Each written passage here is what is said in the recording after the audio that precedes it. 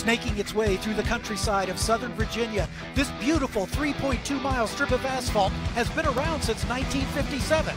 But now, for the second time in 3 years, the Virginia International Raceway is home to the SCCA National Championship Runoffs. Good morning to Virginia International Raceway for the second day of the SCCA National Championship Runoffs. Broadcast presented by Mazda. Thanks to Mazda for sponsoring our broadcast. We're just giving a brief warm-up this morning as we've got a revised schedule because we've had to push the Formula X race, which was scheduled at the end of the day yesterday. Because of the torrential rains, we had to cut that short. So that race is going to be the first one out of the box. We shortened today's races to 35 minutes. Still 15 laps, but 35 minutes will be the maximum time. But before we get started with the racing, again, Formula X coming up at 8 o'clock, Touring 4 at 8:50, GT Light at 10:40. Let's see, Formula V at 10:30, 11:20 for Spec Miata, and then the Hagerty lunch at 11:55. So that'll get us through the morning, and then we'll be back with you in just a few minutes' time for that first race. But for the moment, we'll have a little time for our national anthem.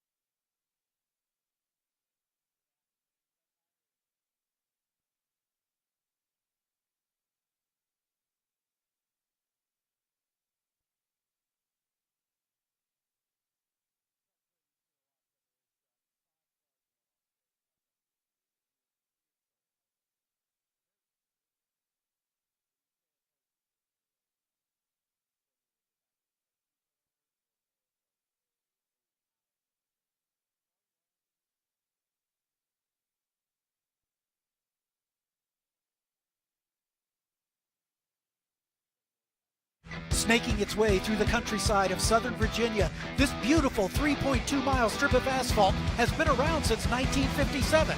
But now, for the second time in 3 years, the Virginia International Raceway is home to the SCCA National Championship Runoffs. Welcome to the 59th running of the SCCA National Championship Runoffs. My name's John Phippen, and so glad to be with you on this rainy day here at Virginia International Raceway. We had quite a bit of a storm blow through. Many of us are without power at our hotels, but fortunately here at VIR the power is on, and the power is about to hit the racetrack as our first race of the day is coming up. A little change in the schedule that from what was originally published today, as we're going to squeeze the Formula X race, which originally was to be run at the end of the day yesterday, into the morning. And so all of the races today, the time limit has been shortened to 35 minutes rather than the 40 that we had yesterday. The lap time still 15 laps, and I think we got all 15 laps in all of our races yesterday, with one exception. The late race in the afternoon was foreshortened because of an extended full course yellow, but nonetheless, this one is going to be our first race of the day, and it is also our smallest field of the runoffs. Joining me in the commentary booth is Lefty McLeod, four-time Solos champion and this year's Solo Driver of Eminence.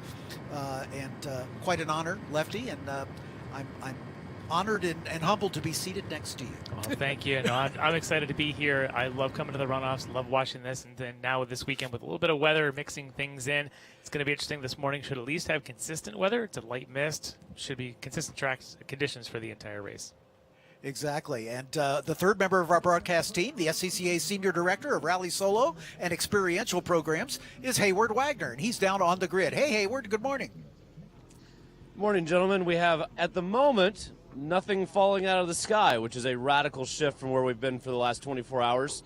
The 3 board is going up here on the grid. I'm looking over my shoulder right here. I'm not sure exactly what's going on with the 3 cars. Robert and Noel, they're pulling the nose off of it under 3 minutes on the grid, which is extraordinarily unconventional, but we'll find out what's going on with that. 5 cars on this grid this morning, a little bit of diversity. Robert Noel, as I mentioned, is in the Formula Mazda. We got a couple of cars that are running what we call the Formula Ford 2000 or Formula Continental chassis. It should be a really good race between a couple of youngsters at the front of the grid. I did just talk to the guys at Hoosier. Everybody in this race is on the same tire. Hoosier does not believe that there's going to be enough water pumped off the track during this race for it to matter. And when I say that, they're not going to have to manage the tires. It's going to be wet enough for the full race that they can run full pace. You shouldn't see any jumping off of the race line to cool the tires, those sorts of things. But at the moment, we are not raining. We are wet, but we are not raining. Thanks, Hayward. Appreciate that setup, and it is dampish for sure. But Lefty, you've had a chance to talk to just about everybody in this 5-car field. What can you set us up with? Yeah, I talked to a few of them in the last couple of days. Some of them have been to the runoffs in the past.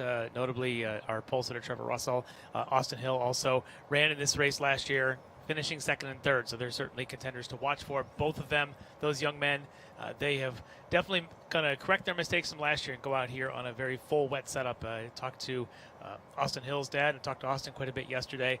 Last year at Indy, because of the potential for mixed conditions, they didn't go out on a full wet setup, decided to take a gamble this time around. Even just about 20 minutes ago, he had said, yeah, we're going full on wet setup. Trevor kind of doing the same thing. Robert Noel, interesting in that Formula Mazda. Hopefully that car's all right. I saw a few notable faces there. In fact, I saw Austin Hill's father. Looks like he was helping him a little bit. Right. And Rob Aller, who runs over an FC with his son Nolan, saw him working on that car. So it looks like it's all hands in to help Robert get that going. Robert already has had a rough week. Swapped a motor after Thursday's qualifying, blew a motor up, so I saw him Friday morning trying to squeeze in the rotary into the back of that Formula Mazda. Looks like at least he's good to go now. Exactly. Just waiting for the cars to roll off the grid, and then we'll introduce the 5 starters for you. Again, this is our smallest field of the runoffs with only 5 cars, but they are potent, and there's kind of an interesting mix. The Star Formula Mazda, which we talked about for Robert Noel, and a couple Van Diemens, most likely in Formula Continental trim. Austin Hill is in the Elan DP08, which is the USF 2000 chassis. and then the Megale Formula Continental Ford Z-Tech. The only driver with significant runoffs experience, Kevin Fandozzi. This is his 11th or 12th runoffs, and he is a former champion. He won the T3 championship in 2012. So Kevin Fandozzi, the only diplomat, I guess I should say. So let's just quickly introduce the 5 starters. The number 72 car starts alone in row 3. Demetrios Zemetsis, Mamaroneck, New York, and the New York region in his Van Diemen. Starting outside of row 2 is car number 3, Robert Noel, in that Star Formula Mazda. He's out of Hempstead, North Carolina, in the North Carolina region. Next to him is Kevin Fandozzi, the veteran, in the number 4 car. Kevin out of St. Joseph, Michigan, and the Detroit region in his Megale Formula Continental Ford Z-Tech. And then the front row, the 2 youngsters who are sports cars picks to finish atop the box. The number 8 is Austin Hill out of Frankfort, Ohio, in the Ohio Valley region, my home region, in the Elan DP08 Mazda. And the pole sitter is the number 31 of Trevor Russell out of Tucson, Arizona, in the Arizona region. He's in a Van Diemen RF Ford. Looking at lap records, they did not run here in 2019. FX was not a national class in 2019, so we don't have runoffs records, but we do have a race lap record for the Formula X class set by Matt Clark, the eventual champion of the USF Juniors championship this season. And his lap was a 153.1. That's a race lap. The qualifying lap, the pole lap by Trevor Russell, a 151.4, 2 seconds quicker. So I think it's safe to say we'll see a new race lap record set here today. With the damp track, probably not quite that quick, but in dry track conditions, these are very quick cars indeed. We're going to go to the track map to just give you an idea of what we've got in this 3.27 mile, 17 turn circuit. Lefty, take us around. Sure. Downhill braking into one is always going to be treacherous, and with a pack of cars, it's going to be interesting to watch there. Lots of side-by-sides. They come out of 1 and start running up through the kink at 2 and through the famous NASCAR bend at 3. Again, could be slippery, could be multi-cars wide through there, and then finally into the left hook there at 4. Come around left hook and head down through that snake. A little undulation, but mostly flat in these cars, and then head to the climbing S's. That 7, 8, 9 complex, always fast, could be interesting, and then throw it into South Bend. Very famous off-camber, high-speed left-hander down the hill, back up the hill, and around the famous Oak Tree Bend, now minus the oak tree. They go down the longest straightaway on the track. Lots of opportunity for passing as they get to the top of the roller coaster and click, click, click. They go running down the roller coaster and head finally to throw it across the hog pen bend to get it back onto the front straight. Indeed. So that's the lay of the land, if you will. And again, just to recap, for those of you who weren't with us yesterday, we had pretty significant storms blow through yesterday, sort of the remnants of Hurricane Ian, which gave its devastation to the Florida Peninsula, and then out in the Atlantic took a left-hand turn and hit the South Carolina coast earlier this morning. I'm only seeing 4 cars on track. I do not see our Formula Mazda yet of Robert Noel, who actually is probably one of the veterans here. He ran in the Formula Mazda class in 2019, finished on the podium that year. He's the one who done the motor swap here just a couple of days ago, in fact, yesterday morning. Don't see him yet. So maybe we'll get a report on whether or not he was able to roll off or what the plan is there with Robert. We are getting a word that he may have pulled off.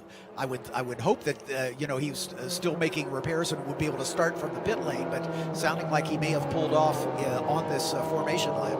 So we'll see if they're going to go ahead and go green or if he's got that car in a place of safety. Noel, as you said, with 7 runoff starts, and he finished second here in the Formula Mazda class in 2019 when it was still part of the national and it was wet conditions, so I think he was licking his chops at the opportunity here this morning, so rough to see that he may not be able to make the race. Exactly. So we've got 4 of the 5 cars lining up behind the safety car, and we are getting ready for a start here. Again, all the races today will be 15 laps or 35 minutes, which is shortened just because we've got to squeeze this extra race in that originally was scheduled for tomorrow, or yesterday afternoon, excuse me, as we are waiting for the green. You can see the amount of spray these cars kicking up as they're the first cars out on track. And there's the green, and we're away side by side at the front as the 2 youngsters, Trevor Russell and Austin Hill, dueling for that spot as they come into turn number 1, and it looks like the 31 of Trevor Russell, the pole sitter, is going to slot into the front. You can see they're hunting for grip, and there's a spin already by the 72 of Zemetzis.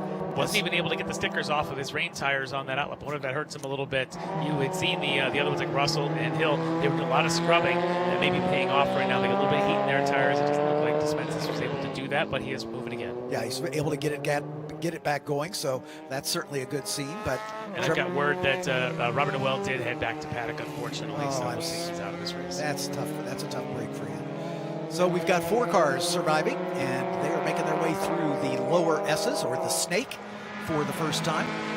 Pretty comfortable lead for Trevor Russell. Looking at his qualifying time, a 151.4.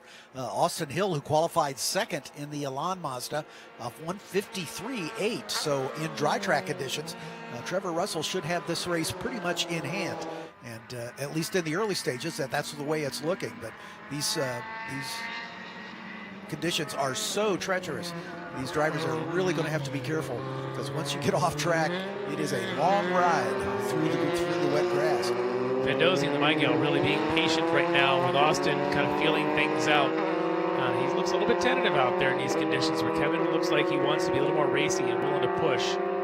Kevin in dry conditions was a couple seconds off the pace of Austin and Trevor from qualifying, but Kevin in these conditions looked like, hey, this is the great equalizer. The veteran experience, even if it's not so much in this car, seems to be paying off for him. Yeah, Russell well out in front as this battle for the final 2 steps on the podium. The youngster Austin Hill with the advantage as they head into the roller coaster. 130 feet of vertical drop as they jump over the hill, making their way down to the famous hog pen turn, the final turn on the racetrack. But this has been the scene of a lot of incidents. All it takes is just to get about a foot too wide of that apex, and you're off in the grass, and that is a 720 coming up pretty much. Austin Hill stretching his advantage now on the front straightaway. Yeah, just a little bit there, so maybe going to be able to get a better run coming down through Hog Pen as Russell continues to fly around this place and still pushing his margin. He can't even see his mirrors to see if anyone's behind him. He doesn't seem to care. He looks like he's just ready to fly. Now, he's got, if anything, a little bit of an advantage over the other guys in the class, as he ran the FF race yesterday morning, which was kind of a little bit later than this is this morning, but similar conditions, right, where a little bit of spray was coming down, lots of water on the track. So he's already seen where the puddles are, what you need to avoid, and where the good grip spots are. So it could be a bit of an advantage paying off for him. Austin Hill's second race is going to be later today. He'll be in the Formula Atlantic race, running his F3 car. But unfortunate for him, this is now his sighting laps. Maybe he'll use that to his advantage in the FA race later on. And sadly, even in this early stage, he's not close enough to Trevor Russell to figure out what lines he is using. As Russell, you can see, not necessarily running on the dry racing line, especially around the first turn, the horseshoe on the outside. That's where the grip is, because the pavement not smoothed down over with lots of years of running. This track was repaved a number of years ago, so it's still pretty fresh, but the grip in the wet is not always where the dry racing line is, because of the pavement, the sharp edges of the pavement being smoothed off. A lot more comfortable looking there for Austin Hill going through Oak Tree. Whereas on the first lap, so super tentative, and Kevin Fandozzi was right on his tail. This time, Austin kind of throwing it out, even using some of that painted curbing that you'd seen there on that shot, where Kevin Fandozzi in the gray car there went all the way across it, hunting for the actual pavement beyond the curbing. Might not be a bad line to take there. Austin at least comfortable enough to kind of throw it in and try to get a run, fending off Kevin Fandozzi. Try to keep a little further back in his mirror. So we'll keep our eyes on that pace and how close Austin can stay with Trevor's pace and kind of make a race out of this for the lead. Kevin Fandozzi won his most recent championship in T3 at Road America, as we mentioned in the run-up. That year, 2 years prior to that, Kevin was the recipient of the Mark Donahue Award. That is presented by the Road Racing Drivers Club for outstanding performance, sportsmanship, and competitiveness in SCCA Road Racing. It's one of the season-ending, very prestigious awards, very similar to the Solo Driver of Excellence that my cohort here was awarded this season at Topeka. But little bit of loose there as little on the edge of that curbing is very treacherous. You got the concrete piece, then you got the painted part beyond it. It is very slippery, but you can see at least on his turning point, aiming for the grippier stuff there is Trevor, trying to find a way around it. Here through the snake, there's not many options. You just sort of plow right across it, maybe try to just be smooth with your hands, smooth with your feet as you reapply the gas. Doing a very good job right here, continuing to set fastest sectors and starting to really pull away from Austin and Kevin behind him. I don't see sector times for Demetrius. I'm wondering if he may have pulled it back in. Yeah, after that spin, he may have decided he wasn't going to continue with this one. But look at the car, a little twitchy coming around South Bend. That's a scary place to have a twitchy race car. So not being super smooth is Trevor. He's pushing hard, despite having about a 10-second lead on the others here, Austin and Kevin. Yeah, after just 2 laps, just under a 10-second lead. We're about to see what it's going to be like here after the 3rd lap. Well, like I mentioned, that Trevor did have that race in FF yesterday, so he may be feeling very comfortable. I talked to him afterwards. He finished 2nd in that race. He was pretty happy with the result. However, he was not happy with the setup. He felt the car was too stiff, made the mistake going out there not soft enough. Right. He was going to fix that mistake here. It looks as though he's got a car at least under him that's, even if it looks a little twitchy, maybe it's recoverable. It's one of those where you can throw it in a little bit, you can feel the slide, feel the weight transfer. It's a lot easier to drive that way. And then when I talked to Austin and his father, they were talking about the same sort of thing. Soften everything, disconnect sway bars as soft as the car can go, and really let the car move around a little bit. And Austin's had a lot of experience this year. Been running in the FRP Formula Atlantic Series. In fact, it looks like he may have the championship locked up there in that series. Been running in his F3 car. Wow, he's moving pretty good around Hog Pen. Yeah, no kidding. But all that seat time has really been paying off, running multiple classes, multiple cars, and getting very comfortable at his young age. He's only 15 years old, so very young, where you consider Kevin Fendozi a few years older than him, trying to chase him down. So a lot of experience against a lot of youth, but the youth is picking up their seat time at a young age. You can really see in these open wheel cars the effects of the aero, the underbody aero, especially as that big rooster tail coming up off the back of these cars. And these cars aren't particularly heavy in underbody. They don't have, downforce tunnels under the cars, but just the wings and the diffuser at the back generate that big rooster tail. And Austin getting a little squirrely there through NASCAR. A little brave on that turn in, and when it twitches at mid-corner, he's got nowhere to go but to the outside, and you hope you can get the car caught back up before you get to the grass. He did just that, so managed to continue. Sector time's still a little bit off what Trevor's running out in front of him. Trevor now up to about a 13-second lead, but Austin slowly maybe pulling away, or at least keeping the gap consistent to Kevin behind him. Let's talk a little bit about the genesis of this Formula X class.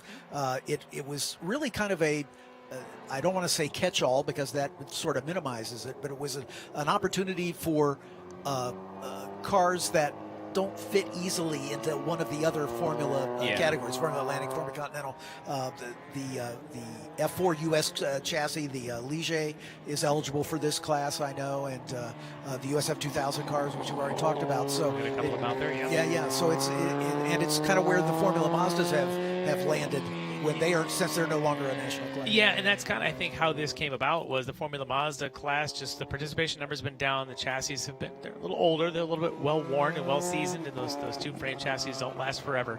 And so I think the idea here was, let's try and bring in some of the F2000s particularly, and then also mix those with whatever's left on the others. And it seems to be working pretty well. We don't have as much diversity here with just the one Formula Mazda entered, and the rest are essentially all the F2000 cars. I do know that Trevor Russell's car is his FC car, straight up, no changes. Yep.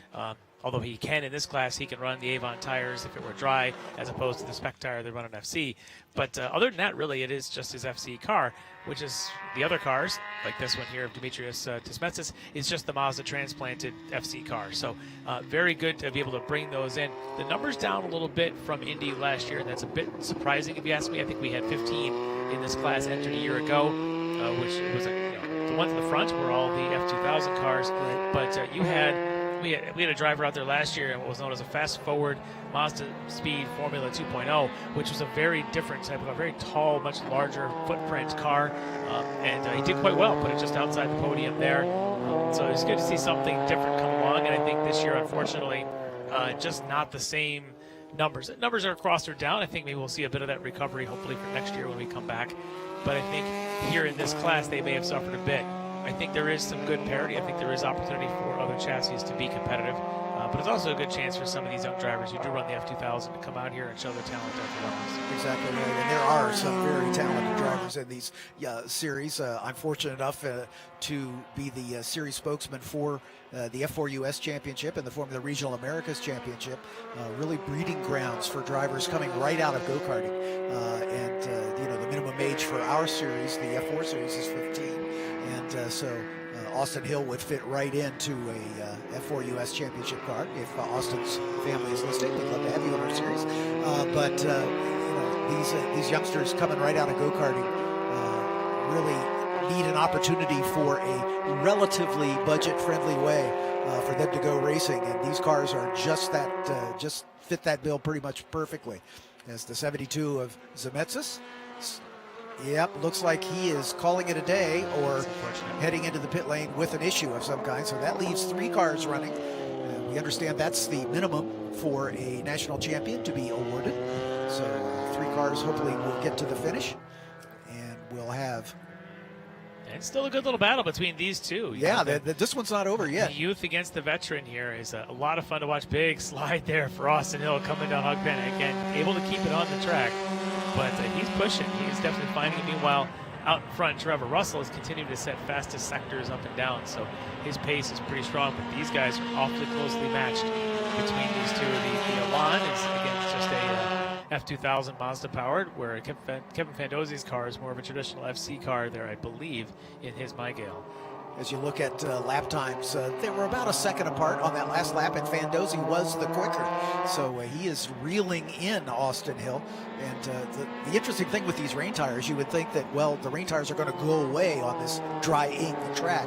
But actually, they work the best when they get a little temperature into them. And in these chilly conditions and with this damp track, it takes a while to get these tires up to temperature. And it could be that Fandozzi's tires are just coming in and he's feeling a little more confident. Yeah, I think the confidence builds up with these guys as they get used to where the drier line is, the less wet line.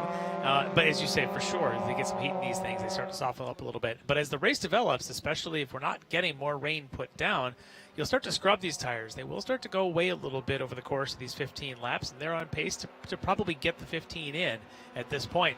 That means the last couple laps could be treacherous. We've seen that yesterday in I think it was in the FF race and even the Spec Ford race, where they were starting to wear those tires down towards the end. And some of those drivers who had pushed early might have been paying the price. These two guys seem to be pushing, and a lot of sliding going on. So we'll see which one of these two has any tire left coming into this race. As we're approaching half distance of this 15-lap event, let's just take a brief moment and thank some of the partners making this broadcast possible.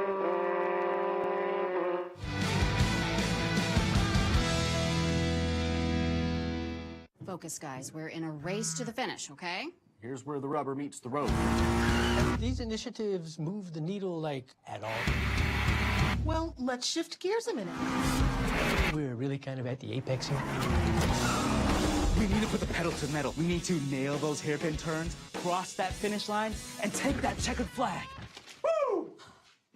Hit the track with the world's largest motorsports calendar, track day insurance, and more. Hagerty. Let's drive together.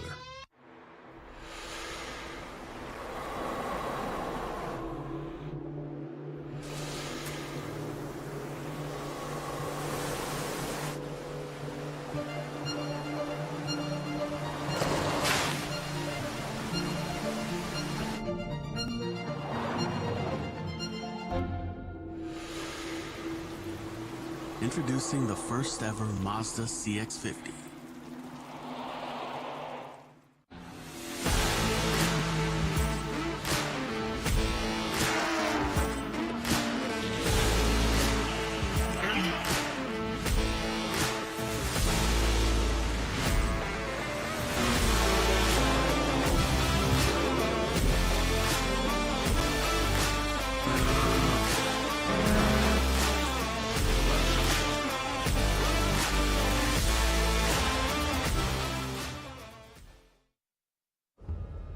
Why race? Because it's in our blood. A love of driving that pushes us as hard on the road as it does on the track. It's why we reinvented the Roadster and put a piece of it into every car we make. It's why we refine, rethink, and refine again. And it's why we'll always engineer to your heart's BPM, not simply an engine's RPM. Why race? Why indeed?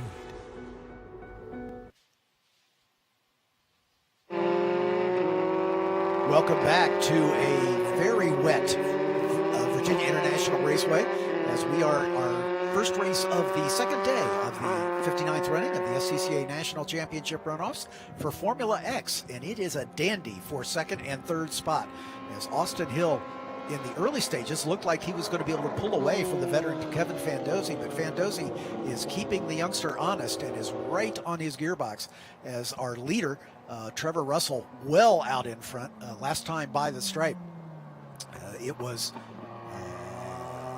don't have it just at the moment because we're still waiting for the second place car to come across the line, but it's probably up over a 30-second gap now between Trevor and the Austin Kevin battle happening behind Trevor. Again, just reset fastest lap of the race as Demetrius had gone into the pits for a minute, back out. Now he looks like he's having some more trouble. The car a little bit loose for him this morning as we catch a replay. As he's coming down roller coaster, you can see his hands just moving to keep up, catching a little bit of that curb on the inside and in the rain. That is a dangerous thing to try. Sends him around, keeps him on pavement, it looks like, but not before doing the full Danny Sullivan spin to get it back going again. Yeah, Zemetzis, unfortunately, is 3 laps down to the leaders, but he's out there soldiering on to try to get as many points as possible. Also realizing that if one of these guys falls out, he can be on the podium. So right at the moment, the battle we've been following is this one for second as Trevor Russell now 28 seconds out in front. This battle for second and third is still a good one, and it's a bit of an ebb and flow as Austin was able to jump out to a pretty comfortable lead in the early stages, but Fandozzi's gradually been reeling him in, and now the interval at the line at least was just about a second and a half. So Austin appears to be a little resurgent here as he's beginning to push a little harder to see if he can draw away. We are working race lap number 8, so we're at pretty much at half distance right now of this 15-lap affair. And again, the races today shortened to 35 minutes, and we're just passing the halfway point of the time limit. So it'll be kind of neck and neck as whether we'll get all the laps in or whether the time will be the determining factor. Oh, a little slide there for Kevin coming off of the oak tree bend as he got a little bit greedy with the skinny pedal on the right. Got the back end sliding just a bit, able to recover. But I was just going to say, actually, really starting to see, I know it looks heavy mist and it's difficult to see. There are still some there are very few puddles out there. It's right at this point just sort of a skim of water across, just kind of a damp surface everywhere. And I think these guys are starting to see, you may actually start seeing a little bit of tire wear in some spots. Now it looks like here coming down roller coaster, especially at the top where Demetrius has been just about a lap ago, it does look very treacherous.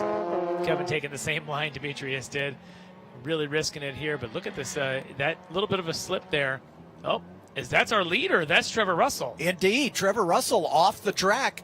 That looks like that is at turn 1. We have seen a lot of offs there as you leave the braking just a little bit too late and you are over the hill. We've got a great replay of it. He comes down, he's hot all the way into the braking zone and just locks him up. I would suspect never actually locked up a little bit of a puff on the right front, but not enough where he just decided to nose straight out and let the car recover. Has enough of a margin to still hold that lead, but that lead has dwindled quite a bit. Exactly, and just an indication that with these treacherous conditions, anything can happen. This is not a foregone conclusion here, as he is going to be a little more circumspect, I'm guessing, until he gets back into his rhythm as he makes a way under the bridge and heads for the very treacherous climbing S, as treacherous in these conditions, and he'll be staying off the curbs, as you can see, as these cars, even as they are softened up to get a little more mechanical grip for these damp conditions, are still pretty stiffly sprung.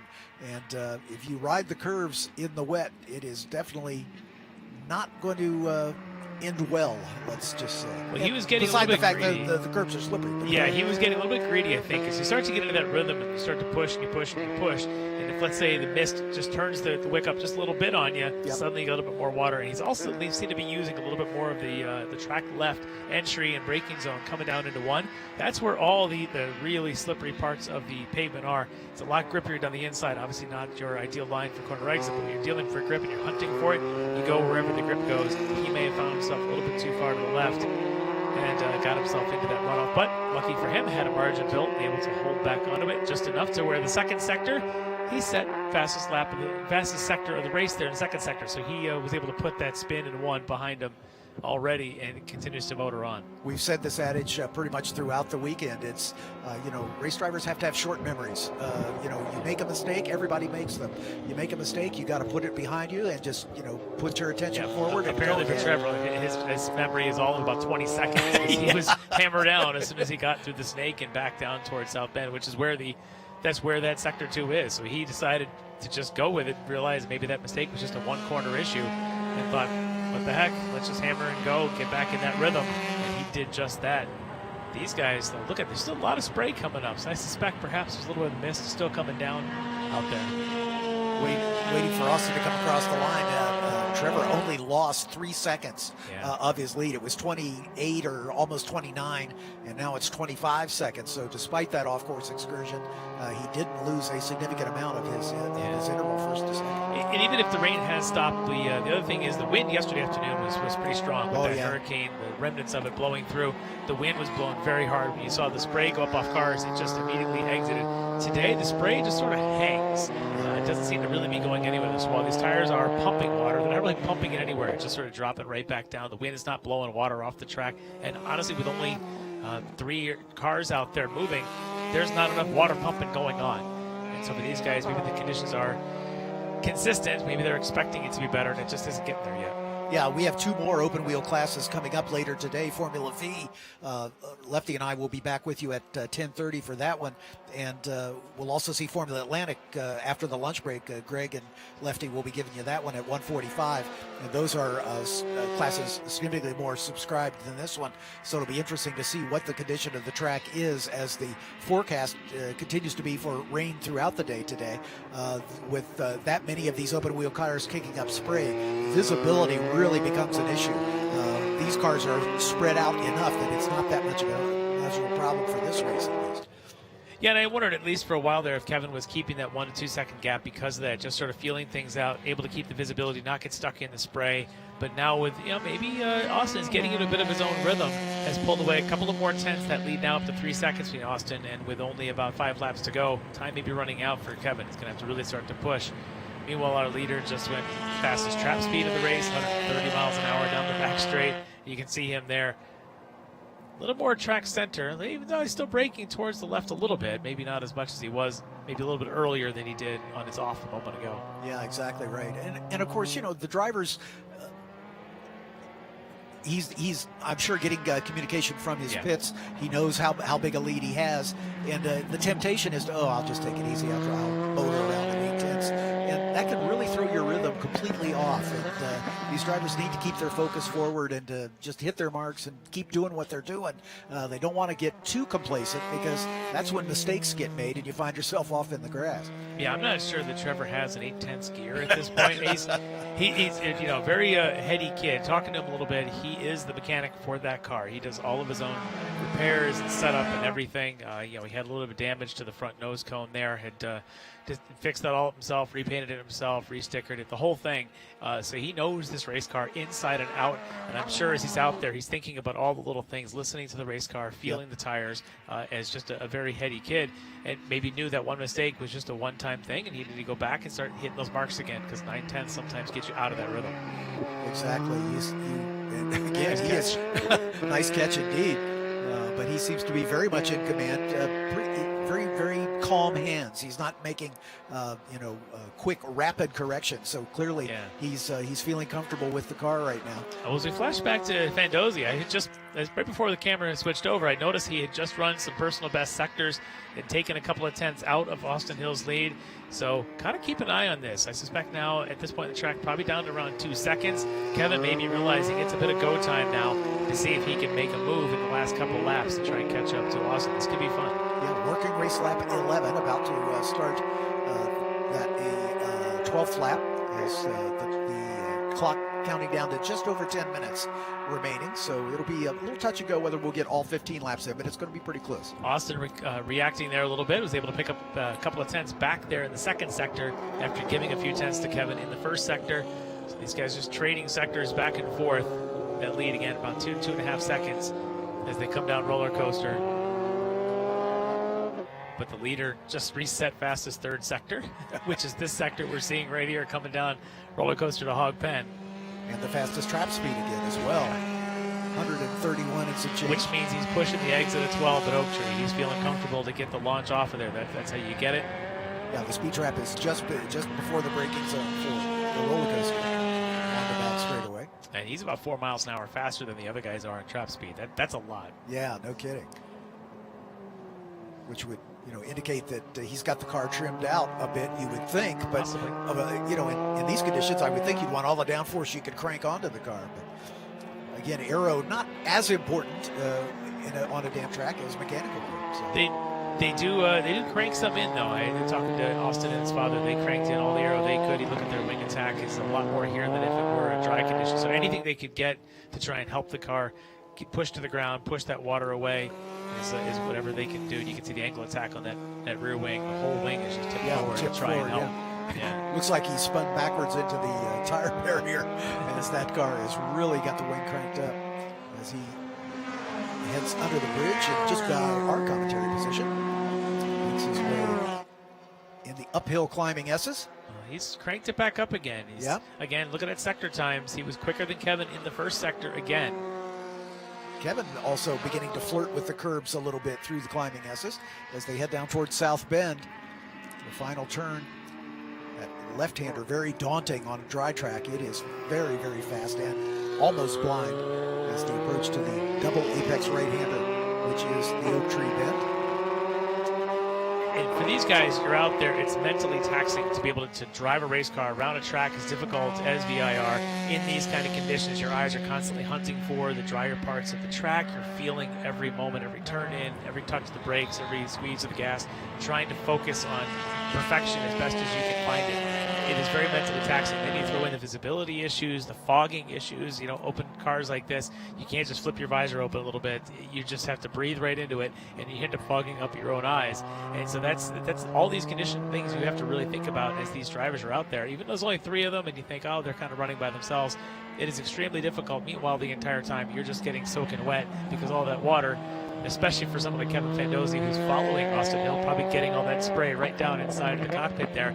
For Trevor maybe a little less, as he's been pretty much by himself, but still not a dry event, not exactly the most comfortable way to drive a race car. Exactly right, and to say nothing of the mental strain, the concentration that you have to really pay attention. Not to say that in dry track you're tooling down the expressway with one hand on the steering wheel, but in the wet you've really got to have your senses dialed up to maximum just to keep the car under you, and so it's mentally taxing as well, mentally fatiguing. So it's early in the day, fortunately for these drivers, and everybody should be fresh, hopefully with a cup of coffee.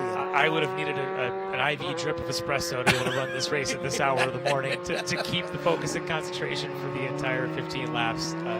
Because these kids are, look at it, just a little bit of a twitch, a little bit of a slide, but he never backs out, keeps the car rolling, gets that exit speed, and continuing to push. His last time by a 2:12.9. None of the other drivers are under a 2:15 yet. Trevor just hitting the marks and just flying around. As Austin looks like he's still flirting with his best laps of the day, just set his best first sector.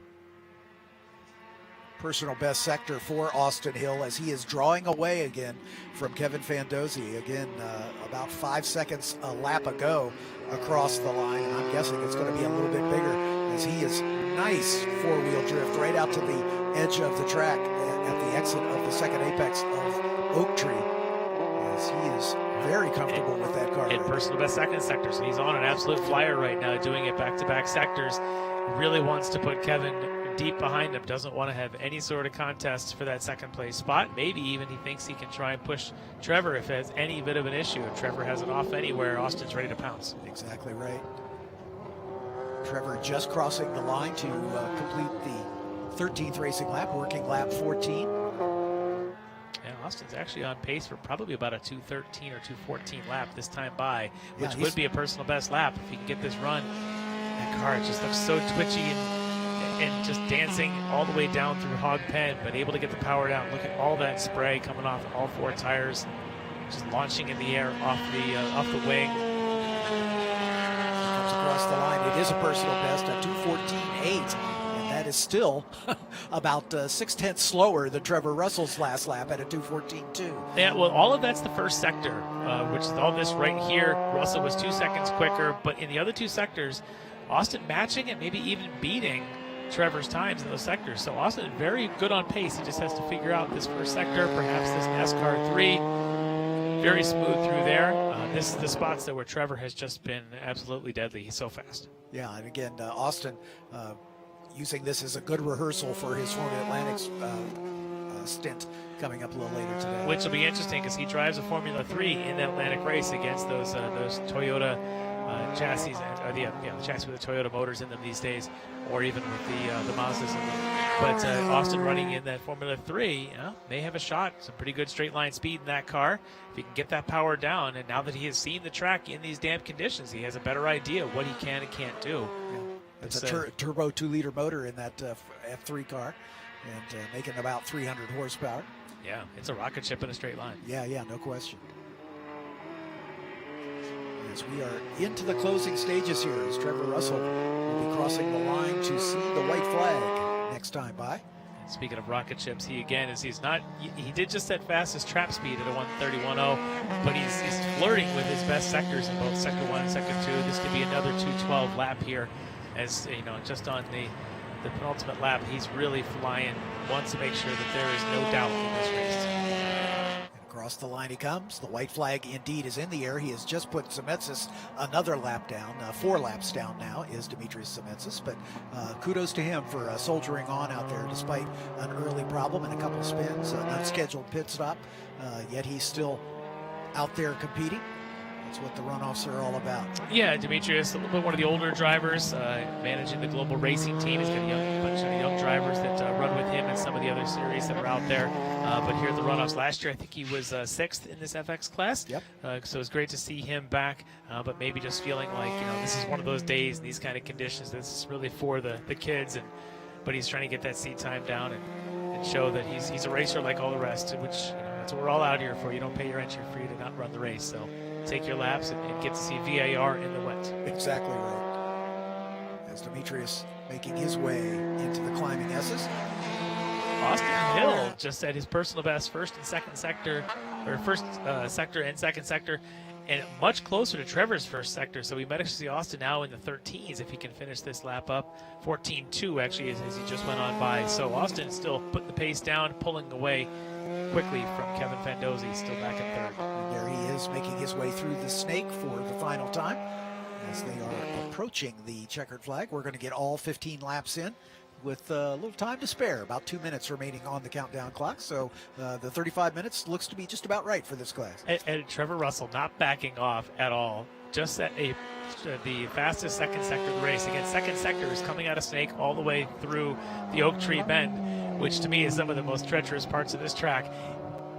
So he just set the fastest sector there, sets the fastest trap speed, and who knows, maybe he'll set fastest third sector as he's going down roller coaster now with all the beans. Trevor Russell on his way to his first national championship.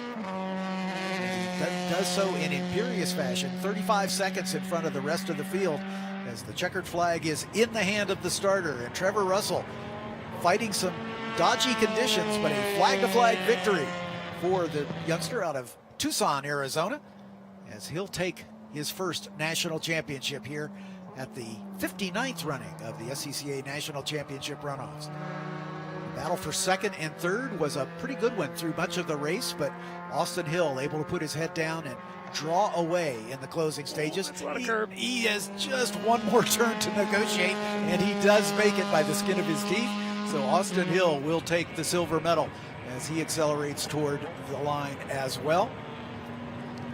Trevor and Austin last year were second and third on that podium. This year they're going to take a 1-2. Trevor really pushed in that race, thought maybe he had a chance, even led a few moments last year. Probably had that in the back of his mind as he was going under the flag stand to take the checker here today. Austin Hill, a pretty good race for him as well, going his fastest lap of the race, personal best on the final lap. And for Fandozzi, great for him to come in. He looks pretty happy there, giving a quick wave to all the workers as they're the ones doing the tough job today. Kevin going to end up on that podium, though, here in FX. That'll be his 6th podium in his runoffs career, so he should be pleased with that result as well. So Kevin Fandozzi taking the bronze medal as he's saluting the corner workers and the fans that are here braving the elements this morning. probably waving to his spotter or his crew sitting up there just above the Pagoda Grill on that balcony. It's a good spot for a lot of the spotters. They can see the exit of 1 all the way into almost to 5. So probably giving a good wave to them. It's you don't do these things alone. Well, you bet you don't. You know, you were talking about Trevor doing the work on his own car, but that doesn't mean he doesn't have help. He had a couple of guys helping him out, but Trevor's the one that makes all the decisions and does a lot of the wrenching. But sure, he's got his buddy Jay, he's got his father and a few others helping him out. And so, yes, you don't do these things alone, and it is a team effort to win a national championship. Getting the weather report, no precipitation at the moment from our spotters on the ground out there. But obviously it's very, very humid. As we see the unofficial results, Trevor Russell, your winner for his first national championship, Austin Hill, finishing a distant second, 36 seconds. Margin of victory. Kevin Fandozzi coming home with the bronze medal. Dimitri Sametsas with some issues, a couple spins and an unscheduled stop. Still out there soldiering on for a 4th place finish. Robert Noel unfortunately did not take the green flag. Problem developed literally on the false grid as they were scrambling to get that car into the field. It's one of those what ifs. Again, Robert, a veteran, would have loved to have seen where he would have fallen in these conditions. That would have been fun to watch. And for Robert, having been on the podium out here before 3 years ago in the Formula Mazda class in that same car, that would have been a lot of fun. But so unfortunate way to end your runoffs. It is, but hey, it happens. Racing. Yeah, it happens every year.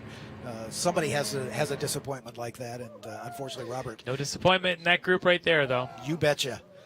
As Trevor Russell comes to a stop, you can see the smile in his eyes even before he gets the helmet off, as we'll get a chance to get an interview with him. As right there, Johnny on the spot, as he is all weekend long, is Hayward Wagner. And once Trevor gets unsuited and out of the car, wet we'll gloves have a tend chance to to stick a little bit. They're really tough to pull off when they're all stuck and all wet and full of water. He might just be floating when he gets out of this car, though. Got the arm restraints, of course, as the open wheel cars are required to run. And the Hans device. Sounds like Haywood has got our winner, brand new national champion, as we'll get the gold medal on him. Hayward, take it away. Trevor's going to walk around the car here. We're going to get a couple of words with him. Trevor, I always hate to start an interview with a fresh national champion with "let's talk about your mistake." But turn 1, what happened? I think a little bit too much front bias, and the right front just locked up and couldn't keep it on the track. Now, the reason I wanted to ask you about that is, do you realize that you set the fastest sector in the race of the next sector immediately after the off? Probably. I was pushing pretty hard to catch back up the time I lost. Well, congratulations on the national championship. You get to do one more lap. Anybody to thank? Indy Motorsports, my parents, and the car. Well, congratulations. He's going to take a victory lap. I'm going to stay on and see if we can bring our second place finisher on up. Austin, come on up. Austin. You're going to have Austin come on up. Welcome back to the podium here at the Runoffs. A silver this time. How was your race? It was all right. Just couldn't get the rain tires to stay on the track this race, but it was all right. I think we could have used probably newer tires. It was just I couldn't get the rears to stick to the ground at all, so the cars just wanted to spin everywhere. But how much did you guys change the car for this race? We changed it last night. I think we were going to race. We changed the rear wing a lot and the front wing to try to get more downforce, but I think we probably could have done a little bit more, but it was really just, I think, the tires more than anything. Well, congratulations to you on the silver. And if we can stay on, I'll just bring Kevin on up right now. Kevin's walking this way. We got to give Kevin a minute. He's going to shake a few hands. Kevin, another Runoffs podium for you. How does it feel to be back? Oh, it feels great. I was just trying to keep these kids honest. But treacherous conditions, they did a great job. Kudos to them. Congrats. So you are known a bit in the sport as somebody who gets into a class, promotes it, helps grow it. What do you love about FX? Well, the Formula Car classes are phenomenal for these young kids. FX is great because it allows these guys to come in from different places and race in one place. Give it a couple years and it'll take off. We just got to figure out how to do it. Well, congratulations on the bronze. We'll see you on the podium. Thank you. Thanks, Hayward. Appreciate your ongoing duties down there in the pit lane as our winner takes his victory lap with the checkered flag. And we'll just catch a couple of highlights, and most of them are right now at the front, the beginning, as our eventual winner, Trevor Russell, sweeps into the lead. And then the first spin of the race right there at turn 1 as Demetrius didn't quite get the stickers off those tires. Yeah, and for the other guys here, this is for Austin and for Kevin. About the only time they'd be able to see Trevor was about here, because Trevor quickly walked off in the distance, but not without instances. He decided to, as he said, maybe a little bit of a brake bias issue, got it recovered, quickly started setting fast sectors, and victory was all his. Exactly it. Not much in the way of highlights, but it's certainly going to be a highlight for Trevor Russell, a day he will remember for the rest of his life. Thanks so much for being with us for this Formula X final, but we've got a lot more racing to go for the 59th running of the SCCA National Championship Runoffs. We'll see you down the road.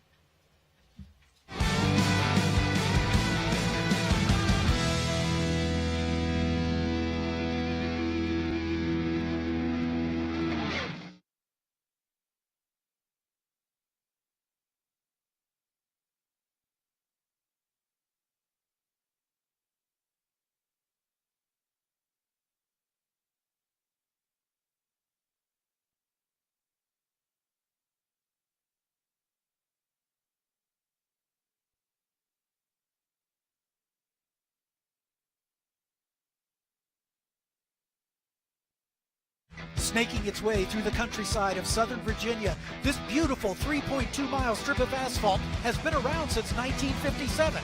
But now, for the second time in 3 years, the Virginia International Raceway is home to the SCCA National Championship Runoffs.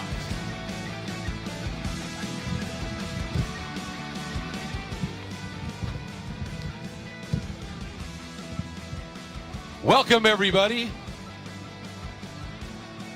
Welcome, everybody, as action here at the 59th running of the SCCA National Championship Runoffs continues here at VIRginia International Raceway. I'm Greg Creamer, joined by Tom O'Gorman and Hayward Wagner, Director of Experiential Programs for SCCA, covering all the action down in the pits. We have a good one coming up for you here. It is the Touring 4 race, and for those of you just tuning in, just a little bit of an update with the immense storm from Ian that blew through yesterday. We had to postpone one of the races. It ran earlier this morning, and as a result, they have shortened all of the races from 40 minutes to 35 minutes time, still 15 laps if they can get it in, and shortening the times up between the races a little bit. So things are going to be hustling along as we get ready to go here today. But interesting conditions that we're looking at right now, Tomo, as the rain has stopped. It's a little misty out there. Absolutely no wind compared to the 50-mile-an-hour gusts we had yesterday. I'm not sure if you're driving hard on full-on rain tires here, you might be struggling a little bit by the end of this race if the rain doesn't come back. Yeah, good morning, Greg. I think today we're going to be expecting changing conditions throughout the entire day, and we are on day 2 of the runoffs, so there's been a lot of chance to study. But yesterday, everyone drove in some scale of monsoon, essentially, literally hurricane. So today, with it being basically, I mean, what you see now in the air on this shot is mist and humidity kind of on the camera lens itself. The air is clear, but very, very moist. There is no wind anywhere to be found, but the track is still damp. So the only thing drying the thing out is going to be these Touring 4 race cars. And it is going to be a show, certainly. Touring 4 is one of those categories. Its first year was 2013. It sort of evolved from showroom stock B and C. And it is a category that is getting pretty popular, and it certainly has some names in it. As a matter of fact, the guy that's going to be starting on pole has a total of 16 gold medals in runoffs competition, a stunning 26 medals total in terms of top threes. Comes in as the defending champ and nails his 12th pole position. That's John Heinrichs. Devin Anderson, who starts alongside of him, don't have a lot of experience, of knowledge about Devin, but obviously very quick, running one of the tech sport Subaru BRZs.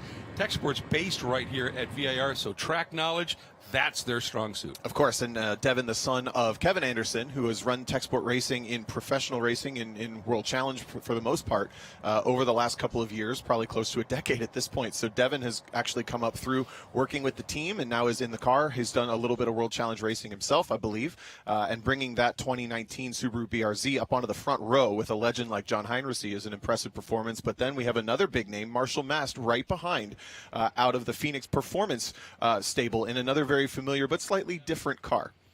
Absolutely, and it's time for us to get down to the third member of our team, Hayward Wagner. Good morning, sir.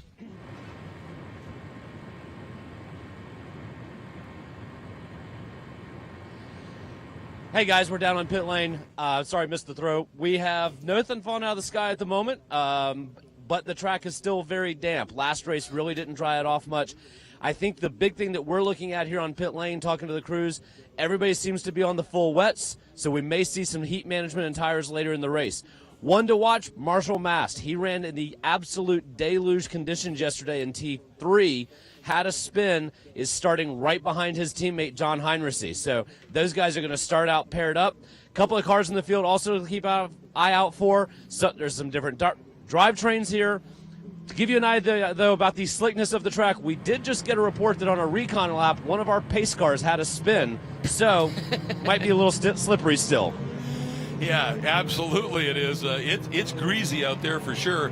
As I said, Heinrichs, the defending champ. I think another guy that we're going to really need to keep an eye on, even though he qualified a bit farther back than you might expect, starting 7th, the guy who won here in 2019 when the runoffs were held at VIR, Nick Leveroni, who got the gold at that point and driving for Flat Out Motorsports in another one of those Subarus. And another one of the big names from Spec Miata realm is Mark Cefalo, who starts just in front in that neon blue MX-5 you just saw turn into turn 1.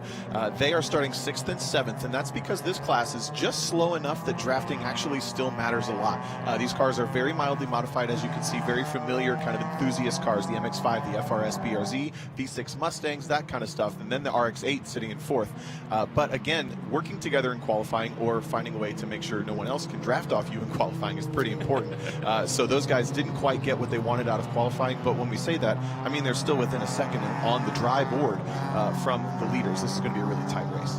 Yeah, and Rick Delamare out of Snohomish, Washington, in the Osprey West Troglotech entry that is a Scion FRS, 4th last year at Indy in this class. So I think he's going to be somebody, obviously running out in the Northwest. He's probably got some pretty good rain experience, and we'll see what he's able to do. Sports car, they always do their other picks, and I thought what they did this year was incredibly brave.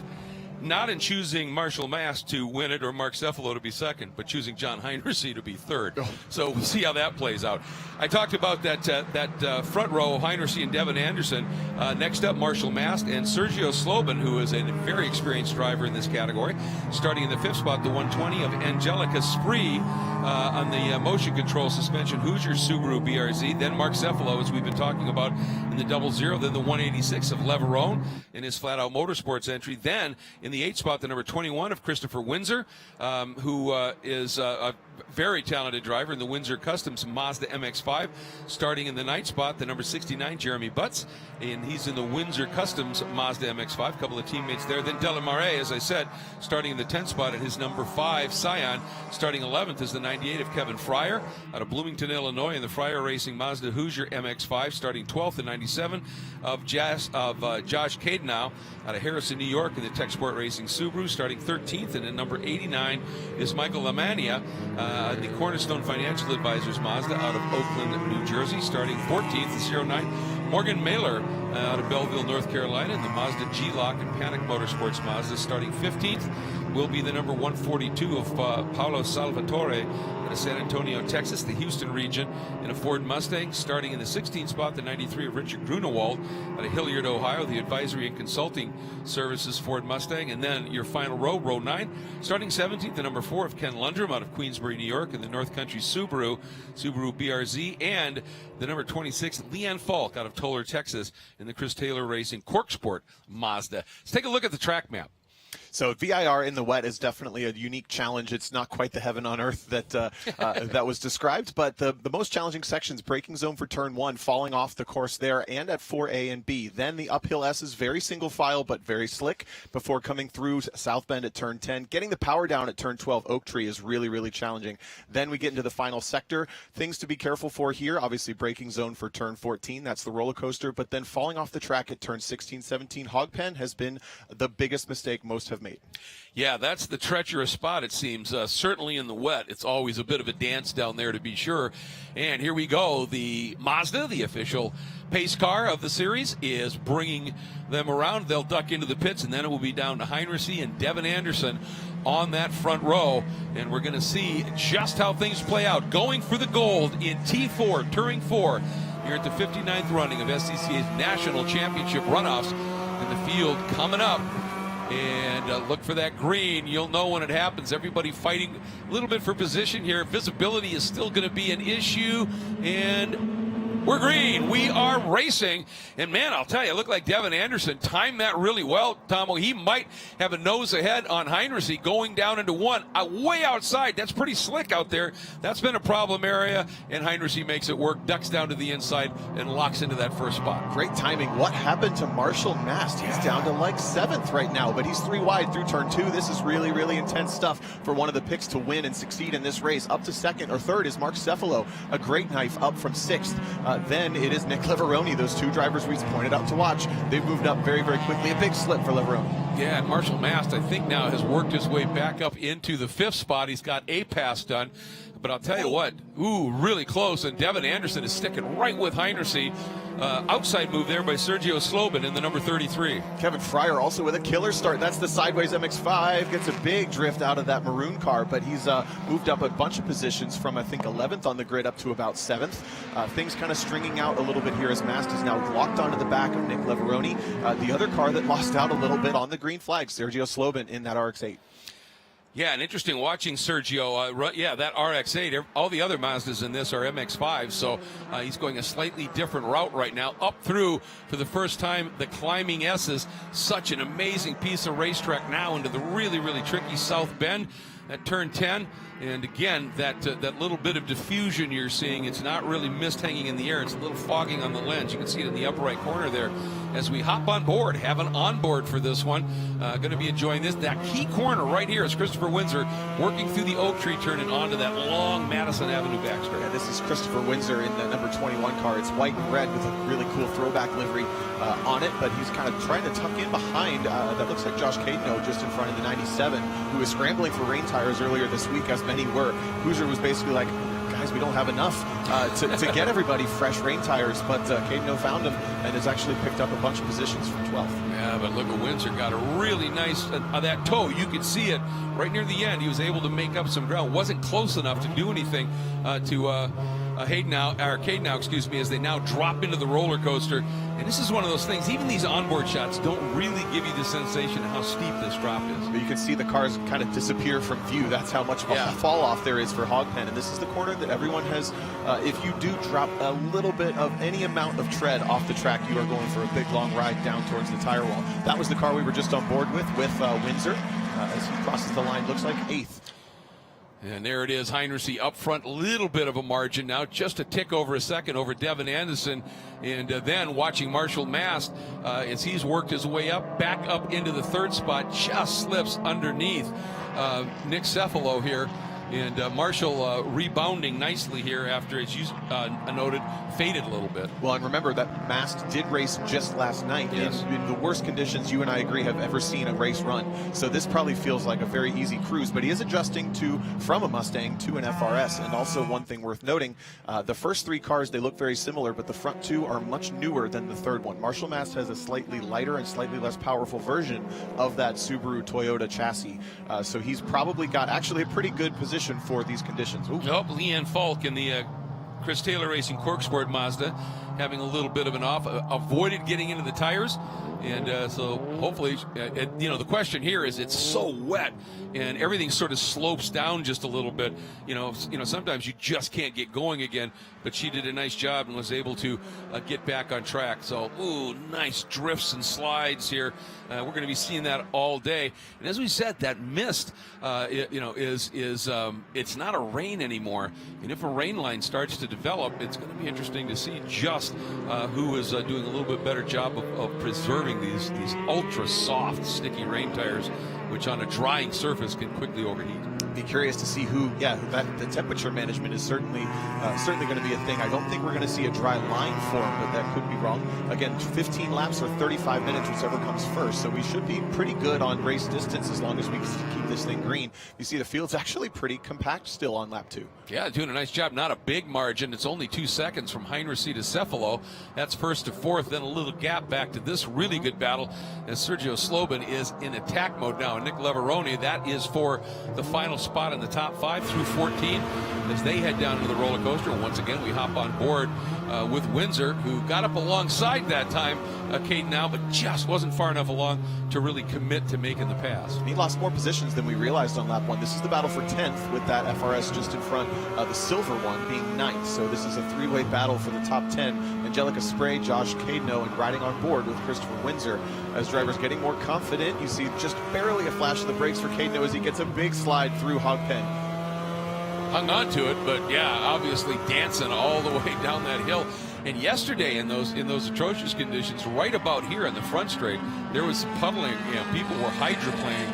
The good news is we don't see any of those real big puddles right now because this rain has let up significantly and it's drained away just a little bit. Looks like Windsor was maybe looking for the inside, but this battle for 4th is not going anywhere. Sorry, 5th. The Leveroni versus Slobin. And one of the good news is for Slobin is those RX-8s tend to have some temperature issues with the rotary engine. They just develop a lot of heat, and they tend to overheat a little bit through these race distances when we run in the dry. Now it's really cool, and it's getting a constant spray of cool water right on top of it. So I think the RX-8 will have a little bit better longevity than Slobin may be used to, but it looks like he is struggling to keep up with Leveroni. Just a bit, isn't he? It's 56 degrees, just to give you that. So it's pretty brisk here.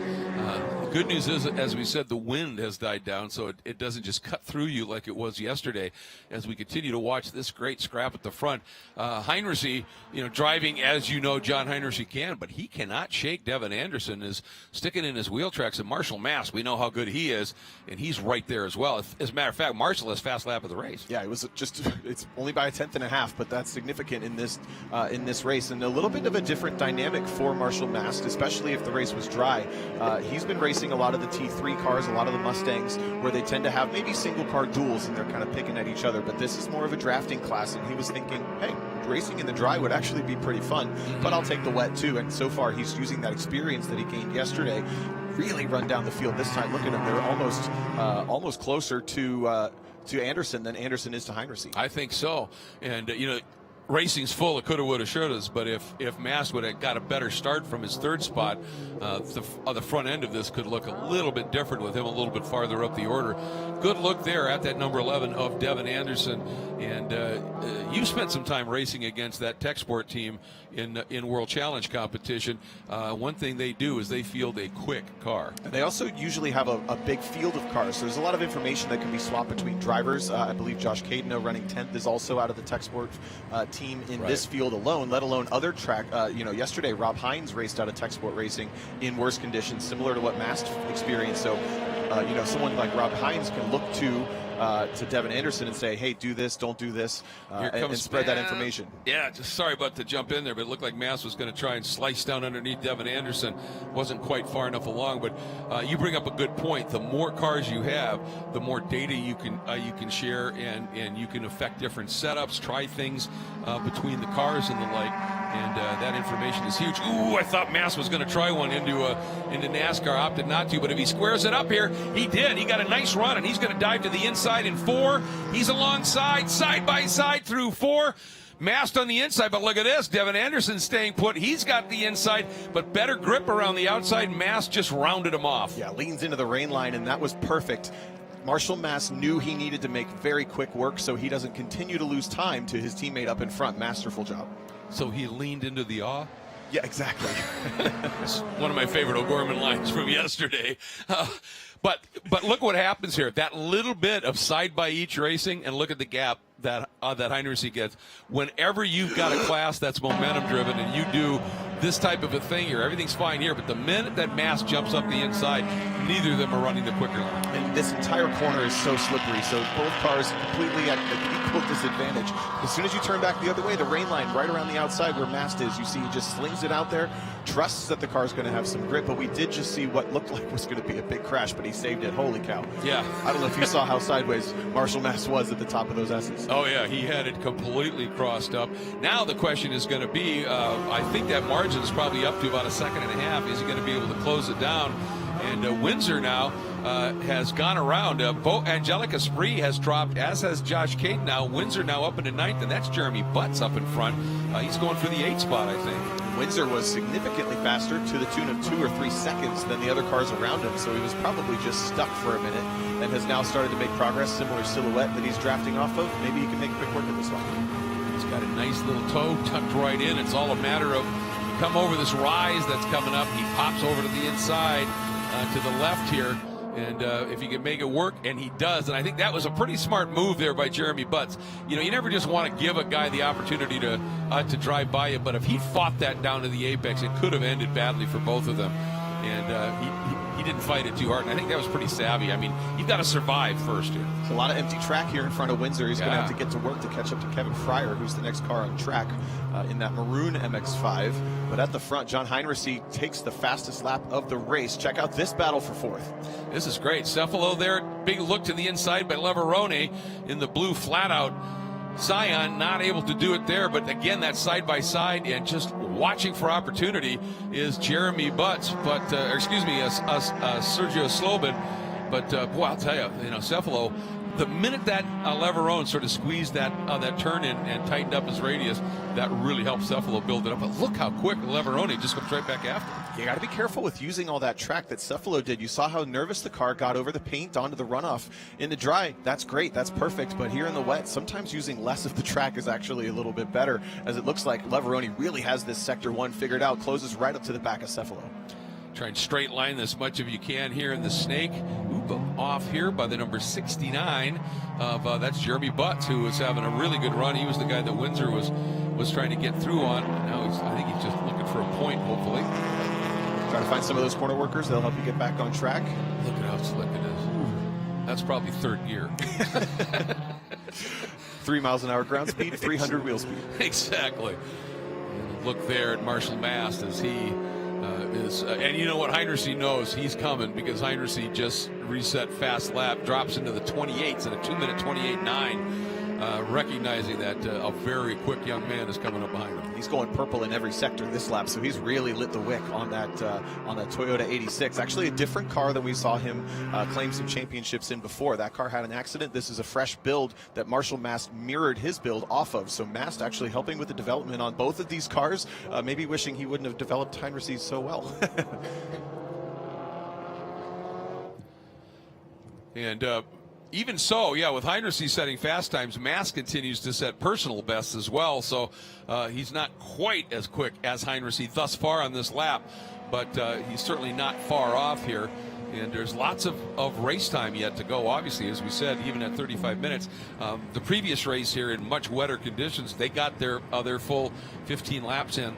So we'll see what's going to happen here. But the margin right now officially well, let me give you the update here as they slice through. It was 1.3 last time through 1.4, which mirrors exactly what we were talking about, that Heinrichs about a 10th quicker on that last lap. Yeah, Mast barely, just a little bit slower, but Devin Anderson about a second and a half off that pace. So these two Phoenix cars really have something on the rest of the field. But this battle for 4th is going nowhere. Look at Slobin around the outside of turn 1 in the RX-8 power move. Oh, and then a big slide. Oh, huge save by Cephalo, but he was completely crossed up and somehow is yet going to be able to maybe maintain his position in front of Leveroni as they head up into turn 3. And now out, let's see, does Leveroni try and go straight to the apex in 4? No, he had too much, just didn't have enough exit speed and tucks back in again. But that was one heck of a move by Sergio. Wow, that MX-5 is a little bit all over the place for Cephalo. He's got his hands full not only with the battles but with the car. Another big slide as Leveroni's going to go with him, keeps it on the track. Target fixation there. I could slide too. Yeah, or you follow the guy right in front over the slick spot. Exactly. But that has spread them out a lot. Yeah, and that's what I was talking about with that little bit of momentum, right? You get sideways like that, and up front, Sergio was just absolutely straight and true through the snake, and it just gives him that little bit of a margin. Now up through the climbing S's, And this is a spot you straighten these out as well. In the dry, you would be all over those curbs, and here you might nick it a little bit. But the last thing you want is to have it too, have those curbs unsettle the car and unload it too much. Man, that MX-5 is just, he's got a lot of work. Big spin for Slobin. Just a little nudge at the barriers. He'll be fine. But he's losing those two spots that he worked so hard to get. And by the time he gets back on track, is he going to be able to hang on to it? So the next guy coming would be the 98 of Kevin Fryer. And that may be a symptom of just having some clear track for the first time, trying something new and getting away, getting kind of shot in the foot for it. Well, and that's the thing. I mean, sometimes it's certainly in these conditions on occasion when you're not getting a load of spray in your face, it can be easier to follow because you can reference what the guy in front's doing.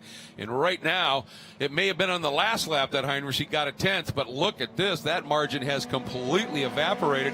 A massively fast second sector for Marshall Mast, and he is there. And let's see what happens down into turn one. Boy, they are just absolutely line astern. Is Mast going to try and do something here? Moves over to the inside, coming in.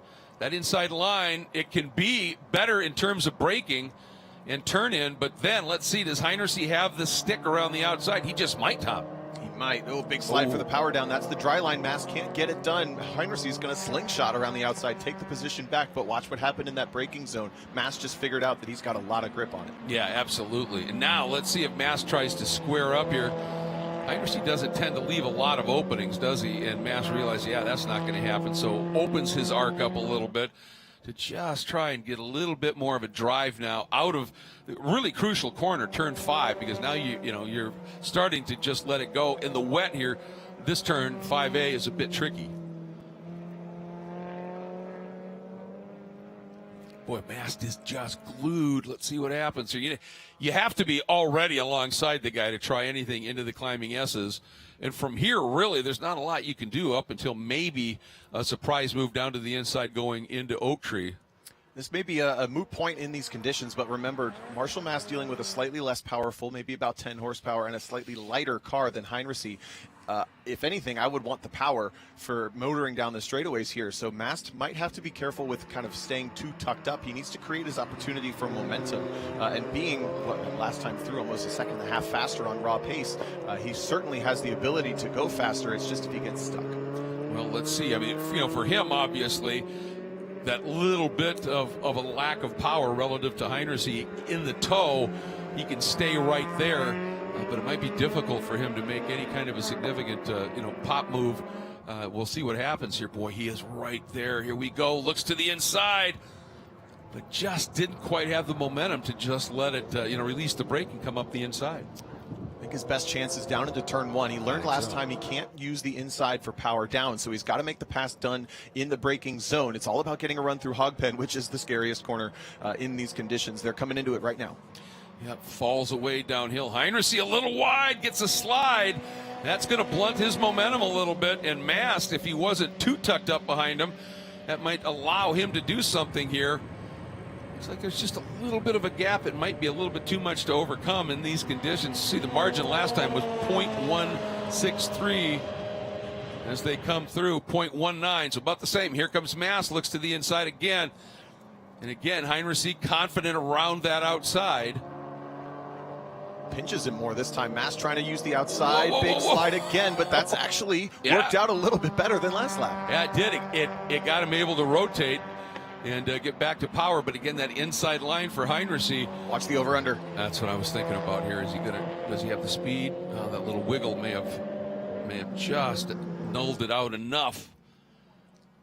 This is a fascinating duel. I mean, one of the most experienced guys in all of SCCA national level competition, and one of the drivers who has really in the last few years just come alive in this area. Yeah, and shown a lot of expertise with this wheel-to-wheel racecraft. Very much teammates, very similar cars. We're watching a fantastic battle here. It's just it's a mental game at this point for Marshall Mast. How do I figure this out? It's the mental game for Heinrich.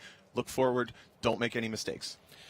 And I almost think that Mast, if he doesn't get through anywhere else, based on what we've seen the last couple of times down into, Mast really sideways, through that very, very tricky south bend, and that cost him a couple of car lengths. But you see what he's doing. He's hanging back in the faster corners and giving himself somewhere to go with his speed. He's tend to be very good out of this corner as well. Not a lot of slide, not as much track used either. So he's doing the right things, in my opinion. He's given himself the right opportunities. It just hasn't really opened the door yet. And he's got about half the race yet to figure it out. And to me, I think he needs to give himself a little bit more room once they get into 16, because what happened, Heinrichs had that little bobble, and Mast was so close. Is he going to try it this time? He's alongside. He's got the overlap, and he knifes through. And Heinrichs, once again, as their teammates, didn't fight it too much. Now Mast a little hot there as they dropped down into 15, but was able to rein it in. So my theory is absolutely useless at this point. We'll just continue to watch what's happening because he got it done earlier. The question is, can Heinrichs learn from Mast on where he was slower and then reapply that pressure, or is Mast about to check out as he takes over the lead, starting lap number 9 here in Touring 4? It's going to be interesting to see when they, again, come out of Oak Tree with Heinrichs having a little bit more power, if he's close enough, what he might be able to do. Mast now, let's see, is he going to protect? As he knows Heinrichs has got some decent speed up and around the outside here, but Heinrichs wasn't close enough, and he's just going to have to probably tuck in. You see Mast now using the line Heinrichs was already on. No drama that time for him, so he's picked up what he needs to do. All right, and as Marshall Mast has taken the lead from his teammate John Heinrichs for the first time at around the midpoint here in the run for the gold in Touring 4, we're going to take a quick pause and say a big thank you to a number of the partners that make our broadcasts possible.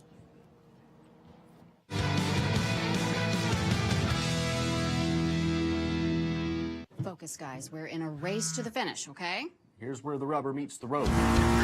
These initiatives move the needle, like, at all? Well, let's shift gears a minute. We're really kind of at the apex here. We need to put the pedal to the metal. We need to nail those hairpin turns, cross that finish line, and take that checkered flag. Woo! Hit the track with the world's largest motorsports calendar, track day insurance, and more. Hagerty. Let's drive together.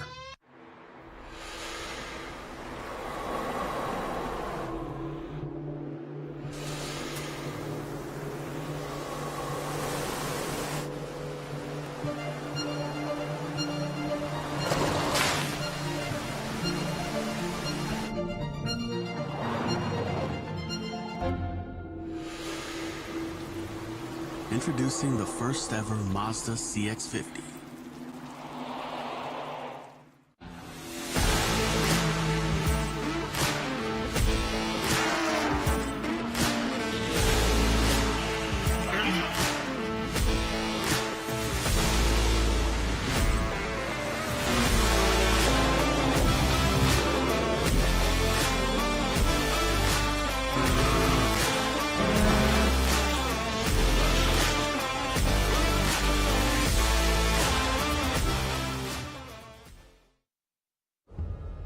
Why race? Because it's in our blood. A love of driving that pushes us as hard on the road as it does on the track. It's why we reinvented the Roadster and put a piece of it into every car we make. It's why we refine, rethink, and refine again. And it's why we'll always engineer to your heart's BPM, not simply an engine's RPM. Why race? Why indeed?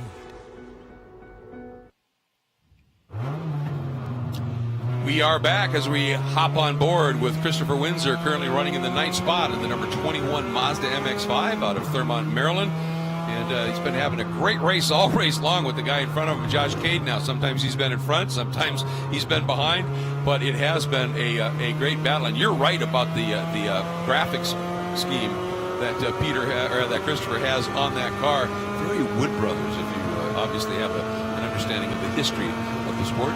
Exactly. Love a good throwback livery, and he's losing touch it just a little bit with Josh Cano, but again, they've swapped positions multiple times, both turning personal best sectors and laps over and over again, and what that tells me is maybe this track's becoming a little bit better every single lap. I think so. I mean, as we said, the rain had had essentially stopped before the race even started. There was a slight mist, and so nothing really significant is coming down on the track, and they are moving some water up. It's not a dry line, but it's a line that has a lot less moisture on it at this point. So I think everybody's gaining a little bit of confidence. Problem is, then if you do something and you get off that line and you're exceeding the limits of that wetter portion of the track, you're in for a little bit of a sketchy moment or two. But just fun to see what we're watching. Yeah, I mean, Marshall Mast has dropped into the 26s. Yeah, he's starting to put personal and sector session best lap times on the board, pulling out just a couple of tenths every single lap from John Heinersee at the front. This battle we're riding on board with is for 8th and 9th as they work their way into the uphill S's. That red and white MX-5 we were just riding on board with.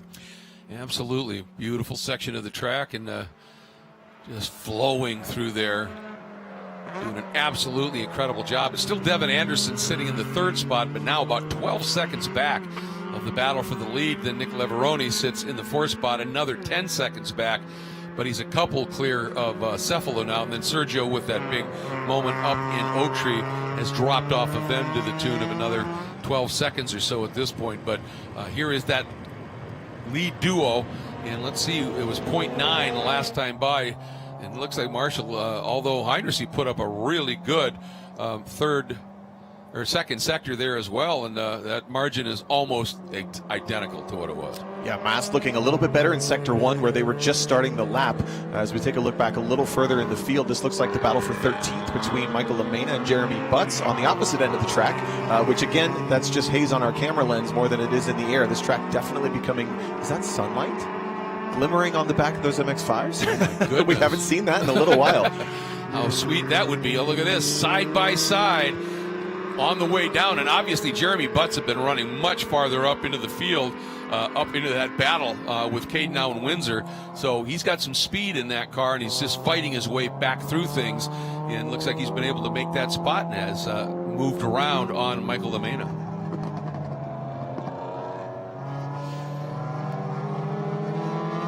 Yep, now down through that roller coaster.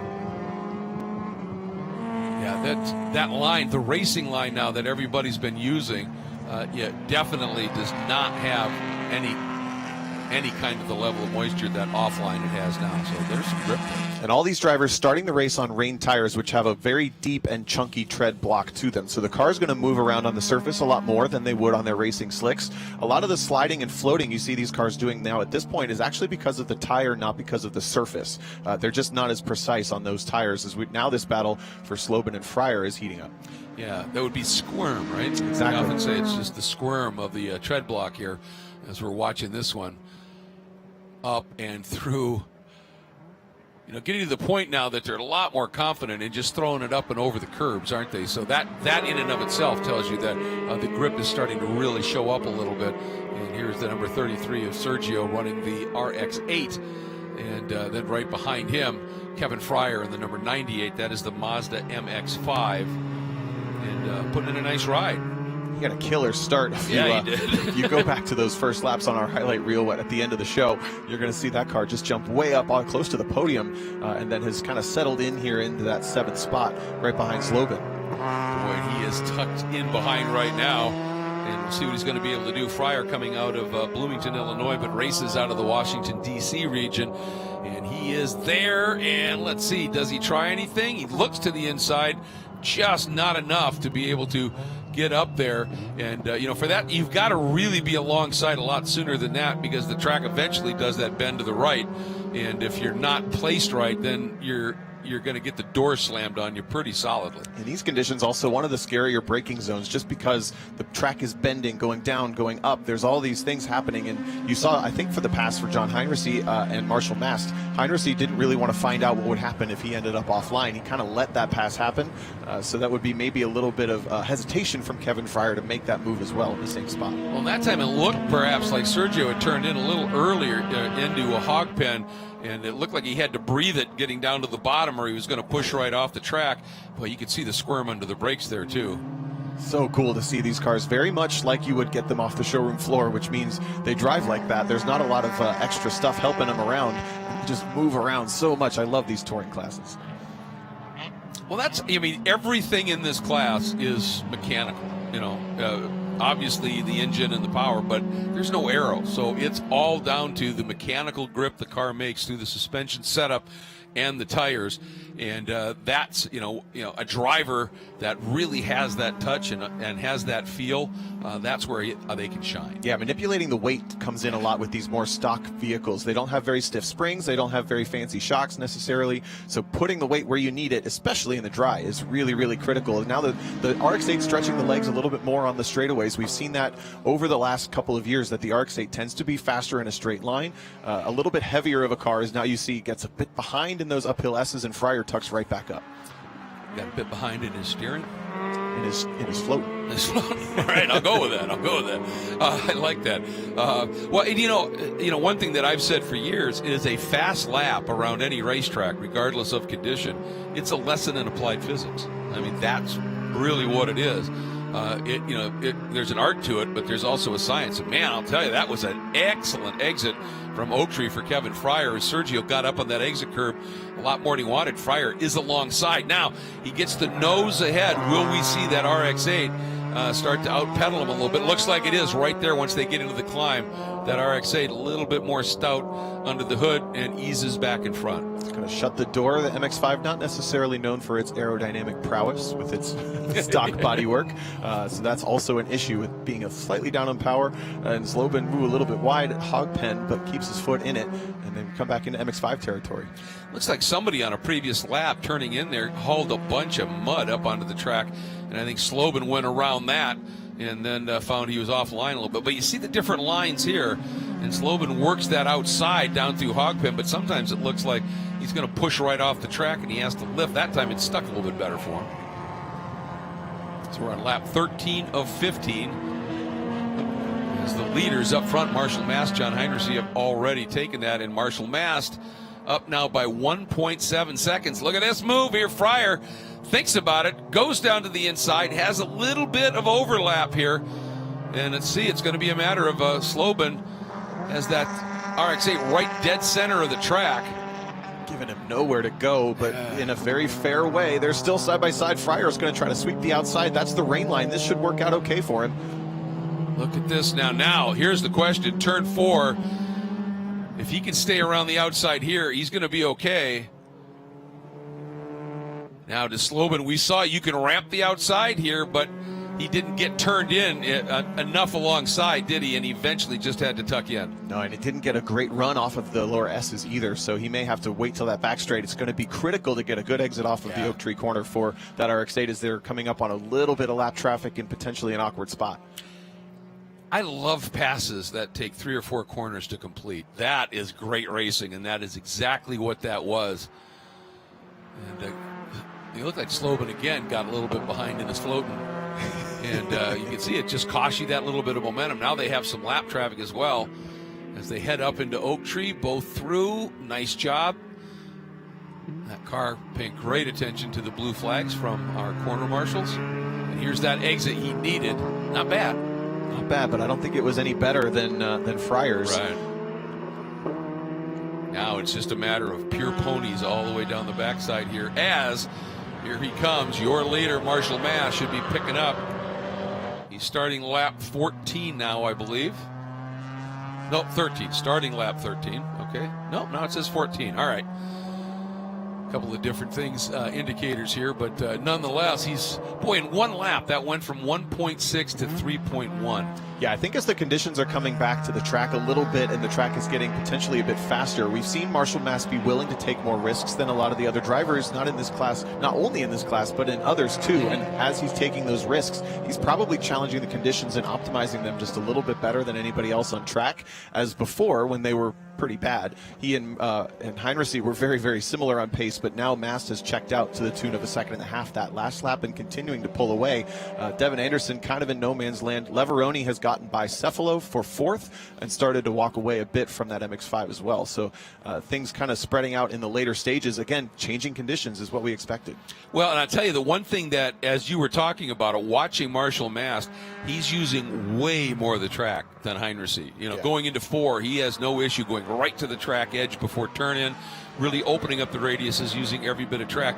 And that puts you at risk, when you're half a foot from the edge of the track versus 3 feet and something goes wrong. But you're right, he's willing to do it. Yeah, he's also willing to get the car slightly rotated and driving it through the corner with the back end, whereas we see Heinrichs tends to drive through the front end of the car, if you know what I mean by that. He's using the steering a lot more than the rotation, as now this battle for 8th is heated up with Cadenau and Windsor still can't get away from each other.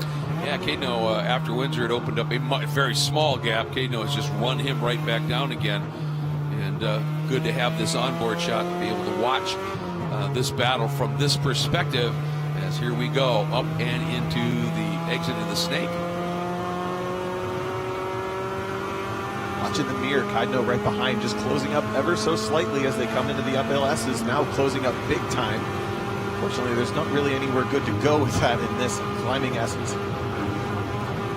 You just try and straighten it out as much as possible. And I mean, really, the only rain line through the climbing S's is don't touch the curbs. Yeah. Otherwise, there's just nowhere else for you to go anyway. All right. And white flag coming out from Marshall Mast. Ended up on the podium in that race yesterday. And that was a race of survival of extraordinary circumstances, and he still ended up on the podium. But obviously, this is the one that he's got an opportunity. One more lap, Tomo, just hit your marks, and he's golden. Tell you what, Heinrichs, though, responds with the fast lap of the race, gains half of that distance back last time through on Marshall Mast, whether there was lap time or lap traffic or just straight up driving involved with that. I just don't think there's enough time, as Heinrichs will really drive in the car this lap. Isn't he?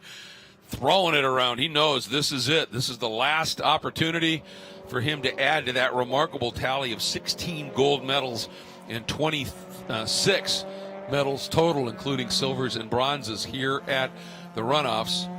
And one thing, John is not prone to making mistakes. It's not very often, no. And you'll see in these uphill S's the difference in driving style. Watch Mast get the car a little bit sideways. You see the back of the car wiggling around behind him, whereas Heinrichs is going to come through, and you can see a lot less movement and drama on that the black machine. But right now, Heinrichs is definitely closing. Perhaps Mast knows this is the last lap. I only need to do exactly what I need to do and no more.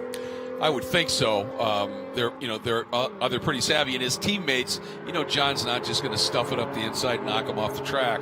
And John really going for the exit here out of Oak Tree, used up every piece of racetrack here to try and flow some speed. And look at Mast, he's doing the bob and weave down there, trying to break the toe, not give Heinrichs anything to latch onto here as they make for the last time the climb up to the top of Madison Avenue. Meanwhile, we go back to this one in Windsor, through on, and Cadenau is attacking on Windsor for that 8th spot. Boy, this has been a good one too. The whole race. That's our camera car in the lead right here over the 97 of Cadenau. But we saw Cadenau a little quicker on these straightaways with that BRZ.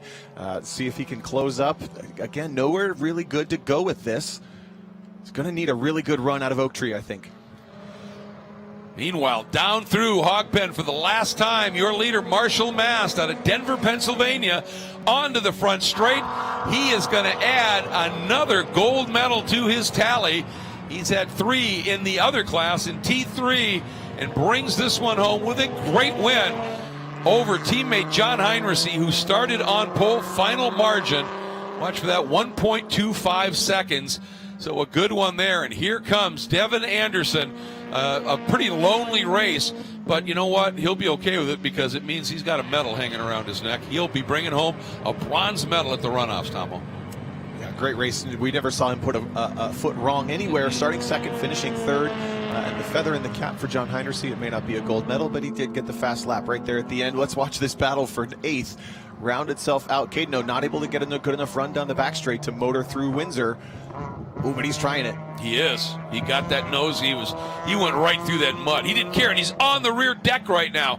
He is right there filling the mirrors, and it's all a matter of, does Christopher Windsor not make a mistake down at the bottom? Flowed, went right to the edge of the track, but that number 21 stuck. But here comes Cadenau. He's got to run. He pops to the outside as Windsor goes down to defend. They are side by side to the line. It is a drag race. Cadenau noses ahead. and gets there. Caden now takes the 8th spot. Wow, what a finish here at the Runoffs at VIR, and a remarkable last sequence of corners for Josh Caden now. And that's what I love about this stuff. Was that for a medal? No, it was for 8th, and it meant everything to get it here. That's what the Runoffs mean to these folks. Yeah, spectacular stuff.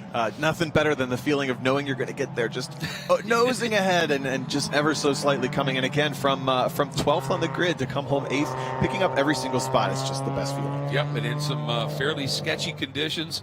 It looks like there might even be shadows on the cars out there in spots now. How about that? Here are your results. Mast with a gold. Heinrichs with, check this out, 27th medal earned in Runoffs competition.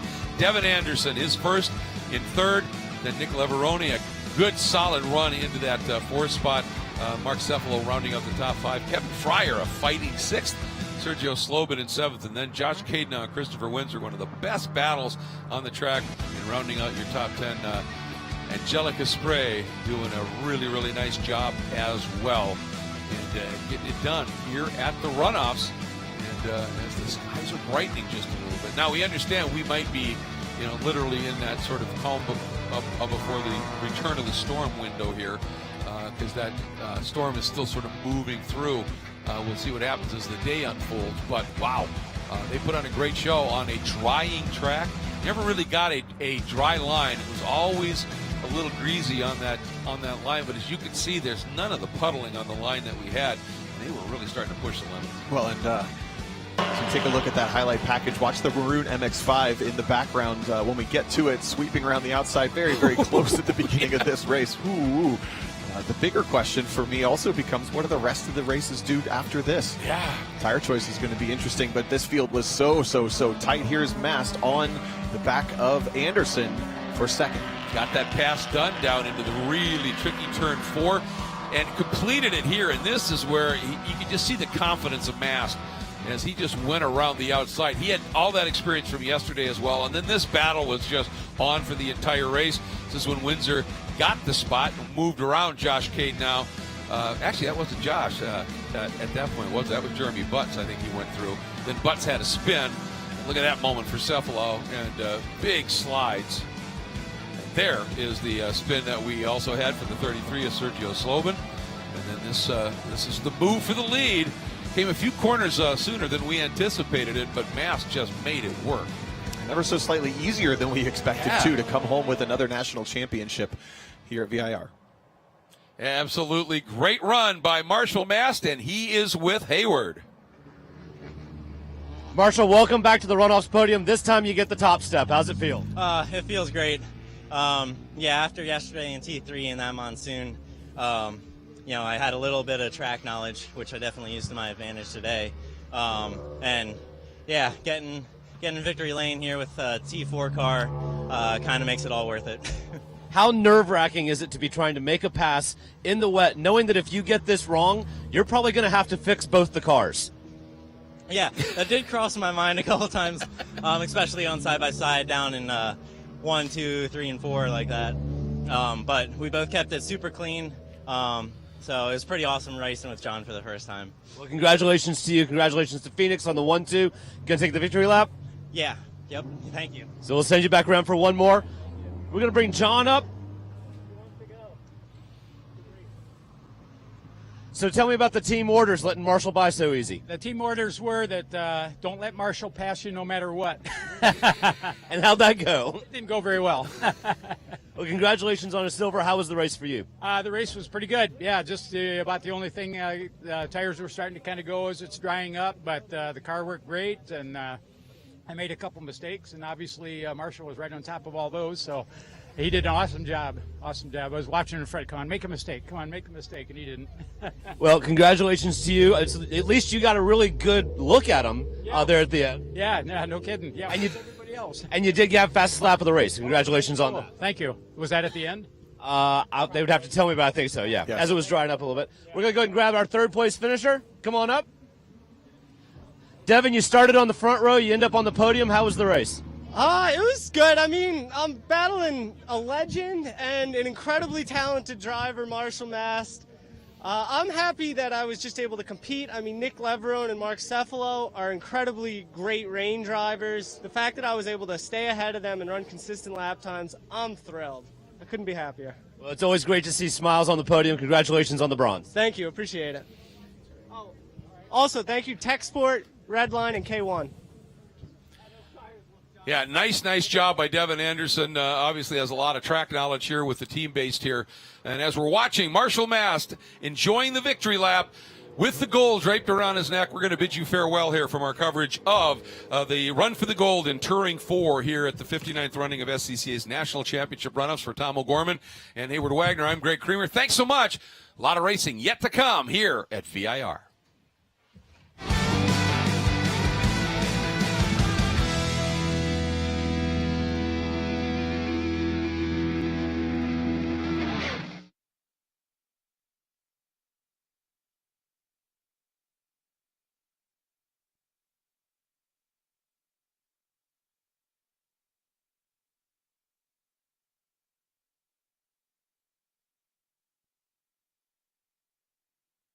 Snaking its way through the countryside of Southern Virginia, this beautiful 3.2-mile strip of asphalt has been around since 1957. But now, for the second time in 3 years, the Virginia International Raceway is home to the SCCA National Championship Runoffs.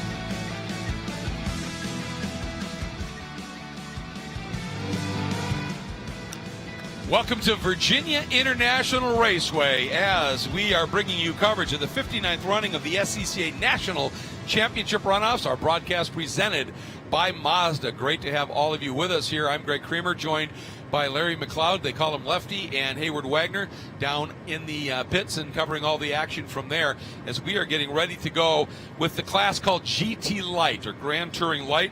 Its first year was in 2005 when it became its own class. It evolved from combining really GT4 and GT5 into the GT Light category.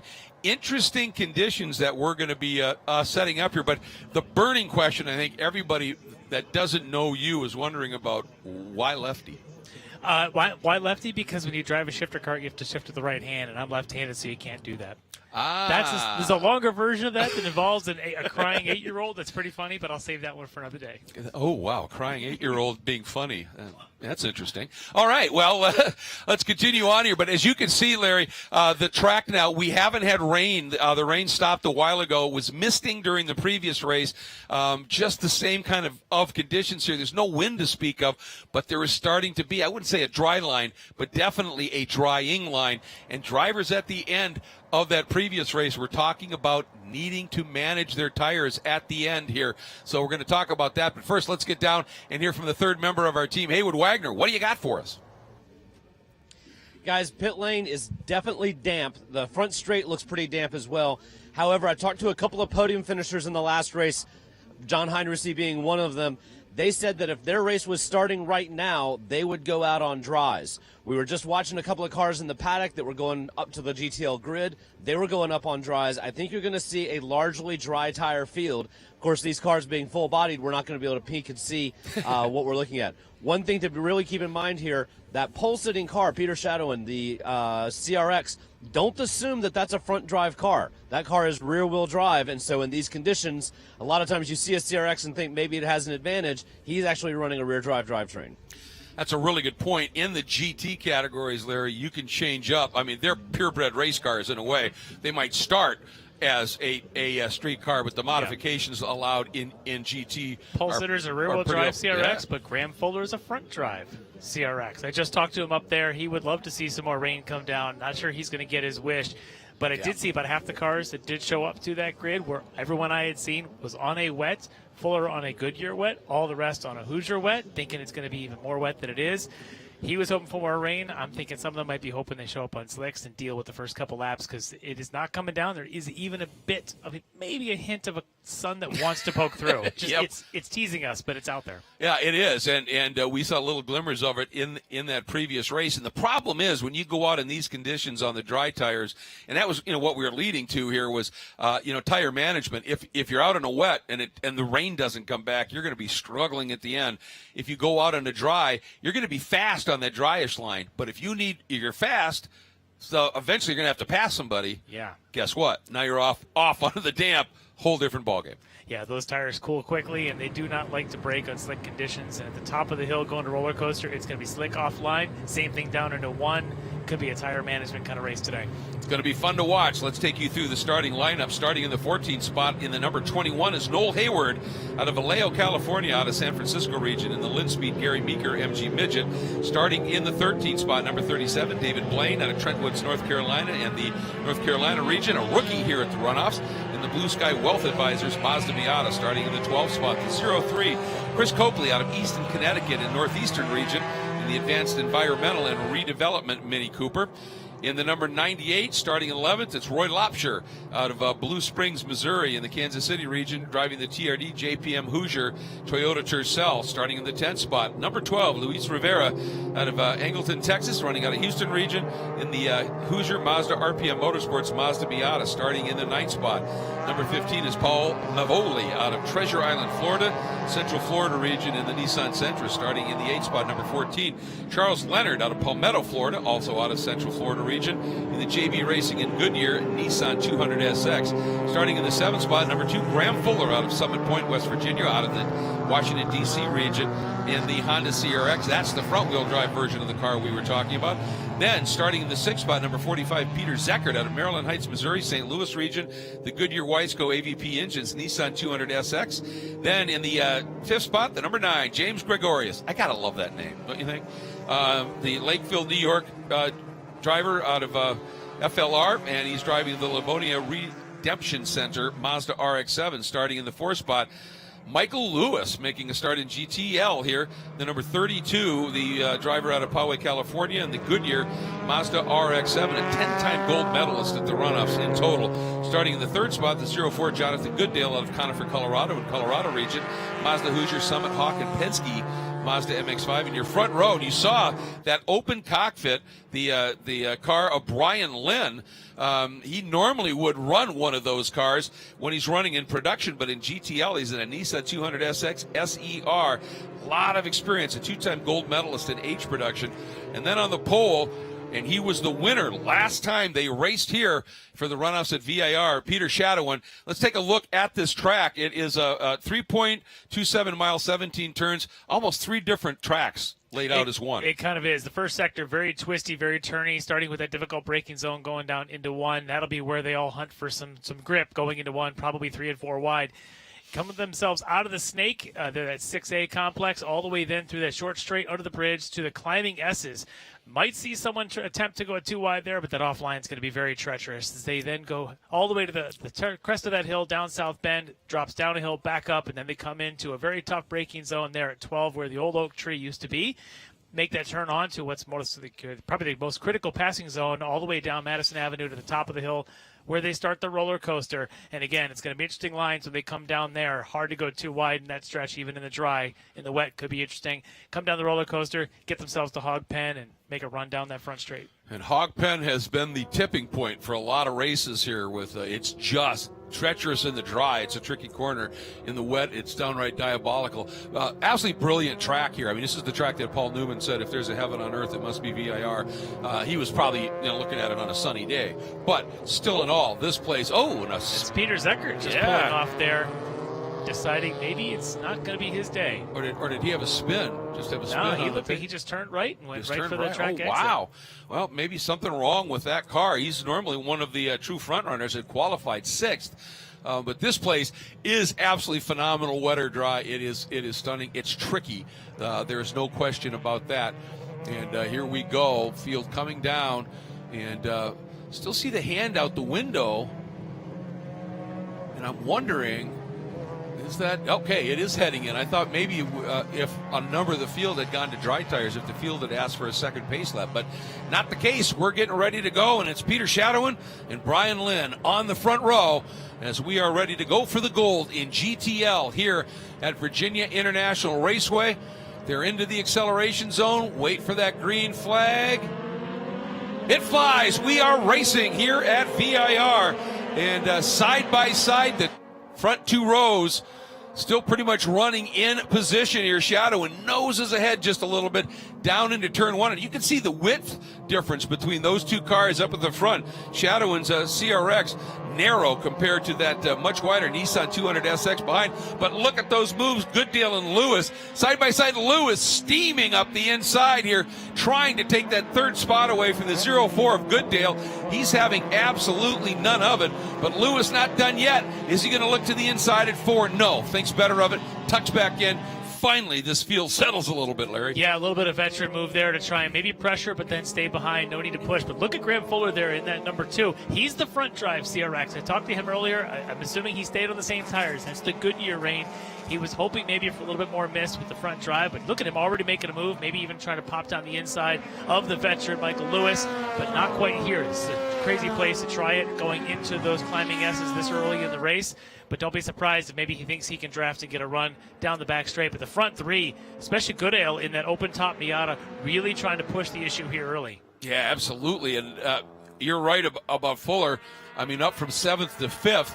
And, you know, if, as Hayward was alluding to, maybe some of these drivers had switched to dries, that would really, I think, put Fuller in the catbird seat, because on dries in these conditions, that front drive car should be really good, and he is just glued to the back of Lewis here. Now it's going to be a matter of horsepower down this back straight. We've got a 5-car breakaway up front, and then look at that battle for 6th, 7th, 8th, and 9th, staying really packed up here. And then side by side for 10th and 11th. I think we're going to see packs like this for this entire race. It's going to be awesome. I think so too, and I'm curious if anybody decided to go out of the slicks. I do know that a couple of those there in the front were looking to be on the reins, as well as these guys back here in the grid, Paul Bavoli and Charles Leonard. Those two guys in those 2 Nissans, they were putting their reins on just outside of our home court here just before they went up to the grid. And then the number 12 there, Luis Rivera, in that new build to him. He's had a rough season in that car. He's had a car fire in there. He's had broken parts. Has not yet finished a race weekend in that new car to him. So he would love to at least get that car home at the end of this thing. Of course, he runs a lot of GT3. That car is on hold now for this year, maybe back next year. But he's enjoying his GTL build. And we're looking at Charles Leonard, Leonard there in that red car all over the back of Mavoli, back up to the front. Shadowin continuing to hang on in front of Brian Lynn, then Goodale, Lewis, and Fuller. And here comes Gregorius and Mavoli, and this big pack here, including Charles Leonard, Luis Rivera, Chris Copley, running that Mini Cooper. That's right there, that silver Mini Cooper. Love to see those cars still out and running, and that's not one of the new ones. That's one of the originals. That's a true GT car. That's a really cool little car there. In these conditions, probably not a bad choice. But these good friends, I talked to both these guys in those 2 Nissans there with Mavoli and Leonard, and they've been known to do a little bit of door-to-door over the years. They do love competing with each other, and right now they're in the middle of that pack, following Gregorius there in that RX-7. Good scrap. This is, again, 6th, 7th, 8th, 9th, and 10th, all covered by the proverbial blanket. And you know what? Roy Lopshire is starting to close up on them as well in his Toyota Tercel, that red car right at the back of the queue. Yeah, he's definitely going to be saying, hey, guys, wait for me. And he's right in this little train. This could be a good time. These are still very much momentum cars. A little bit of draft goes a long way with these guys, even in these kind of conditions. So if they can get a reasonable run off Oak Tree, you can see a really tight race coming all the way up to the roller coaster, even this early on. And those do look like he's got the reins. In these conditions, I think the reins in the better tire. The problem is 10 laps from now, I'm not sure the reins are going to be the right thing to be on. But if everybody's on them, it's a fair game. It's just a matter then about who manages those tires. Well, that's exactly right, isn't it? Is you know, as it dries up, who has taken better care of the tires in the early going that have some left at the end? And if we do have people in the field, as Hayward alluded to, that had started on the dries, you know, they're going to just get faster and faster and faster so long as no weather change here. And look at this battle here. That is, again, Mavoli trying to pop the inside, at least take a look at it. May have gotten a better run, but maybe Gregorius has a little bit better top end there in that RX-7, able to hold on to that spot. It sure looked like it, didn't it? Yeah. Because clearly Mavoli was alongside, and then as they got up into the higher end of things here, you could just see Gregorius start to ease away a little bit. That's a nice throwback livery on that Mazda RX-7. Goes back to the glory days of the Mazdas in GT racing and the original IMSA. As they come down the hill again, Gregorius Mavoli running at this stage in that 6th and 7th spot. The margin up front, Shadowin still less than a second clear of Brian Lynn, so they are staying super close up at the front of this. They've got a little bit of a breakaway on the other three behind them, not too far, but Shadowin, multi-time champ in this class, knows how to get things done around here.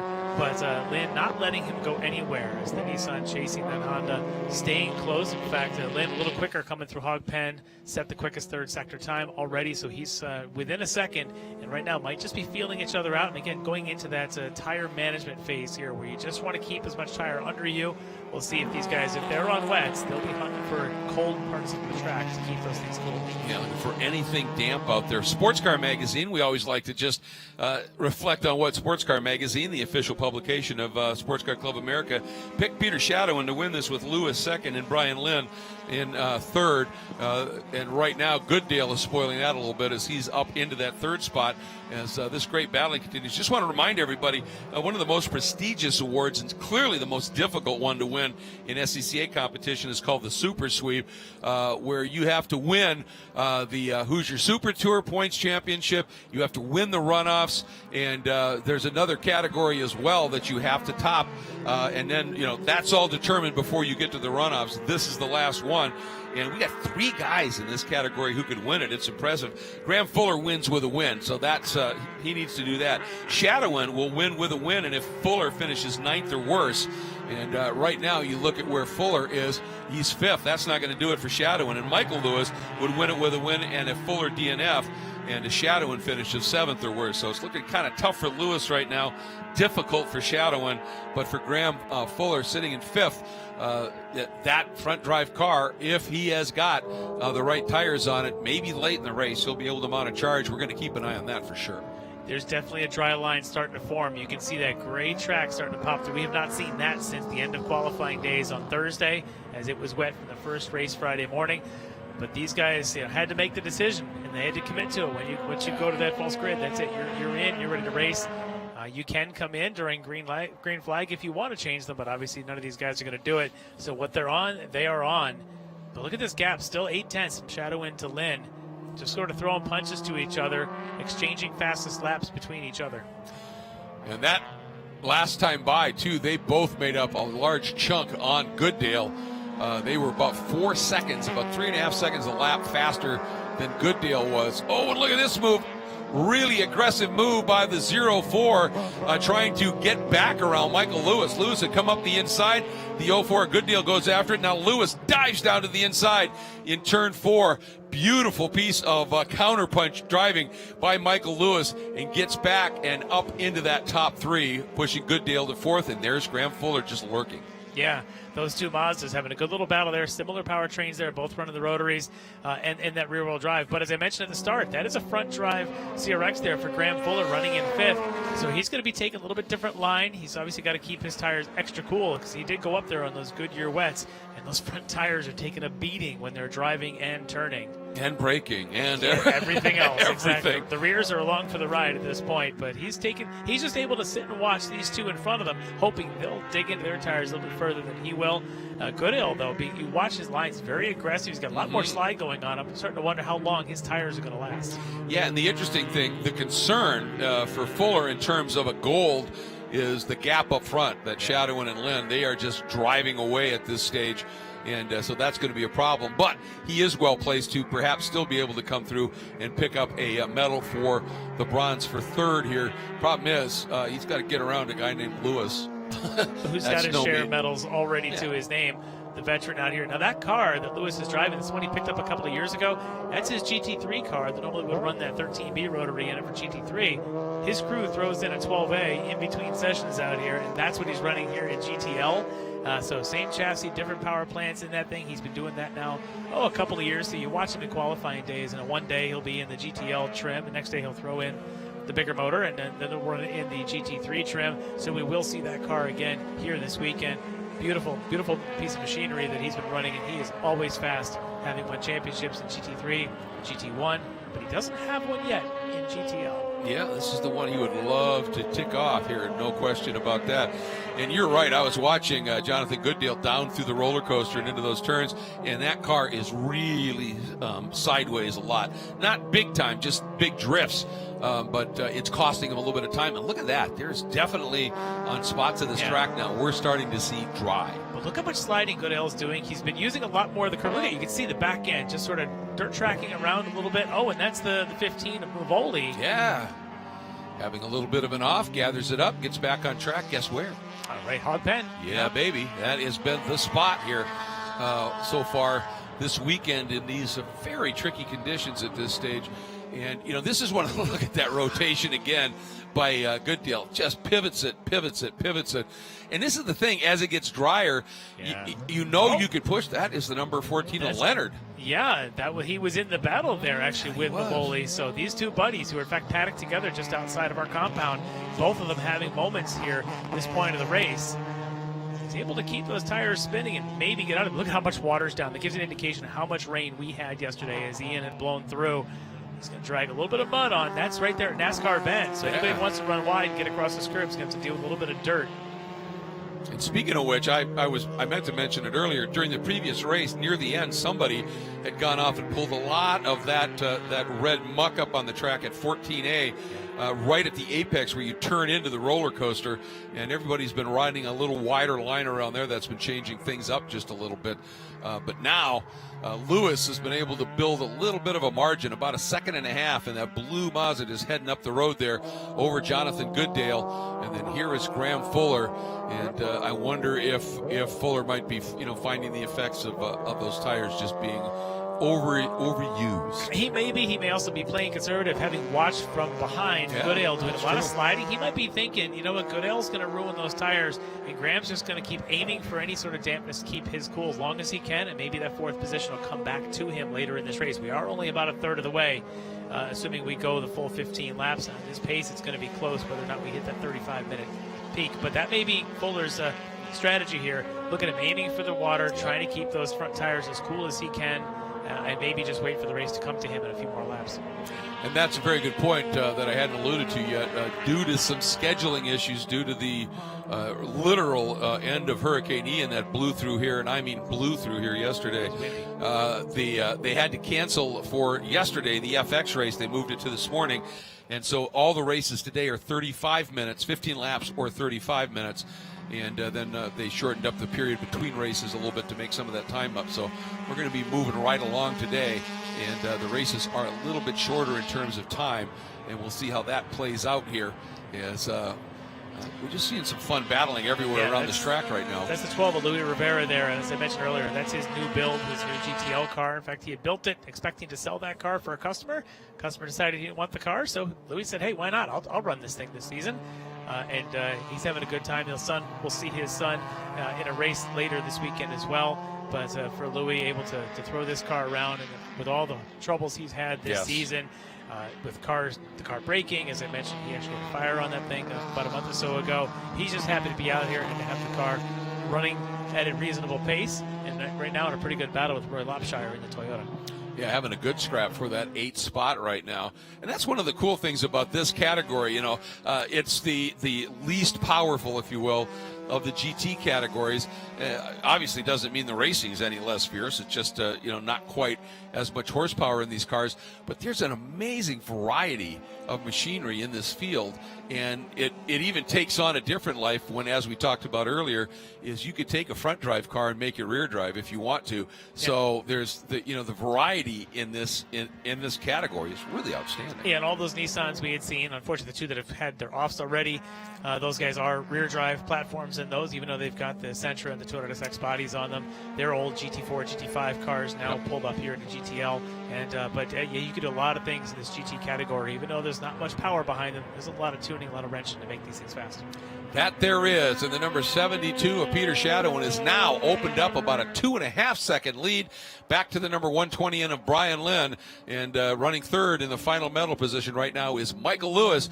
And we're going to take a moment to thank a number of the partners that make our coverage of this legendary event possible. We'll be right back to VIR.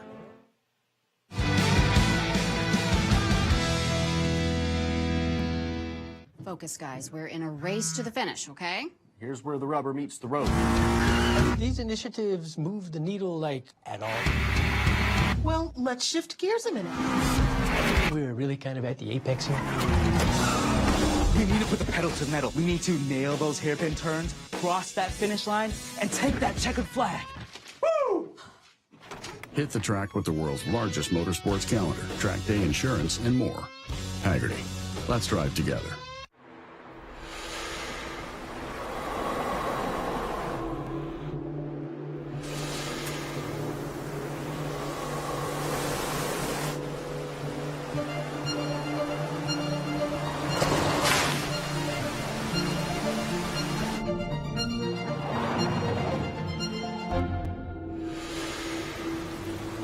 Introducing the first ever Mazda Cx-50.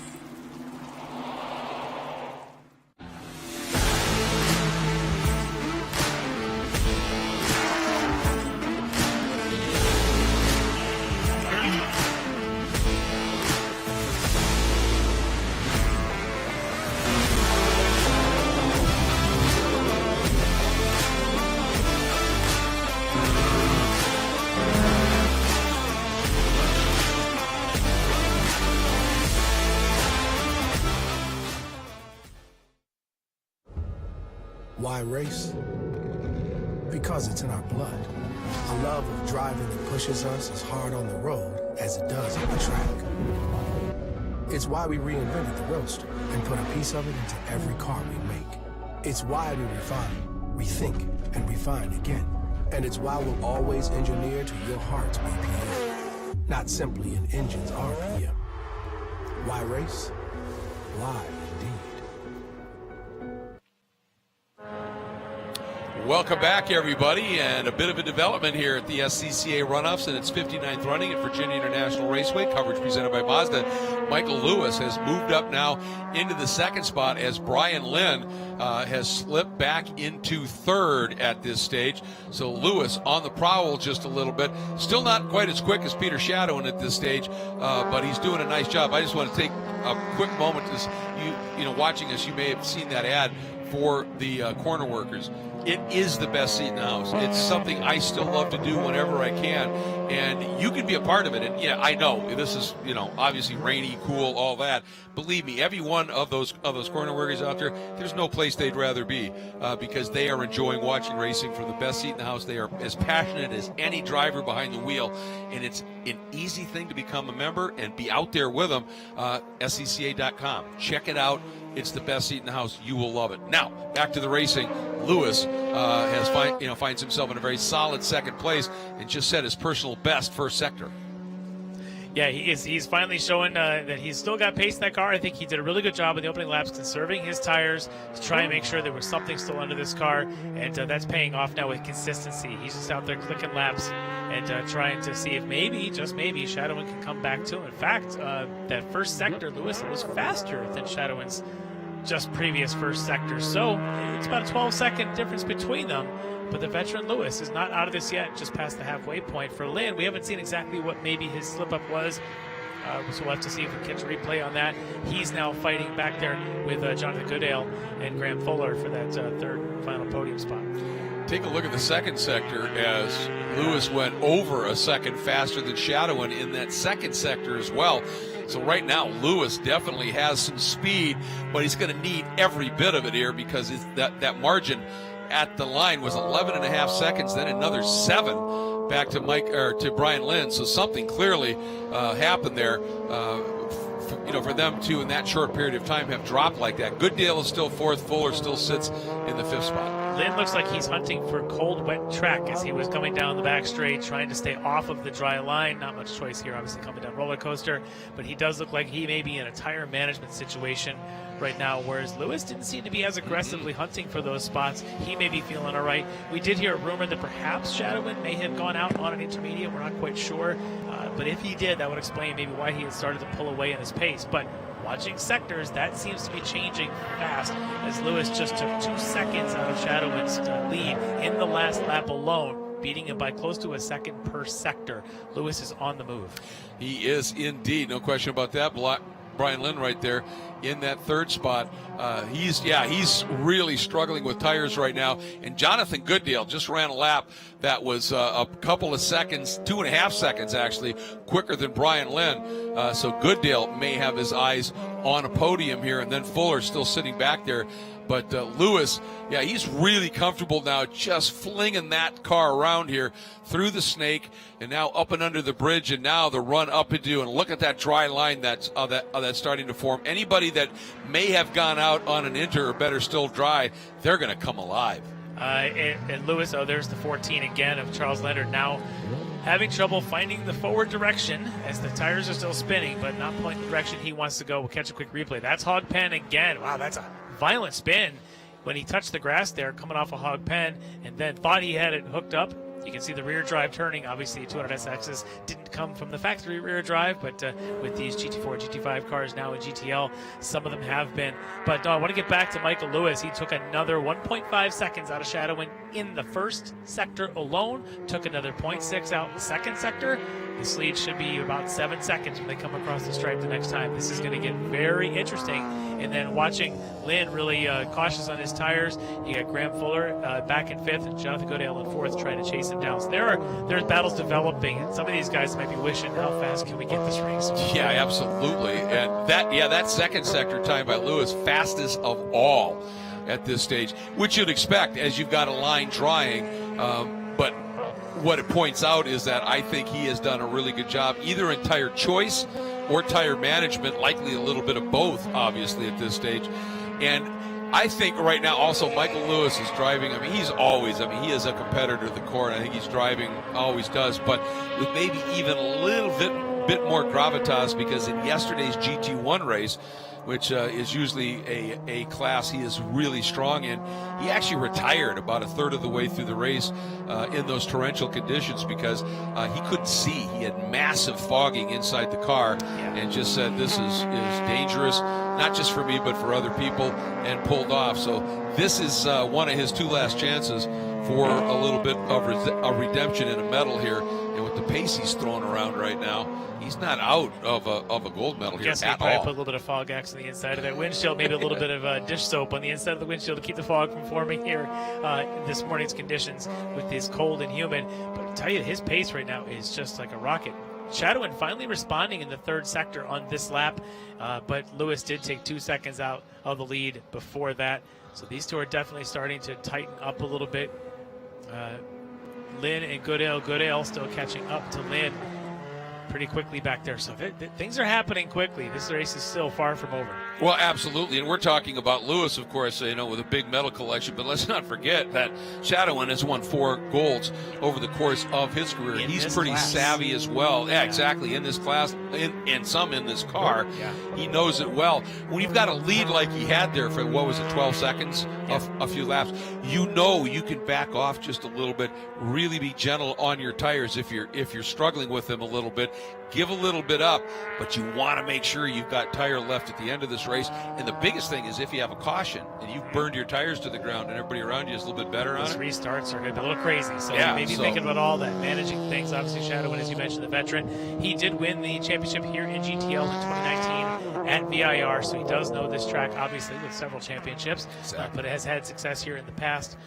In that year, Jonathan Goodale, currently running 4th, finished 4th in 2019, so he would like to improve on that, but he still has to chase down a Brian Lynn to get there. Some of these guys very familiar with each other, and I do love the flames spitting out the exhaust of Veroni, and that's a bit of a slide for Lewis. That tells you how hard he is pedaling right now, but Shadowin on that lap in the 2nd sector went a half second quicker than Michael Lewis did, setting the fastest sector time, and he just did it again, Shadowin in the 3rd sector.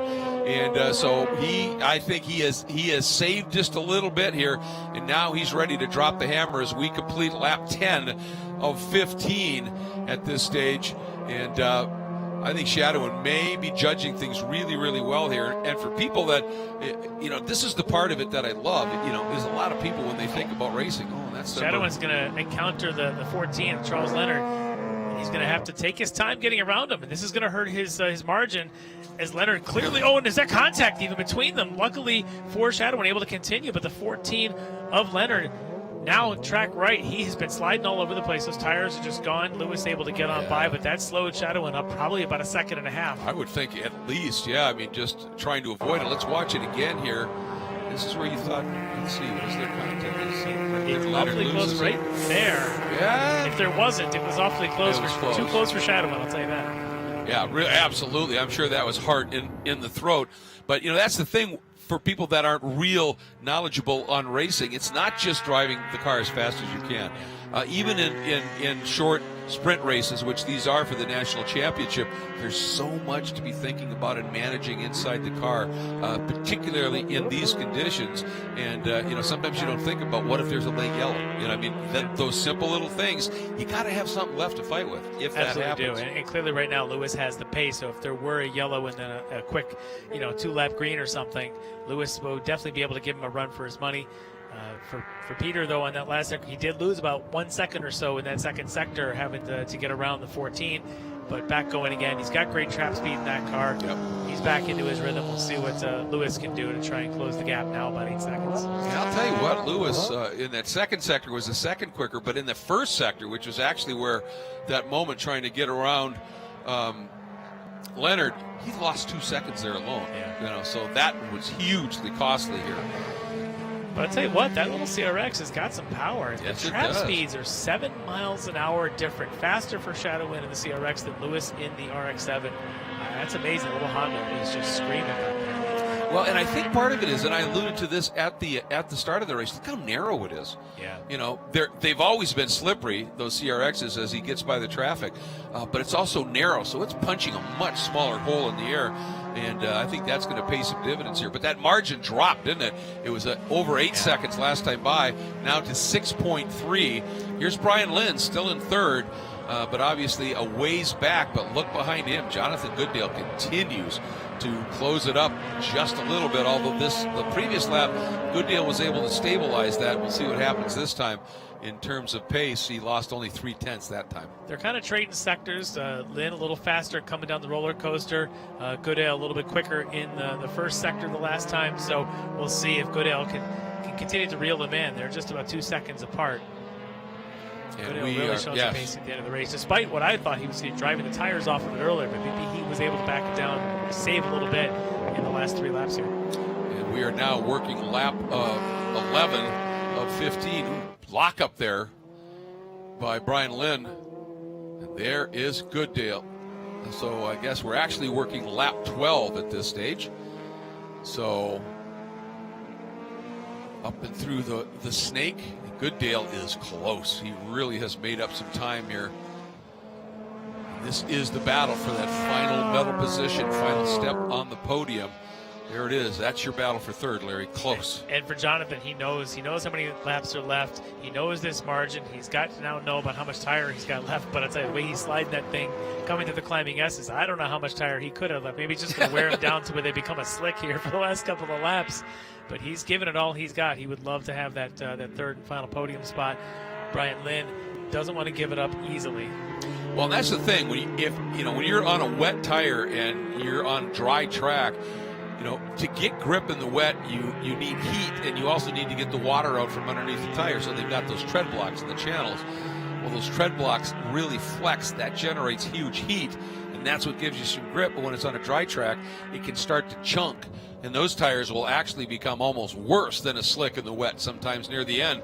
And this battle is on here as Goodale now all over Lynn down into the roller coaster. I think he actually caught a little bit of draft. Goodale has now set his personal best first and second sector and fastest trap speed. He just found a little bit of motivational gear here with just about 3 laps to go to try and make a run for the podium. Lynn, though, has been quicker through this section, through the roller coaster coming down, but that's pretty wide. It's a big slide for Lynn. See if he got any momentum, or this is going to give an opportunity down the front straight under braking for Goodale. Boy, he rim shot that, didn't he? But he ran, as a result, a longer line, and Goodale able to close it up. Now it's going to be, here he goes, down to the inside, heading down into turn 1 as they flash under the start-finish stand.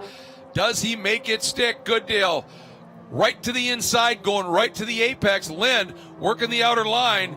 And Lynn says, nope, I can't make that go. He had to turn back down and underneath, and Goodale up into third. Oh, a whole lot of sketchiness in the braking. Both cars very twitchy, a lot of sliding. Goodale able to kind of park his car in front, give Lynn nowhere to go, had his full car by, but Lynn would love to have the gas. Couldn't do it. But look at the slide. Look at all the way out to the mud there for Goodale. That's the dirt still brought back on from the car earlier. But the two of these just sliding around. Watch Goodale use a lot more curb. You can see that there that Lynn normally would be using. This is where Goodale was very fast in the last lap. It's through the second sector coming out of Snake all the way down to Oak Tree. We'll see if he's able to open the margin, or now giving the draft to Lynn. Does Lynn start to close up? Well, I'm going to be really excited to watch these guys up through those climbing S's and just see how much they're throwing the cars through there. As you see those big chunks of dry, they are really hammering it. You straighten it out there, up over this curve. This is where it gets really fun. Tell you what, Lynn is not going quietly. He is staying right on the back deck of Goodale here through South Bend, right to the edge of the track. Lynn actually gaining a little bit of momentum through there. Is he actually going to try an outside move here? This is the double apex Oak Tree turn.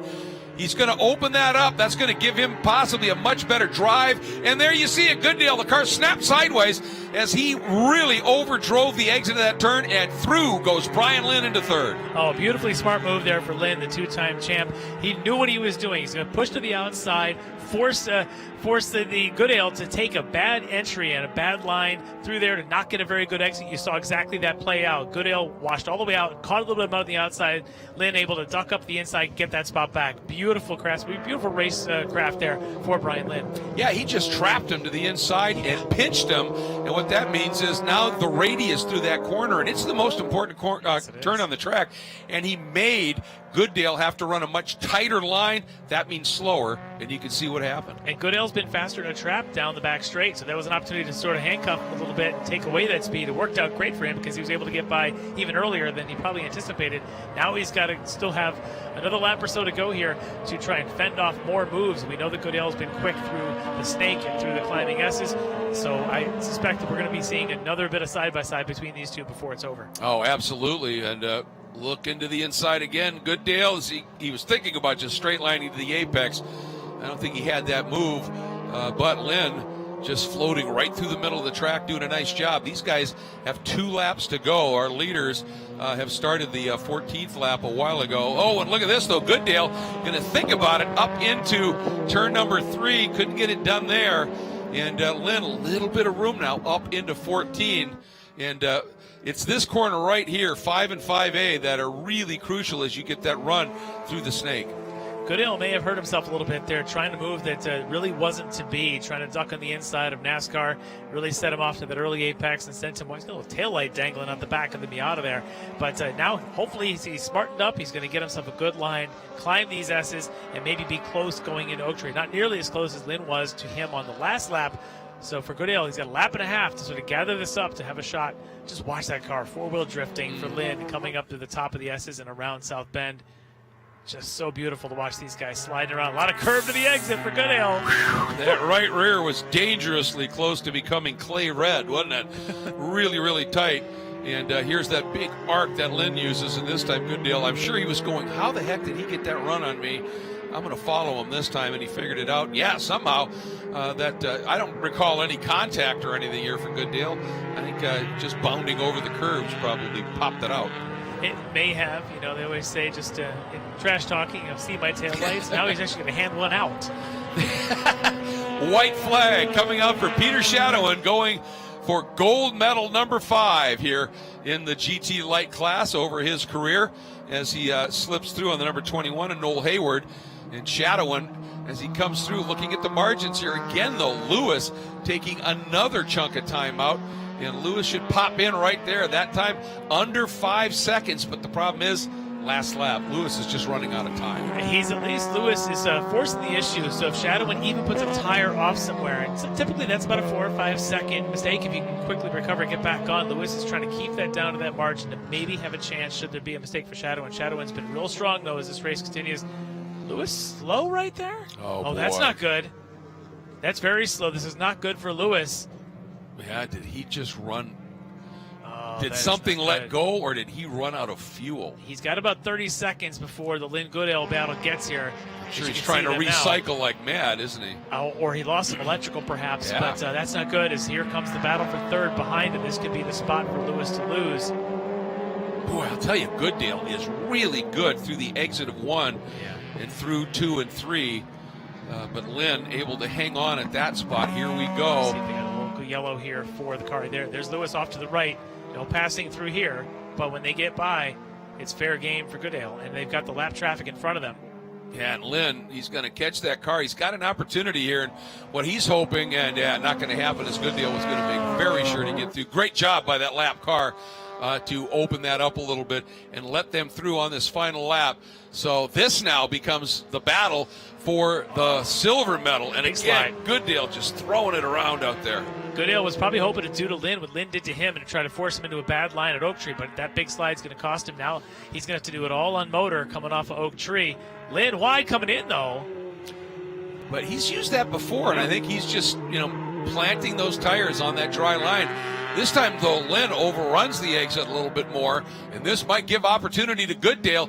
Meanwhile, all the way, this is how big the lead is, down through the bottom of the hog pen, onto the front straight. Peter Shadowin in the Honda CRX, pole to checkers for the man from West Palm Beach, Florida, and gold medal number 5 here in GT Light. And here is this battle, and Lynn able to hang on down that backstretch. And again now, this will be to determine who gets the silver and who gets the bronze as they drop down into the roller coaster. 15, 16, and here it comes, hog pen. This is the corner. Oh, wide by Lynn. Really a big slide, but didn't look like he lost enough to allow Goodale to have much of a go here. Goodale says farewell to the tail light and tries to make something happen here, but Larry not quite close enough, and it is going to be Brian Lynn coming through and picking up a silver medal. And Goodale, what a scrappy battle between these two for those final 2 spots on the podium. Amazing race between those guys. That was a lot of fun to watch. My heart just goes out, though, to Michael Lewis. You can see his car off to the side there at the lower S's. An opportunity for silver there. Gone away with his, the car. Let's go. These two are still battling, though. That's Louis Rivera, and then the 15 of Paul Mavoli. They're still going at it here on the last lap. Yeah, and right in front of them is Copley, and this is a 3-car battle essentially for the 7th spot right now, and might well become the 6th spot because Lewis, of course, still shown as occupying that. So James Gregorius, by the way, gets 4th, Graham Fuller in 5th. And then we'll see what the story is here with Lewis. But look at this now as Rivera easing by that Mini Cooper and taking that spot away. And that means Mavoli here wants to try something as now for the last time into the roller coaster. Does Copley have anything left in that very nimble little Mini as they drop down through this very serpentine technical section of track?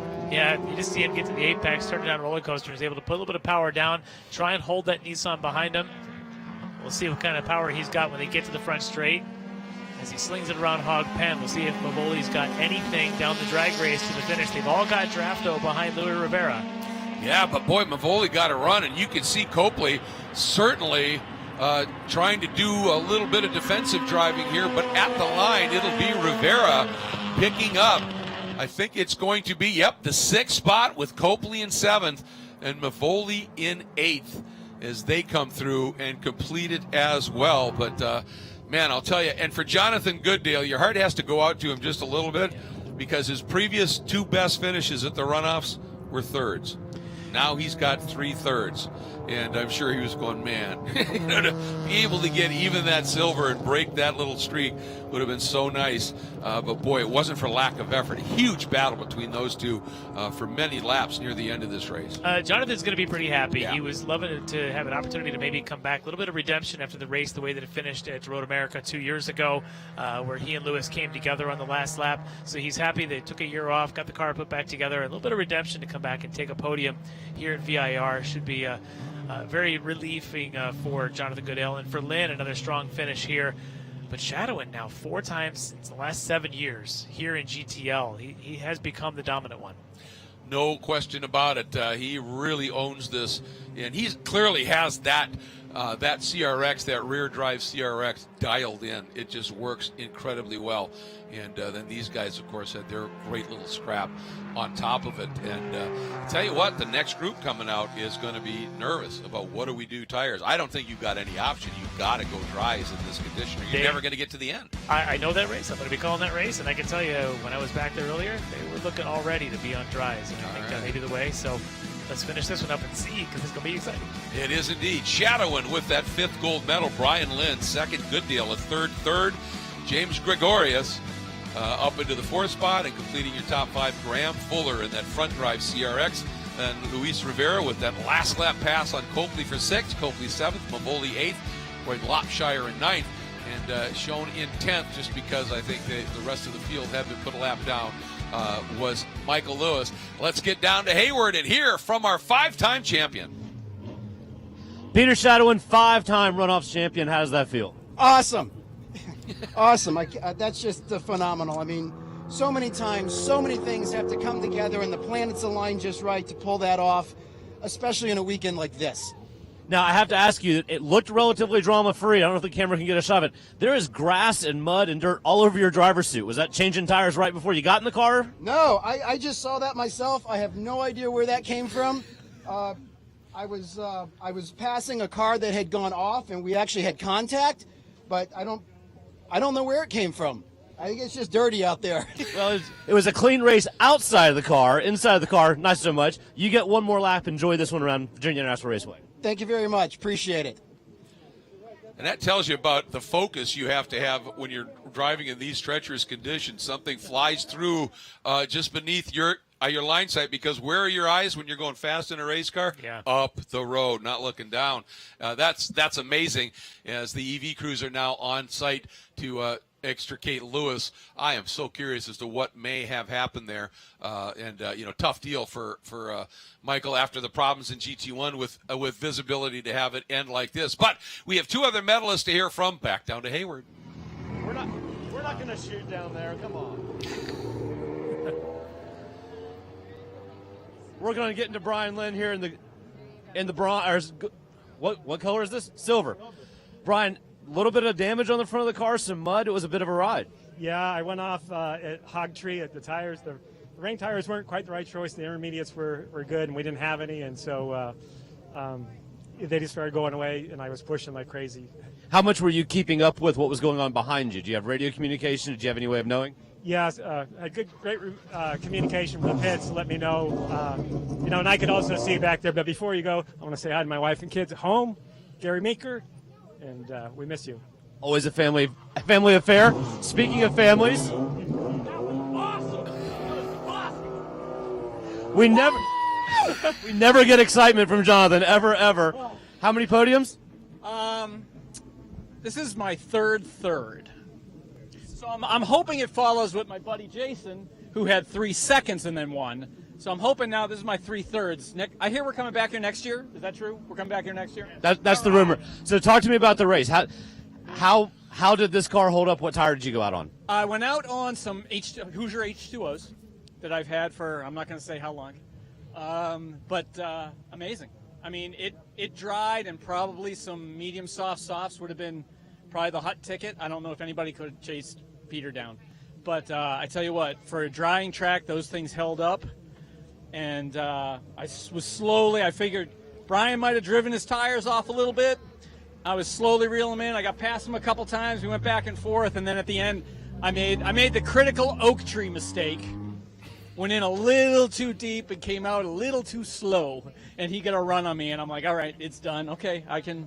And then when we came around 4 and 5 and saw the caution out, and I'm like, oh, no. And then I'm like, hey, that's the guy that was in second. Well, congratulations on the bronze. We're going to get you over to the podium. Awesome. And a well-earned one indeed. And I'll tell you, that's what I love. I mean, that wasn't for the Gwyn. That was for third. But that's the excitement of partaking in the National Championship Runoffs. It's awesome.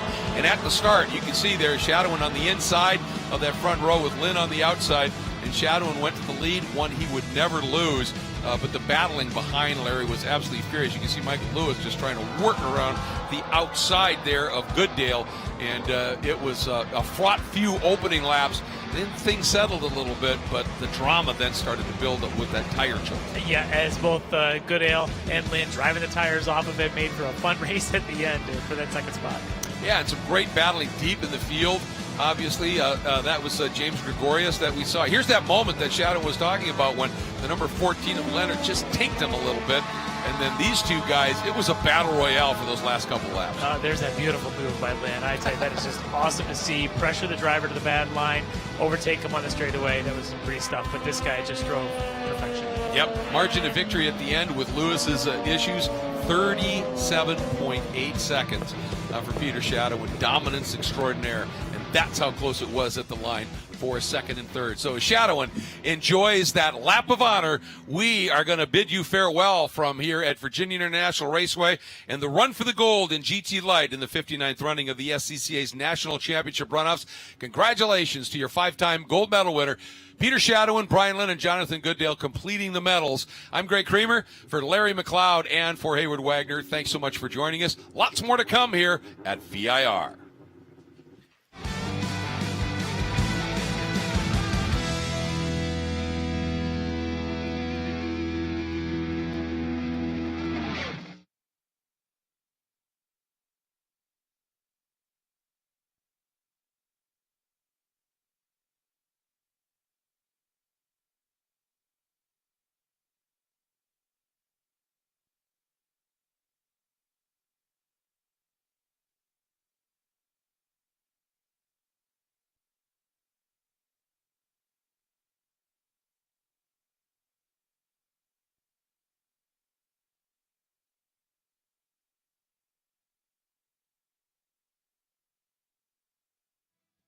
Snaking its way through the countryside of Southern Virginia, this beautiful 3.2-mile strip of asphalt has been around since 1957.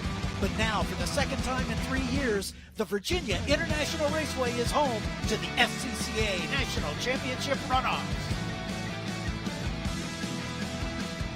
What a difference a day makes at VIRginia International Raceway, as we had stormy conditions virtually all day yesterday. But welcome to the 59th running of the SCCA National Championship Runoffs. Our broadcast brought to you by Mazda. We're about to do Formula V. My name's John Phippen alongside Larry McLeod. Let's head right down to the pit lane as we've got Hayward Wagner. Good morning, guys. We're here on pit lane, VIRginia International Raceway. As you can probably see over my shoulder, some dry patches definitely starting to form up here on the front straightaway. Through the corners, it's looking even drier. Online, offline is a bit more of a challenge. Got 29 cars in this race. A couple of things to take note of. One, Anthony Henderson qualified 21st. He apparently is taking the counter strategy. He's going to roll off on wets. The rest of the field's going to roll off on dries. And one thing to note during this race, take a look at that pole-sitting car, Brian Farnham. That car has been re-engineered, built in a different strategy than almost everybody else on the grid. It is much, much lower in the front of the car, lowers the roll center, walking around the grid. That's the one that really stands out. There's a lot of carbon on that car, a lot of technology. This may be an old dog, but there's some new tricks being learned. Thanks, Hayward. Great insight as we are getting ready for this Formula V race. One of my favorite classes, Lefty. I just love Formula Vs. It's a big family. These drivers give each other racing room, but the competition is fierce. It is very fierce, but these families, there are a lot of familiarity between whether they are brothers or fathers or sons, or they just run together every weekend for the last 20 years. They all know each other very, very well. Interesting note there about Farnham. Yeah, I talked to Brian, talked to his family. He worked so hard this year to re-engineer the car for perfection. Just didn't want to take any chances. And he's got a bit of a chip on his shoulder because Sports Car did not mention it. Indeed he didn't. They didn't. Let's run the starting grid for you. Starting alone in row 15, car number 03, Iqbal Bashir out of the New York region. He's in a Caracal. The first of our 7 rookies in the field. Starts outside of row 14, the 19 of James Brockshire out of the Central Carolina region in an Agitator. Next to him, the 23 of Russell Fredericks from the Florida region in a Caracal D. Moving up to row 13, another rookie, the 88 of Dermont Ennis out of the Susquehanna Valley region in a protoform P2. Next to him, the 5 of Ron Whitson, one of many Whitsons in this field. Ron, the father of that whole group, out of the Milwaukee region in his protoform. Moving forward to row 12, the 16 of Ryan Doherty out of the Philadelphia region in a DRT. Next to him, the number 74 of Stuart Delaney out of Detroit in another Caracol. In row 11, the 86 of Ray Qualls out of the Washington, D.C. region in a protoform. And the driver that Hayward was talking about, Anthony Henderson in the 17 out of the Chattanooga region on wet tires in his Vortec. In row 10, another rookie, the number 2 of Gerald Owen Callaghan out of the New England region in the Citation, and the 29 of Jeffrey Vallejo out of the New York region in a Mysterian. Another Mysterian outside of row 9, the rookie number 81 of Garrett Mooney out of the Northwest region, and yet another rookie, Steve Whitson, in the number 18 out of the Milwaukee region in a protoform. In row 8, car 30 is Donnie Isley out of the Central Carolinas in an Agitator, and making his 33rd runoff start, Roger Siebenaller, a 3-time champion of the class. Most recently in 2011, Roger out of the Northern New Jersey region in a Mysterian. In row 7, the number 20 of Jeff Filipkowski out of the North Carolina region in a Vorshot. Next to him is the 77 of Rick Shields, another veteran out of the Steel Cities region, a 2-time champion, most recently in 2014 in his VDF. In row 6, Chris Jennerjohn, the 2020 champion of the field in the number 48 out of the Indianapolis region in a Vortec. And the man with 34 runoff starts, Stephen Davis in the number 80 out of the Atlanta region. He is a 2-time champion, but he hasn't won since 1992. Moving forward into row number 5, should we say, the 67 of Jonathan Weisheidt out of Washington, D.C. in a JK Technologies, and the number 52 of Mitchell Ferguson from the Atlanta region in another Vorsha. In row 4, car 26, Brandon Abbott, one of the 2 Abbott brothers in the field in the out of Detroit in a Vector, and another rookie, the number 7 of Trevor Carmody out of the Watkins Glen region in a protoform. The highest placed rookie in the field starts outside of row 6. In his first runoffs appearance, Warren Brailier in the number 76 out of the North Carolina region in a Caracol. Sports Car picked this driver to finish on the box, the number 25 of Andrew Thomas Abbott out of the Detroit region in a Vector. Starting in row 2 on the outside, the 79 of Alex Scaler from the South Jersey region in a Scaler. Now we move forward into the third position, picked by Sports Car to finish atop the box, the 27 of Zach Whitson out of the Milwaukee region in a protoform, and Andrew Whitson, his brother, in the number 2, picked to finish second by Sports Car, a 2-time and defending champion of the class out of Neenah, Wisconsin, and the Milwaukee region. And your pole sitter, perhaps with a chip on his shoulder, as Lefty said, Brian Farnham in the number 15 out of the Northeast Ohio region in a Silver Bullet. Let's have a quick look at the track map as the field making its way into the roller coaster. Yeah, the track here really features the first sector, downhill braking, could be 3, could be 4 wide on this opening lap. They'll hopefully get it all figured out by the time they get around left hook there at 4A. They come around the 4B, 5A complex, flat out, down the snake, down that short chute under the bridge and head to the climbing S's, that 789 complex, and then throw these cars in around South Bend, probably the most treacherous corner on the course. Very fast, off camber, downhill. But the most critical one for a fast lap, turn 12, Oak Tree, because of the Madison Avenue straight that follows. There'll be a lot of drafting. We'll see who wants to pop out onto the wet pavement to make a pass there as they come up to the roller coaster at 14, all the way down, kick it through Hog Pen, and down the front straight. Hitch those belts just a little bit tighter, ladies and gentlemen. You're in for a good one here as the Formula V field nicely formed up. These cars making their way slowly down the front straightaway. There's the acceleration cone there, and they are beginning to go as the green flag flies. And what a jump from Brian Farnham as he gets away quickly, making his way down toward turn number 1. And he just left Andrew Whitson behind and is all by himself as they spread out 4 wide behind Scaler. That's Scaler. You're absolutely right. I stand corrected. Scaler jumping all the way up into the second spot there. Very aggressive on the opening move. Farnham, though, it almost looks like everyone was sleeping. There is that acceleration cone. They can't accelerate till they get to it. The green flag may not come out when they reach it, but if they didn't, he took the opportunity to go, as that is the 48 spinning. That's Chris Jennerjohn. Yeah, the veteran spinning out of contention there. He's going to have to rejoin at the very back of the field. So watch for Jennerjohn, multiple champion of this class. Yeah, 2020 Road America, he took the win there, was in the top 5 last year, so that's going to hurt his opportunities early on. That's what happens. You get offline on dry tires and wet conditions, and it gets very slippery. Now looking at Scaler with, of course, our pole sitter in front, Farnham, and it looks like one of the Winstons, Andrew, there in the 3rd spot.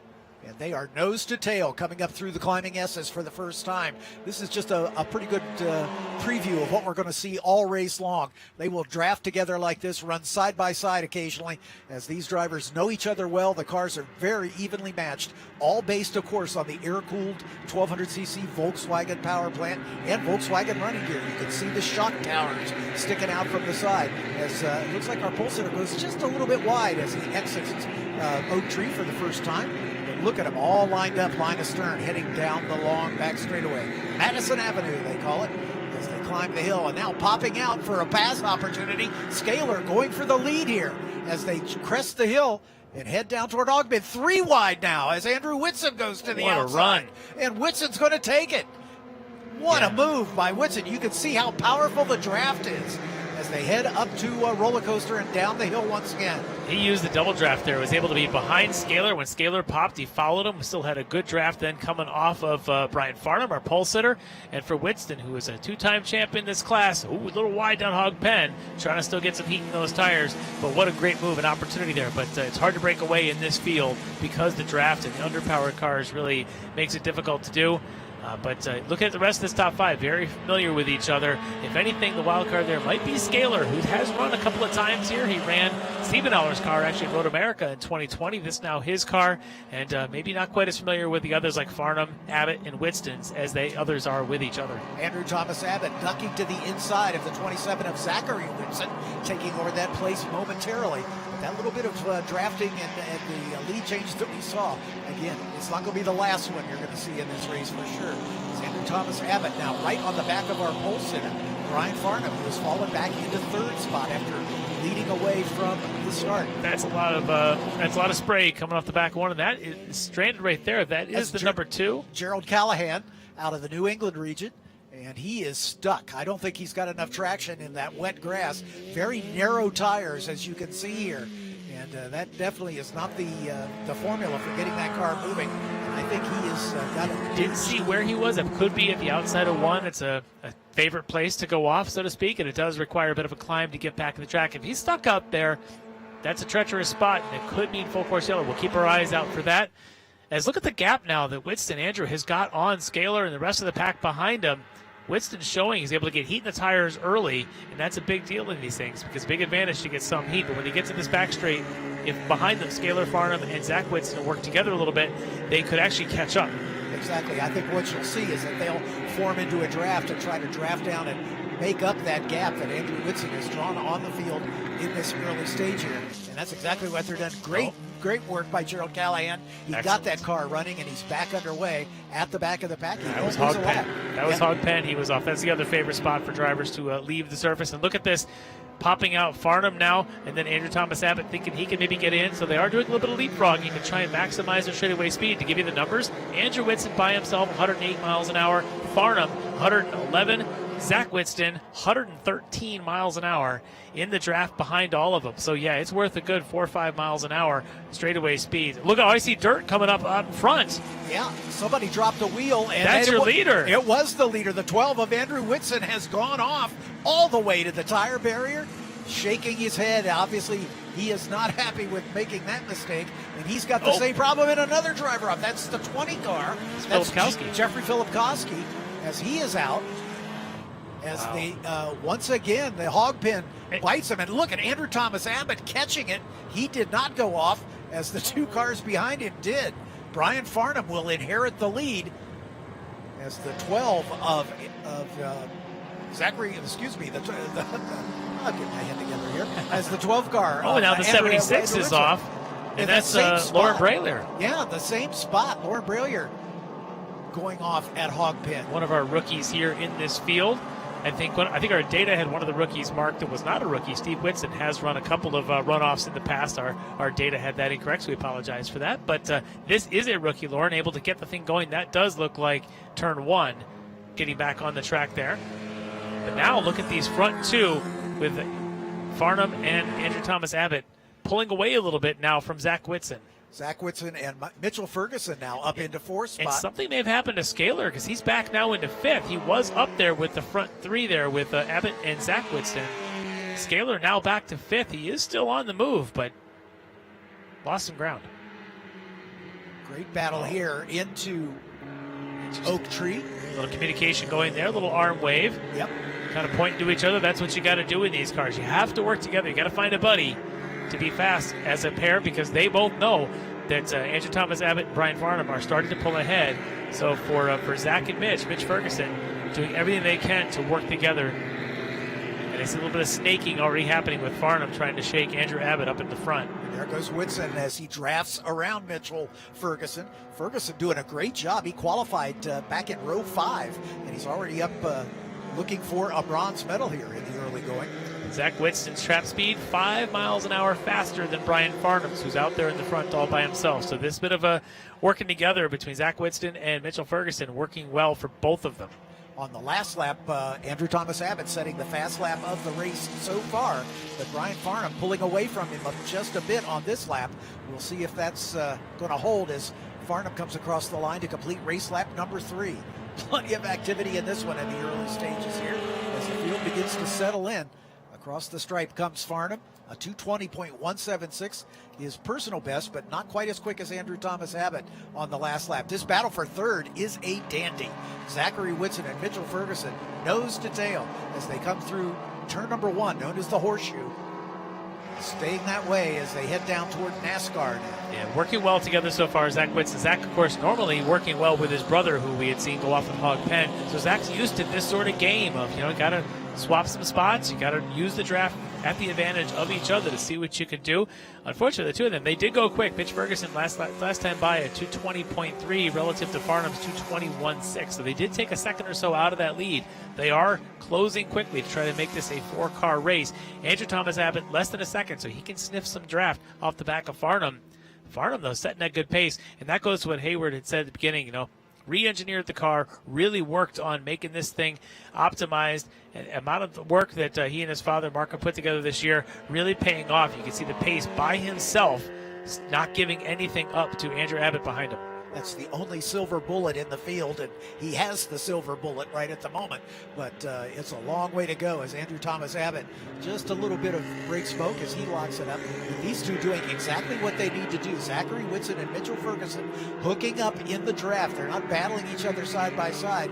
They realize they can run those two down if they work together, as you can see. Oh, that's Scaler off again. Scaler's Looks like he may have caught, again. I would have either caught some dirt or the wet curbing there at the exit of Oak Tree, but he had an issue, I was told. His was a bit of dirt coming in through Hog Pen. That's where he lost his position in the front 3. This is going to push him all the way to the back as he's out there in the grass.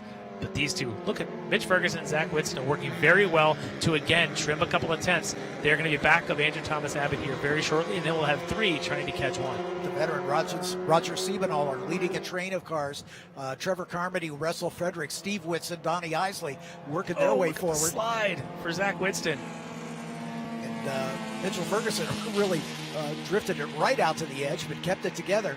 Again, as they stay locked up nose to tail, and look at the ground they've made up on Andrew Thomas Abbott, who's running all by himself. As they come down the front straightaway here, and they're going to close right up on his back wing, I should say, on his gearbox. There are no wings on these cars. And there goes Whitson as he dives to the inside of Andrew Thomas Abbott, and he'll take that spot. Andrew Abbott, very smart, letting him go, get to the inside, because they know they all have to work together to catch Farnham. Farnham was fast all week long, was the quickest in every session of qualifying on the pole, so they know that by himself he's got very strong pace, so they're going to have to work together to catch him. Now about 2 seconds back. Zach just turned, no surprise there, fastest lap of the race at a 19.8. For Zach Whitson, working together with Mitch Ferguson. And that was a second or so faster than Farnham. So again, multiple cars faster than single. Falling back just a little bit, that's the 23 car of Russell Fredericks. And he is in a great battle with Roger Siebenaller and Trevor Carmody. It's Trevor Carmody, I believe, in the zebra-striped machine, as he was in front of the 23 of Fredericks as they crossed the line, but Fredericks able to get by him there at turn number 1. And right behind them is the veteran Siebenaller. Steve Whitson recovering from his spin on the front straightaway. Donnie Isley right there in that battle as well. Then a couple seconds back to Jeffrey Vallejo as they go side by side, and there's that swap again as Russell Fredericks back in front. Siebenaller, one of the veterans, 33 prior starts at the Runoffs, most of them here in the V's. This car was built in 1991 and has run every Runoffs. He loaned this car out twice to different drivers, most recently to Alex Scaler in 2020 as Roger had some family things, couldn't make it to 2020, wanted to make sure the car got here, and here he is back in the car in the V Hall of Fame, 3-time champ in this class. One of the wily veterans here playing amongst the youth and showing that he still has that speed. Absolutely right. As this battle we're following with Trevor Carmody in the 7 out in front. Siebenaller drafting up right on the back of Russell Fredericks. He pops out. Siebenaller going for the position as they're on the inside. And Siebenaller will draft in front. Fredericks drops right in behind him. And behind him there, that looks like the 30 of Donnie Isley going around. I think that was Steve Whitson in the yellow number 18. Steve Whitson also starting deep in the pack, back in 17th starting position. One of 4 Whitstons in the field, between brothers and uncles and fathers and everything else here in the Whitston group. They've got a big compound there in the paddock, all sharing each other's data and working together well. And for Steve here, I believe now in his 3rd runoff start, mixing it up right there with Donnie Isley. Now back to his inside, going down to 1. Side by side, 3 wide it looks like, just behind them as Siebenaller is going to move around Trevor Carmody to take over that spot. So Carmody falls back into 6th spot. Siebenaller up to 5th. Whitson still going side by side at the back there. As the 23 of Russell Fredericks falls. More hand signals this time out of Steve Whitson, showing Frederick to maybe just hang on back there. Or that's Isley right behind him. Yeah, right. Tell him to just stay in line. Hold on, we're going to get this. Their way into the snake. Again, knowledgeable drivers there going to line up in their way through this run up the hill. It's pretty much a 1-car line. These cars are all about momentum. It's the 19 car off. Yeah, James Brookshire. Brookshire, one of our rookies. He started back in 28th position. He overcooks it there at turn 4, but able to get it back underway. Had gotten himself up to 11th, so a lot of movement for him, able to really make up ground. Unfortunately, that all just went away there at what looked like turn 4. Yep. That left hook. Very slippery part of the track, not much line choice there. As our leader, Farnham, still holding a gap, but watch these guys behind. Yeah, Andrew Thomas Abbott working really well with Zach Whitston. These guys, this is all coordinated. This is all working together. This isn't just fighting for positions, because fighting right now will slow you down. But coordinating your passes is faster. I tell you, Farnham, personal best sector 1 was quicker than the pack behind him the last time through. He was, though, about a half a second slower than the pack. The pack is gaining as Andrew Thomas Abbott sliding it now, coming around Hog Pen. So it's Farnham doing everything he can to tuck everything in, slipstream, get on through. That pack, though, needs to continue to work together as we get to the halfway point. The time may be running out to try and close that gap and get into his draft. Look at this, Andrew Whitson back in 19th position, just fast lap of the race, trying to make up as we've got a pass as Andrew Thomas Abbott goes side by side with Zach Whitson, and Abbott's going to get it done. Whitson falls back in single file. Right behind him, Mitchell Ferguson in the black car, as he's going to line up line astern as they work their way through NASCAR. I would have thought maybe be a little bit more patient with those kind of things. They're going to lose Farnham if they don't. And our leader, Brian Farnham, already coming up on the back of traffic, so that's going to be a factor the rest of the way. An exciting battle going on just behind the leader. Let's take just a moment to thank some of the partners making this broadcast possible.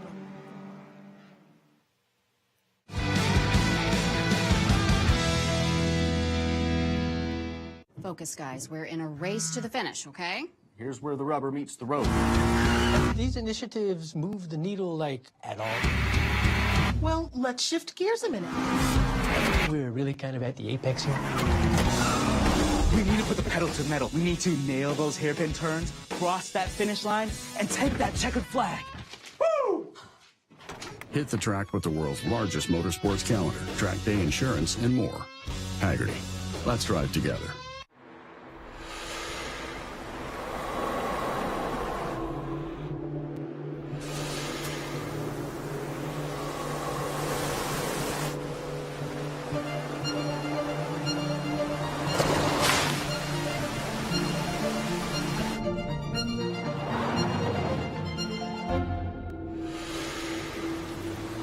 Introducing the first ever Mazda Cx-50.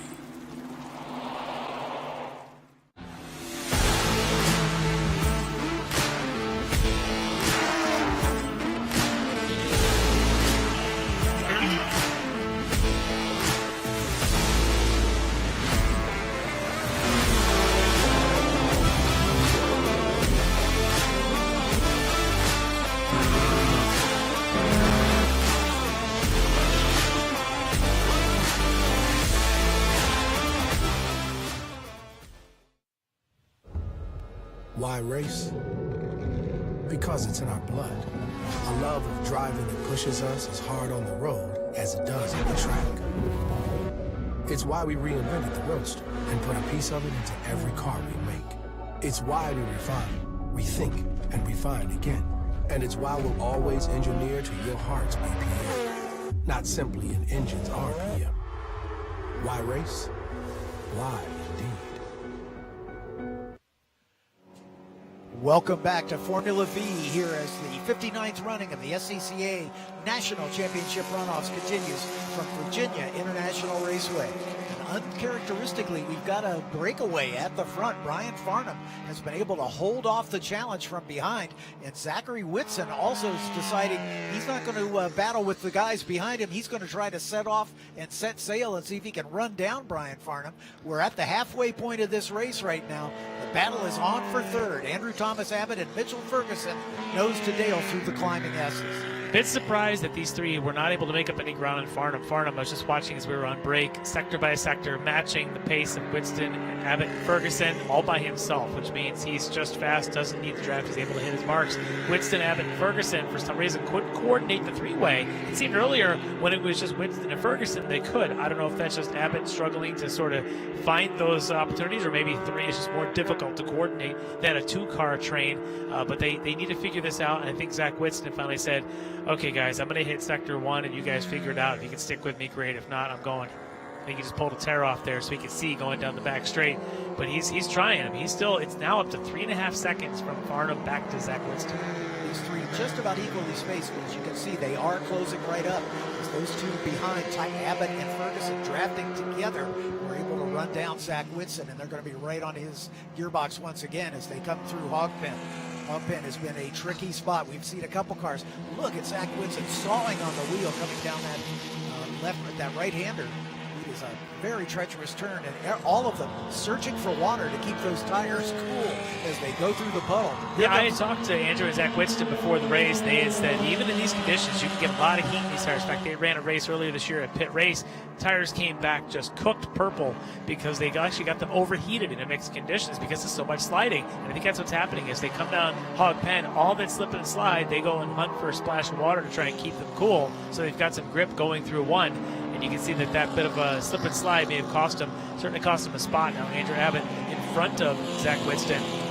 That's running wide over Winston. There's a lot of mud out there. He's going to give up a spot to Mitch Ferguson. These guys keep making mistakes one corner after another, but the one not making mistakes is Farnham out front. Yeah, he's just driving a clean race and getting the job done at the moment at least. So Andrew Thomas Abbott now leading this parade for second place honors as they work their way under the bridge. You can see Brian Farnham stretching his advantage as Andrew Thomas Abbott leading the way, but Zach Winston, just as he left our camera shot, going side by side with Mitchell Ferguson trying to take that spot back. Brian Farnham closing up on the back of a slower car. Then we turn our attention just behind that, Russell Fredericks and Trevor Carmody leading a parade of cars, including Steve Whitson, Jeffrey Vallejo, Downey Isley, Siebenaller up into fifth spot now, and I think that's him at the front of this group.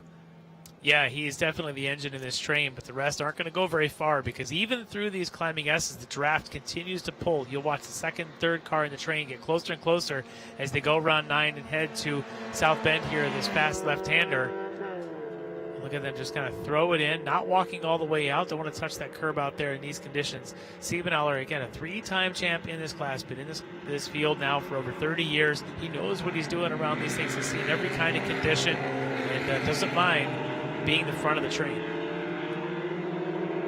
Russell Fredericks in the red 23, right behind him in the zebra livery on Trevor Carmody's number 7. Steve Whitson, the Whitson family colors, the yellow and blue livery. And then side by side, just behind him, Jeffrey Vallejo and Donnie Isley. Isley going to the outside. Here comes Carmody also getting alongside Fredericks, but then he falls back in single file. Steve Whitson kind of in the rocking chair there in the middle, but those two behind will catch up to him. Down the hill they come through the roller coaster. Down into Hogpen, a very tricky turn. Oh, look at speaking of Siebenthaler. tricky, Yeah, he absolutely sawing at the wheel. That's going to cost him some momentum. As this group of cars not necessarily hunting for that water like we saw from the lead group. So that number 7, Trevor Carmody, he is the second-gen racer there, son of Roy Carmody, who's actually gone into the V Hall of Fame this year. Oh, and we've got a car off again. That's the number 19 of James Brookshire. We saw him go off earlier. And he is into the grass once again. Wow, contact on his way to the grass. Absolutely. As he had a touch with the 74 car of Stuart Delaney, and that was right at South Bend, I think. It looked like it, yeah, as they were coming down. Wow, that's a lot more contact than we've seen. These races are usually very clean. Let's see, make sure that clears itself, because I think the last thing our leader wants right now is a full course yellow. Exactly, yeah. Brookshire, one of the rookies in the field out of the Central Carolinas region. So perhaps didn't quite anticipate enough clearance, as Siebenthaler has broken away just a little bit from this battle behind Russell Fredericks with Steve Whitson and Trevor Carmody. And the battle behind them between Donnie Isley and Jeffrey Vallejo. Isley with the advantage right now in that blue number 30 as they climb the hill toward the double apex right-hander at Oak Tree. Puff of smoke out of Siebenthaler's car, might have been a brake lockup. As the field behind now beginning to line up. Look at him snake into single file, knowing that that's how they're going to run down the leader. And there goes Whitson as he pops on the outside of Russell Fredericks.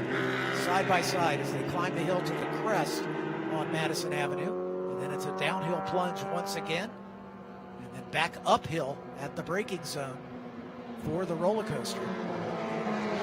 It's a delicate balance to try and be fast coordinating, and what you're seeing here as the 23 of Fredericks and Steve Whitson try and coordinate, they're not quite as precise as Siebenthaler is by himself. So while they can gain a little bit on the back straight, as they get into things like Hog Pen or maybe down through the 1-2-3 complex, they're just not quite as smooth as driving by themselves, which would explain a lot why Brian Farnham, our leader, is also be able to pull away from the group behind him, because it's just easier to hit your marks and be precise. Yeah, you'll lose 4 or 5 miles an hour on the straight, but you'll be gaining in all those places where precision matters. Carmody going for the pass on Steve Whitson, and now making it 3 wide is Donnie Isley as they head down into turn number 1. Little puff of smoke out of Siebenthaler's car on downshifts as he's blowing a little oil out of the tailpipe. But these are air-cooled Volkswagen motors. Anybody who's ever owned an air-cooled Volkswagen knows nothing unusual. Well, they are often called oil-cooled. Exactly right. Well, they are, actually. Yep. I had a 911, an air-cooled 911 back in the day. It was the first car I ever had where you had to buy oil by the gallon.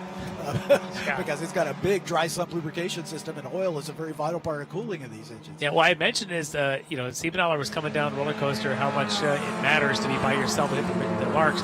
Watching that pack behind him to try and come through turn one and struggle because they just couldn't quite figure out who should lead into one because they all thought they would and give him the old, hey, follow me, but it doesn't work when you're 3 wide because you watch Siebenthaler able to pull away.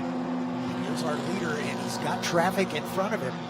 And right at the tail end of that group of cars that we've been following is Alex Scaler. He's just now coming back into the camera shot. We'll see if Scaler has got the pace. On the last lap, he was at a 2:19. The guys in front were in the 2:20. So Alex Scaler, remember, was one of the leaders in the early stages before he spun off. He is working his way back inside the top 10. It's the 15 of Brian Farnham with a 5-second lead, almost unheard of in Formula V for a car to be able to break away. So Farnham came at this with a vengeance, wanting to, redeem himself and thumb his nose at Sports Car, who didn't pick him to finish on the podium. Andrew Thomas Abbott and Zach Whitson going side by side into turn one. Sorry, Lefty. No, I was going to say, he definitely has that chip on his shoulder. When I talked to him a couple of days ago, and they were talking about how much work they've put in and the time and the effort, you could just see in their faces that they were calculating everything they were about to do heading out for their qualifying session. And it was the mom that said, that Sports Car didn't pick him. I just looked right at Brian and said, what does that do for you? He goes, it's a little motivation. A little extra motivation. Yeah, exactly right. Great battle for the bronze and the silver right now. Andrew Thomas Abbott holding off Zach Woodson. And then look at this battle as Russell Fredericks going inside Siebenthaler. Siebenthaler riding around the outside. Fredericks gets it sideways, but he maintains his position. And there's Carmody right there to pick up the pieces with Steve Whitson right behind him. Yep, Alex Scaler has caught that way group. Into this. And there he is, right behind Steve Whitson. He's a very aggressive young man. He's got a little red mist, I'm sure, going on as he's kicking himself for that mistake in the early stages. He's doing his best to make up for it. I mentioned earlier about Trevor Carmody's father, Ray, getting into the V Hall of Fame this year's class, including also in this field, Stephen Davis, the number 80, inducted into the V Hall of Fame this year, and Lisa Noble, of course, getting in this year. So very big honor for those three, for this crowd, this big family that is the V group. They all recognize the accomplishments of those that have come before, and I'm sure someday some more of the folks who are watching here will be into that Hall of Fame. It's a very cool honor. The late, great Bill Noble, of course, part of that family affair as well. So looking forward to that induction. Look at this train. It's just great. This is classic V racing here with Siebenthaler and Carmody out in front just a bit over Russell Fredericks. And here comes Steve Whitson and Alex Scaler there dueling with Donnie Isley, Jeffrey Vallejo right there as well. There goes Scaler alongside Isley. They're going to make it 4 wide down the straightaway here in just a second. Scaler going to try and find a spot because he would love to get by. He knows he's quicker generally than these guys, certainly in a place like roller coaster, but there's just nowhere to go. Side by side into roller coaster, that does not work usually. Russell Fredericks has to fall back in behind. Is Donnie Isley all the way up into that top spot in the 30? Big slide coming down there. Might have been Isley. Big twitch. Meanwhile, in front of them, Ferguson and Siebenthaler have pulled just a little gap on this group, but it won't last long. As we're getting into the closing stages here, we're working race lap 13. So next time by, the white flag will be in the air. Roger Siebenthaler still out in front of this group for 5th.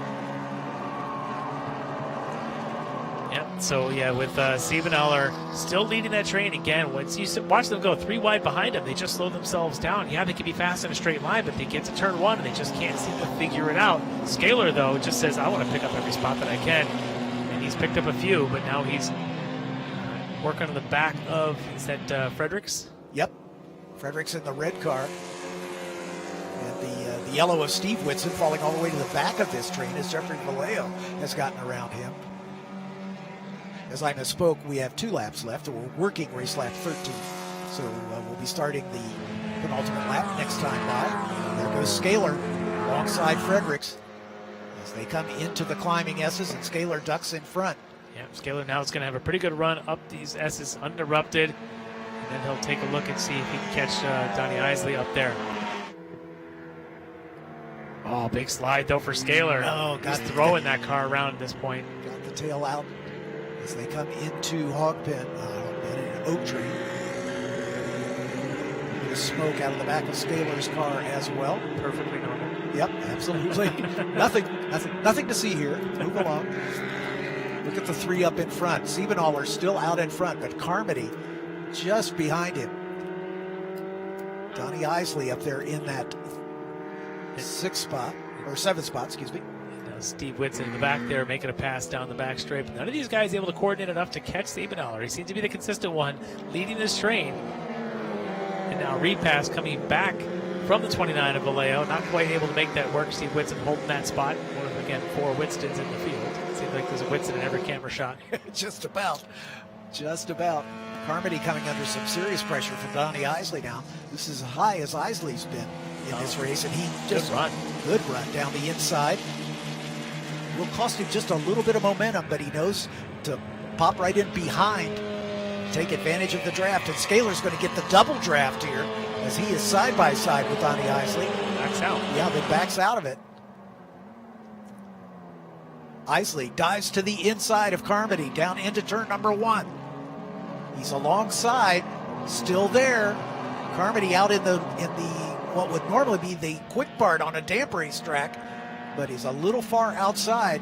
Isley able to hold on to the position, but that's allowed Scaler to get up. Here comes Carmody trying to take it again as they go through NASCAR. Now heading into the left hook in turn 4. Meanwhile, Siebenaller getting away up at the front. He is, but Zach Whitson and Andrew Thomas Abbott have gotten it down to about 3.5 seconds, so we're not completely ignoring that. We know it's there. If it gets any tighter, we'll go back to it. But this battle of these 6 or 7 cars is a lot of fun to watch. This is just classic V racing, swapping corners, every little opportunity for a short straight, a little bit of draft. And now Scaler able to use that to get on by Isley. And now he's going to see if he can catch his good friend Roger Siebenaller. Again, Roger loaned his car to Alex for the 2020 runoffs at Road America. Alex didn't bring it back in full form, so there's a little bit of a grudge there. But we'll see if the experience of Siebenaller now is going to fight against his good friend Alex Scaler. As Roger, a little bit of slip there going under braking. That's going to bring him right into the clutches. He goes wide. Roger's off into the dirt, and he's going to spin right in front of Fredericks, but able to avoid it. An uncharacteristic error by the veteran Siebenaller. As here comes Brian Farnham all by himself out of Medina, Ohio. Brian across the line, imperious in this race. What a surprise. Usually these Formula V races are nail biters right down to the last, but this one, Farnham well out in front, but this battle for the silver and the bronze is not yet settled. Yeah, Farnham was the runner-up last year to Andrew Whitson. Andrew Abbott was 3rd last year, and he's up in this battle again, but Farnham wants that redemption. He wants that top spot. Tired of being the bridesmaid out here. And Andrew Thomas Abbott has been in the top 3 a couple of times. Back in Road America 2020, Andrew Thomas Abbott was 3rd. And as I mentioned, he was 3rd also last year at Indy. So he wants to not be on the 3rd step. He would like to move on up a spot if he can. We've already seen a multi-3rd time finisher once earlier in a race today. I don't think Andrew Abbott wants to be the next one. So with that spin by Roger Siebenaller, Donnie Isley takes over that 5th spot, but Alex Scaler right there with him. But as we follow this battle for 2nd, it is a dandy.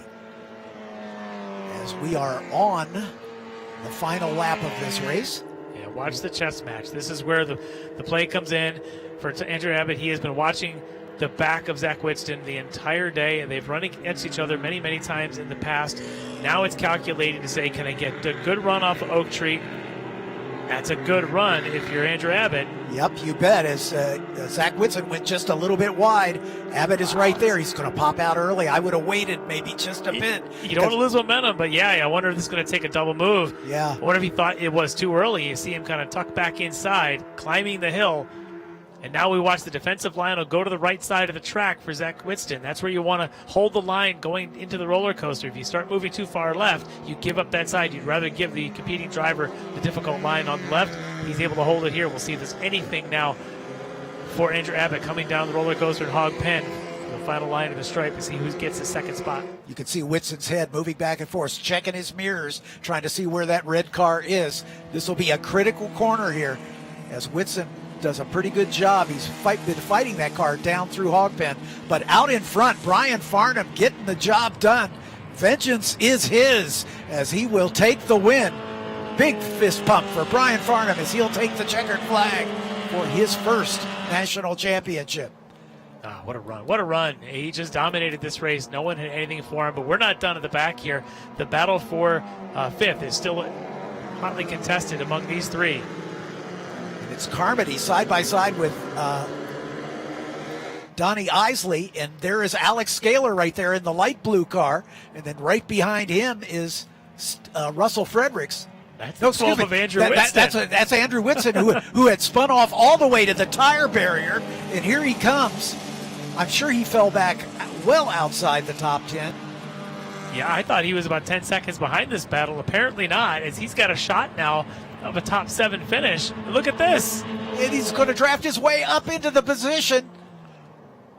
What a great recovery drive for Andrew Whitson. He was all the way back to 25th on lap 2. To 5th. And he finishes in 5th spot. My goodness, the drive of the day so far. Andrew Whitson, my goodness, I would have never guessed that. No, I did. I was shocked to see the red and white car that close to that pack. I thought that can't be the same car, but what a run. Oh, man, great job for Andrew Whitson. It's just a shame he wasn't able to stay at the front. I mean, without that spin, he would have been a real factor for the win here. Oh, goodness gracious. But take nothing away from Brian Farnham. Led from the pole and did just what he needed to do. He got out front and was able to maintain that advantage. That wave, I bet, was to one of his crew, probably spotting for him there at Oak Tree Bend. A bit of a point to him. Always throwing the thanks out. None of this happens alone. And for Brian, he and his father working hard together to get this thing fast, and it paid off big time. Look at this unofficial unofficial listing of our top 10. Brian Farnham with the win. Margin of victory just over 2.5 seconds over a hard-fought battle. Zachary Whitson able to hold off Andrew Thomas Abbott for the silver medal. Mitchell Ferguson in a lonely 4th spot. And then Andrew Whitson in that great recovery drive, literally on the last lap, passing a half a dozen cars and works his way up into 5th spot. Trevor Carmody, Donnie Isley, Alex Scaler, Russell Fredericks, and Steve Whitson rounding out the top 10. Roger C. As we got the highlights, look at him spread out 4 wide behind the orange number 15 of Brian Farnham. As Alex Scaler right there behind him in the early going. And the man who finished 5th in 3rd spot right there. Yeah. Andrew Whitson. What would have been. And then look, Jenner John going around early. Andrew Whitson to the front as they come down the hill, and this is where it all goes pear-shaped for Andrew Whitson. He drops that wheel off just outside of our camera shot, all the way to the tire barrier, falling all the way back to 25th position. Scary moment here as the car of Brookshire coming together, and then you can see Fredericks getting sideways at turn number 1, and then here's the veteran Roger Siebenaller going way wide at Oak Tree Turn. As he comes back on the track right in front of Fredericks, who's able to take evasive action. Siebenaller eventually recovering for a 12th place finish. But this is the guy who had it all going his way. Brian Farnham, a lights to flag victory as he will take his first national championship. Can't wait to hear from him. Oh, you betcha. As he's around on his cool down lap. In fact, there he is with Hayward Wagner, and Hayward just waiting for him to get unsuited, get the helmet off, and we'll have a word with him. Hayward has got the man, and he's, look at that broken shock. Hayward, what's the deal?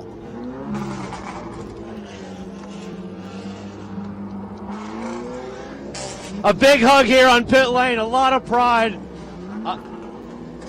These guys worked really, really hard for it. I don't know where to start. Are we going to talk about the shock? Yeah, the shock broke about halfway through the race. It was dragging on the ground in the front of the car, and I was getting a lot of wheel hops, so just trying to manage the car and manage the gap after that. So Guys in the booth talked a lot in this race about a little bit of a chip on the shoulder, a little bit of a come and prove something. What does this win feel like to you now that you have it? It's great. I mean, we've been close a few times here, so it's just great to get the off our shoulders and, obviously come through. And it's a tough race. Obviously started raining right at the end, too, so that was slick, but it was just today was my day, which is great, so I'm really excited. So I'm sure you have some people to thank. It looks like there's a real happy guy right over there. Thank you to my dad. We've been doing this for so long, since I was little, and it's just great to give it to him. My wife, Olivia, my mom, Jim Carney with Carney Driver Development did an awesome job. Alan Adderley, who built the car, Mike and Al Verisons, Ray Carmony's done so much for me.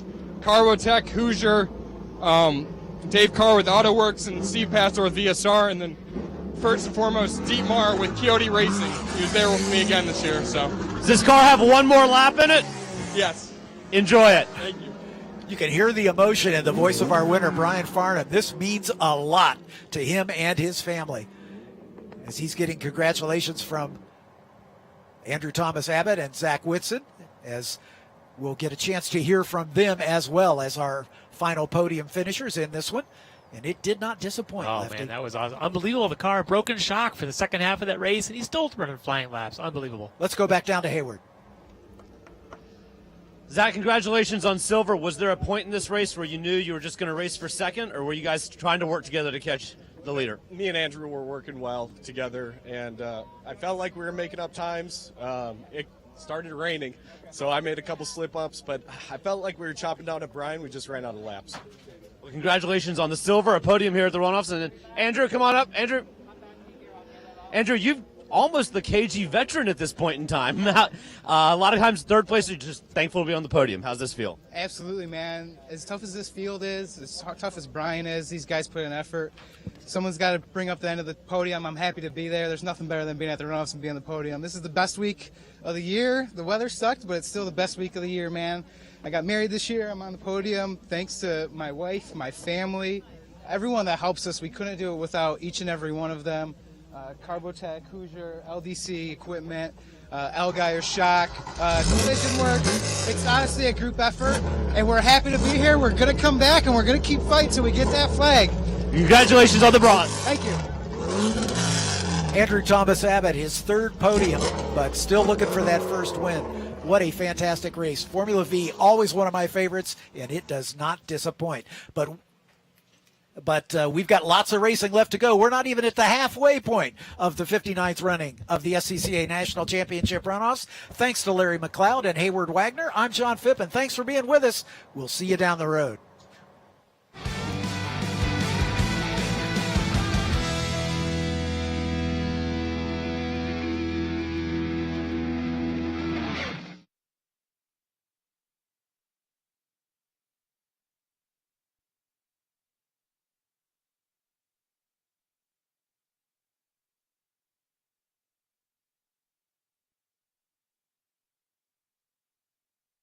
Snaking it.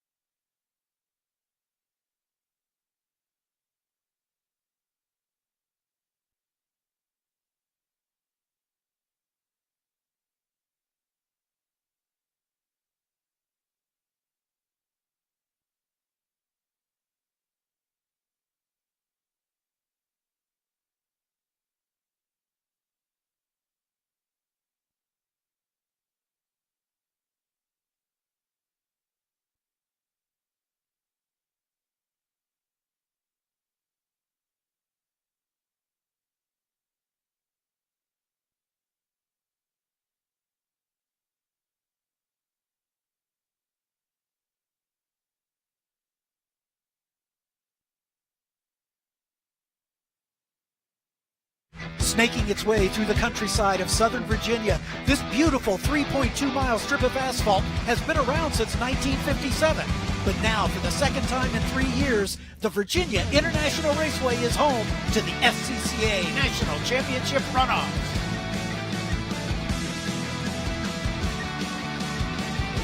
Welcome to the 59th running of the SCCA National Championship Runoffs, our broadcast presented by Mazda. And how appropriate. Ladies and gentlemen, the biggest field at the runoffs almost always is this class, and this one is no exception. 60 Spec Miatas just about to take to the track for one of the feature events of the weekend, I think, no doubt. Sitting alongside me, Tom O'Gorman, 4-time solo national champion. Tom, there's all kind of stories coming up on this one. Almost too many to tell in such a short race, but we are here for the National Championship Runoffs, the one that so many people lean forward in their chairs for here at Spec Miata, and a little bit of drama already. You see a dry line on a racetrack that has not been dry for over 36 hours. It has been just pouring rain here in Virginia, but it is dry, something the drivers didn't really expect, but I think a lot of them are probably pretty happy about. The only problem with that is there's a little bit of mist in the air, so there's probably some nervous guts on pit lane.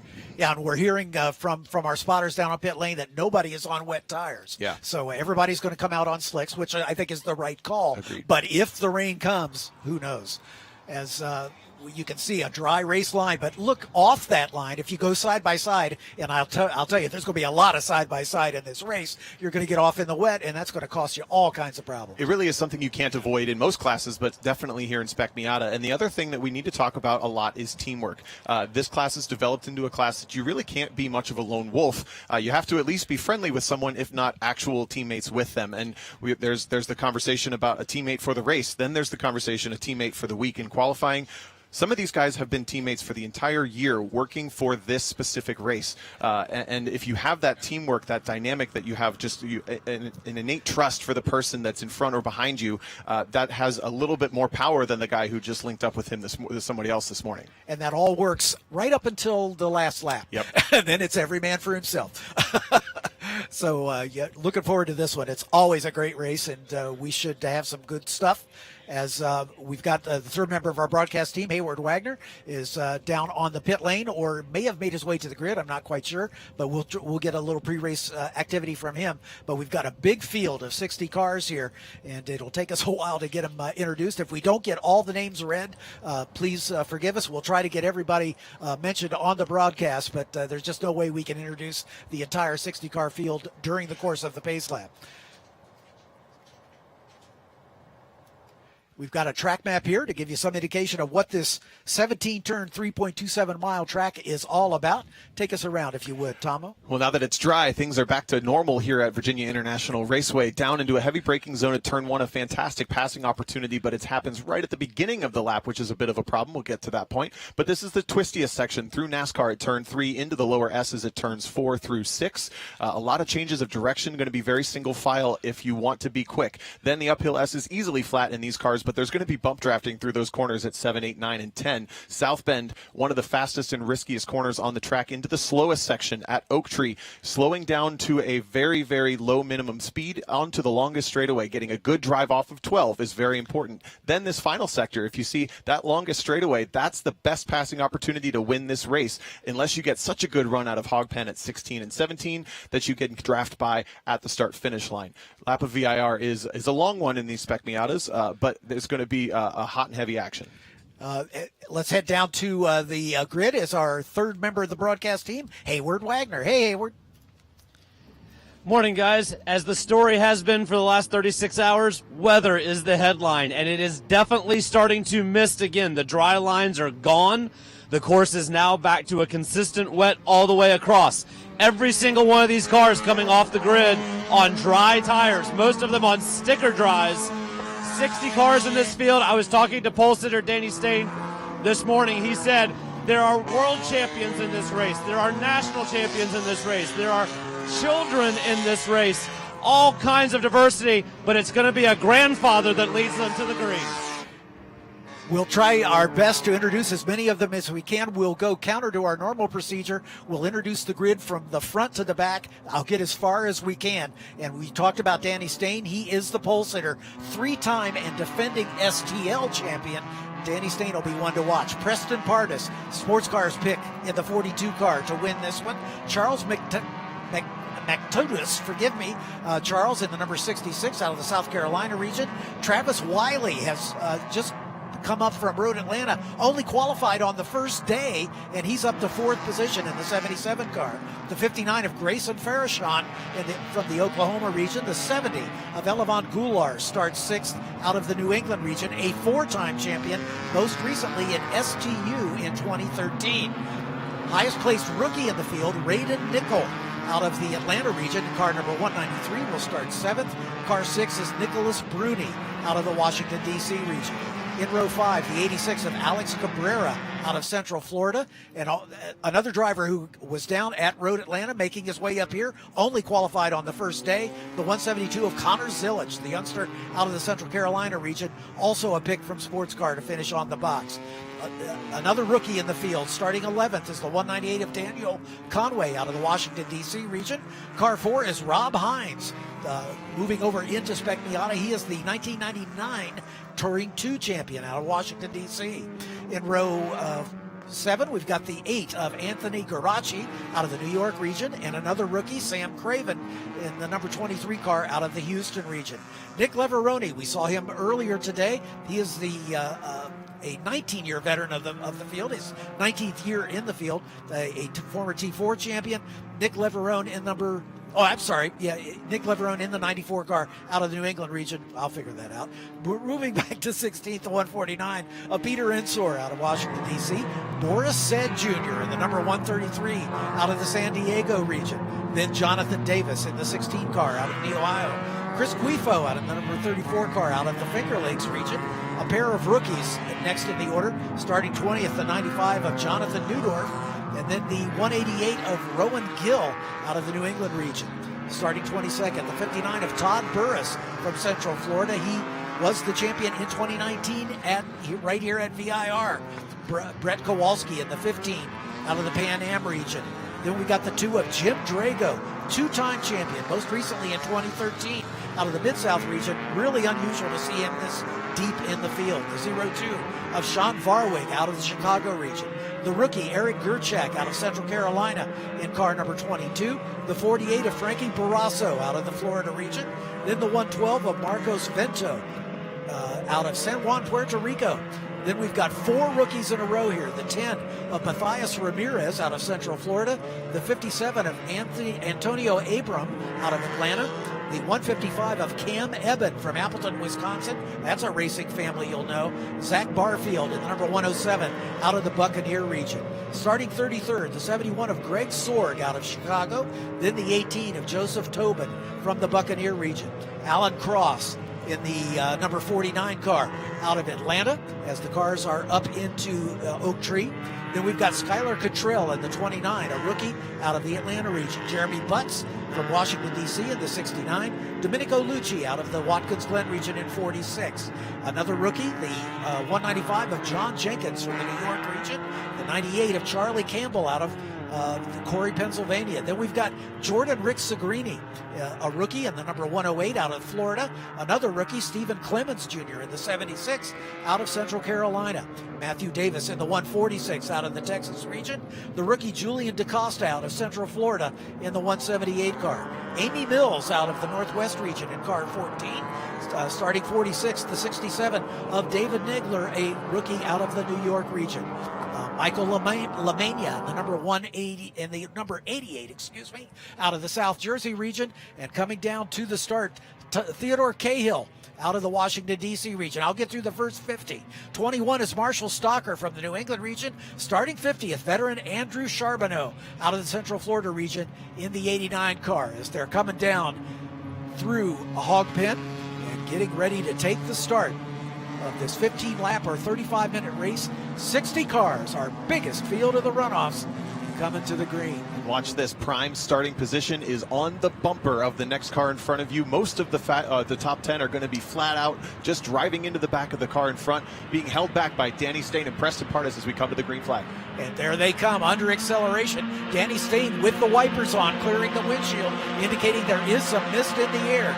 Look at these cars locked together like Lego blocks as they come down into turn number 1. Stain on the inside, Pardis on the outside. Stain with the line, but Pardis is right there. If Stain goes a little wide, he can force Pardis off onto the damp spot. But right at the moment, it looks like Stain's going to hold the lead as they head toward NASCAR. Unbelievably, everybody through turn 1 without a spin. There's Danny Stain at the point, the 42 of Pardis, right behind him, and then side by side, but back to Stan Wiley.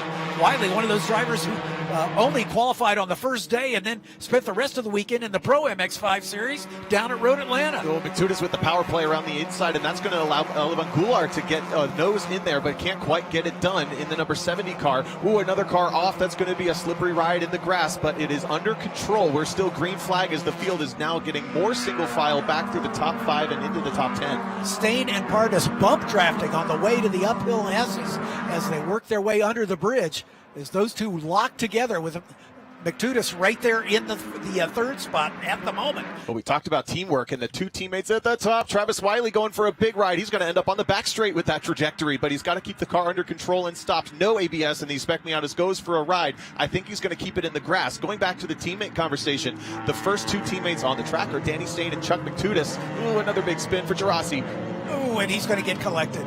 We're spinning right in the middle of the racetrack, but he's able to get out of harm's way with a little help. He's going to stay there until the field works its way through. The best strategy for Pardis is playing out, actually, to push the teammates away from each other, put Danny Stain way up in front of his teammate that he wants to work with, of Chuck McTutis, there in the top 3. And now Pardis looks to the outside, Chuck McTutis staying within touch, and they've broken away from Levan Goulart just a bit. Look at this scrap. And then right behind them, the 55 going side by side as they head down the hill.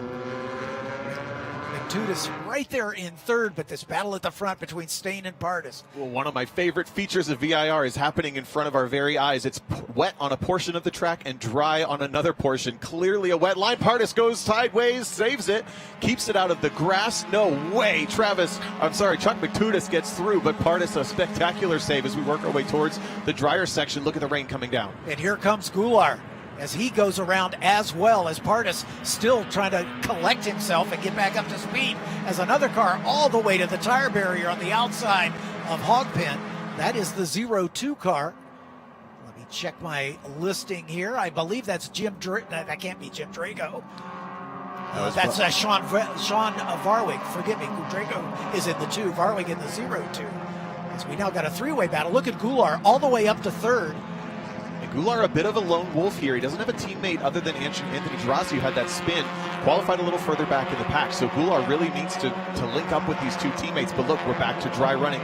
Everybody just collected a little bit of data on the back half of the track. There's going to be a lot of cautious driving on that half. High risk, high reward as the top 10 now kind of streaming through. We're taking a look at that. That is Farishan, Bruni, Zilic. Zilic moving up a couple of spots that first lap. But it is the teammates, what nobody wanted to see except those two, Danny Stain, Chuck McTutis, in lockstep. Bump drafting isn't even ideal. They want to be pushing all the time.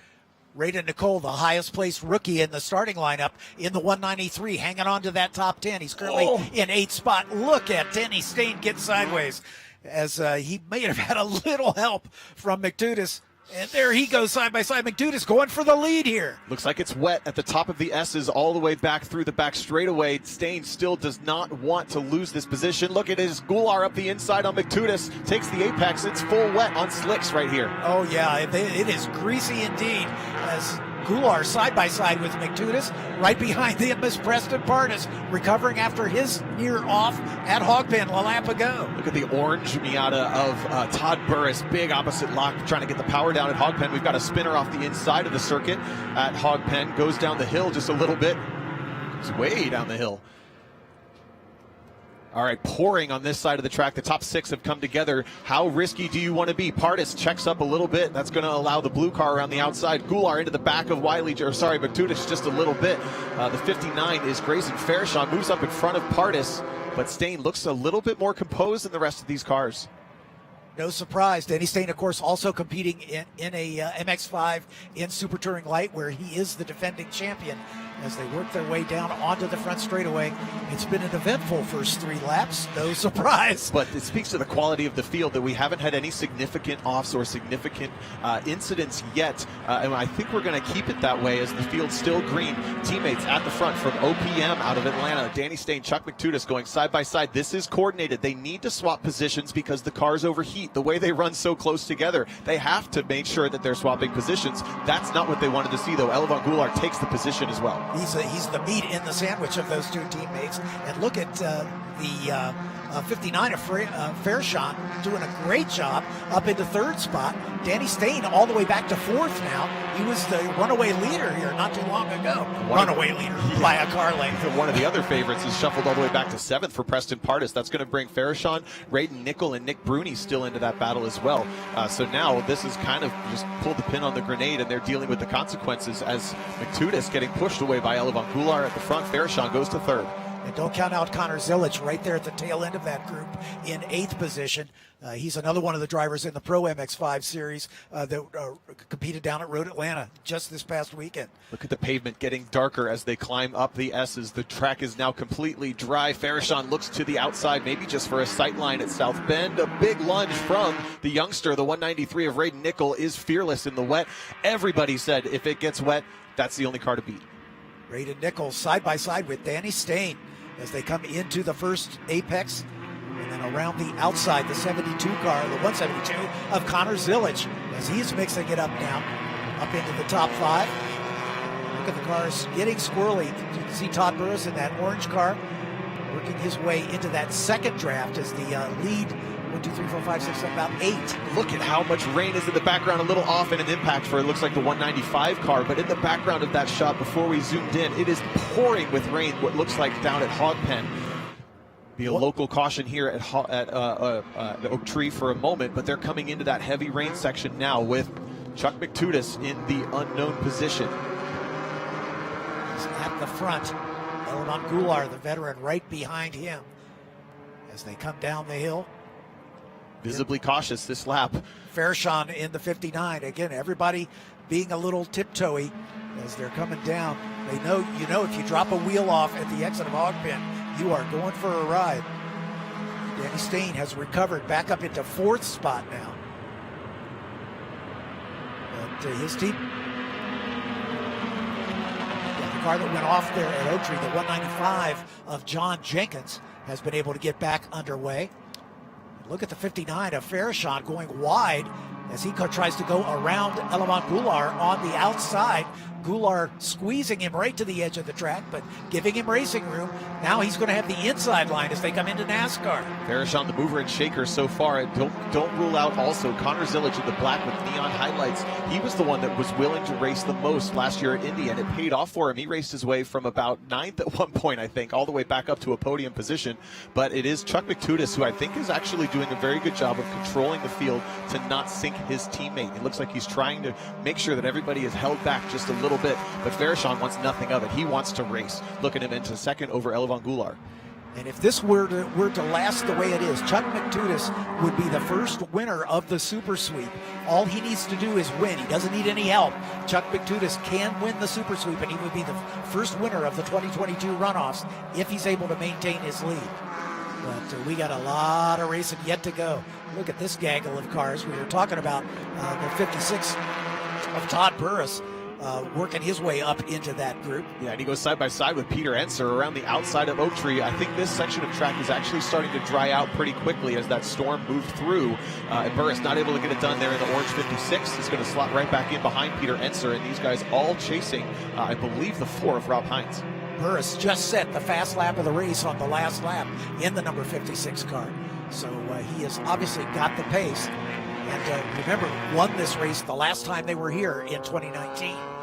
McTutis still with the lead, but stuck right on his back bumper is Grayson Fairshon. Right now, Preston Pardis seems to be the weakest car in this front group. He's kind of broken back and held back the 6 of Bruni and the 193 of Nickel, and Nickel has slipped all the way to the back. Maybe took a little bit too big of a risk and slipped to the back of this top, call it top 8 group. but we're still in very early stages here, just about to complete race lap number 4. Chuck McTutis with his dreams of a super sweep here. The super sweep, of course, winning the U.S. Majors in your conference, winning the Hoosier Super Tour, and winning the runoffs. It's probably the most difficult trophy for a road racer to win. Little push right before the braking zone. Farashon pops to the outside. McTutis defends to that inside, but this is how Farashon got by Goulart. Is he able to loop the outside one more time? No, McTutis shuts the door. Goulart is going to close back up. Farashon for the over-under to the inside from turn 1, outside for turn 2. McTutis able to maintain that position. Alevon Goulart just behind him, and look at Connor Zilich as he has gotten around the pole sitter, Danny Stain. He's now up to 4th. Zilich flying right now. Stain slipping back. Wow, McTutis really slinging his car through in the lead. The field really compressing here in the tighter corners at the lower S's. Through the snake they come, looking like a snake as these cars. And Todd Burris continues his charge up to 9th last time by after starting well back in the field. He qualified 22nd. Look at this 4-car train. Danny Stain falling off the back of this group. He is, and that's because they're bump drafting through the S's. They'll even bump draft at the apex of South Bend as they come into view here. Watch, he's going to close up to the bumper and then push through the exit on Goulart is Connor Zilich there in the black and highlighter yellow. Kind of 2 pairs of cars working together, and that's actually allowed through the braking zone Danny to get back. He needs a good exit right here. Ooh, big slide for Farashon.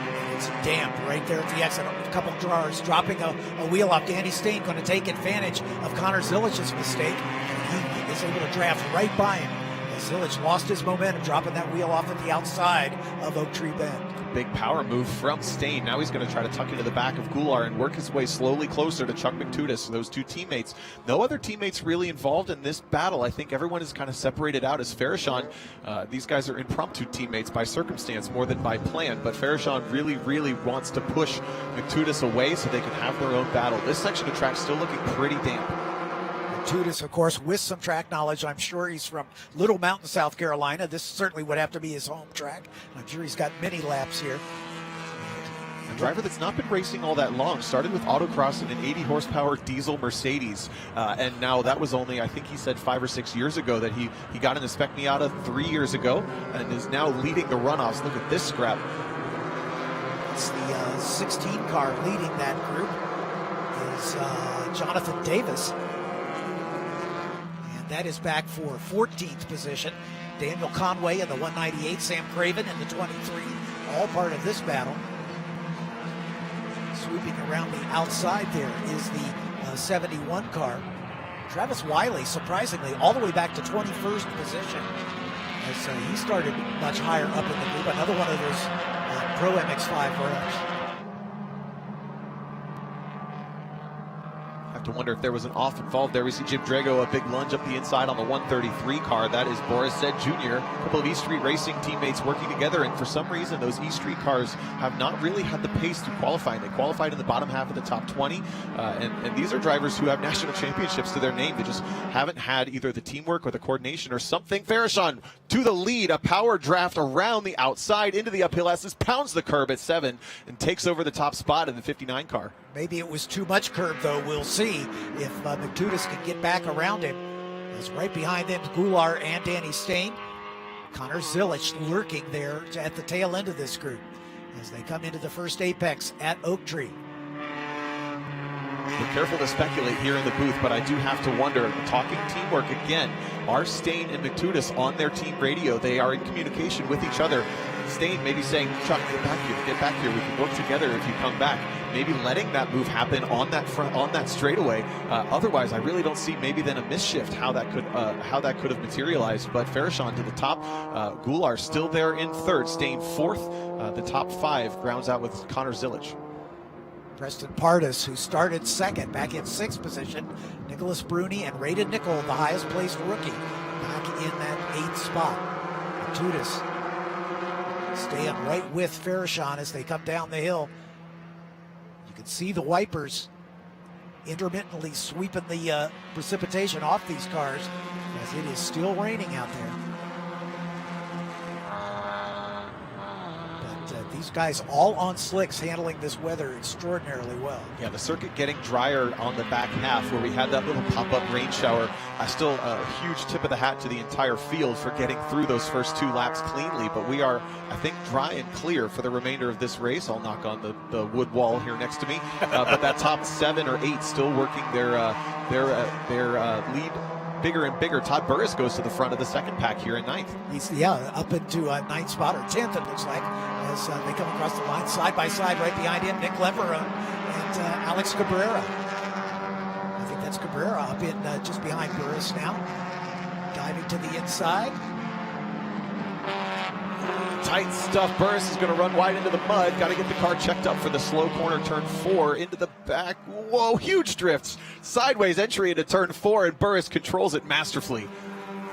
Cabrera hanging on to the position, but Burris making up for that off course, dropping a couple wheels off there at turn number 4. As this is the second draft, if you will, starting in 10th position. Losing minimal time, so that's going to be Axel Cabrera, then Todd Burris. Nick Leveroni, I think, was in this pack somewhere. There he is, 5th now. He was 3rd in this pack last time through the line. We're about halfway through this exciting SPEC Miata race. Let's just take a brief pause as we thank some of the partners making this broadcast possible.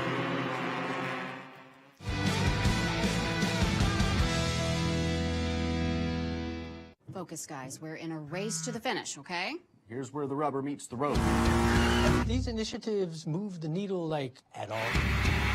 Well, let's shift gears a minute. We're really kind of at the apex here. We need to put the pedal to the metal. We need to nail those hairpin turns, cross that finish line, and take that checkered flag. Woo! Hit the track with the world's largest motorsports calendar, track day insurance, and more. Hagerty. Let's drive together.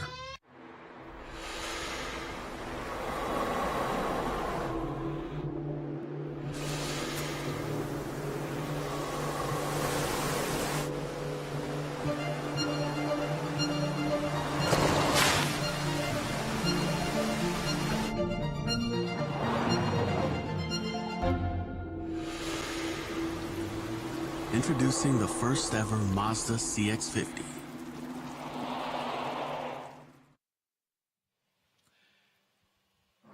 Welcome back to a thrilling battle for SPEC Miata here as we're at the Virginia International Raceway for the 59th running of the SCCA National Championship Runoffs. This is the battle for the lead. Grayson Farashon in the blue car, Charles McTudis in the number 66, the black with yellow accents, working his way through NASCAR. Right behind him, the silver of Elevan Goulart, and then Danny Stain. Right behind him, the pole sitter and 3-time national champion. Connor Zilich in the black car with the Dayglow highlights, if you will. And right behind him, Preston Pardis, who started on the front row, but has been mired just outside the top 5 for much of this race. Nicholas Bruni bringing up the rear of this lead draft. This has been the chaos battle, though, for about 9th. Axel Cabrera, I think, is just leading this battle, perhaps, but there's Jim Drago involved. Actually, no, this is a little further back, about 17th on the field. But this scrap has not gone single file for a couple of corners now. Yeah, Zach Barfield in the 107, Jim Drago, Charlie Campbell, all involved in that battle. Again, really a surprise to me that the East Street Racing guys have not been able to get closer to the front. Drago, like I think a 3-time champion in his own right, 2-time champion, most recently in 2013, just not on the pace here. At least not to run with the front runners anyhow. Whoa, big contact between Charlie Campbell and the black car just behind. They sorted it out. That's the 133 again of Boris Said Jr., who's had a pretty eventful race. They tried to go side by side into those uphill S's, and that was not going to work.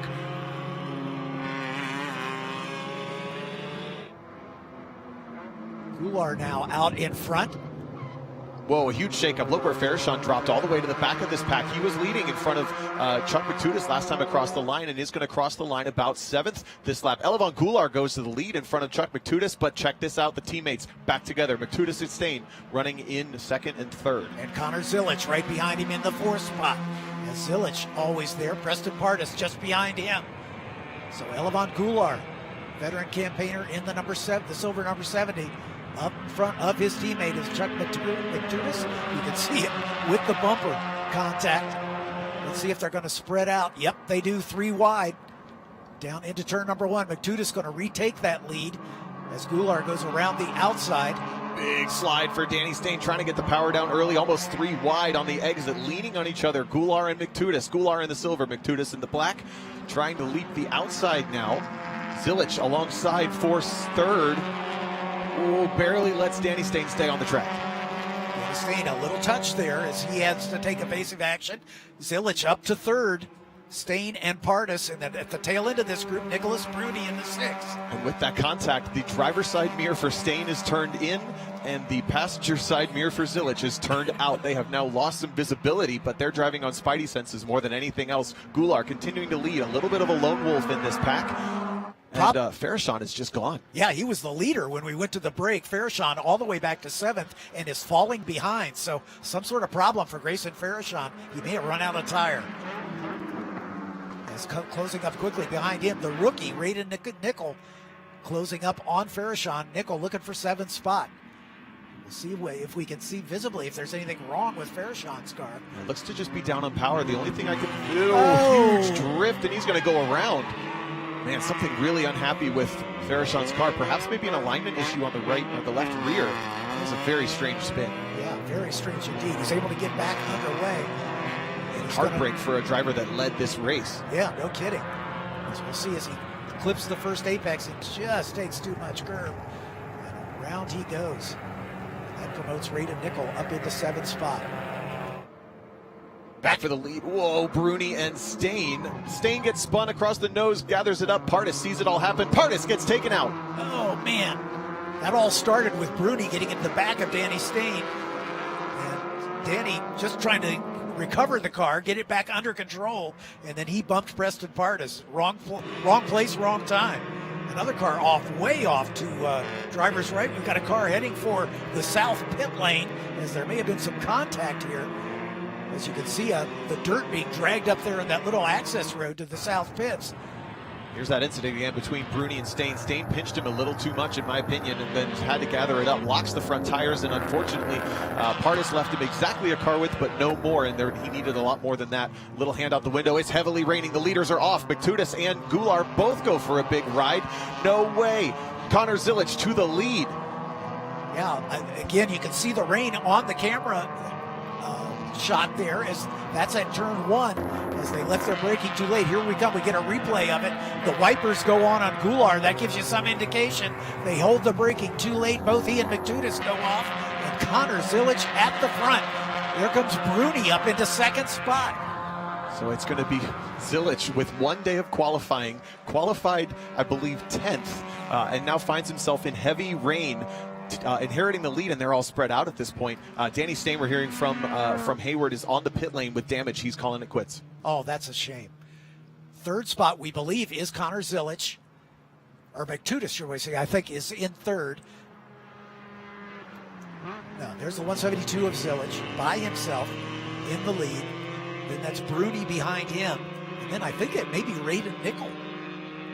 I believe you're right. It is the 193 of Raiden Nickel that also survived by just being a little too far away from these incidents to have any involvement in them. He's just kind of inherited this podium position, but you can see very, very wet on this half of the track now as more changing conditions. The top 2 cars both missing their passenger mirrors, pointing in the right direction. Now this battle is getting very exciting. Farahshon continues his dramas. He's off into the slippery grass. And Todd Burris right up there into the thick of it now. I think that's Leveroni just in front of him. 4-car train working their way up the hill. Burris dekes out to the outside, bringing 2 cars with him. That'll give him the added momentum to get to the front as they get to the top of the hill for Roller Coaster. Look at the speed they get to carry past Axel Cabrera. Now Jonathan Davis and Cabrera are going to go side by side into the corner there. The 86 white car is Cabrera that just lost 3 positions. Now the 94 Nick Leveroni. Yeah, the 94 is a different look to Leverone's car, so we missed him in all of that shuffle, but he is in the plain black car now in 2nd. Burris getting away just a little bit, but it's not going to last very long. Work their way onto the front straightaway. Burris up into, looks like 8th spot. Leveroni just behind him. of the former race leaders, has rejoined this battle after his off. Chuck McTudis in the background with the black and yellow, just kind of hanging back. Lots of attack down into turn one, heavy rain. Jonathan Davis tries the outside, 3 wide at the apex, and it's a big slide for Cabrera. This is epic stuff. Todd Burris also losing traction. Jonathan Davis, a Mid-Ohio specialist, finds the rain line and goes straight to the front in that number 16 car with the red panel on the side. And I think this is now the battle for 5th. Timing and scoring, we need more timing loops. Oh, a big mistake for Jonathan Davis. Locks up, and now Todd Burris gets the position back. Burris and Davis still side by side through the snake. Burris has to go a little bit wide, climbing over the curb. Burris got that car up on 2 wheels and has taken the elite of this group once again. Looks like Davis was kind of pushed off the right side of the track and lost a lot of drive off of the lower S's. He didn't get to rejoin until halfway down that straightaway, so he went from front to mid in this whole pack. Axel Cabrera found his way back up to the front, but big tire rub. There's some damage. He might have to worry about cutting that tire in the white with neon orange accents in the second position. There's McTudis, who was in the lead draft after that off-course excursion, carrying the braking a little bit too late into the first turn a lap ago. Finds himself mired back in 9th position. So that is Nick Leveroni at the front of this pack, again, for what we believe to be 5th. Zilich, Bruni, Nickel, and Pardis seem to still be up in front of this dozen-car battle for 5th. Dozen cars, about right. Leveroni with the advantage right now as they climb the hill up over the crest of Madison Avenue. Chuck McTudis picks a new dancing partner in Todd Burris, pushes him up towards the back of Axel Cabrera. Those are the 3 cars on the far right of your screen. Goulart, a former race leader as well, is in this one for 5th, as well as a bunch of cars we haven't even had the chance to talk about yet. That's the 23, it looks like, of Sam Craven, losing a position to the 198 of Daniel Conway. Grayson Farashon, former leader, back in 15th now as they come to the line. Connor Zilich, your leader. Well, we're seeing a full-course caution. Somebody is off as we can see the wreckers beginning to roll. I'm sure Connor Zilich did not want to see that, and it's Matt Davis into the tire barrier. And that's up at Oak Tree. So while we've got a break here under this full course yellow to recover Matt Davis's car, let's just take a quick break and thank our partners at Mazda.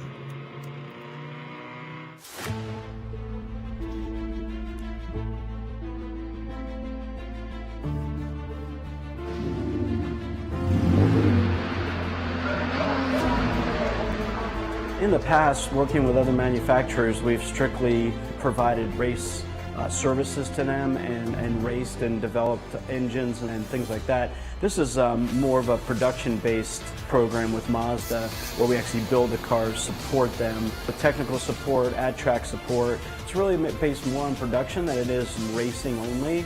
It all leads into the same game. It's on-track performance, making a better product for Mazda. We start off by removing all the interior panels. We do leave some electrical components leaved on because we have to be ready for the welding process to make sure we don't arc or short anything out. Our internal welders get together and we start MIG welding all the base plates inside the car. Again, the car, before it's welded, has to be prepared to make sure it's nice and clean. After the car is welded with this beautiful roll cage, which is an FIA homologated roll cage that's been approved by the FIA to race all over the world. It gets prepared, gets taken over to the paint shop where David, our painter, an amazing job gets performed, and he coats the entire car, the interior, the roll cage to make sure. We installed the header, the exhaust system. They move on to the suspension, the brake system. We install the dashboard back in with the new additional harnesses. We also installed the new Bosch ECU. If a customer selects the option to have a seat, we also install the seat.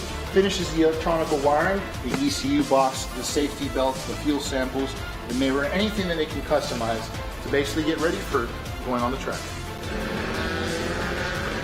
Mazda, ourselves, and Anderson Promotions are all looking at other manufacturers and competitors coming into the series, so we're trying to elevate the complete MX-5 Cup brand across the entire industry. One of the biggest was joining up with IMSA. We've had great expansion, exposure. It's been all around just a big improvement for both Mazda, the series, FLIS, everybody involved. This series has definitely become something along the lines of the pro ladder. Guys that are coming out of go-karting, they want to be in the most competitive series that's out there. This is where you need to be right now. It's all the best kids that are coming up. The competition level is incredible. I think the platform that Mazda has created, not only with the MX-5, but their whole complete product line, it's just such an enjoyable car, and people just match with them very well. Once they've driven a Mazda, they always want to drive a Mazda. It's just a phenomenal product, and it really empowers driving and the feel of driving and the feel of an automobile. Clearly Mazda, one of the foundations of SCCA racing. And we're back to Virginia International Raceway with this full course yellow, the Mazda safety car bringing the field around. Connor Zilich, one of the competitors in that Idemitsu MX-5 Cup. That spot you just saw gives a good demonstration of the next step for a lot of these drivers that are familiar with running club racing and SPEC Miata, want to getting into the pro ranks. The MX-5 Club may be the best racing in North America. They've got, if you've seen any of the finishes of some of those races, coming to the line 4 and 5 wide with microseconds literally separating first through fifth on some of these races. It's great racing. So we're hearing that the caution is for Morissette Jr. in the 133 car off, obviously right where we're looking in turn 3. Waiting on further reports from that, as well as that slight off from Matt Davis we saw over at Oak Tree. We have 2 laps remaining and about 4 minutes on the clock, so we're waiting to see whether or not we'll get any form of finish on this race, but already so much has evolved in this race or happened. But Connor Zilich has that lead. Nick Bruni second, Raiden Nickel third. Pretty much Bruni and Nickel inheriting those podium positions due to, well, all of them really, due to offs in a surprise pop-up rainstorm down the front straight into turn 1, where the current leaders were Chuck Tudis and Elevan Goulart, both sending it off the track in those tricky conditions. No warning, and they were the first cars to get to it. Everybody else kind of responding to that, but we have former leaders now peppered through this entire race because of how far they've all dropped down. Yeah, and again, hopefully we'll get a restart here before we run out of time with about 3 minutes left. That's looking unlikely as Connor Zilich taking over the lead. And Raiden Nickel has got to be the story of this race, making his first runoffs appearance, only his second year of racing. He is 15 years old and fearless, I'm told. Yeah, a lot of the drivers I talked to, I got to talk to Raiden Nickel's dad, and he was sharing a lot of the experience that driver has. But the other competitors looking from within the class, they all said, be worried about that number 193. If it rains, everything goes out the window, and he's fearless. He has great car control, and he will drive away from the field. So we'll see if he gets his opportunity to do that. But right now, Connor Zilich, with 1 day of qualifying, qualified 10th, and just returned from Road Atlanta driving that MX-5 Global car, jumps into the 172 NB Miata and finds himself, due to strategic battles and strategic patience, leading this race under full course caution. As far as he's concerned, we're going back to racing, keeping those tires nice and hot. Yeah, everybody's snaking away to keep as much temperature under the tires as possible in case we get to go back racing, as we are about to complete race lap number 13. Restart this time by is what we're hearing.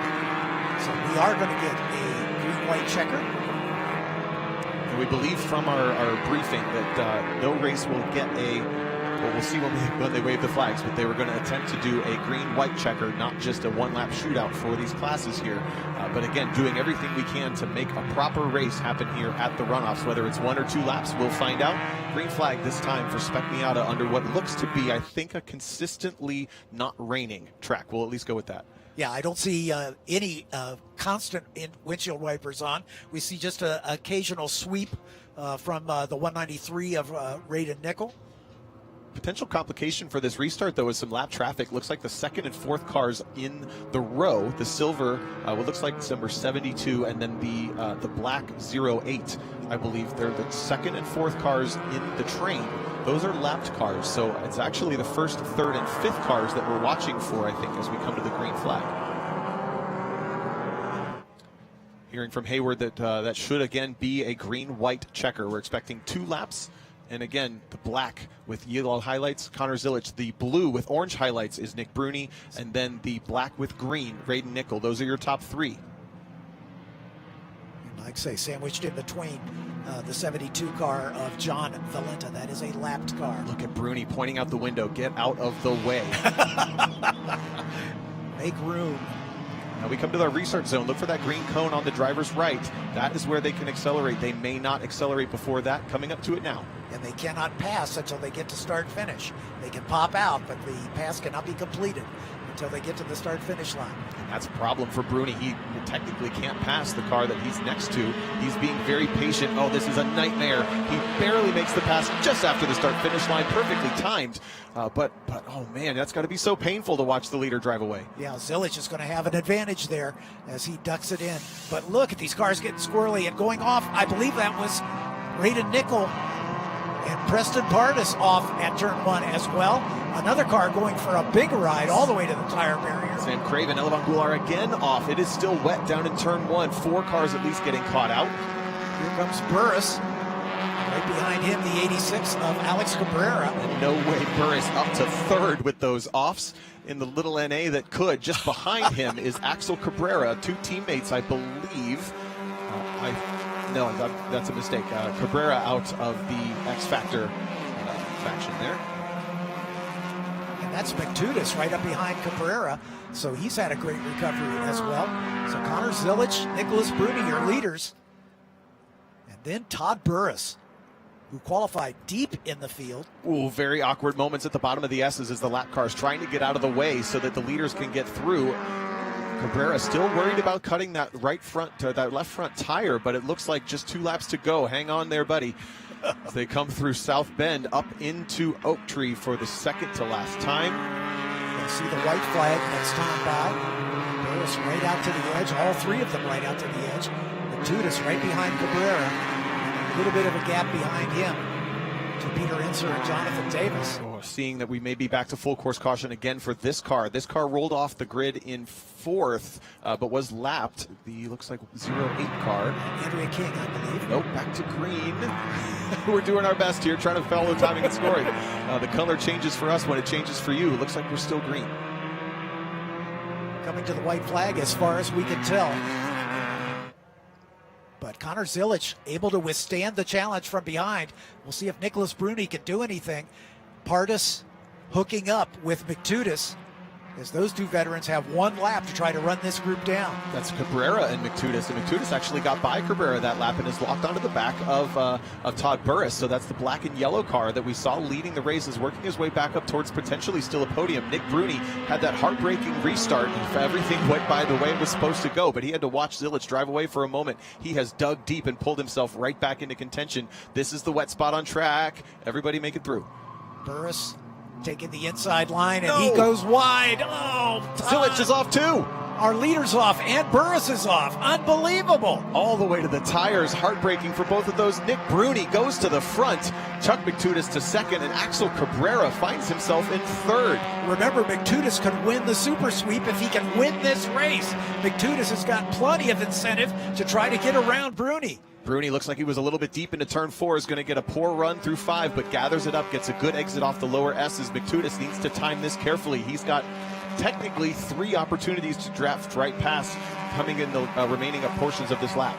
Alex Cabrera now in a medal position in the 3rd spot, but the battle at the front, Bruni in the golf livery, if you will. McTudis right behind him. McTudis started in 3rd in this race. He's had an up and down run, but he is right there challenging to take the win. McTudis shoving through the S's, contact at the exit of the corner, bump drafting, pushing Bruni as hard as he possibly can, looks to the outside. It's a little bit early, I think. He's going for squaring up the exit here. Wants a good run down the back straight. Hard turn in, goes into the water. He's going to ruin his run. Goes a little bit too wide. He has no drafting help. He's all by himself. Can he run down Can he run down Todd Burris before we get to the end of this lap? And I don't think he can. I think he's lost too much ground. Oh, Nick Bruni is checking out, and that's going to be Axel Cabrera 2nd. I'm looking for, I think it's Peter Enser, who's found himself in 4th with potentially an opportunity to draft up past onto the podium. It is the 149 car, the very plain white car at the back, quietly finds himself contending for a podium again. Here comes McTudis Dreams of a super sweep may be evaporating here as Enser all over the back of Cabrera as they come down for the final time. Matudis not giving up the ghost, hoping for a mistake from Nicholas Bruni here as Bruni goes right out to the edge of the track. Looks to be on his way. Nicholas Bruni would notch his first national championship if he can hold on. Here comes Matudis. He's getting a run, but I think it's too little, too late. Bruni will take the win. Matudis has to come home in second spot, side by side at the line. And it looks like Axel Cabrera taking the final podium spot over Peter Enser. 9/1000ths of a second at the stripe separated those two. Still racing here, deeper in the pack. The 14, the 78 coming to the line. That's Amy Mills and the 78 of Theodore Cahill. Cahill taking 14th, Amy Mills in 15th. Amy Mills started deep in the pack. She was 45th and ends up in 15th position. 72, a little bit beat up here. As John Valenta making his way to the line. One of many cars with a little bodywork damage, if you will. And there's Connor Zilic. What a disappointment from the lead. Yeah, I can only say he's in good company for having so many of our top drivers, so many of our big names, the guys you aim to be, the guys that these guys look up to. Almost all of them made the same mistake in this race. Simple offs down in turn one with massive consequences. The only guys that didn't ended up right here at the front. In fact, Chuck Matudis, who finished second, he made that mistake and he still raced his way back up there. Nick Bruni just has to be beaming and overwhelmed, more overwhelmed than we are from watching that, having executed such a strong race there, fist pumping until his arm falls off onto the back straightaway. Matudis, Cabrera, a name that we mentioned a bunch in that race, but found himself up in the third. Peter Enser is there in front of Axel Cabrera. I think he thinks he took third spot, but according to timing and scoring, it was Cabrera. Of course, they will verify that with a photo finish camera, because depending on the placement of the transponder, 9/1000ths of a second is a couple inches, so it could well be that Enser has that third spot. We'll have to get a ruling from the stewards of the meeting to see who's going to be in the final step of the podium, as they were literally side by side at this point. Congratulations to Jonathan Davis as well, getting into the top five from looking down at the grid. I believe he was down in the 20s and still can't find him. Somewhere 18th there. Rob Hines in 6th. Travis Wiley in 7th from 4th on the grid. Raced his way back up there. Preston Pardis, defending champion, made that simple mistake. Brought it home 8th. Antonio Abram, Grayson Farashon. A dramatic race for Farashon, rounding it out somehow still with a 10th. Antonio Abram, one of our rookies, started well down the order, back in 30th spot. Wow. So a great run, great survival run for him. It's a killer charge. Yeah, you bet. Cam Ebbett, too, also coming up from deep in the pack. Just a real quick mention, Patrick McGovern in the 0, Logan Causey in the 96, Russell King in the 12, Whitfield Gregg in the 17, William Keeling in the 11, Andrea King in the 08, we already talked about her, John Valenta in the 72 with the beat-up car, Brad Williams in the 7, Grant McDonald in the 50, and Dan Harding in the 84, the last 10 starters that we didn't get a chance to introduce at the front of the field. But a very happy Nicholas Bruni getting congratulations from his crew, as his passenger for the victory lap already climbing aboard. Well, ironically, we talked about the E Street racing cars struggling a little bit this week. Look at the banner. One of them won. Let's head down to Hayward Wagner with a very excited winner. Perhaps not what anybody expected. Guys, I don't know if you could see how much sweat was on the balaclava of Nick Bruni getting out of the car, getting in the car, getting in the middle. His wife has been watching the race with their twin 11-month-old daughters. She's jumped in the car. She's not going to miss out on this ride. I think the children are on their own for the next couple of minutes. Nick Bruni, national champion. How does that feel? I can't believe it. It hasn't sunk in yet. Was there a point where you just looked up and realized there was no one in front of you? When did you realize you were leading this race? You know, not until the final straightaway, because I didn't want to believe it. I had to stay cool, collected, and I had to bring it home. I tell you what, that back straightaway is the longest straightaway of my life, watching Chuck in my mirror, thinking about where I was going to brake coming into that final roller coaster turn, and oh my God, wow. That was amazing. That's 12 years of just hard work, dedication to get here. I know you got some people to thank. I can't thank my beautiful wife, Karen, enough. can't thank everybody that's gotten me here. My 2 beautiful daughters that are here. My daughter Marie's had 2 open heart surgeries, and she's only 11 months old. It's been a rough year, but I got to thank Mazda. I got to thank Jim Drago, ESR, Mike Collins, Meathead Racing, Mazda, Hoosier. I mean, there's just so many people out there to thank. And So much emotion, so much joy. Congratulations on your national championship. You, sir, get to take a victory lap. Enjoy it. Woo! Thank you. You think this racing doesn't mean anything to these guys? You can tell by the emotion in Nick Bruni's voice. This is a big deal for these drivers. It's the Super Bowl of motorsports for these club racers, and Nick Bruni is going to have a gold medal to take home. And you win a race that's what we would call normal. That means a lot. When you win a race like that, that's just give him 10 medals. Let's go back down for our second and third place finishers with Hayward Wagner.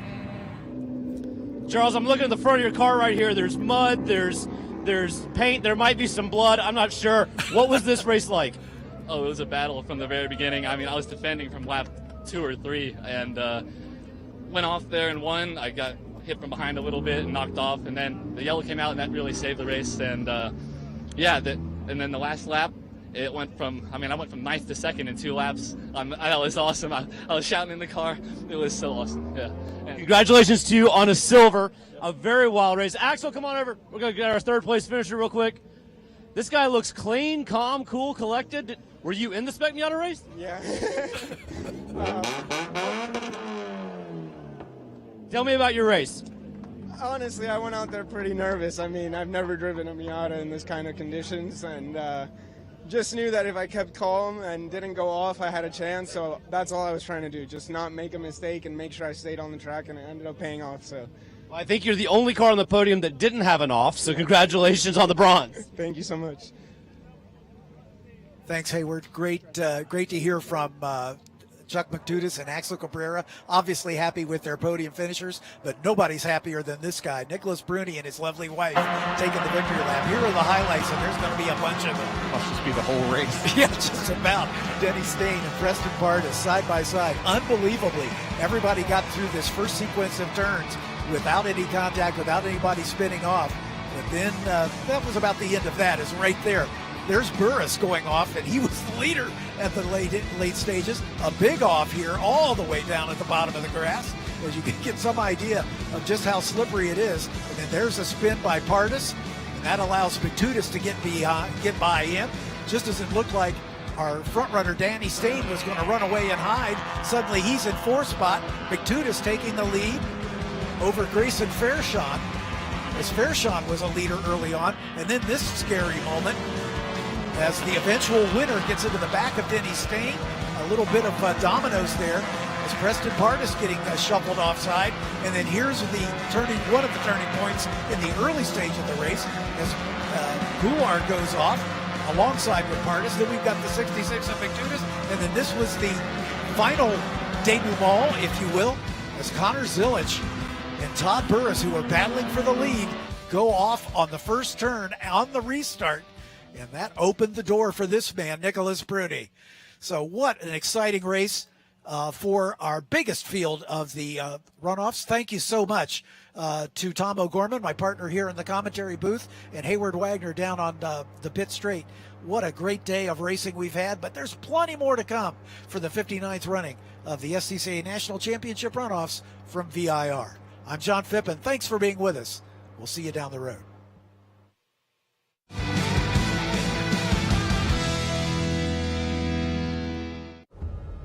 Why race? Because it's in our blood. A love of driving that pushes us as hard on the road as it does on the track. It's why we reinvented the Roadster and put a piece of it into every car we make. It's why we refine, rethink, and refine again. And it's why we'll always engineer to your heart's BPM, not simply an engine's RPM. Why race? Why indeed?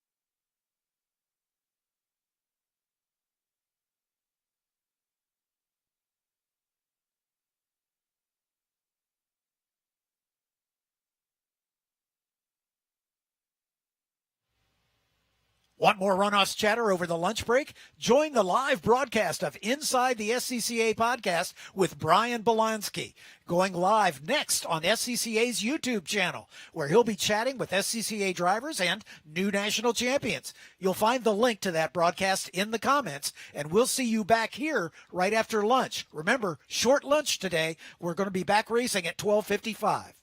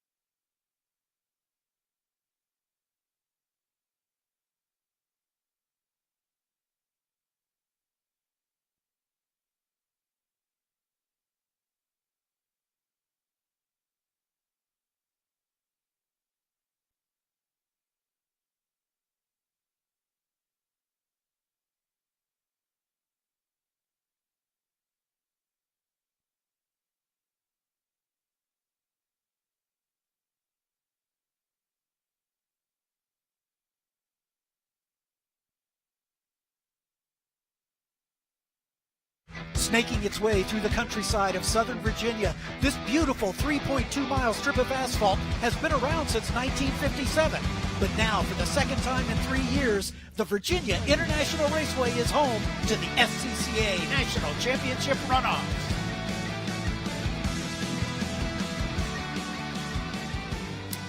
Hello, everybody, and welcome to a somewhat dry Virginia International Raceway as this unique weekend continues here. It is the SCCA's 59th running of their SCCA Runoffs, our broadcast presented by Mazda. And so great to have you all with us. I'm Greg Creamer, Tom O'Gorman alongside, and Hayward Wagner down in the pit lane. And these are the cars we're going to be seeing coming out here, and they're called B-SPEC. And two things. There were rumors a few years ago that this class was on the decline, might go away. As the old saying goes, the rumors of my death have been greatly exaggerated. This class is flourishing, and with good reason. And I think this is the reason. And, you know, Tom, I've been wondering for years, what does the B in B-SPEC stand for? And I finally come to the conclusion it's bang for your buck. Because in terms of the amount of money you have to spend in a fairly expensive sport, and the amount of fun you have on the racetrack in these, that ratio, this just blows it out of the water. It really is. And not only that, but the amount it teaches you. These cars are the cars that do the least for you in any SCCA racing. Modern subcompact hatchbacks, for the most part, one sedan in the field, but very little modifications, very little basically money and knowledge needed to really run a competitive program. So it trains the driver and it trains everybody around in their orbit to manage a race team and manage what it takes to run at these runoffs in club racing. Vastly underpowered by design, and that teaches you how to drive momentum, which serves you through the rest of your career, wherever that may take you. Third member of our team is Hayward Wagner, and I'll tell you what, lunch break is done. We're looking forward to this one. One of the biggest fields, Hayward. Absolutely. I'm going to go on record, guys. B-SPEC is cool. Walking up and down this grid, looking at the cars, looking at the tires people are running. Yeah, we can talk about it being affordable. We can talk about not having a lot of knowledge, needing a lot of knowledge to set them up. These are just cool little cars, and this is going to be a great race. We've got a couple of minis on the front row. We've got a quadrillion-time national champion and a Chevy in the third spot. And then we've got a whole bunch of guys that really want to get on this podium, really want to have a good showing. A couple of things to watch for. The track right now, probably the driest it's been since, I don't know, the last time they were on it in qualifying. The race is up before now. They've really had to make tire decisions. This is a no-brainer dry track situation. There are some wet patches off here and there. The one thing that's been talked about the most in this grid is getting through turn one on the first lap.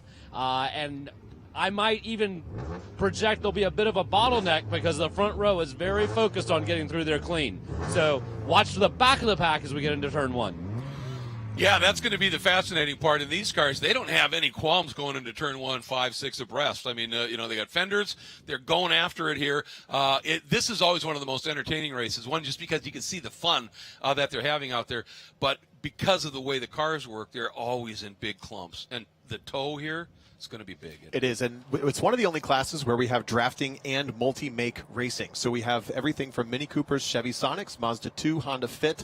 We have a Toyota Yaris in the field, as well as Ford Fiestas. Those cars are all different enough that they make speed in different ways, even though they're all prepped for the same class here.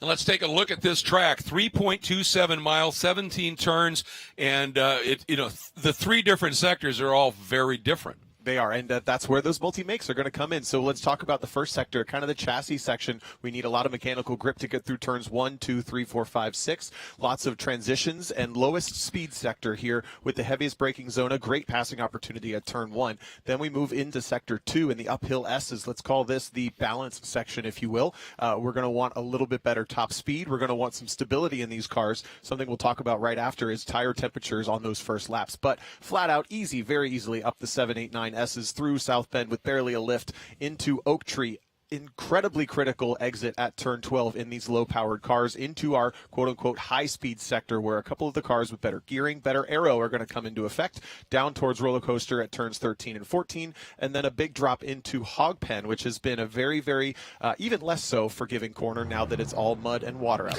there. Exactly. It's never been a friendly corner. It's a great challenge, but boy, it has been downright diabolical. But now that this track, as Hayward was pointing out, is drying up a little bit, these are, they're we're all on the dry tires. If we don't get rain during if we do get rain, it could get even more fun. But if we don't, this is going to be a show. And this is one of those tracks that's in a kind of odd shape that covers a lot of ground. It's totally possible to rain in one little spot. We've seen it happen already this weekend, then another spot.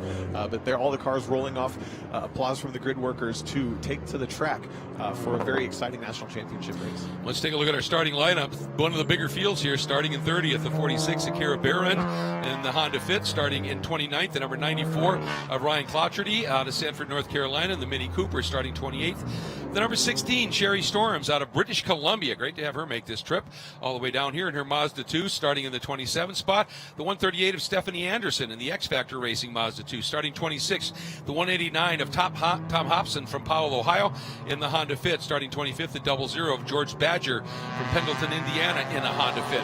Starting in the 24th spot, the number 85, Dan Hardison out of Delaware, Ohio, in a Honda Fit, starting 23rd. The number 3, J.B. Swan in the RNS Redco Chevy Sonic. Starting in the 22nd spot, the number 23, Thomas Tremper out of Painted Post, New York, in the Mini Cooper, started 21st. The 87, Blair Diffenbach out of Sylvia, North Carolina, in the Honda Fit, starting 20th. The 27 of Matthew Fees out of Steamboat, Colorado, in a Mini Cooper, starting 19th. The 86 of Anthony Ruddy, he runs out of Jackson, New Hampshire, in the Chevy Sonic, starting in the 18th spot. The 44, Dave Rosenblum out of Mays Landing, New Jersey, in the Leo's Apparel Ford Fiesta, starting 17th. The number 21, Daniel Dennehy out of Pittsburgh, in the Honda Fit, starting 16th. The number 40, Stuart Black out of Greensboro, North Carolina, in the Chevy Sonic, starting 15th. The 36, Matt Downing out of Canal, Winchester, Ohio, in a Honda Fit, starting 14th. The number 43, and the guy who won here in 2019 at this track in the runoffs, John Phillips, who finished second at Indy last year out of Sealy, Texas, in his Toyota Yaris. Starting 13th is the number 13, Corey Ruth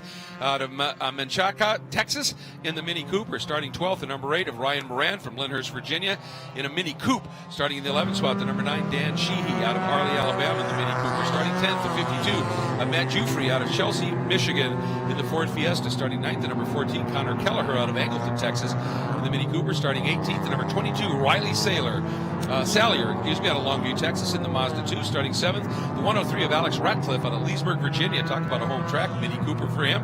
Starting 6th, the number 80 of Ryan Schoen out of Austin, Texas, in the Mazda 2. 5th is the 99, Rob Pikarczyk out of Brunswick, Ohio, in the Honda Fit. And you're outside of the second row, starting 4th, the number 7, Matt Wolf out of Waterford, Michigan, in the Team Effort Motorsports Mazda 2. Starting 3rd, your defending champion, David Daugherty. He's got a few championships in his trophy case, 11, I think, overall, with 16 medals total. He's out of McCordsville, Indiana, in the Chevy Sonic. And your front row is, Tom alluded to, all Mini Cooper. On the outside is the yellow 11 of Richard Froman out of Stroudsburg, Pennsylvania, in the RP Performance and Performance Auto Work 2009 Mini Cooper. And on the pole, his first ever, the number 12 of Steve Intron out of Windham, New Hampshire, in the Valachi Engines Black Hawk Beer, and the Mose MB Mini Cooper, a 2010 model, a 222.945 was his fast lap here, and a good job. He was 3rd last year at Indy, by the way, and got fastest lap in that race. And for Steve, this is going to be his 5th start here in runoffs. So those top 2 minis, the red and green of Intron and Ronan, were in perfect lockstep every qualifying session. Those are the only 2 that I believe truly executed a great team strategy starting this week.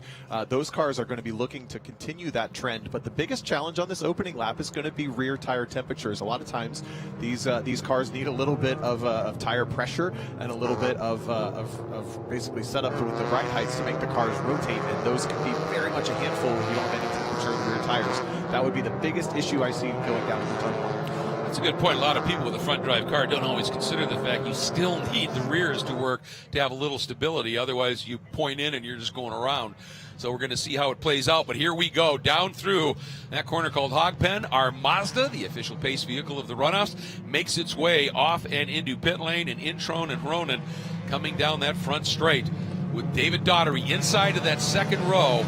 And again, he is the defending champion and one of the best ever at the runoffs in virtually any category. And here we go, looking for the green. This is 15 laps or 35 minutes. Let's see how that one plays out. Big field, green flag flies, we're green, and racing to the gold at B-SPEC here at the runoff. And Intron eases ahead, but look at Daugherty. Gets up on the inside of Ronan, and if he can just stay put there, might be able to make it. Look, now he makes a late move. almost a touch. How did they not touch? I'm not sure. But Daugherty, they're still there. They're 3 abreast, Tomo, at the midpoint of turn 1 and 2. That's incredible stuff. And Daugherty might just come out with the lead, although Introne's going to fight hard here. And I think Introne now is going to make it work. And look at that. Richard Ronan comes back, and it's like they started. Start of the race, Riley Salyer in the red Mazda 2 up from, I think, is that 8th on the grid to 4th. A spectacular start for the solid red car there in 4th. But Daugherty with the torquiest car, that silver Chevy Sonic, really wanted to kind of push up to the lead. That was great respect and great racing between those top 3 in turn 1. Yeah, I mean, he easily could have just knocked Introne or Ronan around, and I don't think there was any contact. They made it work, let it settle. But yeah, that was a mega start from Riley Salyer, the driver from Texas, as the field now makes its way for the first time into the climbing S's. And this is just so fun. They just run just line astern, this big snake working all the way through here. Minimum speed 95 miles per hour there at South Bend. Maybe not on lap 1, but eventually as the two quote-unquote teammates trying to start to work together, Salyer is going to put the pressure on the back of Daugherty, and those top 4 pulling away just a little bit from Rob Karchik and the rest in the Oak Tree.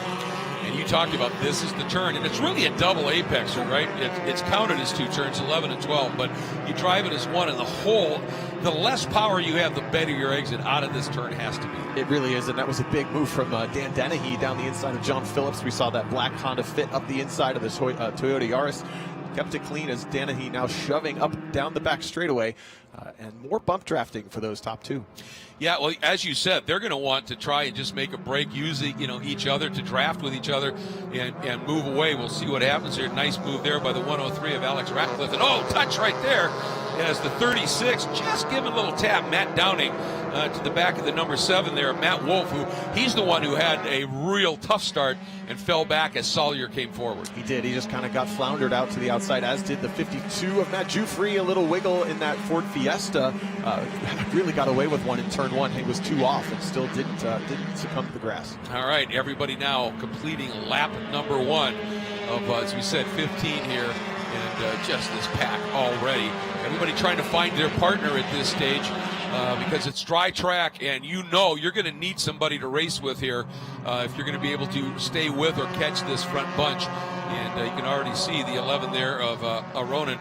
He is just carrying his momentum, and then as soon as he gets back behind, he tucks in and gives Intro just a little bit of a tap and lets him know, okay, I'm with you, buddy, let's do it. And they're going to play that card, and it is tough to drop Daugherty. Still about top 7 breakaway, but the reason those top 2 work together, it works so well, they're the same car. You think about the draft versus a different car that you're following. It really is best to lock into the same car in front of you, not only for the aero shape, but for the way you make speed. And those 2 Mini Coopers are going to have the easiest job working together, whereas the rest of the top 7 there, they're not following the same car. Well, I think you brought up a really good point. One, every car, every make of car has its own unique characteristics, so working together. But you also talked about gearing. You can't just tear these gearboxes apart and drop the gearing in. So some cars are just better at other tracks than others, and you come to the runoffs and you're hoping yours works. Look at Daugherty through South Bend. The Sonic really has the top end up through those S's, kind of challenging to the outside, filling the mirrors of Richard Ronan in second place. But Daugherty has the most experience. He's got national championships in Honda Fits, in Mini Coopers. He used to race in Nissan Versa. Now he's in the Sonic. He's raced a little bit of everything, so he has a good understanding of how that car is going to make speed, probably better than anybody else. Remembering him winning showroom stock B championships in the runoffs in a Nissan 200 SX. I mean, he goes back a ways, and the man can drive, no question about it.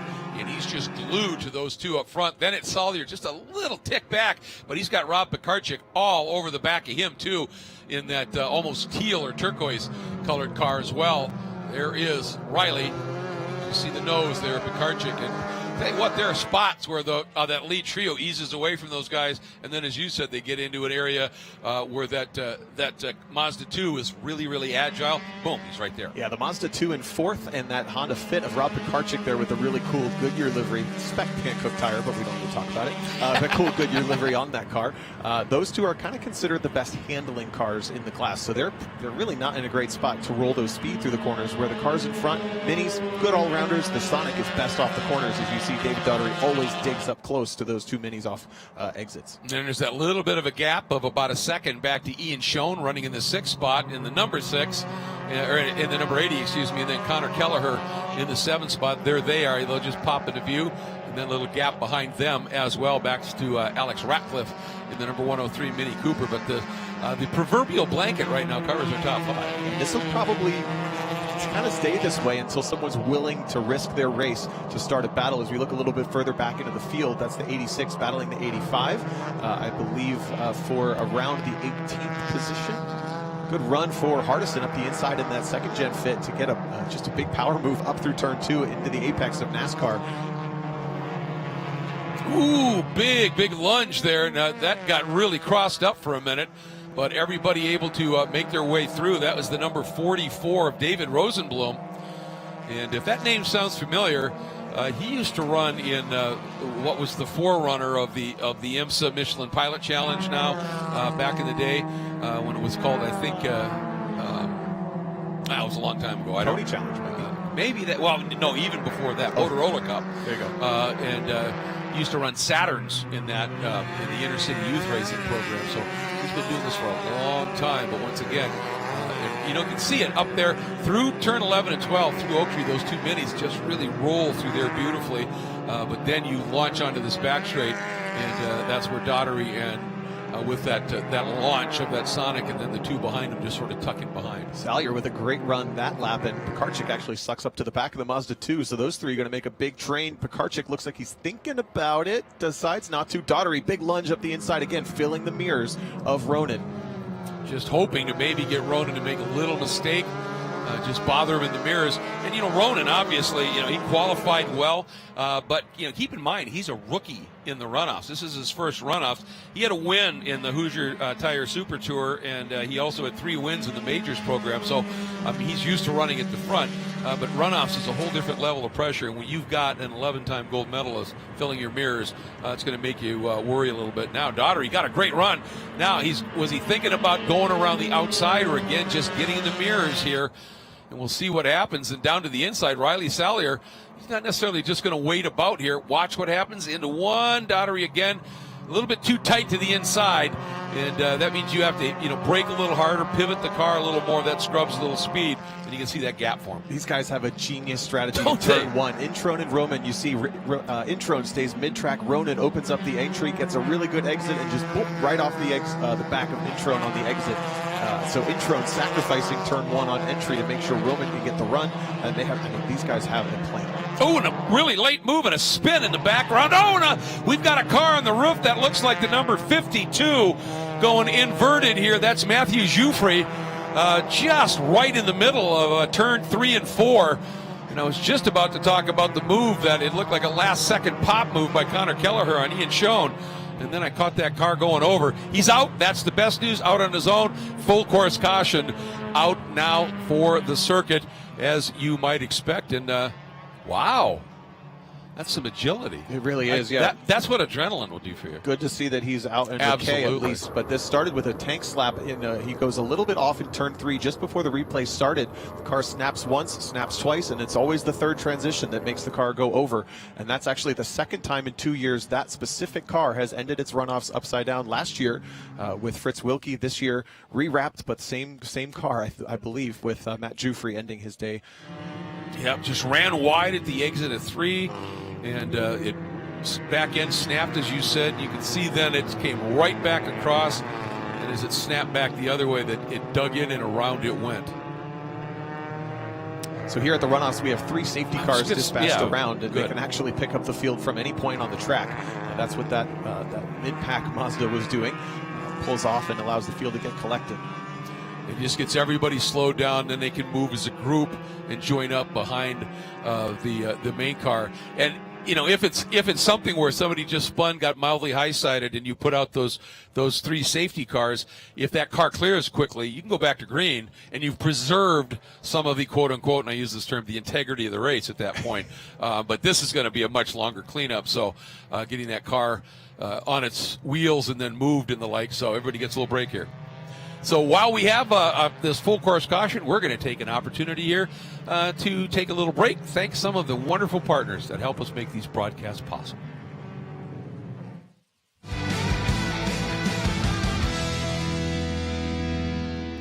Focus, guys. We're in a race to the finish, okay? Here's where the rubber meets the road. These initiatives move the needle, like, at all. Well, let's shift gears a minute. We're really kind of at the apex here. We need to put the pedal to the metal. We need to nail those hairpin turns, cross that finish line, and take that checkered flag. Woo!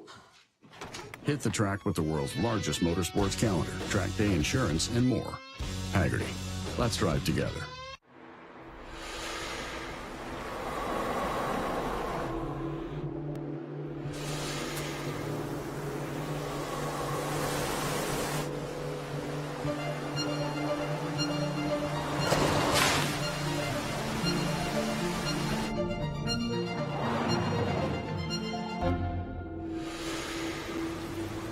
Introducing the first ever Mazda Cx-50.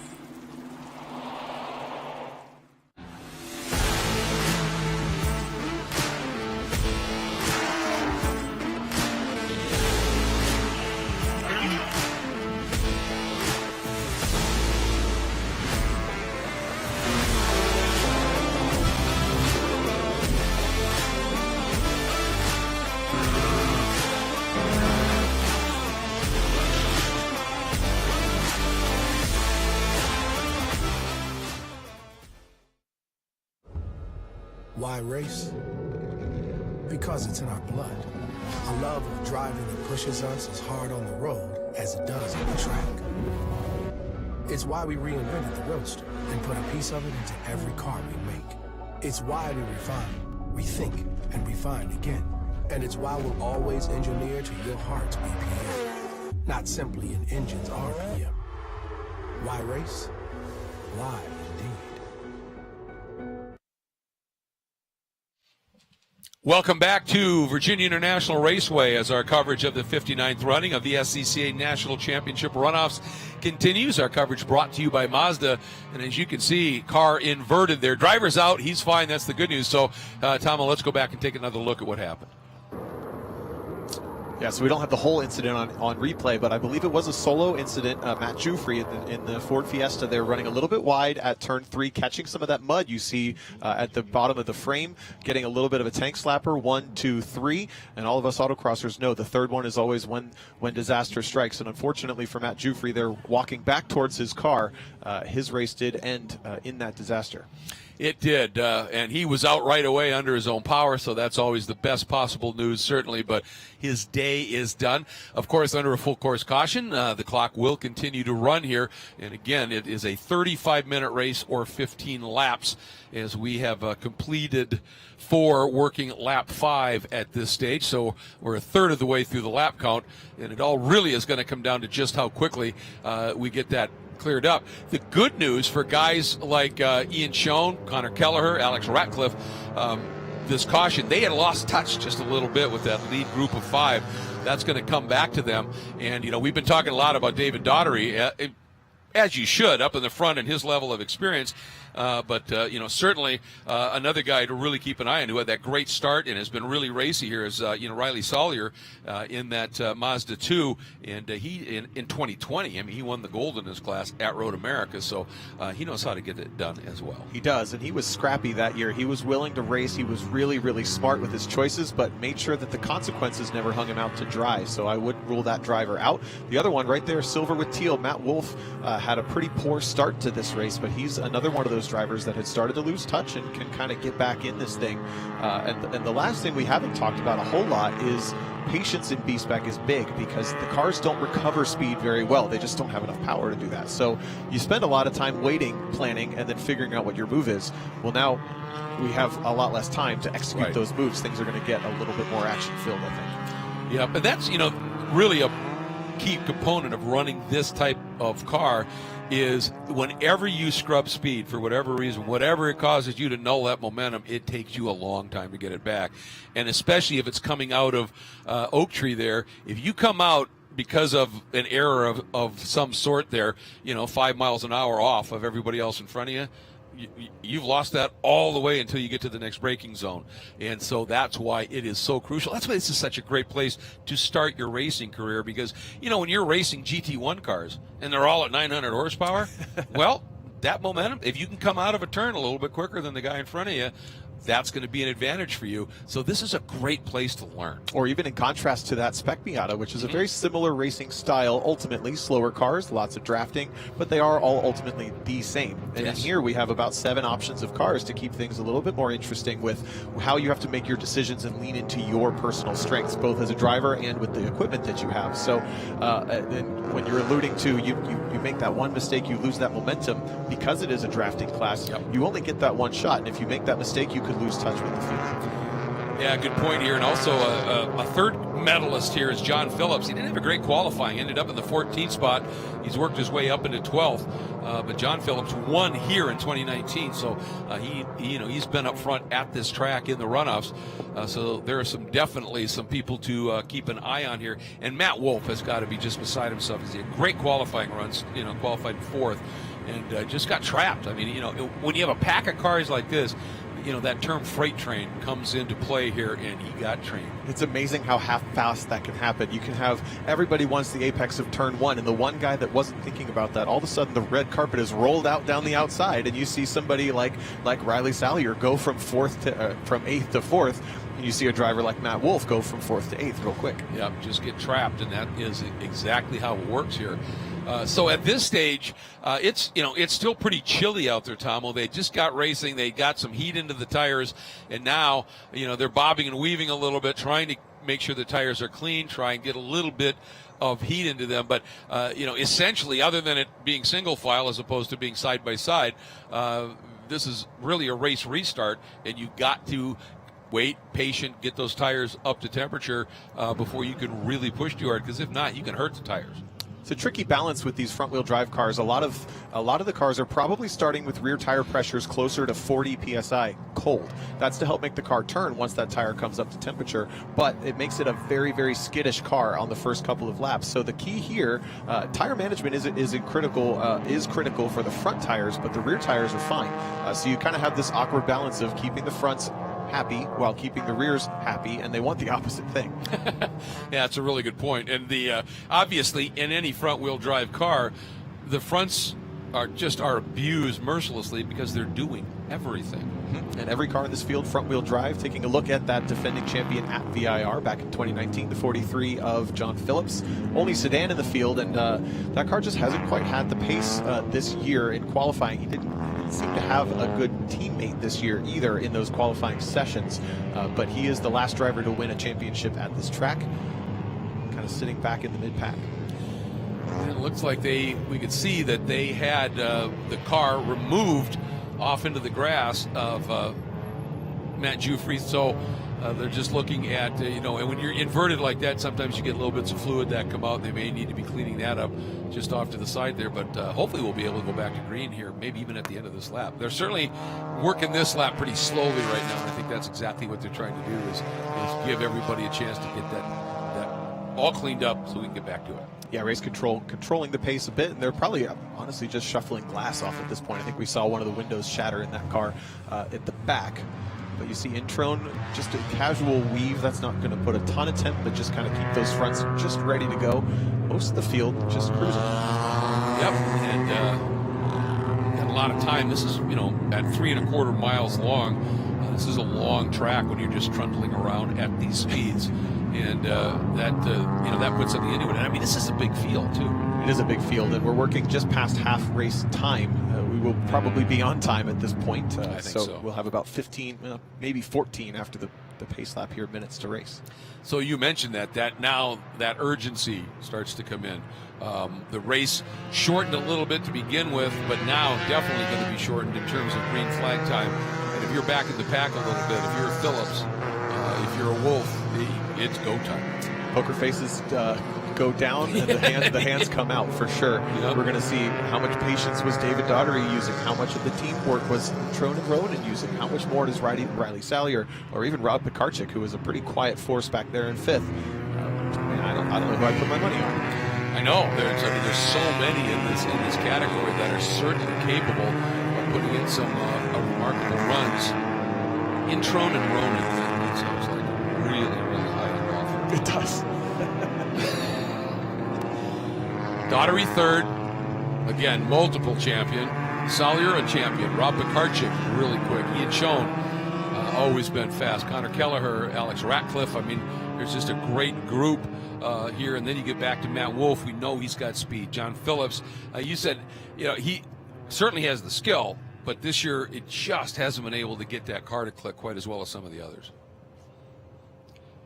And they all run, it's a spec tire in this category, right? Yeah, it's a Hankook race tire, similar to the Hoosier race tire that any class, a DOT race tire. So one of the things they've talked about is it does, with the pressures they try to run to make the tire work really well, it tends to fall off a little bit towards the second half of the race. Now there's not a lot of management needed because we're over half distance. So any sort of tire wear or tire fall off that is in the conversation is probably kind of out the window. That's a really good point here as we have a look at David Rosenblum once again. Right before we go green, do those tires work better on any of those cars or worse, or are they, in this class, are they all pretty good in terms of tire effectiveness? If they do, none of the drivers would tell me. Well, that's I suppose not that I've heard. Yeah, that's a good point. All right, here we go. Getting ready to go back to green. Intron and that red number 12 leading the black number 11 of Ronan. And we are getting ready for this restart here. Watch for Daughtery. He's laid back just a little bit. You can't even see Salyer behind him. But Daughtery knows he's got a little bit more grunt. The green flag flies. We are back to racing. Elbows up time in B-SPEC. And here we go. Watch for Daughtery. Did he get enough of a run to be able to do something here? You can see, Ronan kind of looking. Now Daughtery again. Late move down to the inside. Ronan having none of it. Comes across the nose. Floats out a little bit wide. Daughtery going to try and cut down underneath. See if he can stay there and do something around the outside. He might, and if he can get in between these two guys and ruin that plan, and he can't. Look at the motor on that Sonic, though. He just showed some of his cars. Yeah. He's got plenty of torque to make a big move like that. And some of the other cars just don't have the torque that 80 is showing up the inside. What a move. Rob Pekarczyk. How decisive was that? That was really opportunistic, and he made it stick. Lost a little bit of momentum coming through the second half of these S's, though. Now he's going to hold Pekarczyk up. That's a nightmare for everybody behind, which is basically the whole field. Yeah. He has shown really, really slowing up the field. Another car off. Kind of a weird moment there in the dirt. Yeah, and that little moment for Daughtery, look how much, and that's that momentum we're talking about. We know he's got a car that's got a bit torquier, but running offline like that, and these two now have just been able to ease out just a little bit, give themselves a little bit of breathing room. Let's see what Ian Schoen can do now. He's got around. Pekarczyk loops it. I don't know if he got a little tap or if he just lost that on his own. That's maybe that rear tire temperature we were talking about, and now he's just in wet grass waiting for the car to stop. Matt Wolf got away with it a little bit easier. He's kind of side by side with Dan Dennehy now. Sweeps around the outside in that black Honda Fit. But a couple of cars getting caught out, I think, with poor rear tire temperatures. Here's a look at it. Just loses it on entry, and he's along for the ride. Yep, that was just him. And as you said, that grass so wet. And there's Matt. And looked like he had a pretty good restart, and then he loses 2-3 spots because of that. Just a tough day for Matt Wolf. But look at this little break that these two up front have been able to make here. Daughtery looking in his mirror. Salyer going nowhere. He is right there. Then Ian Schoen is running these guys down. And that pair of Mazda 2s might be a surprise kind of power play here in the field. Now working the top 5. Those 2s are also very, very strong in the corners. Pretty good second gear, but it's a little bit tall. Ooh, a lot of work on the wheel there for Riley Salyer. I was going to say, that thing clipped that curb. You can see it start to step out just a little bit. Interesting thing with front drive, you just sort of point the wheels where you want to go and give it a little bit of power and let it pull you out of whatever incident you might be involved in at this stage. But those two minis, they're starting to make a little gap here. You wouldn't think 0.2 of a second is a lot in this class. That's huge. It is huge, and I have to wonder, did Daughtery really only have that one shot? Was that his move, and it just didn't work out? But Salyer is now all over the back of the Chevy Sonic, and then a little bit of a break until we get to this great 6th place battle. And it is good. You can see people juking and jiving everywhere around here. And that is the 103, once again, of Alex Ratcliffe, leading this queue of Dan Sheehy in the 9, Kelleher again, Corey Ruth as well. working through, and this is an important corner too, 5 and 5A, because these cars will be absolutely flat through the snake, I would imagine, in the dry. So you've got to get out of those turns well, because it's basically, wouldn't they be from 5A probably to 10? They're just flat. Yeah, just flat out, and a little lift, maybe a tap of the brake for South Bend up at the top of the S's. But this is a very, very long straightaway in these cars, even though it's not really all that straight. In terms of how it presents on the data graph, it's straight. It's just full throttle here. And Ratcliffe looks at his mirrors, and he's got 4 cars line astern, really going after it here. Little move here by Sheehy as he opens it up, and look at this, an attempt up and around the outside by the 13 of Corey Ruth. And let's see if he squares up underneath. No, he's just going to flow speed and had nowhere to go with it. Oh, he's there. Oh, he did make it work. Wow, Kelleher moved over at the perfect time for Ruth. He had all that momentum made up and had nowhere to go, and then, Kelleher just shifted over to the right, and Ruth is going, well, I thank you for that. Gentlemanly move, certainly, for the 14 Mini Cooper, and that's brought John Phillips into that battle just a bit, too, as it looks like Ian Schoen just didn't have the raw pace to keep up with Riley Salyer and the rest. He's fallen back in 5th, but this battle for 8th is great. Oh, it's phenomenal at this point. Again, Inchon and Ronan, they've maintained that little margin up front over Daugherty. And here is the number 43. They're having their own little interesting scrap here, aren't they? That is John Phillips, the driver we talked about, that won here in 19. And the 13 of Corey Ruth, he's just had the thing stood up on the left front through Hogpen, but it worked. Look at the momentum he carried up onto the back of Dan Sheehy in that John Player Special reference livery. And they're going to have a couple of black Mini Coopers linked up to try to catch. Is that chasing down Alex Ratcliffe? I've always thought that livery on that car of Sheehy is one of the sharpest in the paddock, any class. Just looks great as he rolls into turn 1. We go back up to this, and the battle is on again as Daugherty tries those moves. And I'll tell you what, right now, Intron, he has got an absolutely exceptional wing. It really does. They had started to pull away, and I kind of thought that battle was going to fizzle. And all of a sudden, Daugherty's back. And I think Daugherty's biggest problem is Salyer, because Salyer wants to win just as bad as Daugherty does. And having a mirror full of a driver with that attitude is really not comforting when you're trying to challenge for the lead. Yeah, and, especially if maybe Daugherty was thinking, I'd like to take one lap or two just to not abuse the tires too much, so I've got really something good. And you've got a little gap behind you. It's easier to do that. You got a Salyer behind you. It's like, yeah, well, that strategy's gone. I guess I'm just going to live with it and go. But look how good these minis are once they get into the twisty bits. Yeah, it's a really solid platform in every way for this class, especially when you put 2 of them together. But somehow Daugherty was able to flow speed through, it looks like probably Hogpen, to get back up to the back bumper down in turn 1. We'll kind of have to see how that ebb and flow plays out this lap. You see that top 4 now has a pretty good break of almost 4 seconds back to Ian Schoen up on that curb and biking it, up on the bike as they call it here. Then Ratcliffe, Sheehy, Ruth, and Connor Kelleher has dropped a few spots here in the last couple of laps. He'd been running up in the 5th spot, and he's now sitting at 9th. Working their way down Madison Avenue. And for these cars, this straight's really long. It is really long, and that uphill is not insignificant as wow. Look at the minis. Big power move for Ratcliffe, and it looks like Sheehy's going to go with him right around Ian Ratcliffe. But on the brakes, the Mazda 2 is stronger to the apex. Yep, and you can see he was really aggressive on the brakes, was the number 80 of Ian Schoen, and was able to get in between those two here. But that was really a stout move by the 103 of Ratcliffe to be able to slide through like that and make it stick. Yeah, the Mazdas with that tall gearing, they just kind of run out of steam when they hit the aero wall towards 100 miles an hour. So that's where a driver like Ian Schoen or even Matt Wolff, it's not the best car to be at the front of a pack. You see, he just doesn't have the legs. Yeah, just cannot stave off the number 9 of Sheehy as he comes through now. Is there any kind of a counterpunch move here by Ian? And Ian looks really good over into the twisty bits, particularly 3 and 4. See if he can do anything to try and take a spot back. And then Corey Ruth not exactly letting this group go, just keeping them as close as you can here. Here you go, that wide line, carry that little bit more momentum, and then potentially just abuse the bumper, Steve. Yeah. And now that he's got a drafting partner, this is his favorite corner, gets underneath the back of Sheehy. It loosens him up just a little bit. Yep. But now that the Mazda can draft, this is going to take a new shape. But those minis are going to look to try to check out.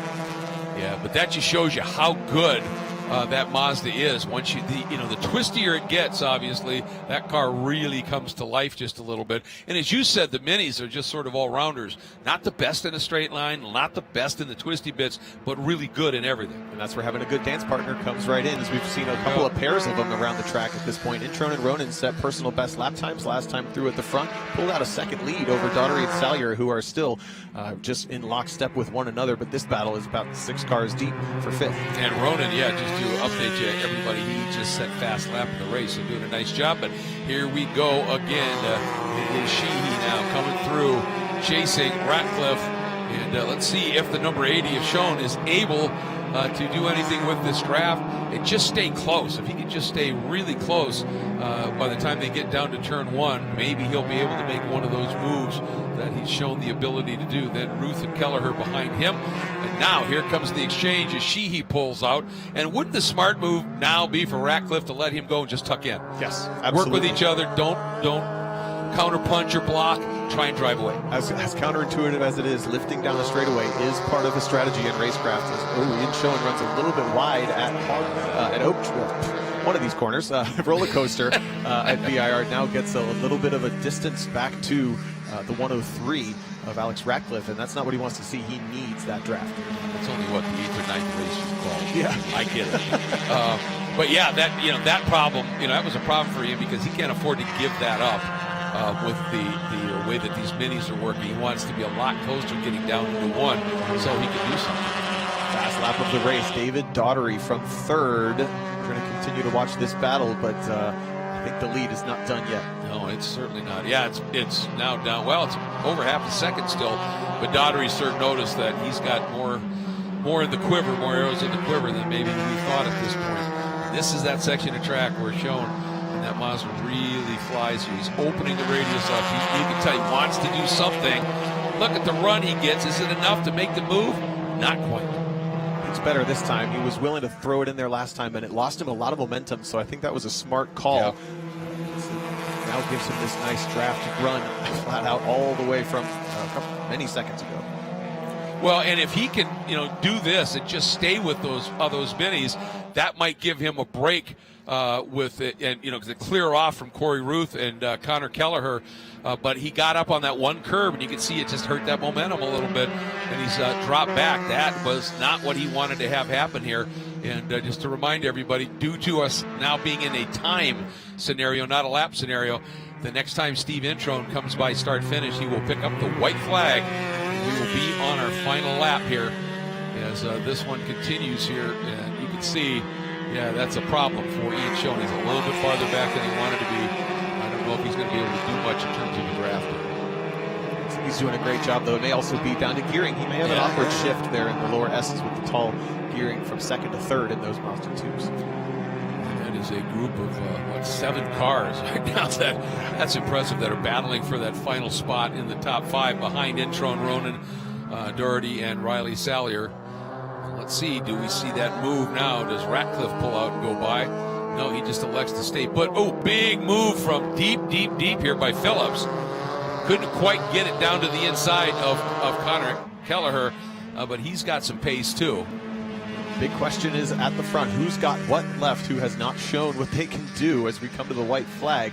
This battle for 5th has certainly been entertaining.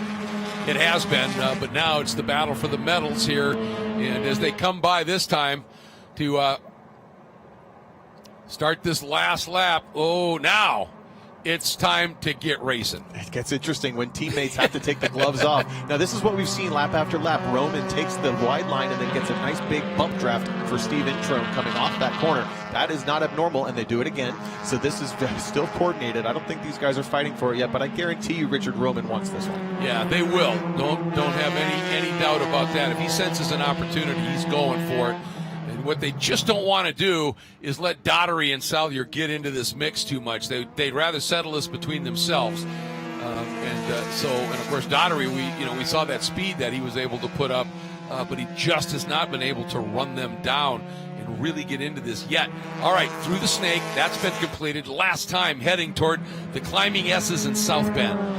We were speculating that Ian Schoen was at a little bit of a disadvantage in this section, and I wonder if Riley Salyer has the same problem. You see him kind of drop off of David Daugherty, so they always come back together. I think it's still going to become exciting towards the end of that back straightaway, but these two teammates at the front still have not shown that they're ready to race.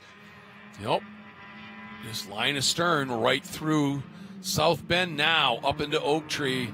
And look at Daugherty. He has closed it up a bit, rolling some speed on the hammer here. Salyer drifting backwards just a little bit here, but he's got the opportunity for a potential multi-car tow here as they start doing the old bob and weave. And that might tell me that here we go. Now the gloves are off. I'll tell you, Daugherty just nailed Oak Tree corner. That was picture perfect for what he needed to do, but it doesn't look like he's got enough steam at the top end for that Chevy Sonic. They do run out of breath just a little bit.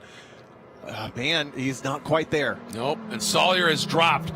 So it's a 3-car battle right now, but Daugherty makes up a lot of ground. Oh, man, this is going to be so close. Any mistake here, somebody's going to pay the price. You can see Daugherty showed the nose. Ronan went to cover it, and I think that was just a chess move by Daugherty, seeing if he could get Ronan off his line. Ronan didn't bite too much, and Salyer suddenly is right back in it, potentially for a bronze medal. To the line. It is a drafting battle. Is Ronan going to pop out, try and do something? Daugherty does not have enough left. Here we go. Coming to the line. Ronan just misses it.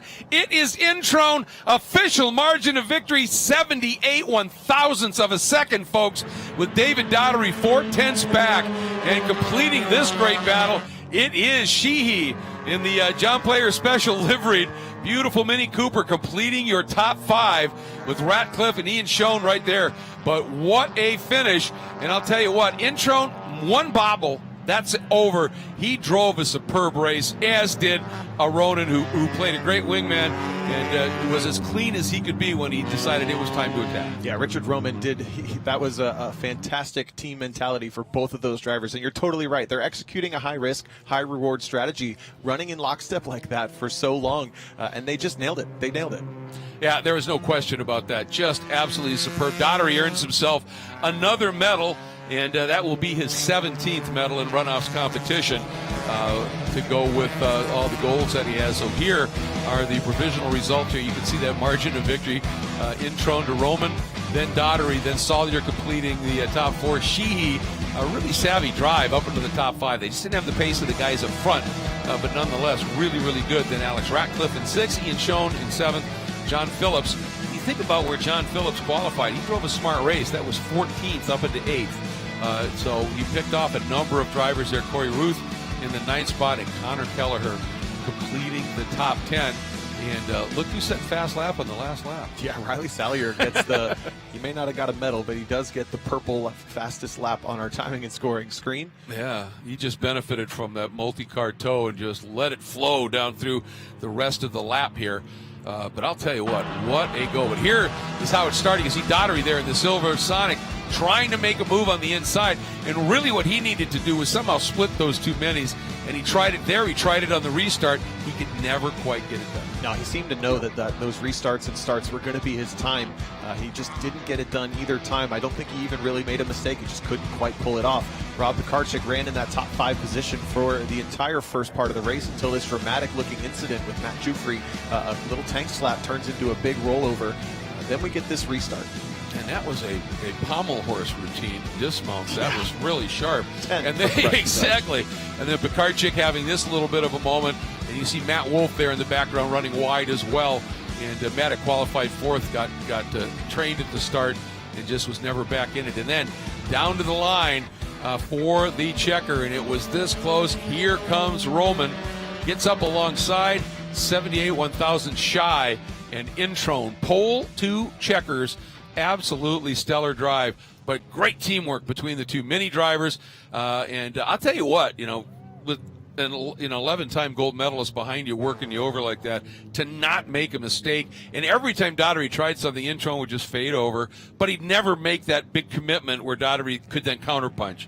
And, Roman really was superb in his defense, and then very clean in his attack on the last lap. And road racing like this is a fairly a very individual sport. It's one driver, one car. But if you've never endurance raced or you've never had the whole team around you or executed a team strategy like those two just did, the payoff is for both drivers and everyone involved. The strategist on the box at an endurance race, Richard Roman, has to be just as excited for Steve Introne and to have been a part of that win because it is a team ultimately that accomplished it.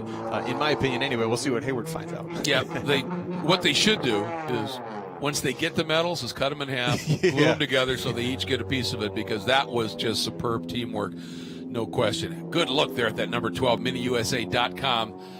Introne Racing entry, and what a race he put in. Look at Daugherty running up there. He wants to stick his head in and go, man, that was beautiful stuff. Daugherty will appreciate that. He's been in this game a long time, and he sees execution played like that. Look at Introne. I don't think he can believe it. He's just oblivious right now, just going, did I just win this? Just got to take it all in, man. Take it all in. Yep, absolutely. Can't believe it. I love it. I love it. And I mean, when you're into SCCA racing, it is a club. And I learned this a long time ago when I joined it. The minute that I joined this club, I suddenly had my family grew by like 40,000. Yeah. It's literally that special. And then when you win the pinnacle in the sport, it gets to you. And Hayward, you're right down there. You can see the emotion now. Guys, this one's a special one for sure. There's a lot of emotion down here. Steve, a couple of years ago, Laguna Seca, I walked onto a corner station. You were standing there. I said, what are you doing here? This is 2,600 miles from home. You said, I just love the runoffs. I had to come and flag it. What does it feel like to win it? It's unbelievable. That's all I can say. I cried that whole lap. I mean, it takes a lot to get here, And I got great support from my family, my wife, my friends, the B-SPECers. I got great sponsors. This is like a year's worth of work to do this. And I had a great partner all week, Rich Roman. He deserves this just as much as I do because we ran together. We had a plan that we created a couple months ago, and it worked. It worked perfect. Was there a point in time that you guys threw the plan out and started racing each other, or did he push you all the way? It's a good question.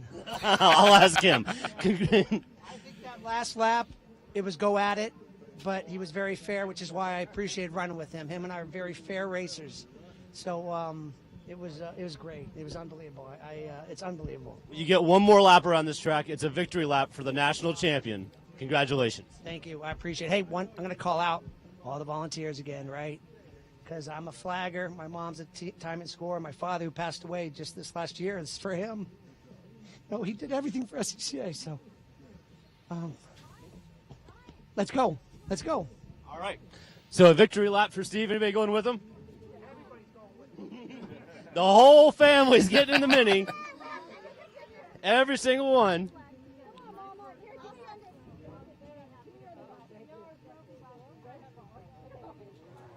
We're going to grab Richard, the silver medal here. Last lap. What was your strategy? What were you thinking about the last lap? The only turn I was beating Steve all the time was the last turn. And that was the only shot I had. If he screwed up just a little bit, I tried. Kind of gave him a little tap. I had Daugherty behind me, multi-time champion. I didn't want to lose to him. So me and Steve had a great plan beginning of the weekend, and I stuck to it. And hey, I'm happy with second. Congratulations on the podium. We're going to get David. Hey, David. We're going to get Mr. Daugherty up here. It's just another medal for David Daugherty, just another one. Did you have anything for him? No, I had nothing for them. They did what we did last year, what John and I did last year. They did it perfectly. They started to race the first half of the last lap, though, and I was right back on his bumper, and he was like, "Oh, snap!" Family show. And he went back to helping Steve. It couldn't happen to a better family. Steve deserves it. He worked his butt off last year. He drove great this year. I think if he had raced him, he might have been able to beat him. But they had a plan. They did it. They were great. It was. Well, congratulations to you on another runoffs podium. We're going to go back upstairs. Thank you, Hayward. Well, I'll tell you what. If and when we come back for the runoffs to VIR, I hope Introne and Roman are back, and I know that Steve will say, "It's your turn, buddy." Yeah. Yeah, I'll be helping you. And that is a classic example right there of people that start. If you wonder how do I get into racing, start flagging. Because you learn, you're watching, you're studying, you're seeing how it all plays out, and it gives you a golden opportunity to, when you get into the car, you have a better understanding of what to do, and you're just sharing the sport with so many people. That's going to wrap up our coverage of what was a compelling run to the gold in B-SPEC. Congratulations once again to Steve Introne for the gold, Roman for the silver, and David Daugherty another podium here at the Runoffs. On behalf of Tom O'Gorman and Hayward Wagner, it has been an absolute pleasure to have you with us here at this 59th running of SCCA's National Championship Runoffs. I'm Greg Creamer. We'll see you next time. Take care, everybody.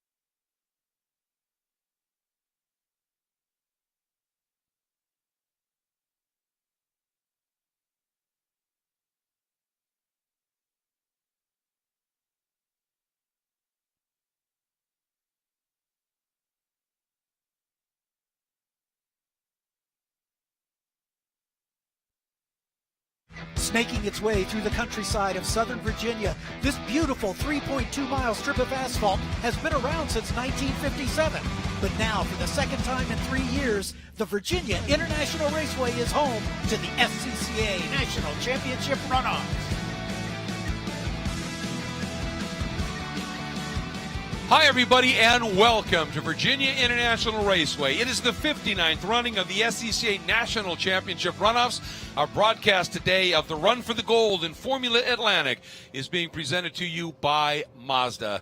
I'm Greg Creamer, joined by Larry McLeod, and of course Hayward Wagner will be down in pit lane, covering all the action for us down there. And you take a look at this track, it's about as dry as it's been here since the end of qualifying. We had the remnants of Hurricane Ian blow through yesterday. It was just something else. But we're getting a little bit back to normal. It's chilly, but there's not much of a breeze. Track's pretty dry. And for me, I'm about to undergo the racing version of culture shock, because the previous race I called was B-SPEC. Now we're calling Formula Atlantic. Holy cow. Is this going to be fast? A little bit of a speed differential between a giant field of grocery getters to now some of the fastest things you will see in an SCCA race. These Formula Atlantics, there's a mix of the classic Formula Atlantics. We throw in a couple of the Formula 1000s now included in this group, and even a Formula 3 and F3 in this crowd. So very interesting mix of things out there with wings. Yeah, it is going to be interesting. And don't get me wrong, the B-SPEC race, if you haven't seen it, folks, it was phenomenal. Great fun. I love calling that race. This is just the other side of the coin. It's apples and oranges, if you will. Let's take a look at the track map here. And as you can see, this track, 3.25 miles long, 17 turns really, but it almost presents as three different venues. The first section's very twisty. Lots of opportunities for good drivers to try and gain a gap if they can as they plummet down to that downhill braking into 1. The signature there, of course, the NASCAR 3 and the left hook at 4. And then they come into the snake, which is pretty much going to be flat, even an Atlanta car, once you point and shoot and get it going straight onto the bridge, and then they start climbing the upper S's. That's going to be fun to watch these cars, the amount of speed that they will carry through those S's and get themselves to kind of the top of the crest there as they head to the South Bend, turn 10. It'll be fast in an Atlanta car. A little bit of a downhill, back up again, and now the slowest corner on the track, or one of the two slowest corners. Turn 12, Oak Tree. The Oak Tree's not there, but it is slow and treacherous. But if you get it right, the reward pays off all the way down the back straight to the top of the roller coaster. What they will then go down the coaster, heading towards the infamous Hog Pen. And in the amount of speed these guys will be able to carry around Hog Pen, it's going to be a lot of fun to watch as they run down the front straight again. Yeah, absolutely, and it really is a fascinating lap. And you think about it, when you exit 5A, 5B, and you're through the snake, you start a gradual climb up to the high spot of the track, and then you come down that back straight, it climbs and drops a little bit. Well, when you go down the roller coaster, that gradual climb you made, it happens in a huge hurry there, and it is really, really interesting. Let's get down and hear from the third member of our broadcast team, Hayward Wagner. What's the news from the open wheeler? Guys, if you can see, the Atlantics are rolling off the grid right now. These are real race cars. You were just making the comparison between Formula Atlantic and B-SPEC. B-SPEC, where we talked about the accessibility of that class, how easy it is to get involved. This is a class of heavy commitment. These are fast, oftentimes temperamental cars, and we're going to see potentially a really good race between the front two cars on the field. To put this in perspective, Greg, you just talked about the culture shock between B-SPEC and Formula Atlantic.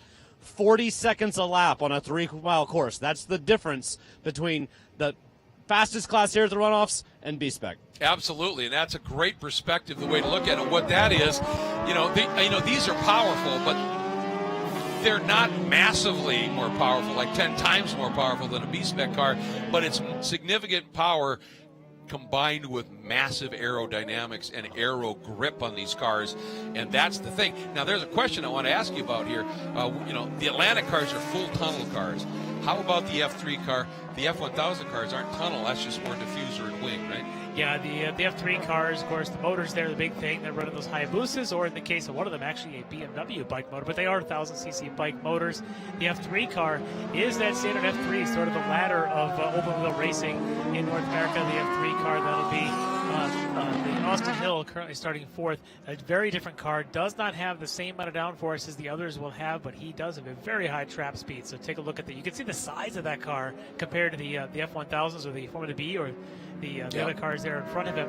Just a massive amount of difference in scale of that car. And also tires. You take a look at the real Formula Atlantics. They have such big tires on the car. Let's take you through the starting lineup. Unfortunately, we just got word that Theodoro Zorbas, the number 96 Atlantic Creation Swift, not going to be able to take the grid.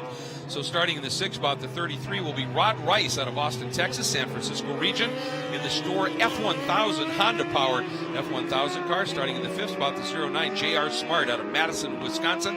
Runs out of Milwaukee region. He was 5th last year at Indy in this class. In the Smart Motors Hurricane Hannah Swift 014A Mazda. Starting in the 4th spot, the number 8 Austin Hill out of Frankfort, Ohio Valley region. He was 3rd at Indy last year, but in the FX category, making his 3rd start in the Runoffs. And this is the Ligier Crawford JSF3 Honda that Larry was just talking about. Starting 3rd, number 2 Anthony Sieber out of Hillsborough, North Carolina, the North Carolina region. He was the gold medalist here at VIR in 2019, but in Formula Mazda, so this is something new for him. The RSC Motors Bob Willis Dental store Formula 1000 car with a VW power plant. Then we move to the front row. Outside, the number 77 of Alex Mayer out of Harleysville, Pennsylvania, running for the Philadelphia region. He was the gold medalist in F1000 at Indy in 2017, making his 8th start in the Ford-powered JDR F1000. When he won that championship, he had Suzuki power. And now you take a look at the pole sitter. That is Chip Romer out of Lake Havasu City, Arizona. His first pole, and he's in the Michelob Ultra Swift 016A Mazda, and this is his 6th start. He was 2nd here at VIR in 19, but in the P1 class, the prototype 1 class. He's run P1 for a very long time. First full season here, running the Swift in the Atlantic, but those are ginormous tires to get heat into those things. Those F1000s, both next to him and behind him, much smaller tires should heat up faster. So to keep your eyes on Mayer on the outside and Sieber on the inside of row 2. And the nice thing is we're watching for that green flag to fly. Late start, we're green, here we go. And Romer, a good start, but Alex Mayer, he really timed it to perfection, and he might have a little bit of a nose ahead or more. Turns into turn 1, and Alex Mayer from the outside in the F1000 car moves into the early lead as Romer working the outside line. Was that a little bit of smoke I was seeing? Rod Rice, I think, the number 33. And one of the ways you'll be able to tell when the tires are kind of up to heat is the stickers on the F3 car will be gone. Yeah, Austin Hill ran a race earlier this morning in the Formula X category. He's now run 2 years in a row doing both Atlantic and X. But this is a much larger car. It's going to take a little bit more time to get the heat in those big tires. Didn't even get the stickers off them. So keep your eye on his pace later in the race. But up front, Mayer taking advantage of the small, quick heating tires to be able to get the jump on Romer. See if Sieber can do the same thing. So Sieber, first name goes by Victor. He also has the same sort of deal. He's got the smaller tires that heat up faster. Thinking perhaps he may not have the power, though, to keep up with Romer in that true Atlantic in front of him. Well, you have to take advantage of whatever works for you. And if you've got a narrow tire that comes up to you, attempt quicker, go for it. Get out there, try to build the lead up, and make the guys chase. Once Romer gets those big meets up to a temperature and therefore pressure, obviously, with the great aero on those Atlantic cars, in terms of, they do have the wings, and that creates some drag, but most of their stick is developed through the tunnels underneath the car, and once they get up into that aero, the amount of speed they can roll through corners is just incredible. Yeah, talking to Romer and going back and forth between his P1 car, which we'll see later in the week, and this car, in fact, we'll see it later this afternoon, and this car here, his True Atlantic car, he says that the amount of grip and turn in is so different, and he goes around. He goes! And he's going to force Sieber in contact between he and Sieber, unfortunately. How bad was it? And that Sieber's right rear, as a result, deflated, and he is going nowhere. I don't know about Romer. Oh, man, and nothing Sieber could do about that. No, he tried to jump into the grass to get around him, but Romer was still sliding quickly. That big car continued. You can see coming down the hill, Romer turns in, catches a little bit of that curb, sends him around. The tire's still not hot enough. Sieber trying to go around, and unfortunately, just that left rear tire DB'd it very quickly. Yeah, and it's interesting. Romer, he didn't clout that curb that hard, and it just snapped suddenly. So I wonder if maybe he was on that curb and doing a downshift or something, and it just came around on him because that was so sudden. Twitchy, lots of power, and again, we're still only working lap 2, not a lot of heat. In the qualifying sessions, it would take him 3-4 laps to get the full heat in that thing, whereas the F1000 or here with the car of Alex Mayer, a lot of heat right away. Alex's worst nightmare now would be if we had to go full course caution. We'll see if Sieber can get his car rolling, and that's going to be an issue because he is right at the edge of the track with a DB'd rear tire. Yeah. Keep our eyes on that, but Mayer right now sees nobody in his mirrors. Second place, I believe, just fell to Austin Hill in the F3. There he is. Almost has all the stickers off. The right front still with a stripe and a sticker on it. And you can see that car, as you said, it's the Formula 3 car as Romer was able to get down into pit lane. But that Formula 3 car, a FIA homologated car, so it's got the there we go. halo. And here we go, full course caution, because it was going to be very, very difficult for Victor Sieber to be able to get that car moved. And man, he came so close to avoiding Romer. He was within an inch or two of being able to get around him and continue on. Unfortunate for both of them because both these guys are super fast. This is Sieber's home track. Oh, big twitch there, even under yellow. Big twitch there for Austin Hill coming down that. He just caught a little bit of that curb, kind of the same thing that Romer did. But those two now bunched up. This is going to be fascinating because here's the difference between these cars. Mayer's got some good torque with the bike motor. He can get off. You saw the jump he did on Chip Romer at the first drop of the green flag. Austin Hill's car has got all kinds of top-end power. He's already reached 152 miles an hour on the straight in just 2 laps. Watch the dynamics of these two cars. If Austin Hill can get some heat in those things, as one car will have an advantage coming off the corner, the other will catch him at the end of the straight. This is going to be a fascinating study here as we've got a Formula 5000, a Formula 3, a Formula 5000, and a True Atlantic all in the mix here. It's going to be interesting to see when we come back. But right now, since we're under a full course caution, we're going to take a moment and say a big thank you to a number of the wonderful partners that allow these broadcasts to happen.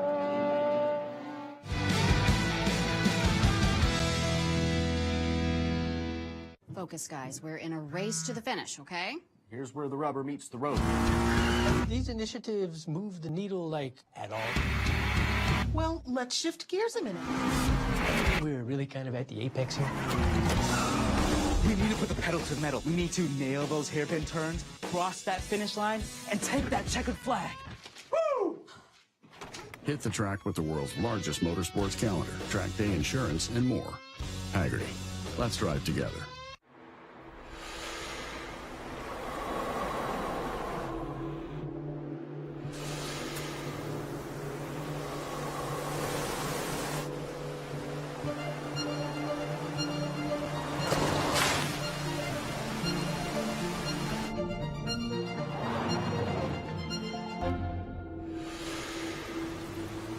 Introducing the first ever Mazda Cx-50.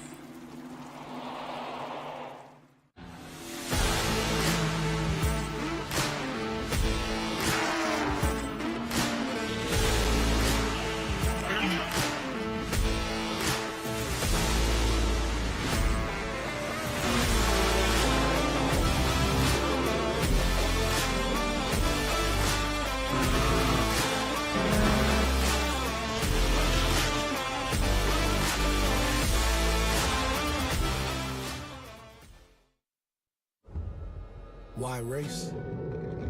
Because it's in our blood. A love of driving that pushes us as hard on the road as it does on the track.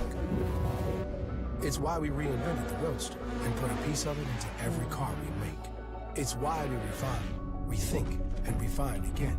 And it's why we'll always engineer to your heart's BPM, not simply an engine's RPM.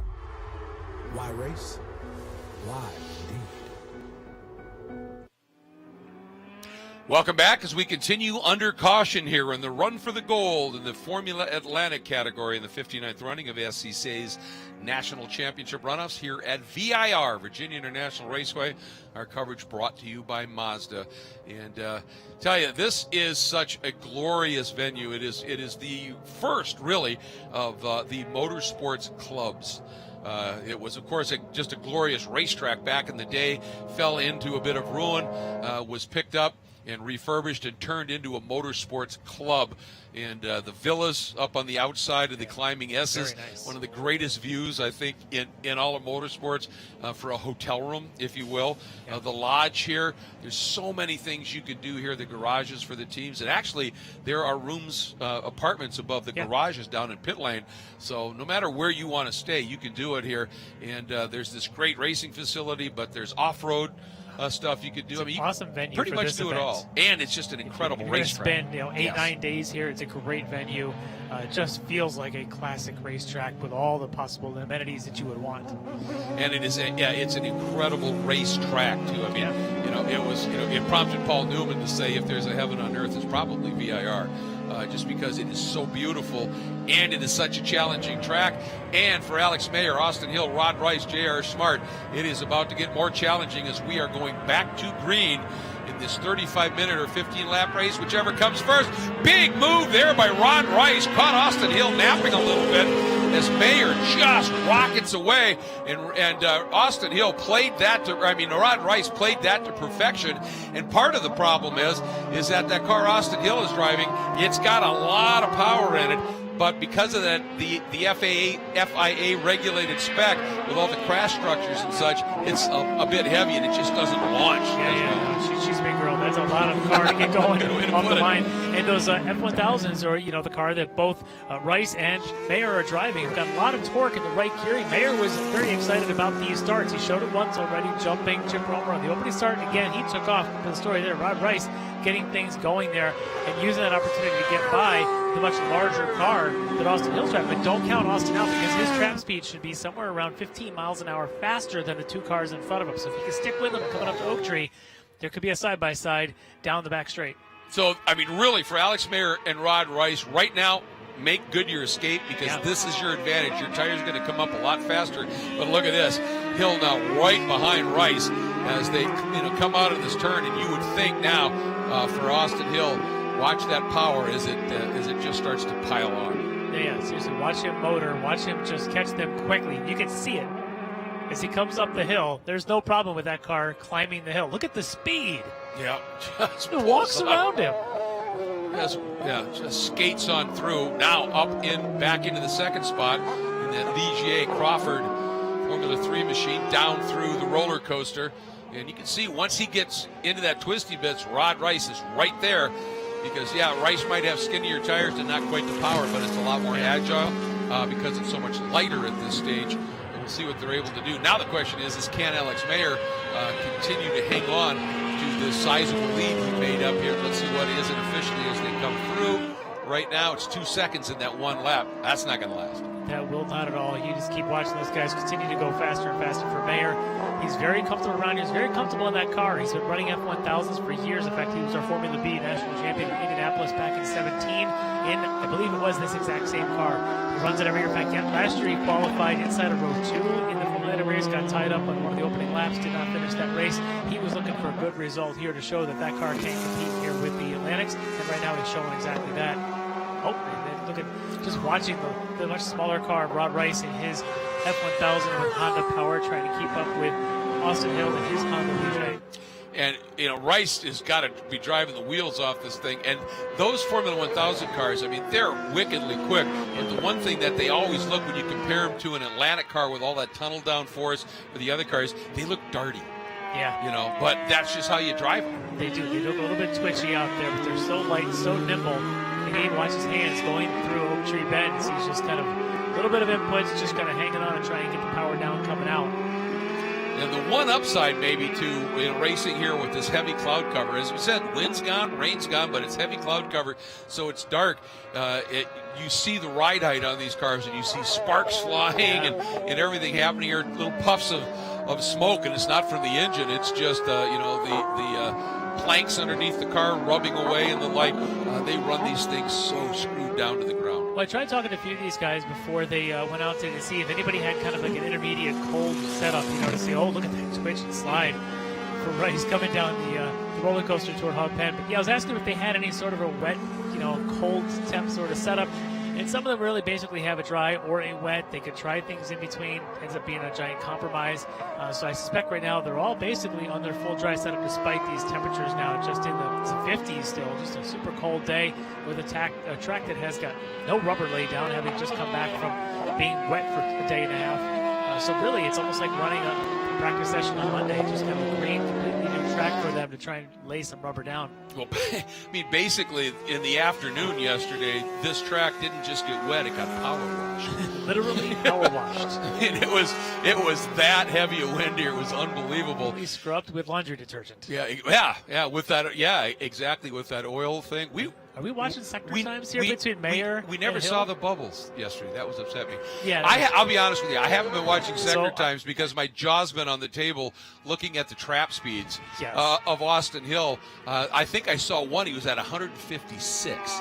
Yeah, it was 153. 153. He's faster in sector 2, faster in sector 3. I believe he was about a half a second slower in sector 1. So these two training sectors, about 2 seconds between them. Mayer got his tires up to temp early. Austin Hill may now have his up to temp, and we could easily have a good race on our hands between these because it looks like Austin Hill's rolling them in. And here's the other side of the coin. They make their speed in completely different ways and places. They have the two fastest laps of the race. They're separated by 1/10 of a second. Yeah, look at the trap speed. 8 miles an hour difference for Austin Hill. 154.2 for him. Alex Mayer giving it all he has with a 146.2. At 8 miles an hour translates to a couple of car lengths as they come down that back straightaway. So it may look like he's got a gap, but Austin Hill pushing hard to keep up. Alex Mayer, his best move right now, probably just listen to his team and to let him know maybe when he's within a second. Other than that, just ignore those mirrors. Yeah, absolutely. And I mean, it's this sector, the first sector, where he has to drive the wheels off this thing. And he's been doing that. I mean, he's been running some really, really stout sector times that has given him a little bit of an advantage, a half a second here and there. But then those final two sectors are for Austin Hill. And the one thing that we haven't mentioned that we probably should, and you may have noticed that when Austin Hill, it takes him, once he comes out of Oak Tree, takes him a little while, and then you see him suddenly just almost launch forward. It's a turbo. And so when that thing too, everything else here is very worried about a rain event, which obviously everybody was concerned about. His concern was, how do I control this ginormous car that has a turbo in it? It's just a rocket ship, but it also comes on like a rocket ship. So he was pretty happy it's dry. Alex Mayer was kind of hoping for some wet. I bet he was. But right now, he'll take whatever he's got because he does have the lead. But it is a diminishing lead. Austin Hill took 2 more tenths out in that sector. No, actually, I take that back. Alex Mayer a little quicker on this lap. Actually set the fastest for a sector on this lap. But Austin Hill's been faster than the other two. So it's still about a 2-second lead, but still early. Well, he's played, and I'm talking about Alex Mayer here, he's played his cards the best he can play them. Yeah. Get that lead built up, make Austin Hill chase him, and hope Austin makes a mistake, something that gives him a little bit of a breather here. So far, Austin has not done it. He's driven well within himself and just continues to chip away at it. But I'm looking here at the time, and it's a 35-minute race, right? And we have a little over 15 minutes, so we've got about 19 and a half minutes to go here. And if Austin Hill is making up tenths of a second, that's not going to do it. He's got to make up some chunks here. He needs to get a half a second here and there to really try to chip into this. I mean, he can still see him, but that's what you want to be able to do. Exactly. But he just lost a half a second in sector 3 on this lap, and that's a sector where he should have the advantage. That's from the South Tower all the way to start finish. He did not use that advantage. Maybe a little bit slow down the roller coaster. But he definitely needs to start chipping away as we're now passing that halfway point. Cannot wait till the end. Yeah, he needs to do what the latest popular catchphrase in college and NFL football. He needs some big chunk plays. and he's got all of the capability of it for sure. But right now, I mean, give it up for Alex Mayer. He is just right. Look at that. And now he's 38.4 first sector time. That is stunningly fast. Yeah, just to compare the pace of where they were on Tuesday, Wednesday, and Thursday during qualifying, where we had just 3 of the most beautiful fall days you can imagine here at the Virginia-Carolina border. Alex Mayer was a 45.5 qualifying time on Wednesday. He was in the mid-46s on the other 2 days. For Austin Hill, 48.4. So right now, neither one of them yet down to their qualifying pace, but starting to get down there. Mayer now in the 48s on his last time by. But I suspect as the track continues to stay dry and the tires continue to build heat, these guys are going to have to just continue to do qualifying laps because Mayer knows that Hill's back there. He can't let up at all. Yeah, this is it. I mean, he's got to drive, as you said, a race of qualifying laps. And Chip Romer must be beside himself because he qualified on pole by almost a second. And, that contact, obviously, by Victor Sieber that broke Victor's right rear tire, obviously it must have dinged something up on the suspension of Romer's car because he would be sitting in the pits. Yeah, because Romer's qualifying time was another second in front of Alex Mayer's time. He was in the 44.7s. He definitely was licking his chops and the chance to get heat in the tires, but he did tell me he was worried that it was going to take him a while, maybe 4 or 5 laps to get heat in those things, and I suspect clipping a curb with cold tires probably might have been his demise. Well, this is pretty impressive. I mean, Alex Mayer just reset fast lap at the race at a 48.5 and has really stretched that out again. He is just wheeling this thing. This is a driver who is on his game. He's very comfortable, as I mentioned, in this car. Has so much seat time over the last 7 or 8 years in this thing. All the conditions. He told me they actually ran an entire season with probably only 2 dry races. So he's comfortable in the rain, comfortable in the dry. Out here, he just knew it was going to come down to a dogfight of which car had an advantage. Worried about the True Atlantics and their power and their ability to just throw it to the corner. But right now, with things coming to him, he's got to be at least happy right now and just hitting those marks and doing his usual thing. Well, whatever the circumstances are, all you can do is the best you can do in the car you have. Yeah. And he is executing to perfection. His last lap was second quicker, and that margin went from 2.5 to 3.8 seconds. So you would certainly be thinking when you take a look at those speeds that Austin Hill would be closing in on him. But the minute from 14 down through the exit of the hog pen turn, which is just a tricky corner, and all the way from 1 to 5, Austin, it just doesn't have any kind of an answer for Alex Mayer. Yeah, Mayer is quicker by a full second in the first sector, 38.7 to 39.6, just the first sector alone. Austin gets a couple tenths back in the second sector because you get the short chute there under the bridge and up the climbing S's. And then sector 3, I think they've been pretty evenly matched between the two. But right now, it's all this first sector as they're coming into right now between them that is the difference between Austin and Alex. Yep, and that time through, another half a second quicker is Alex Mayer. I mean, he is putting on a stunning drive right now. Yeah. And again, we've talked about it. Austin Hill, that car, it has a lot of power. It has a lot more mechanical grip with those tires, but it's heavy. And it's bigger. It doesn't transition as well in the really tight, twisty stuff. So, it's not like he, by design was just going to blow by everybody and disappear. He's doing everything he can in this car as well. And he's got a lot of seat time this year in that car. So he runs this FRP Form Atlantic Series, and he's actually, I believe, has the championship clinched already with another round still to go. He's been fast all season long in that thing. Very good young driver. He's only 15 years old. He was 14 last year at the runoffs at Indy when he ran his Formula 2000 car in the FX category. He ran, of course, the same car earlier in a race this weekend. So he's starting to really build some seat time in these things, and he's becoming a fast driver at a young age very, very quickly. And showing that this car can compete here with the Atlantics. Maybe could even use a little bit more downforce if he could get it, but showing that the car's got some pace. Yeah, so it remains Mayer, Hill, and Rice in the medal positions. J.R. Smart, the only other car on the track right now, sits in the 4th spot. That's a True Atlantic car. It's a Swift 014A. I'm a little surprised he's not a little bit closer to the group here, but still out there and running at this stage. But taking a look here, Alex Mayer just went through the speed trap at 146.5. Austin Hill comes through at 154.2. considering it's a Formula 1000 car, Alex Mayer's getting some pretty good steam out of that thing down the straights. He's not doing too bad. It's got great punch coming off the corners. Lots of torque in that motor.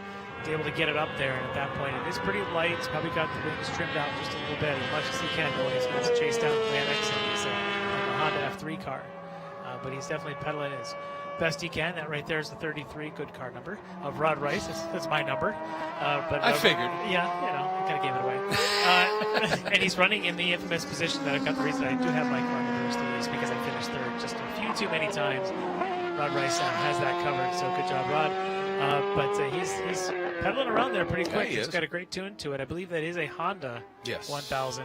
So we had a couple of different motors. I believe Mayer's, it says on the entry sheet, it's a Ford. I do believe it might be the 1000 Hayabusa that he has in there. This is, I believe, the Honda. And actually the one that Vic Receiver was driving was a BMW 1000. That he was getting excited to come out here. Had another motor that he had said that they had built. It was a real strong motor. Blew that one up about 2 weeks ago. So he was going to come out here with a stock motor, at least try and give it a run. But pretty easy to see varying power plants within the Atlantic class. And one of the interesting things I've been noting here is, Alex Mayer, it's a Formula 1000 car, right? And again, puts up that 146 and a half. I've been watching Rod Rice's times. It's about 140. So Mayer is got a 6 to 7 mile an hour advantage in a straight line as well. So that's really working. And that's one of the things, there isn't a Formula 1000 class at the runoffs anymore. So you're either here or you're in FX. Yep. And I presume in that, no, that's Austin Hill, who was running in second. That's Hog Penn. That's a long way to go through the grass. He wants to keep the momentum and not spin, and unfortunately, he's going to go around. It's going to be an opportunity now for Rod Rice, who's about 15 seconds back. We'll see if Austin can keep it going. The problem is that once you give that slightest bit of input on this wet grass, on those hot, slick tires, there's just nothing home. See if he can keep it going. J.R. Smart also out there in the Atlantic Swift. Let's watch him come down. Does he catch a little curb? He does. The same thing that we had seen Chip Romer do in his Atlantic on those opening laps.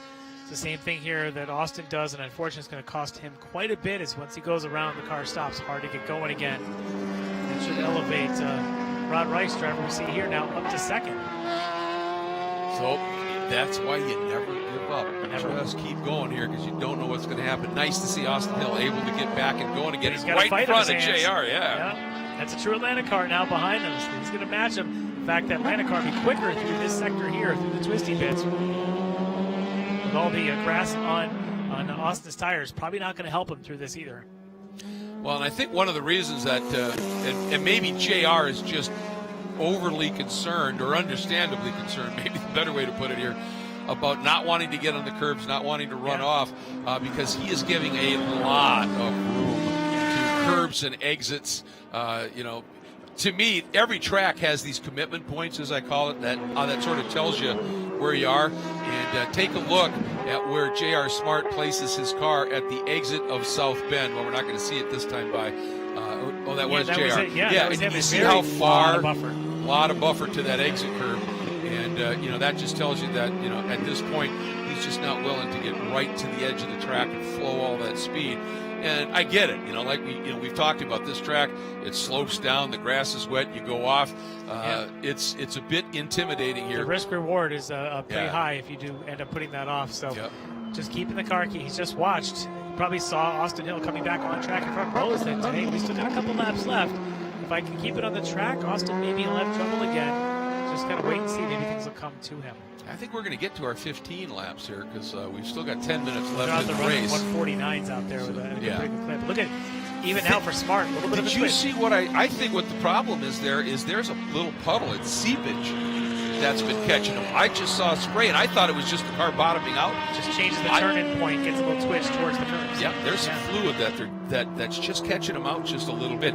I do want to take a moment here as we're watching this is to give a shout out to Kerrigan Smith and the whole operations team at VIR here, because it's such a beautiful venue, but they continue to work on improvements, and they've made changes to some of the guardrails, bringing it up to I think it's the FIA Spec 2 level, and just continuing to improve this place in lots of ways. And when you start with a venue that's as beautiful as this, and then you continue to tweak on it. This is truly a destination location here. It is. And a lot of the drivers I've talked to said this is in their top 3, if not their top 1 of the tracks that they like to run.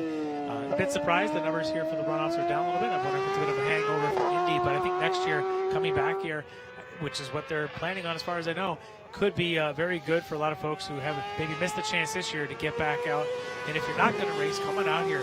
Grab your worker whites, get out to a corner, and do some flagging. This place is spectacular to flag. The views are tremendous. The racing is awesome, side by side all over the place. No better way to watch a race. And Alex Mayer just running like a metronome right now, just clocking those laps in. And so that isn't a rumor. I mean, we heard one of the drivers, I thought he was joking that he loves racing here so much that he was trying to, hey, we're coming back here, right? But that is the rumor. That's the talk. They want to try this back-to-back years, give folks a chance to maintain their setup, develop their cars a little bit, kind of get used to it, and then who knows down the road where things will go. But that's at least the plan I think we're working towards, which would be very great for a lot of these folks. I'm sure the West Coasters are like, oh, come on. But if you're on the West Coast, pick one of these 2 years. If you didn't come this year, get back here in 23. It's worth the trip. Yeah, this place is special. Yeah, come and enjoy it. Paddock is great. Paddock is huge. There's paddock for days. It's not one of those tracks where everybody's packed in tight and there's no room. And even the grass paddock everyone's worried about, there's a couple of low spots you got to watch. But honestly, because most of the grass paddock is actually on a giant hill, the water runs off pretty well. You just got to watch a couple little low areas, but frankly, it's no big deal. And I think this year we got to see kind of what, fingers crossed, the worst Mother Nature could throw at us. I hate to say that because it can always get worse, but it really tested how well these grounds hold up, and I think it held up pretty well. I think the only thing worse than what we experienced here would be like a blizzard, and I just don't see that happening here. So I don't see that happening here. How dare you say that? We just said we're coming back next year. I don't think. My point is I'm from Minnesota. You're not going to have a blizzard here. Trust me. But let's watch this spot now as I'm trying to talk my way out of this. Down at 16, right in here, see if you can see it. He runs wide up. You see it? There's that little patch of water, and that might just be a little seepage. And I think it wasn't so much getting the curb on the inside, it was the tire hitting that and skating. Catch the back tire there. Kind of skips him around. For this guy, though, happy to see the white flag. 3.27 miles to go for Alex Mayer, who has just been putting on a clinic. He has. It has just been, did exactly what he needed to do on both starts. Use those skinny tires that come up to attempt to build as much of a margin as he could, and then hope that when the, in theory, faster cars come after him in the race that somebody makes a mistake, and that is exactly what happened. And he's just been superb at this stage, and Rod Rice able to take advantage of that. And the last time by, Rod's advantage over Austin Hill was 10 seconds, and we'll see just how close that is this time. This has been clipping around about 3 seconds a lap faster. Yeah, it's down to but I don't know if that's going to be enough. 7 seconds, yeah. I'm not sure he can quite get Rod into view. Yeah. But last lap we're on right now. And for Alex Mayer, qualified a really, I thought, impressive second spot, just generally. But now to have this play out and to be able to maybe bring this home in his JDR Ford.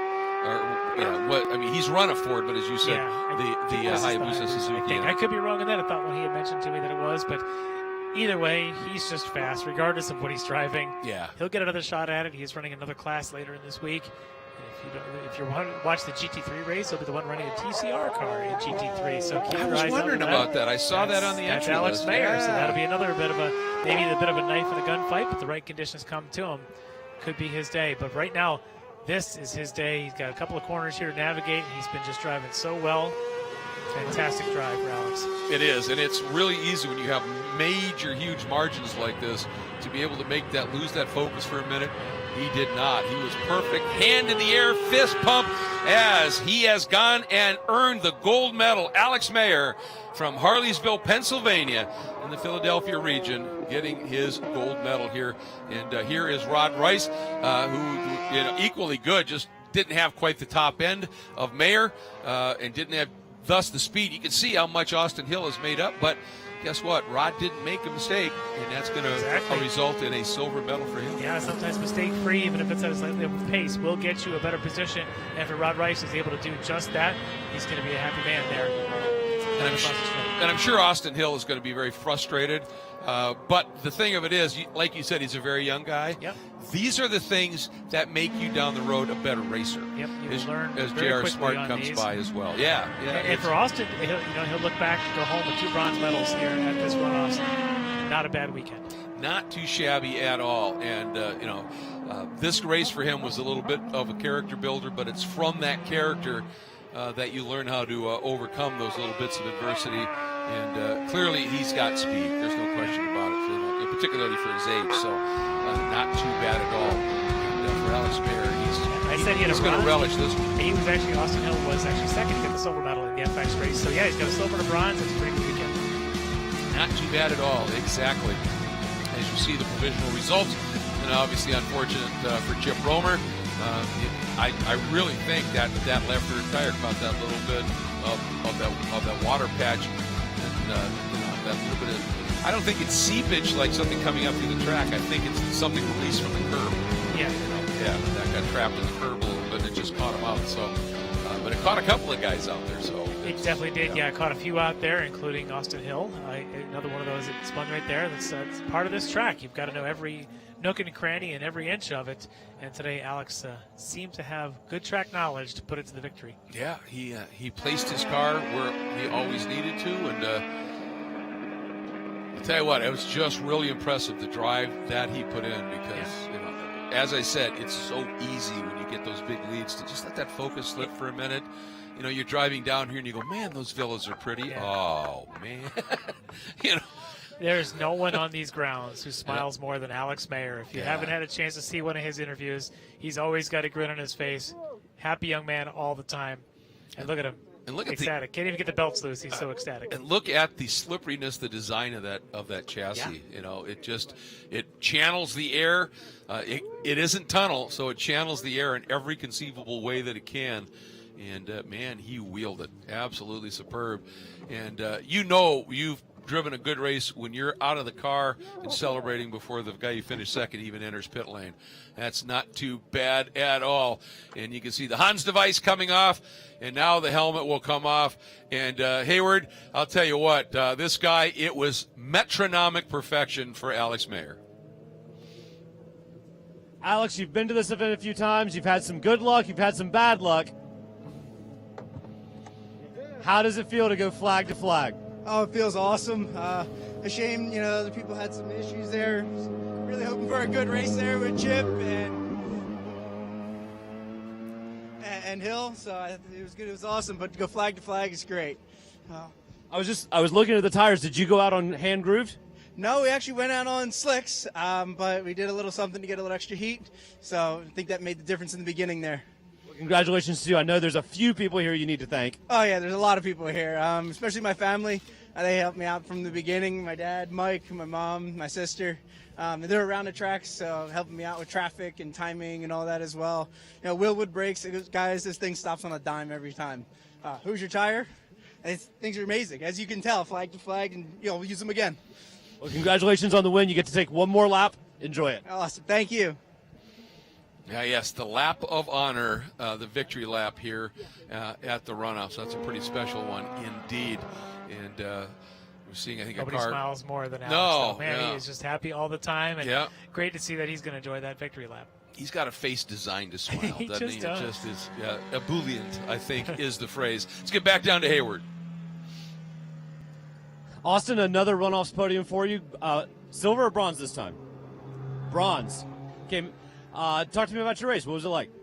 It was all right. There was still a little bit of water out on the track. Obviously it was the slicks for tires, but there was still water lines on the track. That's what ended up getting me to spin out in hog pen. There was a water line coming down, and as soon as I hit it, the front just went into a steering lock, and then I went right off into the grass. But overall, it was a pretty good race. Me and Alex were swapping fast times back and forth. Well, congratulations on the podium and the recovery. A little bit of cleanup to do, but not too bad. We'll see you back next time. Thank you. Rod, your second place finisher, came in the wrong order. Congratulations on the runoff podium. How's it feel? It feels great. It was my first time ever on this track, so it was a big learning experience for me. So I just stayed clean. I got great starts. Every start, passed cars, passed 2 cars on the first start, passed another car on the restart. So went pretty well. Just stayed clean. And these Formula B cars did okay in FA, didn't they? They did okay. I think we need a little bit more power, but yeah, they did all right. Imagine that, guys. A race car driver wants more power. Congratulations on the podium. Hey, if there's one thing I've learned over the years, and I understand it completely, is race car drivers are greedy. Always want a little bit more. Taking a look at some of the highlights here. And here's Alex Mayer around the outside of Chip Romer, down into that first turn. Used, as you said, Larry, those skinny tires, got him up to temperature a little bit better, and started to check out. And then you can see Romer starting to close it back up again, and bringing Victor Sieber right with him here, and then this moment. Oh, yeah, he just catches, like you said, that little bit of stream that Austin Hill was just talking about, sends the car out. Austin now hits the same little patch. Austin able to recover to go home with the bronze, but unfortunately for Romer, not so much. But this guy had it all in his way today. Oh, man, he just clicked him off. It was absolutely impressive. And there he is, enjoying that lap of honor with the checkered flag, signifying he's a gold medalist at SCCA's National Championship Runoffs. And that's going to wrap up our coverage of our run to the gold in Formula Atlantic here in the 59th running of the SCCA National Championship Runoffs. At VIR, coming up next is going to be H Production and their race to the gold. Congratulations once again to our national champion, Alex Mayer, to second place, Rod Rice with the silver medal, and our bronze medalist, Austin Hill. I'm Greg Creamer, joined by Larry McLeod, and of course a big thank you as well to Hayward Wagner down in the pits covering all of the action there. Thank you so much for joining us. We look forward to having you back with us, as lots more racing yet to go here at the Runoffs. See you next time, folks.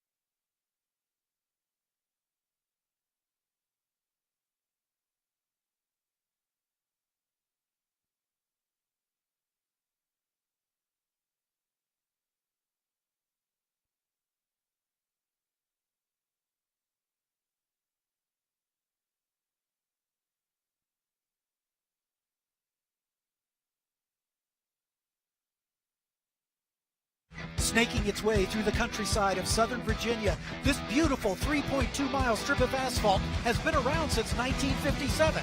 But now, for the second time in 3 years, the Virginia International Raceway is home to the SCCA National Championship Runoffs.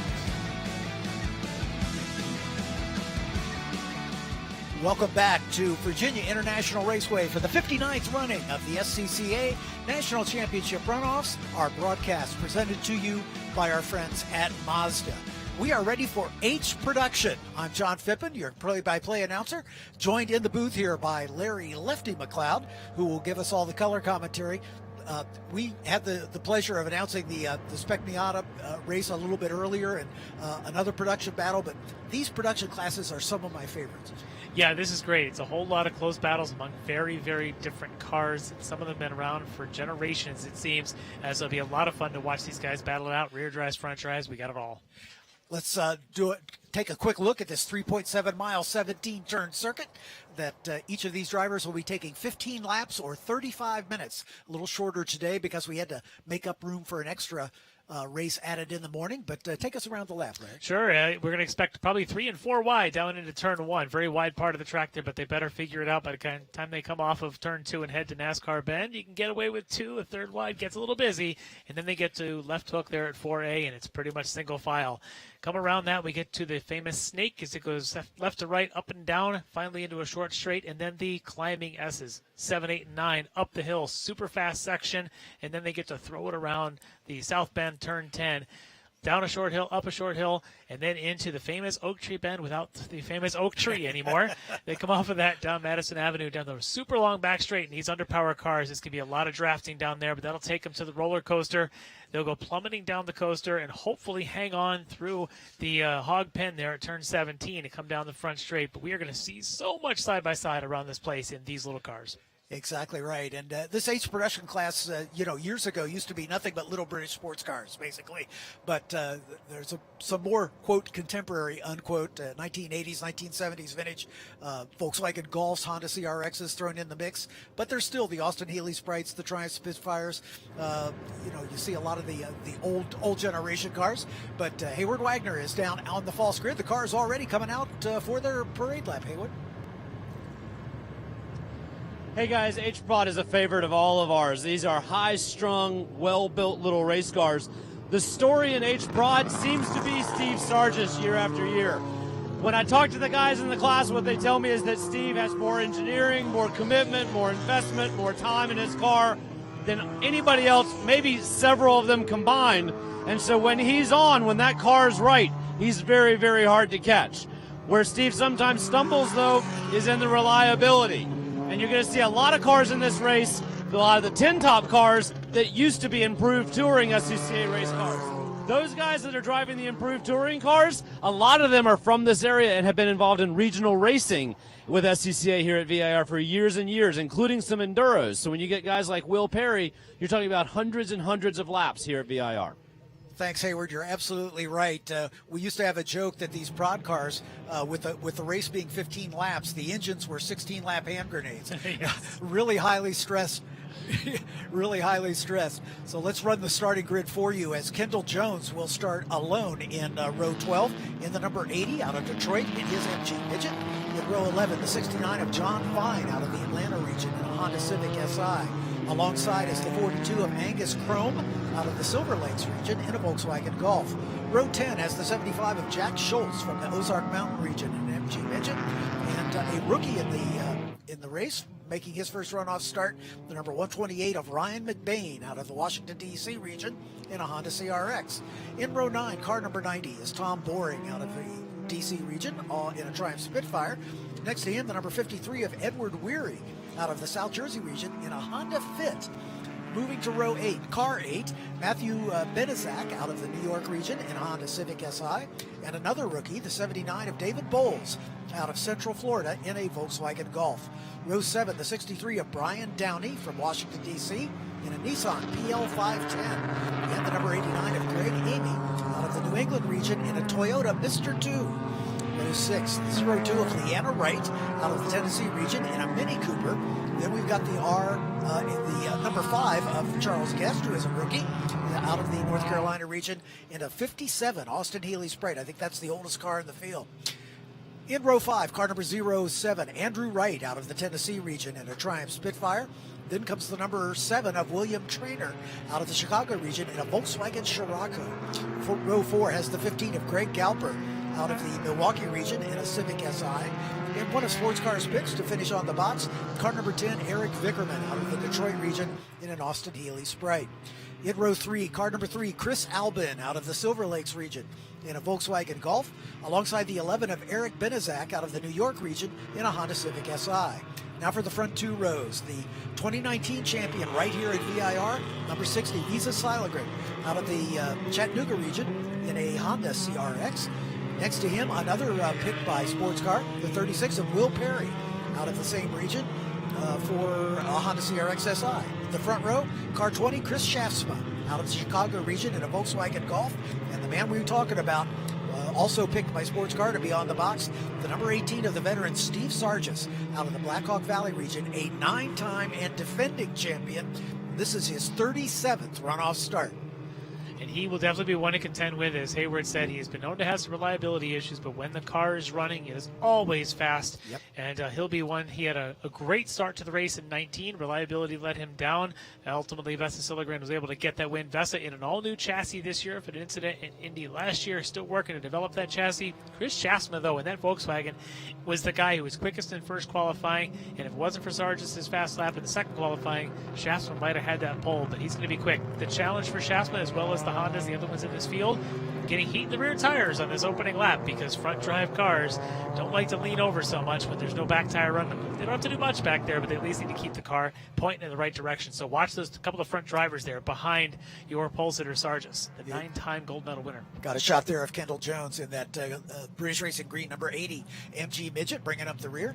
as they come around the corner, the Spitfire of Steve Sargis and the Volkswagen Golf of Chris Schaafsma, as they work their way through the hog pen turn, they begin to make their way toward the starting line.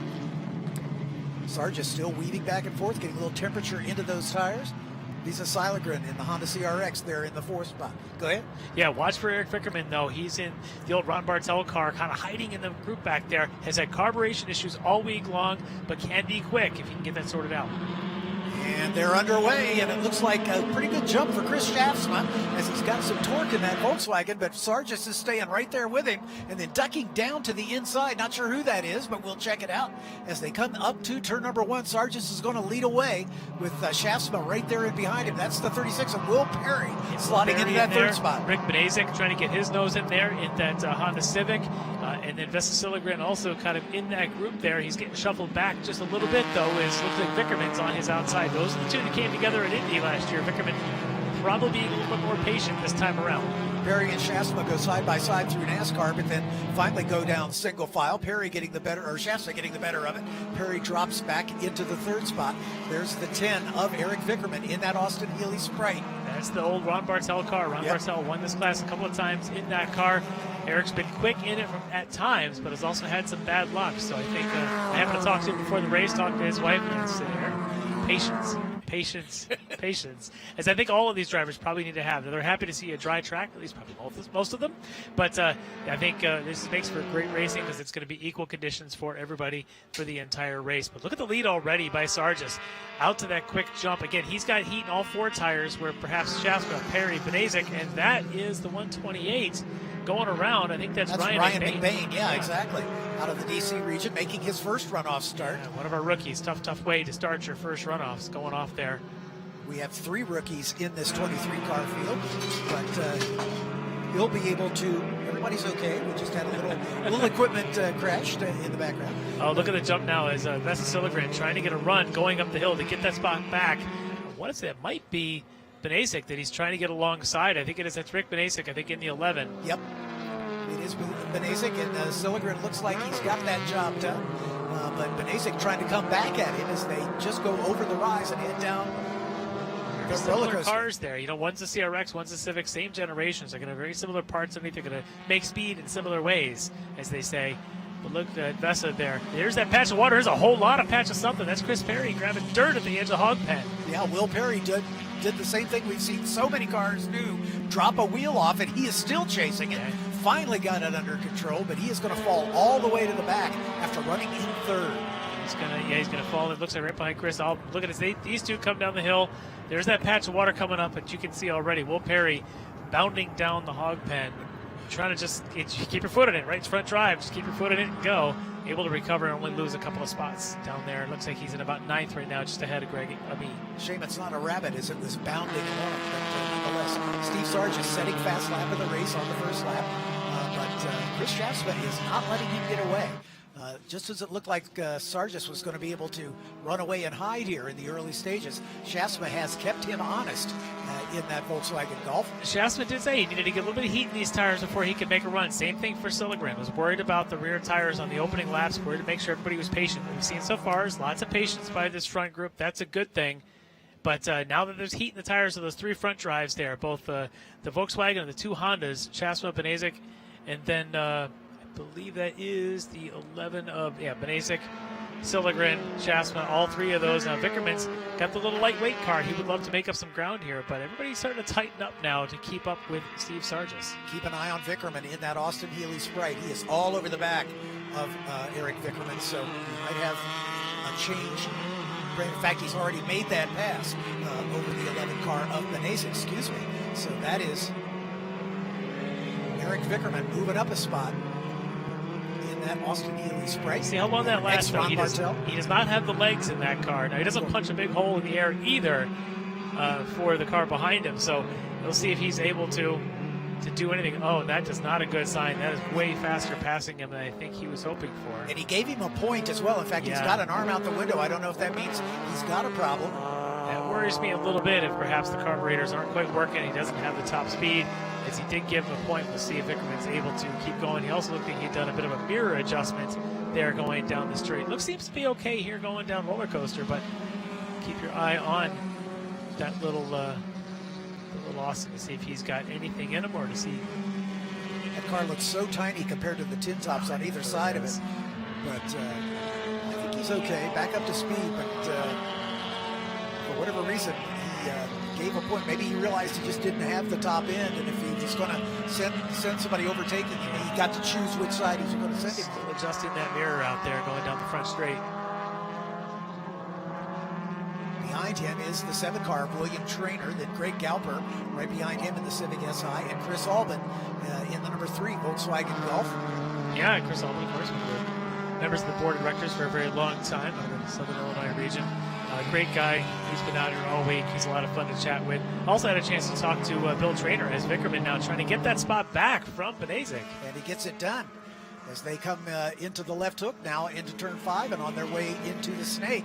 This is the area of the track where Vickerman definitely should have the advantage, because that car is small and nimble and lightweight, but where he gives it away is on the straightaways because he just doesn't have the grunt. And we'll see if he's able to hold him through this here little short straight. He looks like he is, and you just look how small that car is compared to the giant, mid-80s Honda Civic. Just amazing difference in cars. These 3 cars, I'm starting to say there's Bill Traynor. Talked to him just before the race. He is just happy to be here, but he's also happy with the car. One of those who says the car is just handling great. He's been up on the podium before with more powerful cars under him. He says this engine not as strong, but just so happy with the way it's handling, and you can see it just looks comfortable in that Scirocco. The only not the only Scirocco in the field, but certainly one of them, and it's got a very different body style than the Volkswagen Golfs, and of course the Honda in the Volkswagen sandwich, right, the meat in the sandwich, if you will, right in between. As Greg Galper hanging on to that 7th spot as it stands right now. The Chris Albin getting a good run in the yellow Golf, the number 3 car, as they make their way up to the rise, right at the top portion of Madison Avenue straightaway. Scirocco with that very Terminator-looking front end on it as they come up to the dip at the roller coaster. Chris Albin, one of the veterans in this field, but always a part of every H-Prod field. That is one big family here in this class. One of the reasons I make sure I get a chance. Oh, that's a huge bounce there. Yeah, for sure. For Traynor coming down, like it just looked uncomfortable, like something may have happened, and he's slow to the right, but took a big hop as the car turned left. What if he broke something in the suspension, although he seems to be at speed, but now side by side, Albin and Traynor, or Galper, excuse me, Albin and Galper side by side. And in fact, Albin getting that job done as he gets around Galper to move up into that 6th spot. Yeah, we'll keep our eye on Bill Traynor to see if that car takes any other awkward steps, but that definitely did not look comfortable. He was talking about how comfortable the car was. It may have just turned the other way, but these guys better not take their time around here, because there is a very hangry Will Perry behind them who's already gone off once in Hog Pen. Probably not happy with himself. He just turned the lap, let's see, about 2 seconds faster than this group in front of him. So you're going to see a little red CRX at the back of this threesome very soon. Albin piling on the pressure as he maybe feels a little blood in the water as Traynor might be injured. I saw Traynor with a bit of a lockup there at left hook. I wonder if he's got a brake issue. Yeah, could be. Yeah, it could be something up with one of the rear brakes there, kind of doing an early lockup that would cause a bit of an issue coming down the hill. And look at the lead that Vickerman has gotten over Benezek, as Benezek was in front of him as they went into the roller coaster on the last lap. And Vickerman really able to stretch it out this time in the run up the climbing S's.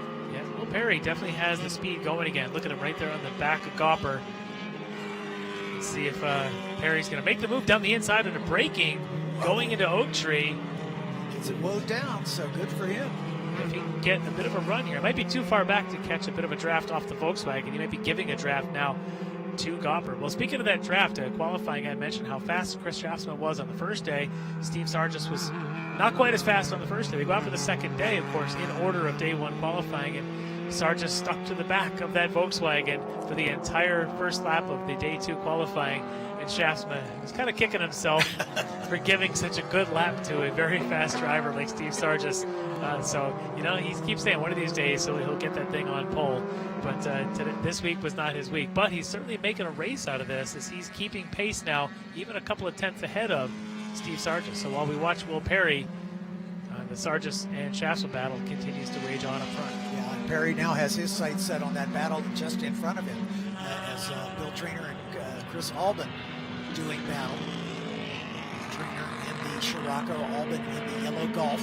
Sure, underneath very similar cars, though. Oh, exactly. The Scirocco's probably a little heavier, I would think. He's got that little bit lower roof line. Maybe in these kind of trap speeds might not be a bad thing to have. Yeah, exactly right. But looks like Vickerman finally has got the Sprite up on song as he is pulling away now from Benesic. Yeah, Vickerman's last lap of 2:18.0, where the Benesic Trainer Albin Ganger in the 2:19s to 2:21. And there goes Benesic off. Oh, ouch. That's right all at the way. NASCAR, yeah. He went all the way off. That's where Boris Said went off in an earlier race. And he grazed the guardrail, but I think he's going to be able to get away. You can see damage to the right front corner. That's a lot of damage. Yeah, I think he's maybe bent the suspension on that. Glad to see he's able to get that car moving again, but here's that replay. Yeah, just as you're starting to turn in there for NASCAR, just drops a wheel ever so small, but the wet grass, and you're just gone in this place. He's got the right front fender hanging off. He might just be limping this thing back. He's heading back to track. We'll see where he actually ends up. I think when he gets on track, he'll be able to determine whether or not the suspension is damaged. But he has fallen all the way back. There's the 80 car just now coming up. That's Kendall Jones back in 16th position. Kendall trying to find his way around him as we get another shot here of Will Perry working his way past now both Albin and Traynor. Yep. So Benesic would have been his next victim. Really, Vickerman is the one that he'll be targeting up ahead. You can see Vickerman just going out of the frame at the top of the shot as Albin and Traynor continue their side-by-side battle. Yeah, Vickerman now all by himself, which is probably where he's happiest because he doesn't have to worry about the difference in speeds between straightaways and corners. So he's right now sitting in that fourth spot as it shows there, a couple seconds ahead of the Chris Albin and Will Perry and all that battle behind him. And then out in front of him, though, Sargis is starting to feel some pressure, I think, from Schaffner and Silligren. Yeah, in fact, it was over 2 seconds a couple laps ago. Sargis is leading. It's now down to about a tenth of a second. It may be less than that, based on what I'm seeing. Yeah, it's a tenth of a second now as they're going into turn one between Sargis and Schaffner. I'm sure we'll get to that one in a second. As Vickerman now comes across to pretty good laps. 2:18 and some change. That's his fastest lap of the race so far. And he just moved to third, so it appears something happened to Vesa Silligren as he's dropping down the order unless there's a transponder issue, but Silligren may be dropping out. We'll see if that's just a timing thing. Nope, he's back in. All right. Yeah, he's still showing on our alternate timing screen here, so I think he's there again. Maybe a transponder issue. Yeah, if it doesn't trip the lights, the automatic scoring goes And there down. you go, Schaffner now in the lead of Sargis. Absolutely. We missed the pass, but we saw it coming as Sargis apparently slowing just a bit. His last lap, a 2:17.091. His best lap, a 2:16.5. So he's only about half a second off his fastest lap. So I don't think anything happened to Sargis. I think Schatzman just got faster. Yeah, and for Sargis now, the only good thing for him is he's right on that bumper. Look how close he is. This is what they were doing in qualifying on day two, where Sargis was getting a beautiful draft from that giant Volkswagen. And here's that replay. It looks like it's going into one. Sargis on the outside, Schatzman on the inside. Schatzman just outbreaks him, gives him nowhere to turn in. Beautiful positioning.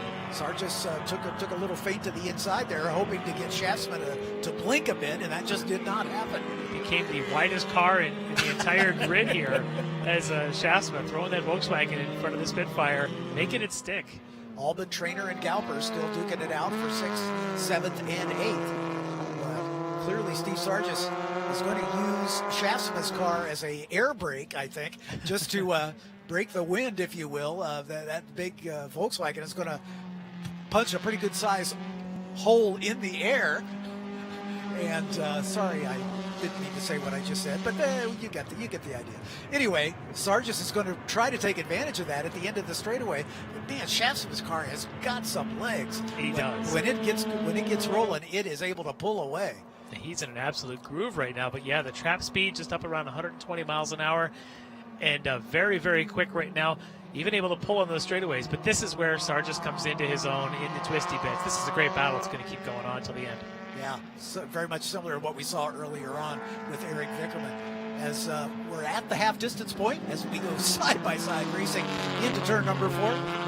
Yeah, let's wait till we get this battle settled before we Sargis go off to our again break. kind of gave him the phantom move down the inside. Shaftsman didn't bite, stuck on his line, was able to hold the position.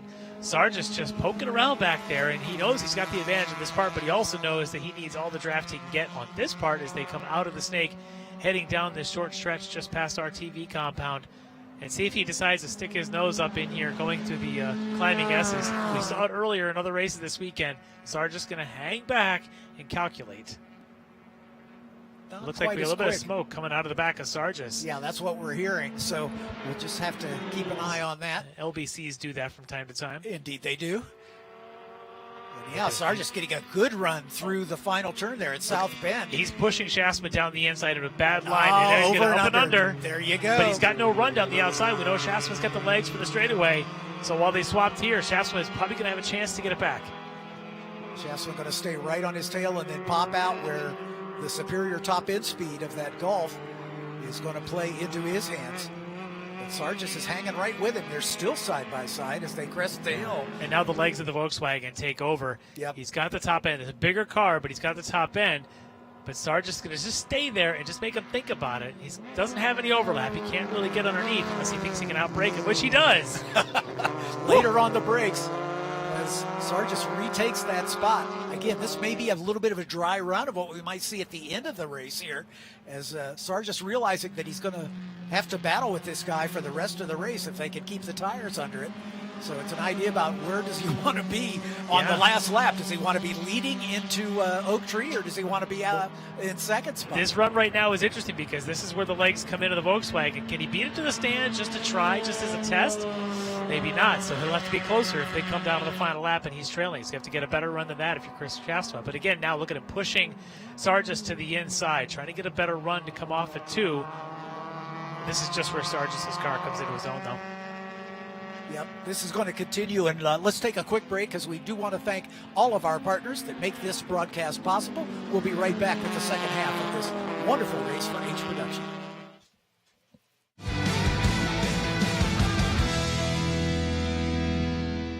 Focus, guys. We're in a race to the finish, okay? Here's where the rubber meets the road. These initiatives move the needle, like, at all. Well, let's shift gears a minute. We're really kind of at the apex here. We need to put the pedal to the metal. We need to nail those hairpin turns, cross that finish line, and take that checkered flag. Woo!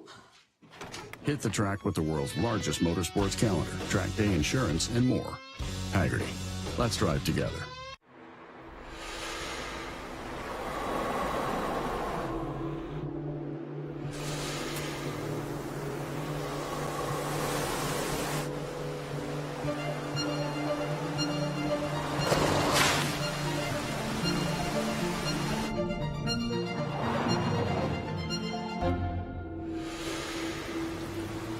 Introducing the first ever Mazda Cx-50.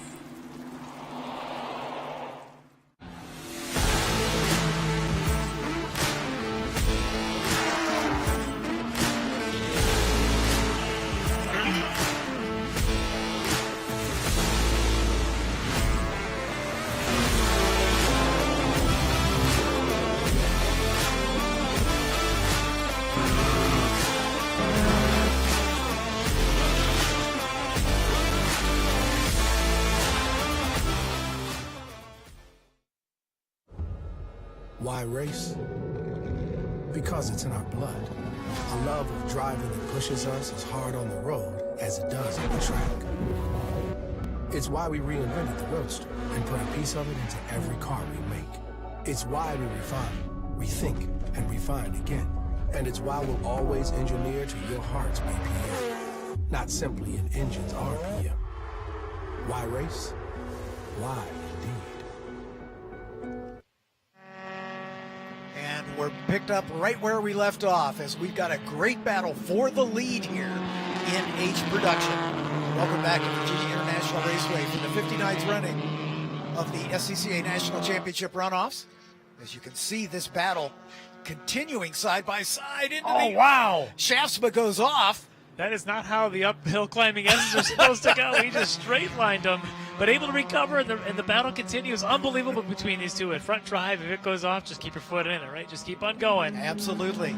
It's a case of two cars with different strengths at different parts of the racetrack. Shasma's car definitely with a little more horsepower, a little more top-end speed. Yeah. Steve Sargis in that Triumph Spitfire. It is shows that very Sargis nimble. wasn't going to back off. It's going to force him into an issue, but also shows that Shasma's never going to back down. Even if he has to go straight line at 90 miles an hour through the S's. He's not lifting. Stuff. No.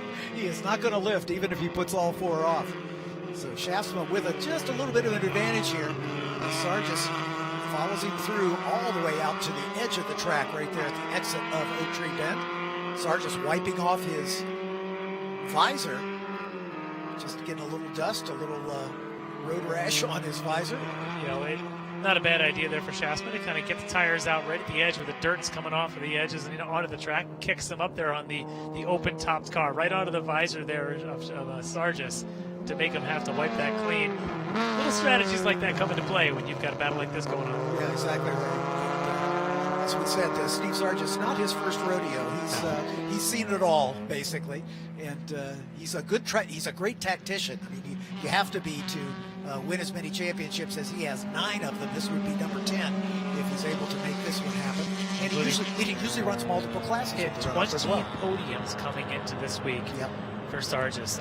That's as difficult a number as you can imagine. How difficult it is to get one in a career to come out here 20 times to still be on the podium. Well, look at his strike rate. He's been in 37 runoffs. He's had 37 starts, and he's been on the box. There he goes down the inside. This time able to push Shasma to the outside and take the good break. We saw Shasma do that to Sargis a couple laps ago. Sargis now gets it back, and now this is where he's got the advantage. But look at this. He's going to try for something to Shasma. He's going to short line it into NASCAR, forcing Sargis to the outside. So close. Little puff of brake lock up there on the inside rear for Shasma. Yeah, he didn't want to make contact with Sargis, so he tapped the brakes there just a bit. But this battle's going to go right down to the wire, I have a feeling. We're working race lap number 10 of the scheduled 15. And as we look at the time, we've got about 13 minutes left, so I think we'll probably get all 15 laps in, assuming we can keep it green, touch wood. Yeah, watch. Let's see if Shasma does anything to Sargis going through the climbing S's as they had done. Shoe on the other foot a little while ago. Maybe possible. This is Bill Traynor now in the battle with the 15 and Greg Gopper. That's for 6th place. And just up ahead in that yellow Volkswagen Golf is Chris Albin, currently holding down the 5th spot. He was at the tail end of this group in the early going, but has been able to get around both of them and is drawing away out. Yeah, Gopper, the H-Prod champ back in 2011 at Road America, running in that Civic there. And for Bill Traynor, he's had a couple of podiums, a couple of second-place finishes in that Scirocco. So these guys have been around this for a long, long time, probably had battles before. And now they've got Chris Albin kind of pulling away from them. Chris wants that top 5. So for a Traynor and Gopper, they better work on catching the veteran Albin. Yeah, something must have gone wrong with Eric Vickerman because he has dropped all the way back to 8th position. As we look at his lap times, his last lap was about a second off his quickest. So I don't know whether, you said he was having some carburation issues where that car's not quite on song. But Vickerman was right up in the thick of the battle for the podium spots, but he's kind of fallen behind everybody. He's back in 8th position. About 6 seconds behind Greg Galper. And he may just be having moments of interrupting things because he actually then Vickerman turned as fast as first sector, so maybe he hit it off somewhere and lost a lot of that position, having quite the up and down race. There's a good shot. We've not seen him for a while. Oh no, and that's Sargis. Yep, Sargis is off at Hog Pen, like everybody else. Wow, that has been the place. And look, he's got some damage to the left front. The left front. He's made contact with something. I don't know. Maybe his spoiler just dug into the grass when Could he got off. very well be. Yeah, wow. That shin spoiler may have dug in. And it's going to get passed by it's Will Perry. Yeah. Okay, Here we go. Here's the replay. Oh, it's a slower car. They're lapping, and he decides to try and be a bit of an aggressive one. But that's what it was. He got himself down the inside, entering Hog Pen. Yep. Took a bit of a gamble there, and that did not pay off for Steve Sargis. Yeah, he could have waited, but elected not to. So that's going to affect the aerodynamics of that car just a touch. He's got some drag underneath as one of the plastic panels. Looks like it's even dragging behind him. Not what you need in a little British car. You don't get any kind of drag. They don't have a lot of power to begin with.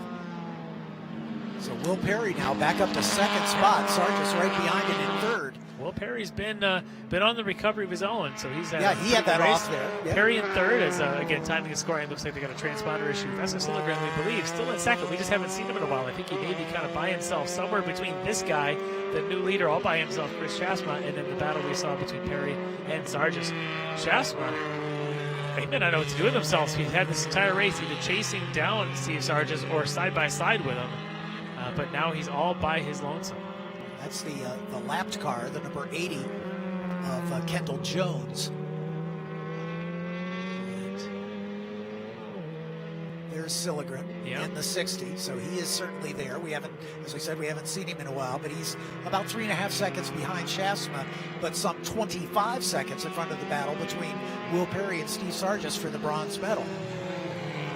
Yeah, Vesa just doing his thing. You know, there's battles in front, there's battles behind. He's just going to keep turning laps. The 2019 H-Prod champ, and now sitting in a podium position. Happy to continue to grind out laps to see where this thing goes. Attrition is always a part of these races. Things happen, as we've seen.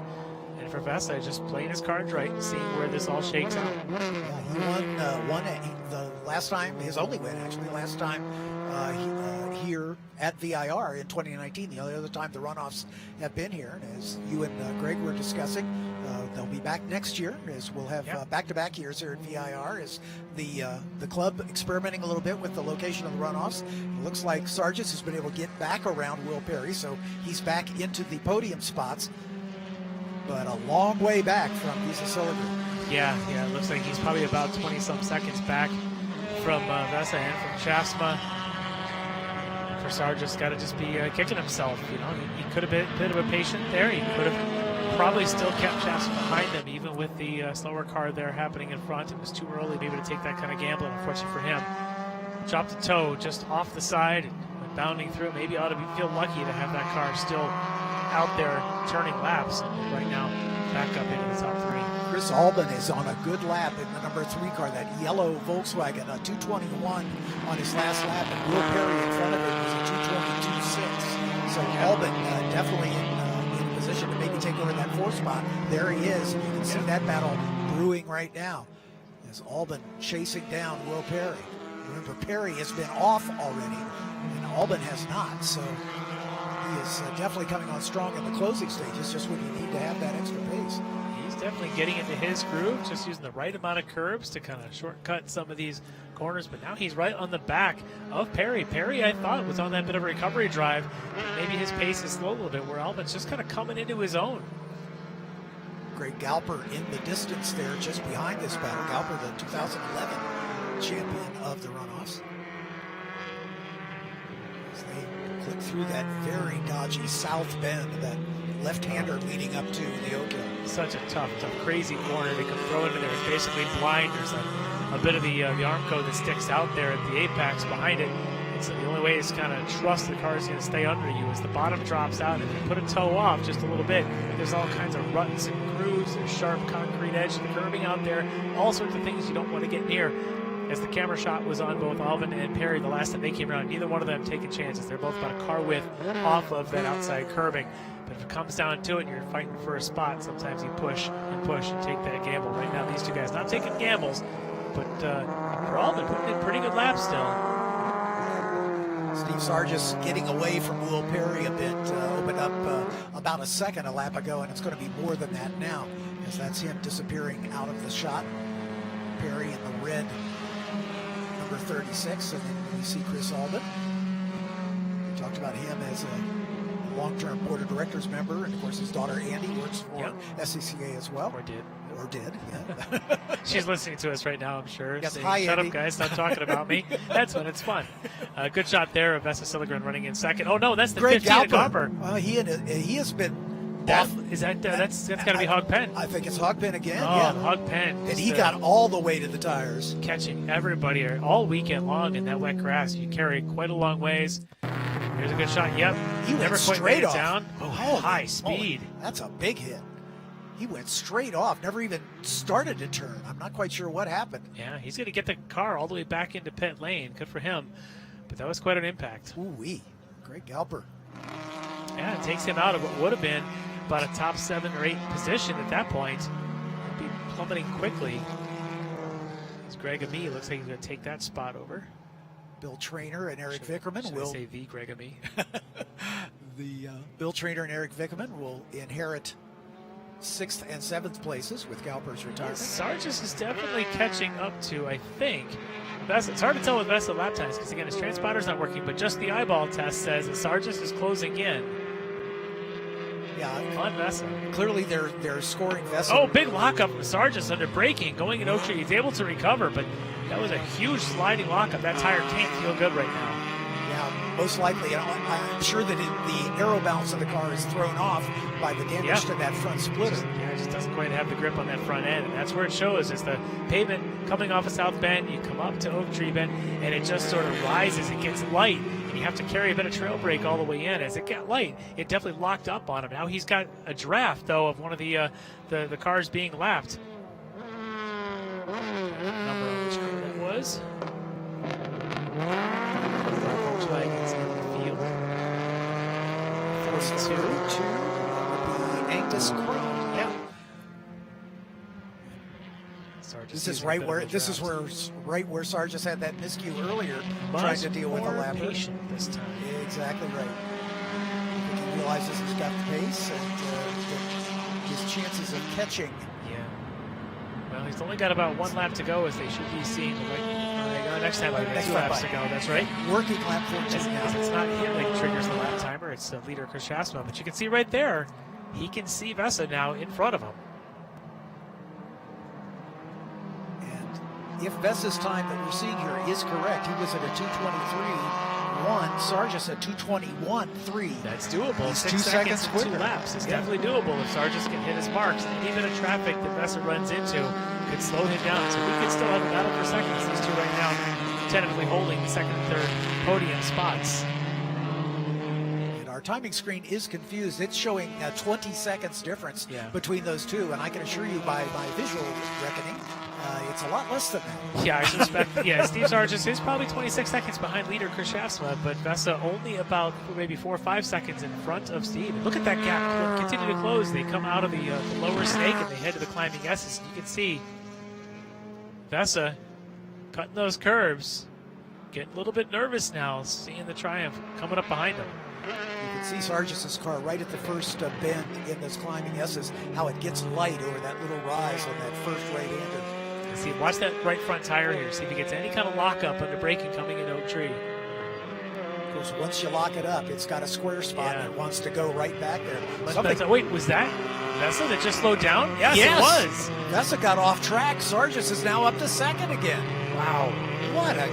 What a race this has been. We didn't quite catch what happened to Vesa, but it looks like maybe he got a little bit deep in the brakes. That does catch a lot of folks as the pavement plateaus, and he may have just caught a little bit of dirt there, giving a chance for Sargis to duck underneath. But now the horsepower of the Honda brings it back, and Sargis looks almost like he's slowed. The power difference is so different.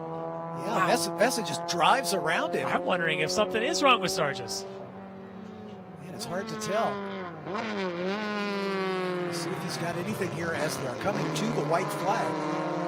Looks like he's fighting with that car just a little bit. Yeah, Vesa drives right around him. I know that there's a lot more power in the Honda than there is in the Triumph, but that was substantial. Vesa just clipping the curb and out to the edge. Here comes Sargis. Maybe a missed shift or something, perhaps. Could be. Old British gearboxes, tough to find that 5th gear or 4th gear as he's going down that back straight. Lucas Electrics. Take your pick, any kind of things. When you're driving a 60-year-old car, things happen. They do indeed. The white flag should be in the air as we are working race lap 15. Chris Shaftsma well out in front with the problems for his closest pursuers. And this is the battle we're going to watch. Steve Sargis. This is right in front of him. He's closing. That's knowing that he gave up the spot and had to get it back, knowing that the pace of Sargis is pretty strong. He's using a lot more curb, really throwing a thing around here on this final lap. Wants to hold this position. Would love to hold the 9-time champ behind him for about another 10 corners here. Keep an eye on this. Looks like about 5 car lengths, maybe 6 car lengths as they hit the climbing S's. Sargis staying off the curbs. Both of them are actually staying off the curbs. Deja vu. We just saw these same things, about the same gap the last time they came down here to Oak Tree. Silvergren was about a second or so ahead. Let's see if he has a problem here. See if he can get it woed down a little bit cleaner than he did the last time. Same thing for Sargis from 2 laps ago. Both of them looking like they're going to get a pretty good run. But this is where the Honda power takes over. See if he can give any draft to Sargis to try and close this up for one more final shot at the top of the hill. Again, Sargis swiping his visor after going a little bit wide at the exit of this the guy. turn. Yeah, this guy's all by himself. Having a good battle with Sargis early on until Sargis had that miscalculation with a back marker. And here comes Chris Schaafsma looking for his first national championship. And by golly, I think he's got it in the bag. Schaafsma all by himself, coming down the front straightaway, the checkered flag in the hand of the starter. Chris Schaafsma takes the championship in H production. Yeah, he has a history of a couple of second places, including last year in Indy, able to recover, and a bit of redemption for Schaafsma. And this guy, recovery, talk about recovery. Yep. To hang on to what appears to be a podium spot. Yeah, he'll end up with the bronze medal, but never give up. Both he and Will Perry had great recovery drives. Perry will finish just behind this group in the 4th spot. But congratulations to Vesa Silvergren. He'll take these 2nd place honors. Steve Sargis coming home with the bronze. And Chris Albin back there taking a 5th spot. Great run for him. Not done yet, though. This is the battle of the 79, David Bowles. And take a look. Is that Brian Downey there, or is that... I think that's Benasek. That's Matt Benasek. The other Benasek. I believe their father and son is. As Matt goes running deep, is coming into Oak Tree. Yeah, just wasn't able to get the car turned. No, that's that's the 8 of Matt Benasek. Yeah. And he's going to get back, but that's going to cost him some time. They had a big lead over Jack Schultz. Yeah. If I have this right, I believe Matt is the son to Rick, the father, if I have that right. I'm sure I'll be corrected by Andy Allman here shortly. Jack Schultz did get by in the midget. Edward Weary would be next up the order in the fit. But so coming to the line, the 79 of David Bowles. This is for 10th position. He Not caught over yet. Yeah, Jack Schultz catching him quickly in the midget as they come down the hill for the final time. Checkered flag awaits. Again, this is not for a medal, but it's for a spot in the top 10. It's for another corner of racing is what this is. Yeah, indeed. It's not over. Jack Schultz gets a good run. He's going to tuck right in the back of that Volkswagen Golf. Now he's going to pop out. Does he have enough momentum to get around it? The Volkswagen's going to have a little more top end, and that's going to be the salvation. David Bowles will take 10th spot. That is H-Prod in a nutshell. Race all the way to the checker, even for 9th place between a front drive Volkswagen and a little Sprite there on the rear drive, little British car. Yep. This is H-Prod, isn't it awesome? Exactly right. One of my favorite classes, and it does not disappoint. So congratulations to Chris Schaafsma. After a lot of tries and a lot of podium spots, he's finally got that gold medal around his neck. You can see the crowd saluting our winner as he makes his way around. So here's the unofficial results. Schaafsma with the win. They're showing Steve Sargis in 2nd. I don't believe that to be true. Vesa Silvergren in the 2nd spot. Sargis in 3rd. Will Perry coming home in the 4th spot. Chris Albin in 5th. Eric Vickerman finishing in the 6th spot. William Trainer comes home in 7th. Greg Heaney in number 89 comes home in 8th spot. Ryan Downey and David Bowles rounding out the top 10. Top 3 finishers will be making their way into the pit lane, and our intrepid pit reporter, Hayward Wagner, will be standing by to give us a first-hand account from each of these drivers as to what their championship run was all about. It's fabulous racing among these guys. So that battle between Schaafsma and Sargis for the number of laps continually, corner after corner, just great. Neither one wanted to give an inch, even though it was only about the halfway point of the race. They both knew that if they could just keep pushing and keep pushing, that maybe they could achieve gold for Schaafsma. Even going through the grass, through the climbing S's, the car stood good. I wonder if the car has any feeling. What if you noted anything there, any difference there? But what a great, great run for him. As he's getting the helmet off, getting the winner's cap on, and we have to get the Hoosier Tire necklace on all of our Hoosier Tire drivers. Let's send it down to Hayward Wagner with our winner. Chris, in just a second, I'm going to ask you what it feels like to be a national champion.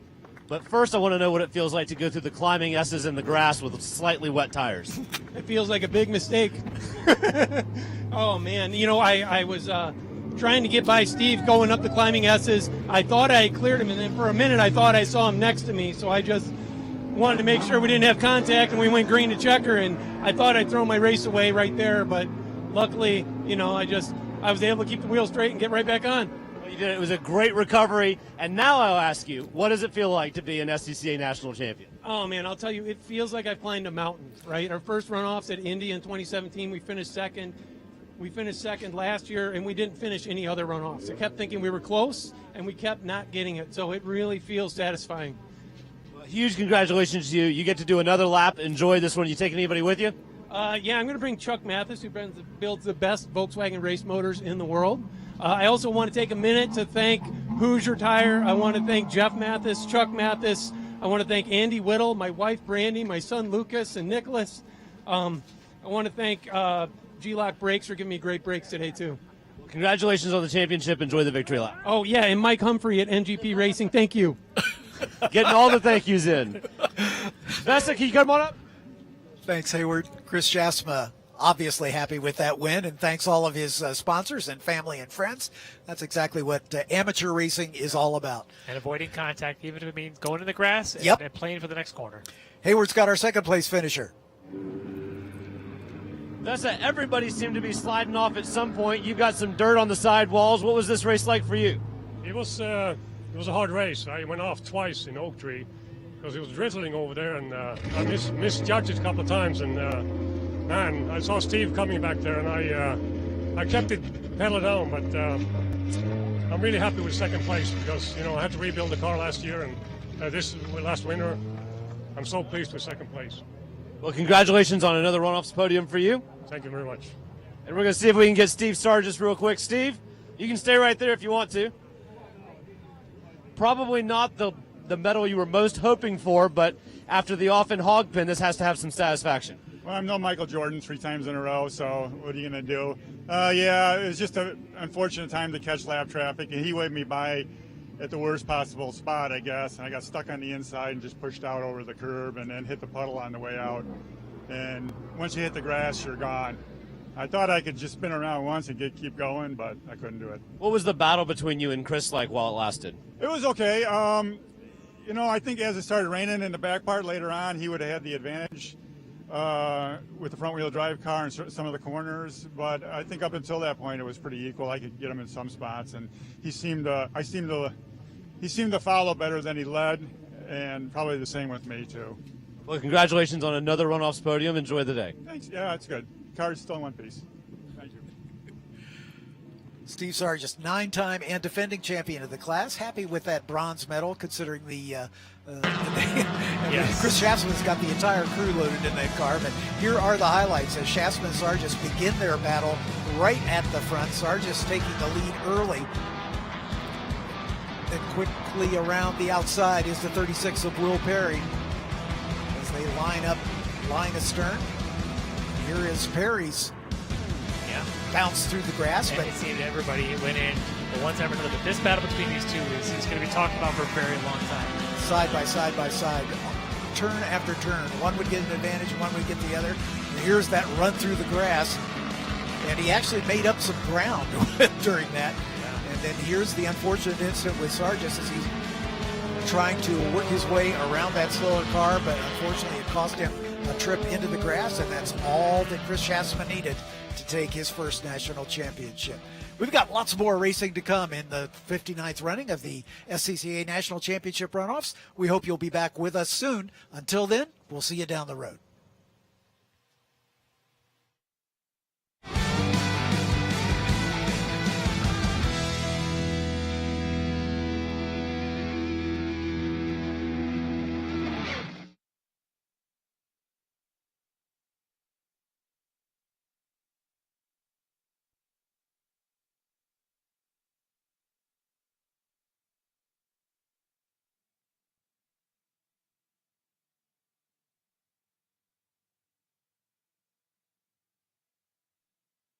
Snaking its way through the countryside of Southern Virginia, this beautiful 3.2-mile strip of asphalt has been around since 1957.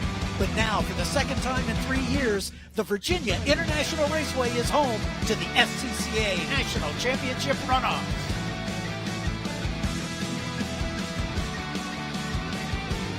We are at beautiful Virginia International Raceway for the 59th running of the SCCA Runoffs. Our broadcast brought to you by Mazda.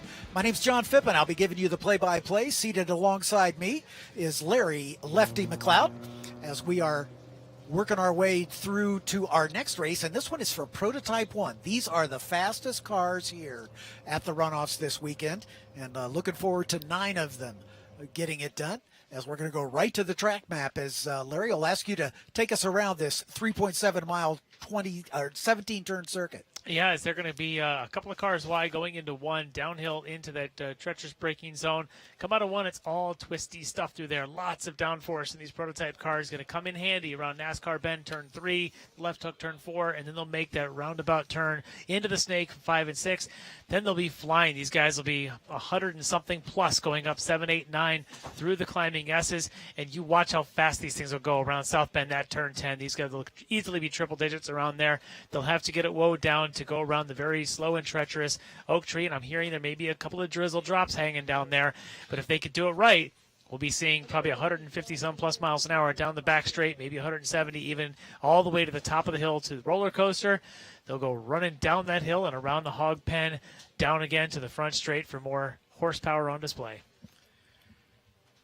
Lots of horsepower, lots of aero. For years, the Formula Atlantics were usually the fastest car in SCCA club racing, but it wasn't too many years ago that these Prototype 1s, which a lot of people basically took a Formula Atlantic car and put closed-wheel bodywork on it, and basically he generated even more aero so that they became the quickest cars in competition, and that's the case here. The pole lap by Todd Slusher, a 1:41.6. In fact, the top 3 better than the lap record that was set here 3 years ago in 2019. That is a crazy track lap time there at a 1:41, just blowing everything you could imagine out of the water with that. To give you an idea where we were just a couple of years ago, we were out here, the P1 time was a 42.6 in qualifying. So now official track records, of course, are actual race laps, but to be able to drop a second on the qualifying lap is amazing. I don't know that we're going to see the race laps as quick because they had done a couple of years ago a race lap of a 43.4. It was Todd Slusher that did it back then, also who's our pole sitter today. We'll get to him in a minute. But whether or not they'll be able to do that here with a bit of a colder track, a little bit of a mist hanging in the air. I suspect these guys will be on dry tires, but it's going to be treacherous tires for the first couple laps. You can see on your camera there just a little maintenance work on the tire barrier. That's down at Hogpen Turn, as we had one car in a previous race go off and make contact with that bundle of tires. So obviously, in the interest of safety, we'll take just a moment to get them repositioned, and then we'll get this race back underway. As we'll introduce our starting grid for you. Again, we have 9 cars on the grid for Prototype 1. And there's a lot of Elan DP02s in this field. It's definitely the chassis of choice right now. But we've also got a Store and, of course, Jason Miller in his win first. Let's get a little pre-race activity from our third member of our broadcast team. Hayward Wagner is down on the grid.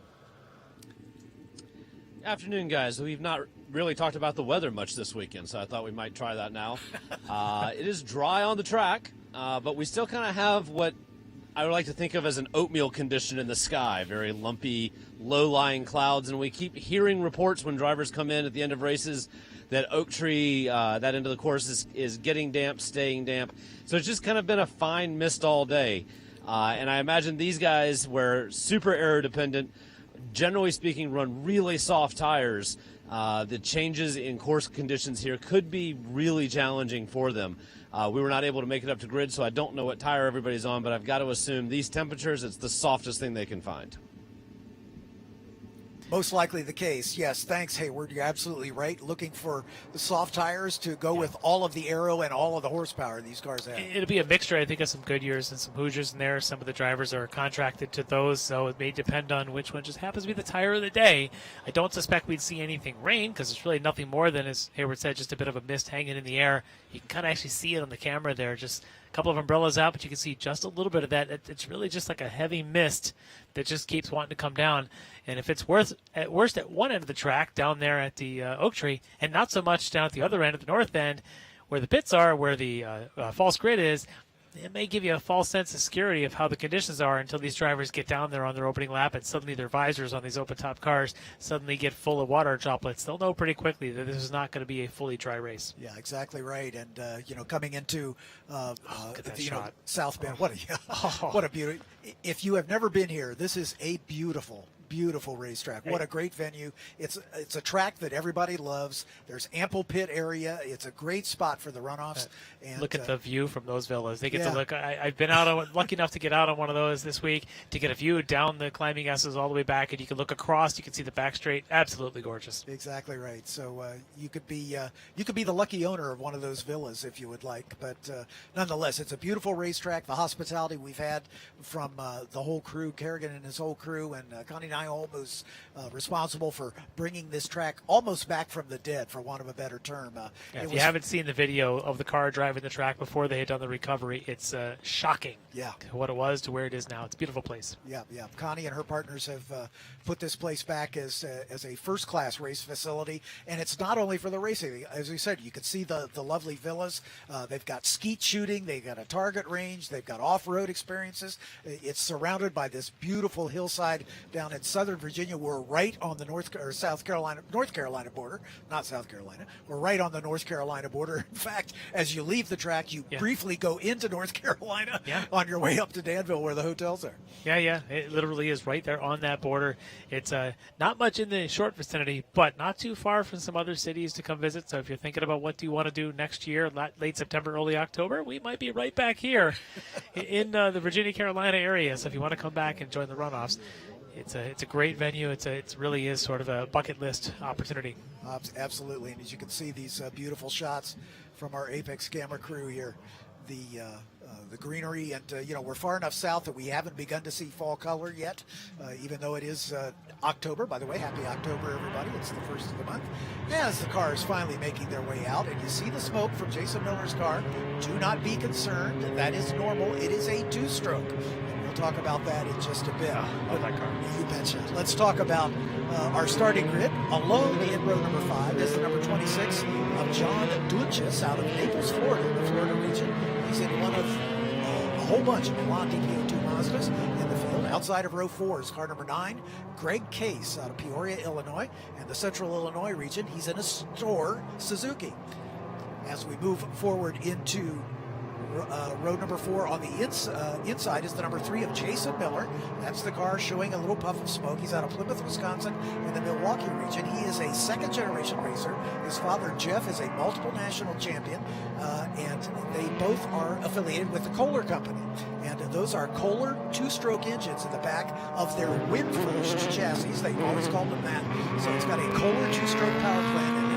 And it makes a beautiful noise.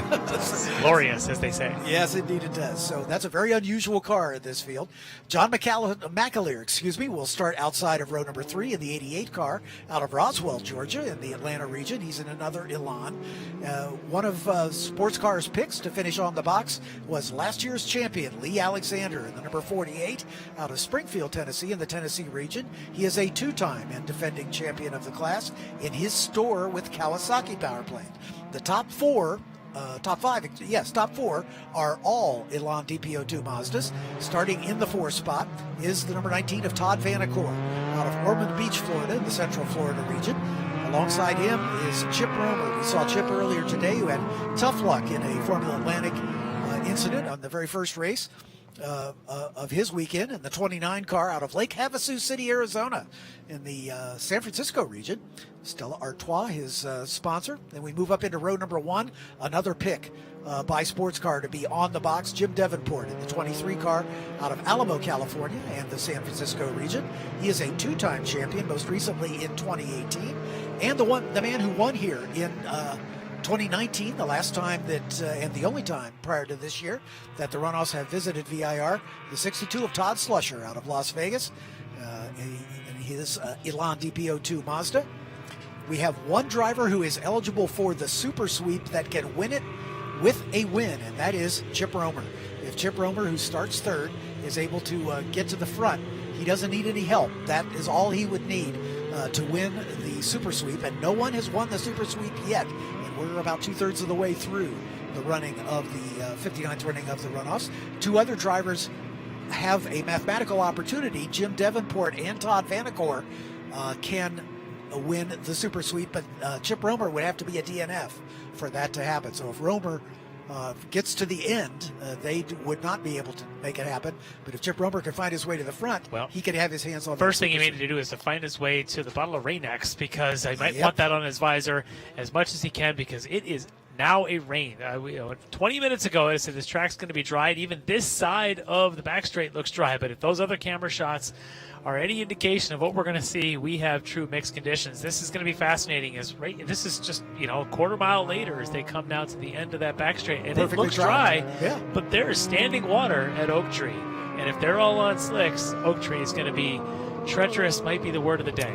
We are just getting word that they're going to do a second pace lap because of those changeable conditions. This, as they cross the line, the race time and the first lap will begin. So the second pace lap will count as the first of 15 laps. They'll see the green flag when they come by the following time. So they'll get one more chance to roll around behind the safety car so everybody can see where the damp spots are, and then we'll be ready to roll here. The races today are all 15 laps or 35 minutes. We've had to shorten the maximum time by 5 minutes for today's races because we had torrential rains and literally hurricane-like conditions here yesterday, and so we had to chop one of the races off the end of the day on Friday and added it to the card today. So we shortened the time limits, but with I think only one exception, we've still gotten all 15 laps in for the races today, so it hasn't affected the championship. And I don't know, and the clock actually did start, so while we're still under the safety car for one more lap, I do see the clock is starting, so that does start to chip away. Now, of course, if they can go full speed around here, getting in 15 laps will be an issue for them. But if it gets at all treacherous on dry tires, trying to find a braking point going into Oak Tree, oh boy, it could be very challenging for these drivers. So they're going to get an extra chance here to take a look at Oak Tree before we do go green. I'm sure these drivers all have spotters there, as they've got spotters, of course, in pit lane, and probably even in 3. This is going to be a lot of fun. Mixed conditions make for a really fascinating race among these super high power, lots of downforce, technology equipped cars. Oh, this is going to be a whole lot of fun. We mentioned Jason Miller. He's the one with the most starts in this class, as he raced alongside his father for many years. And 23 starts for Jason Miller. This will be his 24th start. And as you see that car going away from you, and we'll get a chance to see, there it is, the light blue. 6-cylinder two-stroke, 6 pipes coming out of the back of that. It looks like a pipe organ coming out of the back of that car. I love that. I've been able to watch the P1 races now a couple years in a row. It makes great sounds, but it's also hard to tune. They're constantly trying to retune that thing to get it to work with each day's conditions, to get the pipes up to the right temp. A couple things to note here is Todd Vanacore in this race. He has run FF already this weekend. So he'll be starting this race 4th. That race was wet on Friday morning, so he has seen this track in full wet conditions, knows what to where to drive and where not to drive. So that may be a bit of an advantage for him. Another one, I think, who else was there? There was a few others that have run some other things. I know, obviously, Chip Romer ran the Atlantic race. His race didn't last very long. They had dry conditions, so maybe not a lot to learn there for him. But right now, trying to mix between dry conditions at the north end to these, as you can see, these really wet conditions at the south end is going to be just a whole lot of gamesmanship of these drivers. How do you prepare for dry tires and what you clearly see is standing water under braking going into what's probably the most difficult braking zone in the entire track? Even at safety car speed, they're kicking up spray, so you get just some idea of, look how wet it is. As this would be you would want in this end of the track to have full wets on. Yeah. And they're going to have a dry track further up the road. So I'm but sure if they were to stop and put dries on, suddenly you're going to be awful in Sector 1 all the way down from the start finish until you get up into the climbing S's. But then you're going to be happy for the one corner. So what they're going to do is they're just going to deal with it for the one corner, hopefully keep the car under them. And right then, there, it's dry. Yeah, by the time you get halfway down Madison Avenue, it goes dry again. So for these drivers, the issue then is your tires are going to be cold when you get to the top of the hill. And where can you brake? Who's got the guts to brake late on cold tires that have just dried themselves off? Right.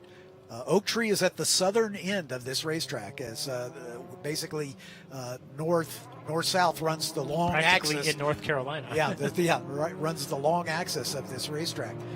So as you are watching the 62 car of our pole sitter, Todd Slusher. This should be green. This time we come down, so watch them pair up now. Official start of the race. Last time we were here at VIR, he took the gold medal home. As the lights are out on the safety car, indicating we're about to go. The clock has started, and will be finishing lap 1 when they cross the finish line to see the green flag. They are not permitted to overtake until they cross the line. That's on restart. Yep. So Same initial, here. Yep. yeah, Yeah, they just have to wait till the green cone and or the flag. The leader can go on the cone, which will be about halfway down this straight on the wall there between. You can see it in the shot. Right there at the corner of the shot. So they can't accelerate to that point, but watch them go once they get there. You bet. Just lightning. Yeah, these cars will go quickly. All normally aspirated and lots of horsepower. As we wait for all the acceleration RPMs. zone, all the RPMs, and this is one where you would like to be here in person just to hear the exhaust note of these cars, and they are away. Look at them jump as they are side by side. Slusher and Davenport making the run down to turn number 1. Davenport on the outside, Slusher on the inside. Davenport's going to try to stay with him, and then coming up from behind, Chip Romer right there as well. Everybody through turn 1 successfully. And our pole sitter, Todd Slusher, with the advantage. Jim Davenport slots into second, Romer in third. As they work their way through NASCAR and down into the left hook in turn 4. Slusher was considerably faster than everybody else on nice, beautiful skies, dry conditions, and qualifying each day. As I mentioned earlier, down to the 41s in those conditions, but things are certainly different here. Everybody else behind them kind of hovering in the 42, 43 second if we were in ideal conditions. As he would love to have a bit of a margin now as he goes the first time up the climbing S's and then towards that south end. This is where the rain picks up. You can start to see all of a sudden there's everything wet. The spray is in the air. Anyone behind Slusher is going to have a whole lot of spray in their face. Look at that. As you can see, these cars with all the aero that they generate, suck that air up from under the car and then kick it up in that big rooster tail. There's from the lockup. behind. There goes Slusher. Yep, off right away as he waited way too long to put the brakes on. Keep your eye to see if he's the only one, because again, there's the waving yellow. There's a spin. I didn't see which car that is that spun. There's another spin coming off of Oak Tree. 2 cars off already. Our pole sitter was one of them. It might be Davenport, can't tell. I think it is Davenport, but I didn't see the number. He and Chip Romer's car, similar livery. And we are going to go full course yellow, it looks like, because I'm seeing that out. Yeah, Slusher's car is pretty much buried. Yeah, there's the 29 of Romer's, so that must have been Davenport. And that's McAleer in the 88. Who is in the lead right now. So John McAleer, I think, took over the top spot. Yes, he did. But the double yellow flags are out. The only question is, did he make that overtake? Where was the pass? Yeah, as Todd Slusher, I'm sure, kicking himself as that car's buried into the tire barrier. He's pretty far under that, actually, as these low-slung Elan prototype cars. Very low front end. And that wing, of course, will be difficult to get the car extricated from that gravel trap. There's you can see the conveyor belt wrapped around the tires to keep them from falling apart. It helps to cushion the impact, and it's just enough for him to get mired there. There's no way you'd be able to back out of that under his own power, but the safety crew here doing a fantastic job already on the scene. Let's catch this replay here. Get a view of it. Yeah, watch. You just watch him come into this. He gets the brakes, and the front end just doesn't do anything. There's the lockup, trying to modulate the brakes, just nothing to do with it, and just right in. Yeah, once you're on the grass, you're a passenger. I mean, there's absolutely nothing to be done. And one of the other spinning cars that looks like was Davenport, Greg Case, also not yet to come around to trip start finish. While we have this just brief hold up to get our pole sitter extracted from the tire barrier, let's just take a quick break and acknowledge some of our partners that make this broadcast possible.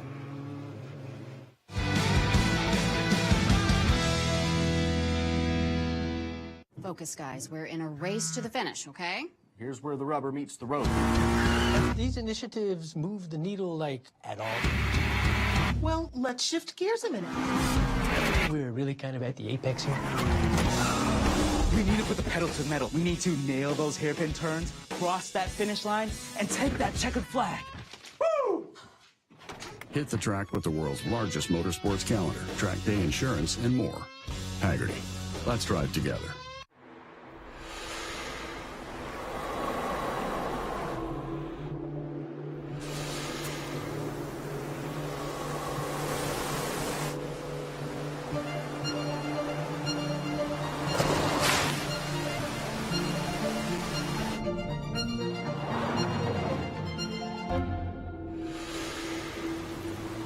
Introducing the first ever Mazda Cx-50.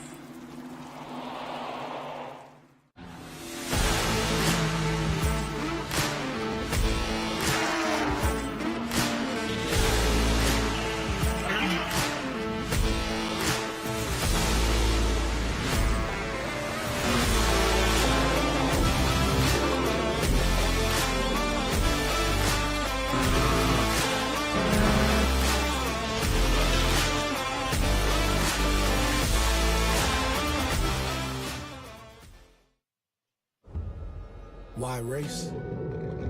Because it's in our blood. A love of driving that pushes us as hard on the road as it does on the track. It's why we reinvented the Roadster and put a piece of it into every car we make. It's why we refine, rethink, and refine again. And it's why we'll always engineer to your heart's BPM, not simply an engine's RPM. Why race? Why indeed? Welcome back to the 59th running of the SCCA National Championship Runoffs from VIRginia International Raceway. And the reason we are under a full course yellow is that we, on the very first lap, our pole sitter, Todd Slusher, coming into a very damp section of the racetrack. Again, the track dry on about half of it and wet right up here at Oak Tree Bend. And the 23 car also going off of Jim Davenport.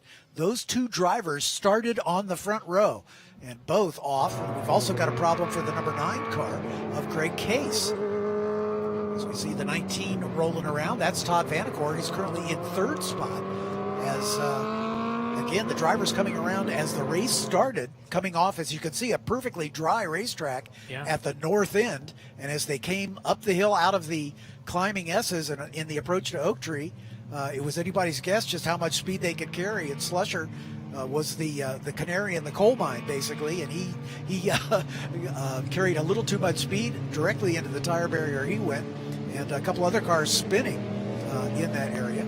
Oh, interesting here as Romer pulls into the pits, and a few of these guys might be doing the same behind him. I wonder if he's thinking about a tire choice. Perhaps they've got a set of intermediates he might try, maybe a set of grooved slicks that he might be able to throw on, as we're going to do at least another lap here behind this car while they're still working on pulling out Slusher from that south end. We saw at the runoffs at Indianapolis that that strategy can pay dividends. We saw a couple drivers, we had changeable weather there at last year's runoffs, came in under this very same circumstance, an early full course yellow, came in and took the gamble to put rain tires on and came out, and it paid dividends. So he won't lose a lap, most likely. If his crew's good, he'll be able to catch up to the back of the obviously cars field. like this are built for fast tire changes. If that's what they're doing, they should be able to get it done before the safety car gets around here, probably about 4 minutes for maybe or so for him to get around a full lap. So we'll see. There they go. There's the One Motorsports team working on changing tires. So we'll see if this gamble pays off. If it continues to be wet up at that end of the course, he'll be obviously much better than everybody maybe we else. get confirmation from Hayward down there, but I suspect these might be a set of grooved tires going on, and there's Slusher's car. He's been quick all weekend, set a new track record in qualifying for the class, and his race lasted about 5 corners. 10, actually, to be exact. Yeah, didn't quite make it through 11. Yeah, exactly. But yeah, very interesting choice here by Romer, who we had seen in the Atlantic race. He was fast in there and hit just the smallest patch of water. So I'm sure not a surprise to see him being a bit conservative at the start of this race. But this move here is it's a little bit of a gamble. But if he can make it work and he can get any kind of a slingshot coming off of that, he can really pay dividends down the backstretch. And now that he can maybe hopefully catch up a little bit to that safety car. Yep. There he is going around one with those tires put on.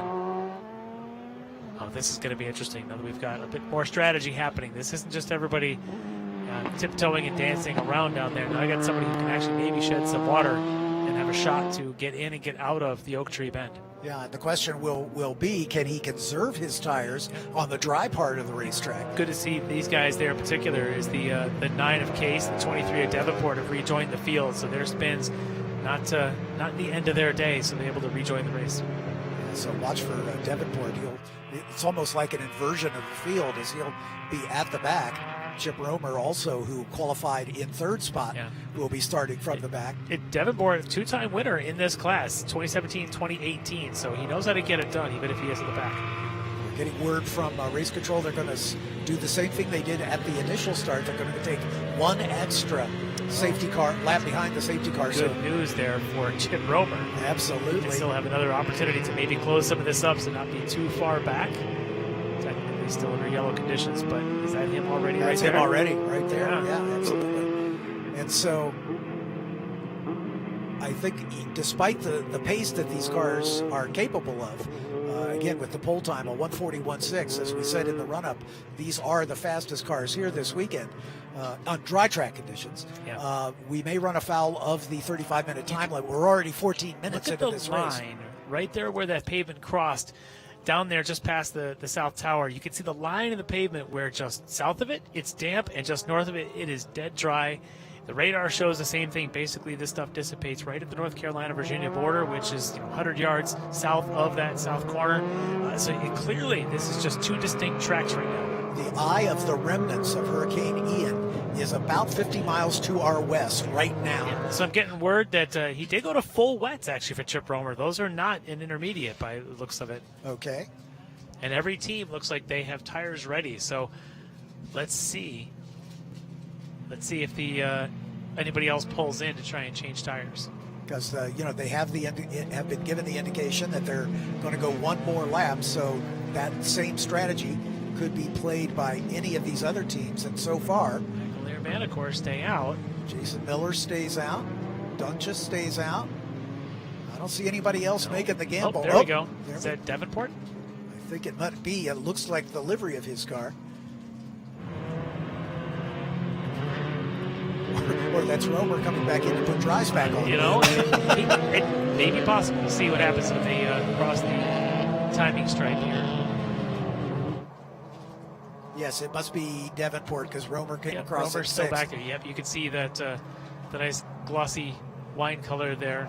Yeah, Romer in the 29, and there is the 23 at Davenport. Yep.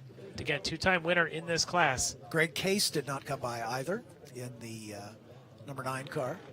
We'll have to see which tires he ends up on. Is obviously a Goodyear driver.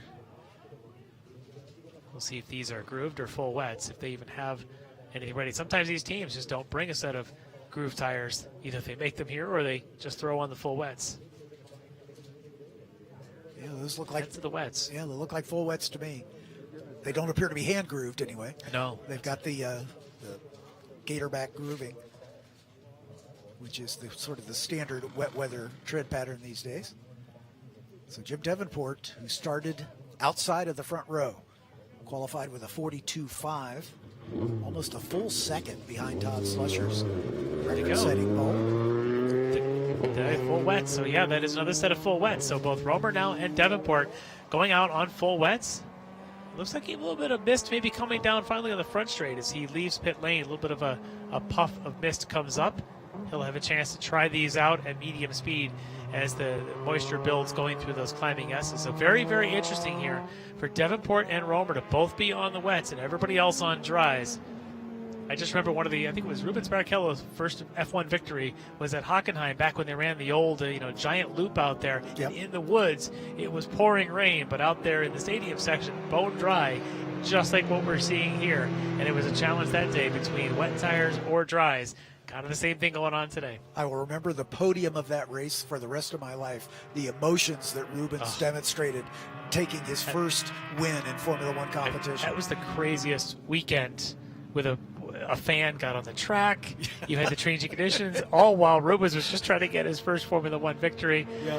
Yeah, we might see some of that here, of course, with the action on the track between the wet and dry. That looks like maybe it slowed down a little bit. Not nearly as much water down there as there was at the start of the race, but interesting stuff. Let's see what happens here as he will will catch up to the back of the pack. So the two cars at the back as Chip Case appears, or Greg Case, excuse me, did not come by for lap 3. I'm not sure. Well, whatever. We'll sort it out. Romer's shown in front of Case. That's a bit surprising to me because Romer had actually stopped. Might just be because of where he was on the timing stripe when they went on by, but it should be Case in front of Romer. But still, in an 8-car field, anything is possible. If there's an advantage to having those rain tires on, the problem's going to be is the section of the track they're coming up to now. Going down that roller coaster and going through Sector 1 on a set of rains, just not going to have the same grip. The dry tire guys will be able to eat them up going down the roller coaster and through that twisty part, turn 1, and even the lower snake. But again, we don't know if this weather is going to continue to move south and wet more of the track, and that'll play into the hands of the two guys who stopped. Lights out on the safety car. We're finally going to get the start here. As the 88 in the lead, John McAleer out of Roswell, Georgia. Lead the field. Again, he has to wait until that green cone before he begins to accelerate. The drivers behind may not overtake until they reach start finish. Jason Miller smoking away there in 3rd spot, and we're off. John McAleer putting his right foot down. And here comes the 19 of Todd Vanacore challenging on the inside, but McAleer will hang on. Jason Miller there in 3rd, followed by Lee Alexander in the 48. Yeah, it's Romer already able to jump in front of John Dunches as he and Davenport are going to try to work their way through. Davenport has gotten around Romer in the early going here. It's Davenport now going around Dunches. As they're both trying to work their way around now the 48 of Lee Alexander. Which should put Romer Davenport now in 4th and 5th. Let's just watch how they come down around South Bend to see how much water is there, because I think the rain does start right about here as they start climbing the S's. This is now the advantage of having those tires with the grooves. Look at this, already in the back of the win first of Miller, and yeah, right around him like he's standing still. Up to 3rd already is Jim Davenport, and now he's going for 2nd, as he has definitely got the advantage with those wet weather tires. He dives inside the 19 of Todd Vanacore, so up to 2nd place after half a lap, and he'll be able to get the power down much better than everybody else. Chip Romer is following him through, so I think they have made the right gamble at the early stage. So far. But there's that line you can see just south of it. It's wet just right about here. All that rain goes away and it is bone dry. And there are the two cars in 2nd and 3rd that stopped for rubber. That's still Vanacore just behind Davenport. So Romer not able to quite take Vanacore. Vanacore's got a lot more red on the top of his car. You'll see him coming down with that number 19. But that is Davenport, 2-time champion in this class. But look already behind them as Davenport now chasing him down. But that is, there you go, there's Vanacore giving up the spot, even despite having the rain tires on. Romer faster, even around Hog Pen. Those tires very soft. Probably a little bit extra grip here early in the stages. The problem will be is if those tires start to wear as the laps accumulate. Davenport sets fast lap of the race on that first lap with a 2:03.7, considering that the dry track pole time was a 1:41. Only 13 minutes left on the clock, though, and at their normal pace, I don't know if they can do 7 laps. So we'll see what the timers say as we get going. But look at this already. Davenport really pushing McAleer. John McAleer in the Elan. Davenport also in the Elan. McAleer making his 6th start here at the runoffs. Previously won in the top 5, including last year at Indy. He was in 5th spot in P1. Timing and scoring is showing Davenport as a lap down to the rest of the field, and I don't believe that to be true. But agreed, yes. I think that's an anomaly. Yep, we've had other races where there's been transponder issues. They'll get that all sorted out. What we know is this is a side-by-side move now for Davenport, getting down to the inside in the wet stuff. And that is for the lead of this motor race. And off he goes while McAleer does everything he can to put any power down. Chip Romer is going to have an advantage with his rain tires to try and keep up with McAleer. And somewhere in the mist, there are 3 cars. Exactly right.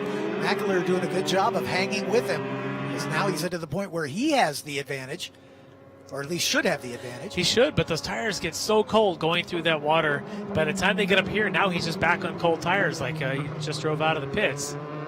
He's basically heat cycling these tires one lap at a time. If you can get a little bit of heat in them, he can get a run off a hog pen, but you only get about 3 corners, whereas those rain tires tend to stay a little bit softer, a little bit longer. There's Chip Romer running in third by our reckoning. As they make their way across start-finish. Yeah, really fascinating to see how much heat McAleer can get in his tires. Try and make it. He was able to hold off Romer just a little bit longer. Well, Davenport seems to just be fast. Remember, Davenport spun on the first lap. He may be a lap down. He did spin. I believe he is a lap down. Wasn't sure if the field got by him. So you're right. It may be possible.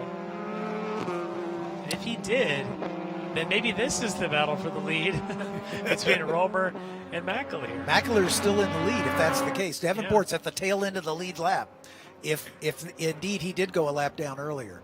So let's give them the benefit of the doubt, because Davenport did indeed spin on that first lap, and he was off in the grass. So how much time he lost getting back on? We took a break during that period. Weren't able to follow it. So let's just go under the assumption that John McAleer is the leader, but here comes Chip Romer, who is in second spot, did not lose a lap. Has his rain tires on. That's the battle for the lead right there. Doesn't seem to have the straight line speed once he does get those things turning down the back straight as McAleer does. McAleer's not sure if McAleer running a little bit less downforce. Could be. They could have similar power plants. A lot of these guys are using the Mazda 2.5 liter, but there are other options for power plants among these, even though they look like similar chassis. Yeah, we see Lee Alexander with the Kawasaki power plant in his car. Yeah, those store chassis using more of the bike motors that both Greg Case and Lee Alexander have. The rest of these guys in the Elan Mazdas, but even among Mazda, I think they could run the 2.3 at one weight, the 2.5 at another. I suspect they're all in the 2.5 here. But, these are prototypes, so you can try all sorts of things. Yeah, exactly. You can use a two-stroke generator motor. Two-stroke if you want. Exactly. As John McAleer holding his own here, and Chip Romer with the distinct advantage up in the damp part of the racetrack, but McAleer with the advantage in the dry parts. And right now, more of this track is dry than is wet. So let's see how that works out. We've got 9 minutes remaining. We are working race lap number 9 of the scheduled 15. So John McAleer. Yeah, so they did confirm that Chip Davenport is down 1 lap. Very much like you had said, he did spin early, probably a little trouble getting going again, as he was pretty far in the grass at the exit of Oak Tree. So he's down a lap, but he's making it look like he's got the lead, even though he's about 3.1 miles behind. Romer, though, on those rain tires, not as fast through most of this track as McAleer. Yeah, I would have expected him to have a much bigger advantage on the dry portions of the racetrack. But perhaps he's conserving the tire, so he's got something at the end. Maybe. McAleer about 1.5 seconds faster in the first sector. But even still, even for Romer here, have trouble getting the power down coming off of Oak Tree. We'll see what the second sectors look like. This should be the advantage for Romer, and it is about 2 seconds. So while 1.5 seconds swings one way, 2 seconds swings the other way, if McAleer is able to break even, he can hold this kind of a lead. And his tires will certainly last longer, but he'll have more difficulty having the mistake-free race. So when you're on a slick tire with a wet patch, very tough to maintain mistake-free driving. For Romer, a little bit more margin for error. He just has to keep the tires under him. Yeah, and obviously if he can stay even within shouting distance, by the time they come out of that wet spot, assuming that it doesn't get wetter on this end of the racetrack, he'll definitely have the advantage, because he should be able to use his advantage on the dry track to get back in front. Yeah, there's the 19 of Todd Vanacore, currently in third. He's a distant third, some ways behind. We'll get the official intervals. He crosses the line, but he was about 4 seconds a lap slower than the 2 cars in front of him on the last lap.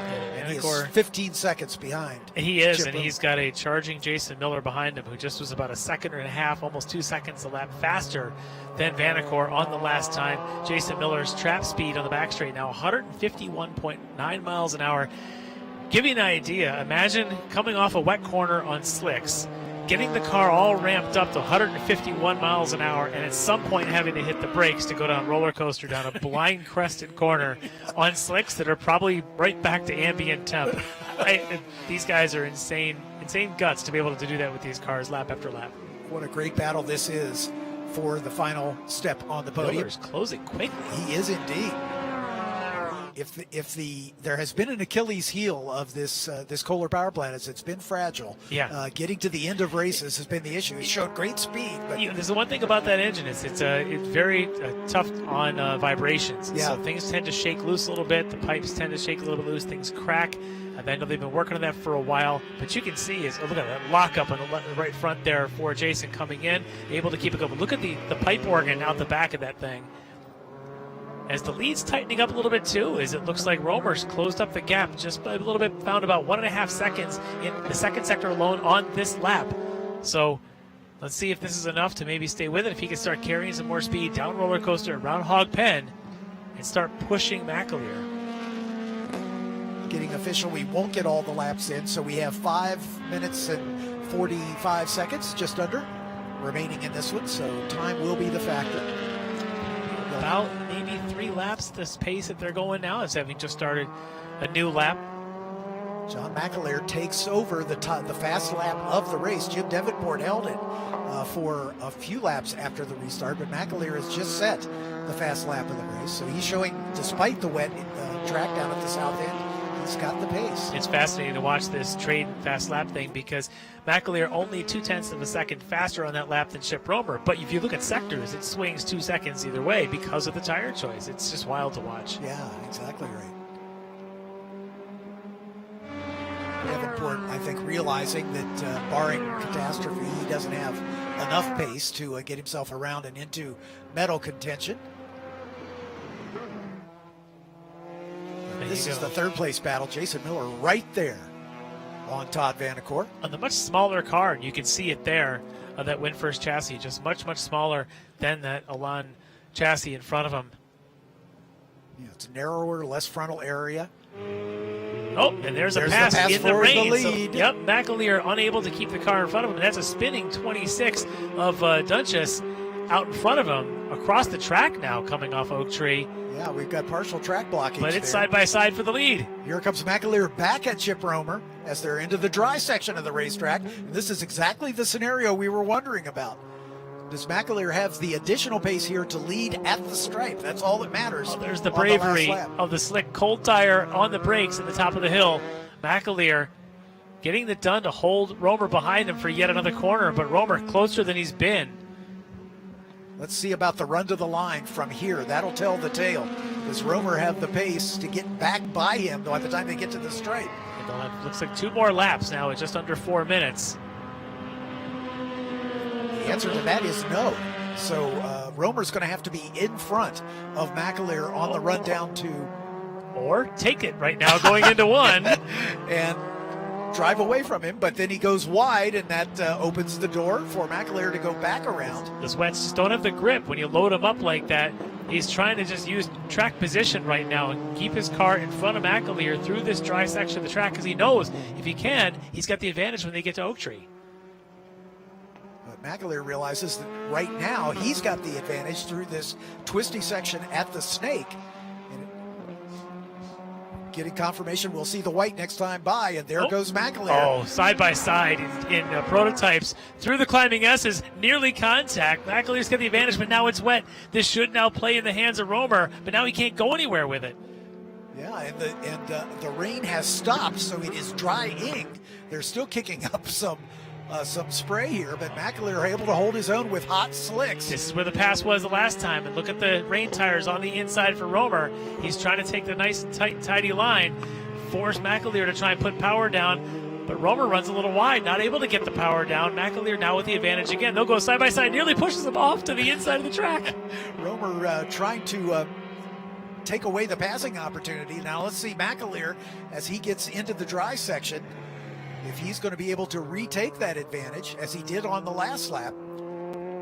But this time Romer has the advantage as they hit the braking zone for roller coaster. But now it's turned the other way because he now has the wet tires on the dry pavement. McAleer should be faster and have an opportunity to go into one, just like Romer used on him a lap ago.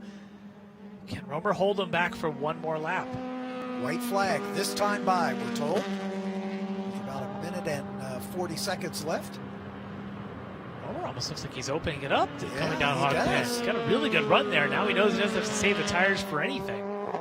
Across the line they come.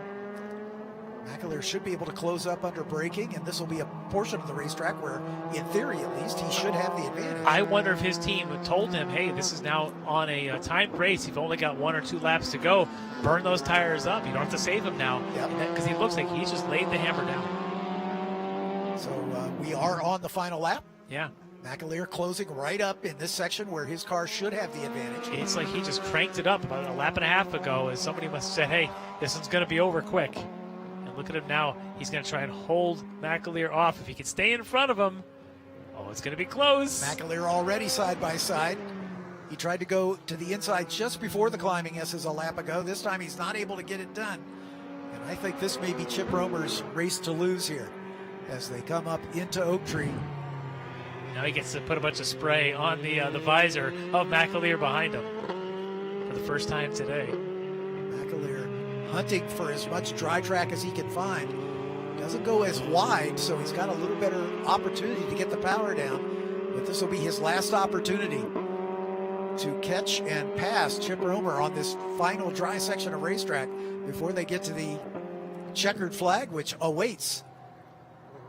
But Chip Romer, I think, has played the strategy perfectly as they come to the top of the hill for the final run down the roller coaster. Checking his mirrors to see how close does McAleer get. He's not there. He shouldn't be looking at mirrors now. He should be looking at apexes.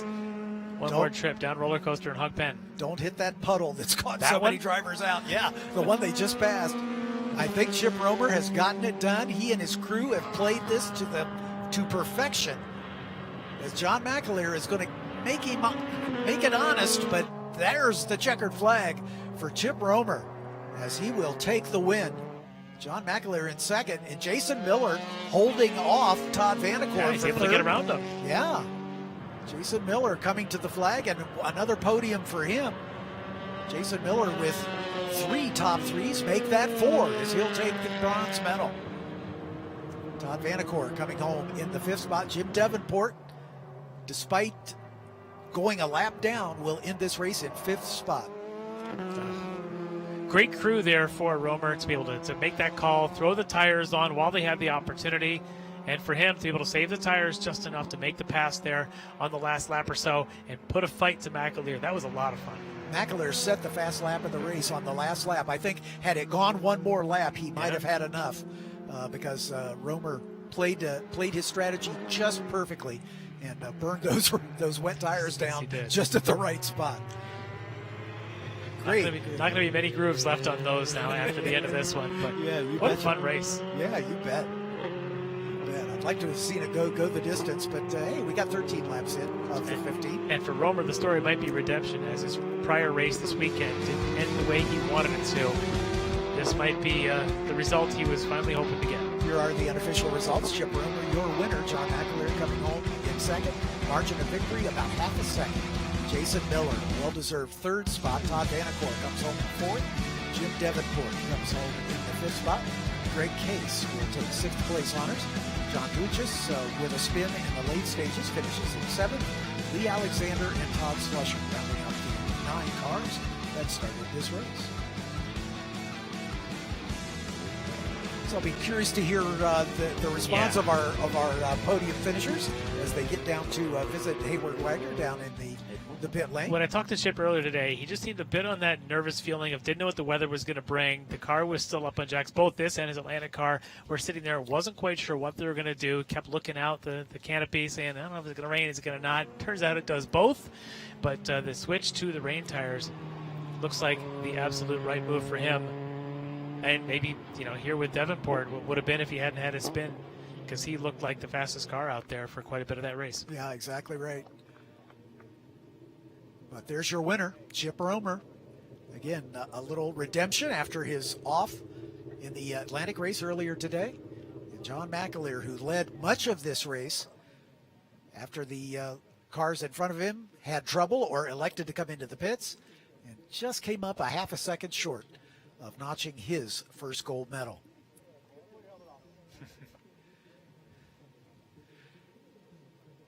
We'll wait for Chip to get his helmet off, but Hayward Wagner is standing by with our new national champion. Chip Romer's getting the helmet off. Chip, have you ever in your life been a part of a race like that?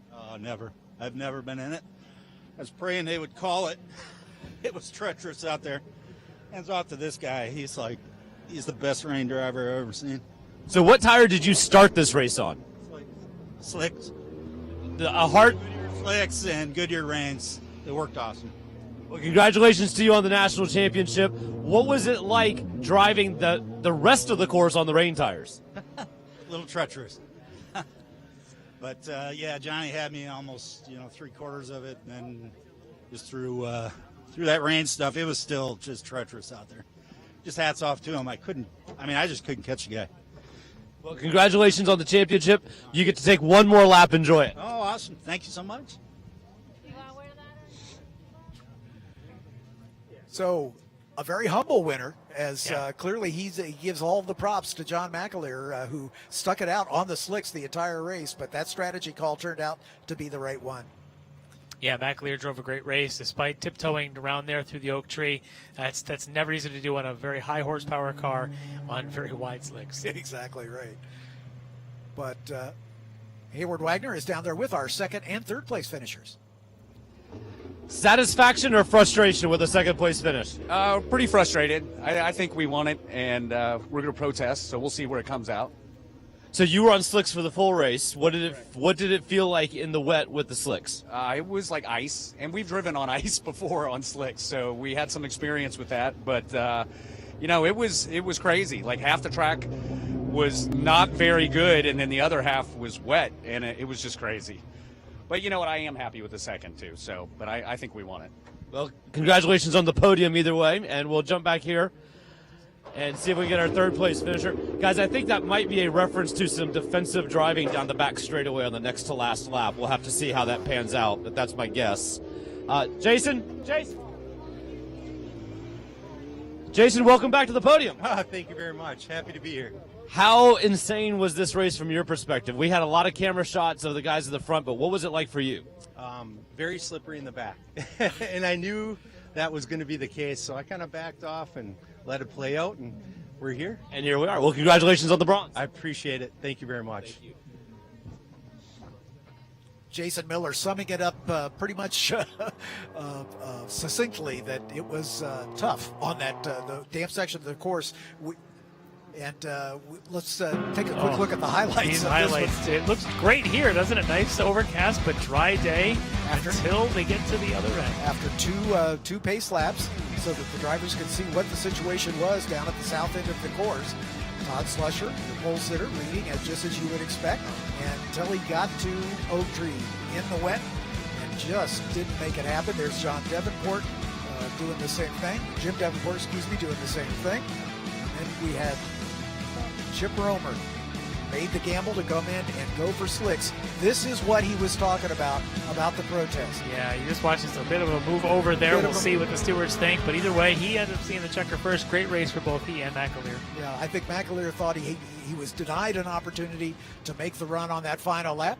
But, hey, that'll be sorted afterwards. But you've got a lot more racing to come, so we certainly hope that you'll stay with us for the balance of the racing from the 59th running of the SCCA National Championship Runoffs. I'm John Phipp, and thanks to Larry McLeod and Hayward Wagner. Sorry, my brain went quiet for a moment. And we'll be back with you for the next one. See you down the road.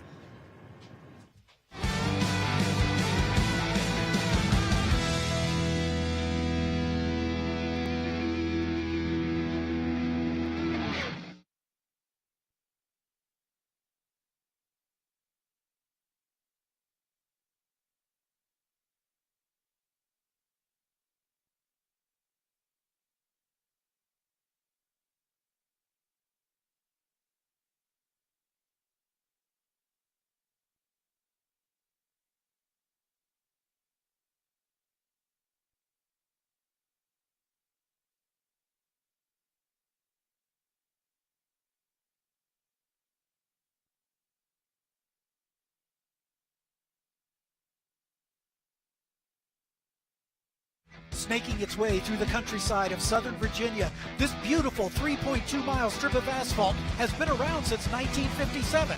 But now, for the second time in 3 years, the Virginia International Raceway is home to the SCCA National Championship Runoffs.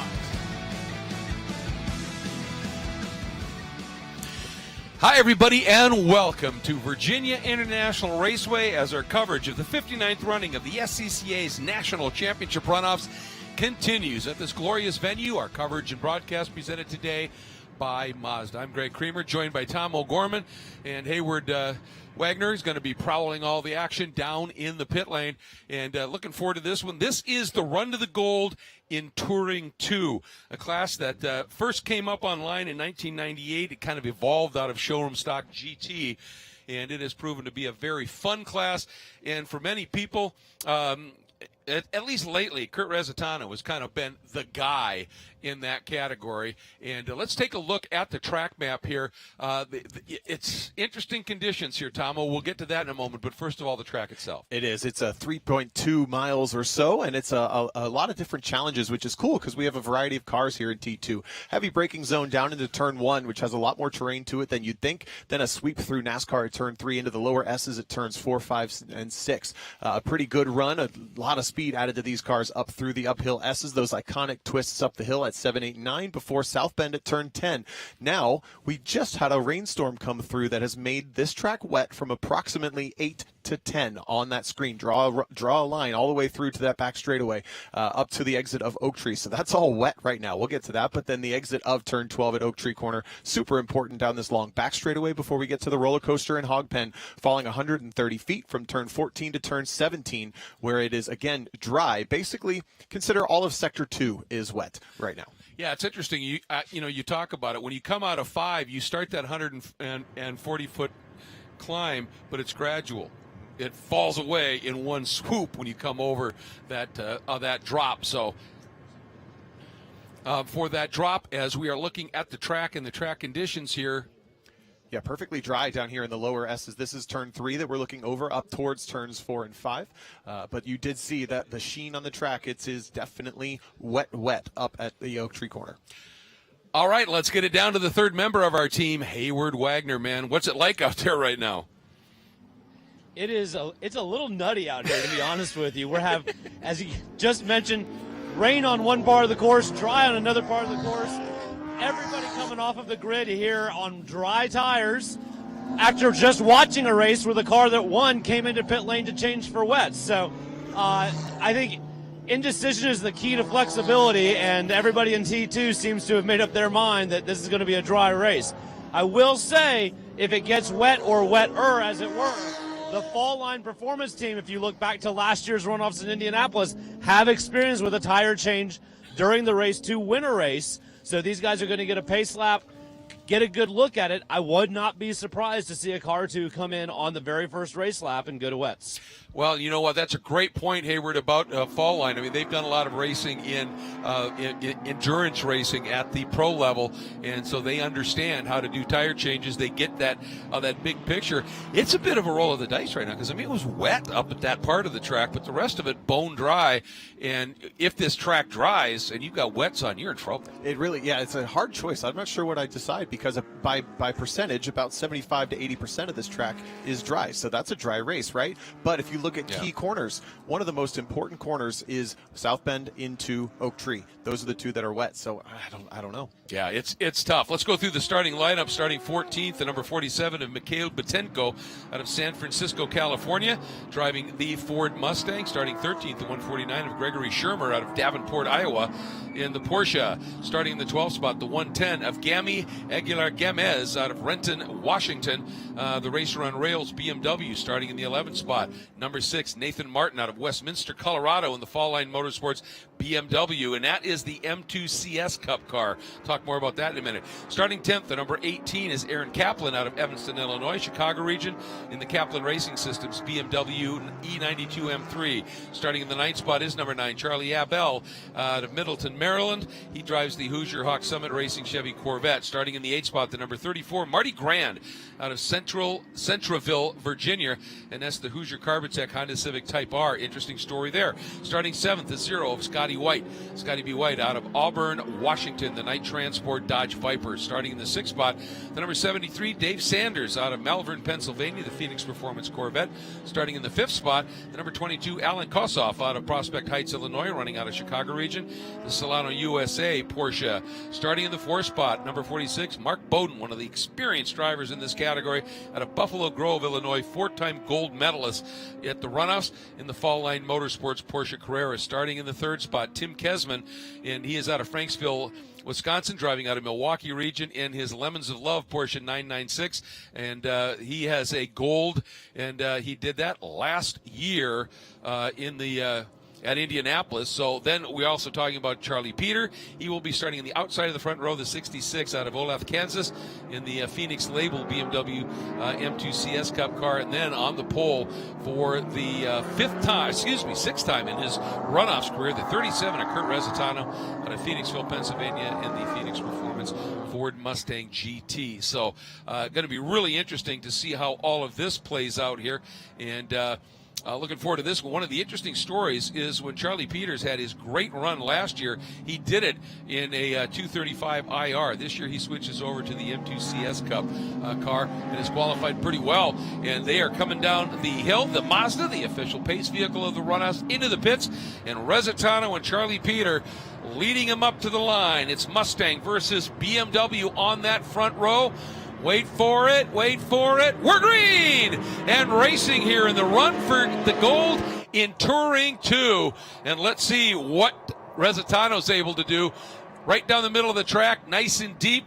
Charlie Peter trying to cut down underneath. He makes that work. Tim Kesman slots into 3rd. Yeah, and look at David Sanders around the outside in the yellow C5 Corvette trying to make a move on Kesman. Not going to make it work as Bowden moves in front of teammate Kesman to get into that 3rd position. Now still side by side for Scotty B. White and Alan Kossoff. Kossoff shuts the door. Yeah, aggressively as well, right in front of them, the yellow Corvette, the Phoenix entry of the 73 of David Sanders. Is everybody working through this section, the very, very serpentine technical part, now into the section they call Snake, as they wind out of 5.5A. You start feeding it throttle. You still got to watch it, dance a little bit, and now up into the climbing S's for the first time. Kind of an even breakaway towards the wet track. We need to know how much grip do these cars have. This is a complete mystery. We're now in the damp and coming up to the full wet. You see the spray off of the front of Mark Bowden's car. David Sanders, a great look as he dabs the brake and flicks it into mystery, I would say, up towards Oak Tree. Yeah, and this is where it's getting really, really damp. You can see it here. This is where they're going to have to be super careful on these slick tires, on these race tires, just gently working their way through 11 and 12, and a big couple of, everybody gets on the throttle and the back ends are gone. As the camera panned up, we were looking straight through the passenger window of Kurt Resitano's car, I swear, but he gathers it up, and actually it's not too bad of an exit down the back straight. Charlie Peter closing up just a little bit as the final couple cars get through the wetness. Look at this, 3 abreast down back in about 7th, 8th, 9th. That's Scotty B. White trying to come down the inside of Marty Grand here, and they are still side by side. And those of you who have followed the Runoffs for a while, are used to seeing Marty Grand in a Subaru WRX, and interesting to see him in this car. But this is an interesting story, the car he's in. It is, and that's the definition of balance of performance. Yes. And you see I have a Civic Type R drag racing a Viper and winning it somehow. Scotty B. White a little bit off. I think there's some dampness on the track, steeping, and he has gathered it up. That was a bit odd. He's got something happening. Yeah, maybe some oiling down on his left front tire. Yeah, he's got a big problem there. Hope he recognizes it soon, because the last thing we need is to get this track oiled down. I don't know he's even aware of it. Yeah, he must now. He's so down on power, people are just streaming by. And he really actually made a great call there by not diving for pit lane, because he had half the field behind him. So now he's in an awkward spot, needs to get off to a safe position, but heads up driving, and clearly something wrong with the left front, or potentially losing fluids out onto that left front for Scotty B. White. That's heartbreaking. Yeah, it really is. It's a long haul for Scotty B. This is, I mean, you think about it, he has been doing this for a long time. This is his 37th start at the Runoffs, and Scotty hauls all the way from the the state of Washington. So too bad to see that. Up front, that lead group of three, Resitano, Peter, and Bowden, a little bit of a margin over Tim Kesman, who, as I said, won the gold last year at Indy, but it was in the GT2 category, and he has David Sanders right behind him, and Sanders was fourth at Indianapolis last year in this class in 2021. So he'd like to move up a couple of spots. And Kesman won that race in the wet, so he's got a lot of experience with that in theory. As we come now, he did have the rain tires. It was a full wet race. Now he's dealing with those slicks in the wet conditions, getting a lot of pressure from David Sanders. But you see how that Porsche just springs off the corner with the rear engine. It looks like Mark Bowden is also getting some benefit from that as he's right on the back and pulls out for Charlie Peter. All right, this is the move, going for that second spot. Bowden alongside, might even be nosing past him here. Let's see how deep does Charlie go on that BMW into the braking zone. Pretty darn deep. Gets it done. Now, does he get it woed down? 15 and 16? He does. He's in good shape now, leading away. But Bowden, you're absolutely right. Those Porsches, when it's wet, they plant the power so well with that big lump sitting right over those drive wheels. They get good grip, but you got to get them squared up before you go to throttle, don't you? And that hog pen corner is still seeping a little bit of water, and it's catching some of these drivers off guard. You saw that huge wiggle from Mark Bowden, but that's about 17 years in braking technology that we just saw there, and that BMW just able to slam it down into the roller coaster and take the position back.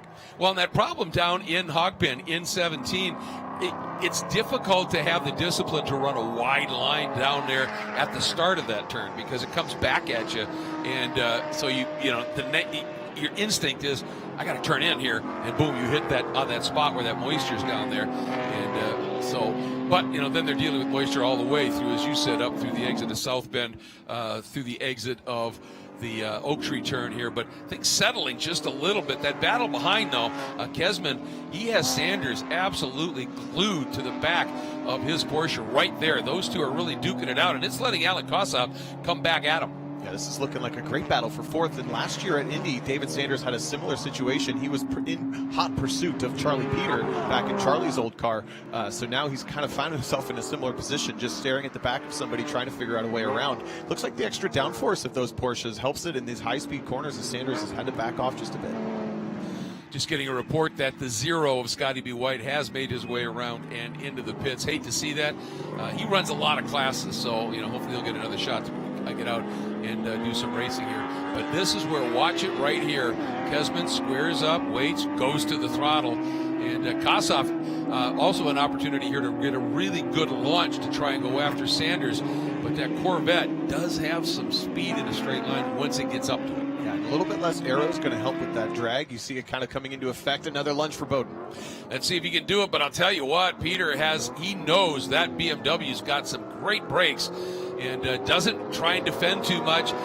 It's the old story. For him, the best defense right now is a good offense and just out-deep him. Yeah, he just has to be able to continue to keep that gap every single time on the back straight. He'll know he'll cross the line before. This is the battle for second position, and Charlie Peter driving a basically factory-built BMW car. You can go to BMW and buy that race car as it sits. Paddle shift, a lot of cool tech in that car versus Bowden. It looks like a nice Porsche, and it very much is, but it's a 2004 996 Porsche, so it's a much older car than you may realize, and it has a little bit different of technology. Look at this. Here comes Kossoff taking the run down to the inside of Sanders, and he's got him, and he's got him comfortably. And now Kossoff, as a result, moves up into the top five. Sanders not going quietly, though, trying to come back underneath Kossoff, but Kossoff covers it up. This is that really, really tricky spot. It's going to be interesting now to see if Kossoff has the pace to go after Kesman. And we know Kesman's a pretty rapid driver. Yeah, they're going to, especially in these very similar cars, theoretically the same cars, can work. I don't know if they'll be able to work together in cars this pace with drafting and whatnot, but David Sanders is really, really quick in these lower speed corners until the aero of these Porsches kind of kicks in right where we're looking at now in these S's. Watch them up through here. This is 4th, 5th, and 6th.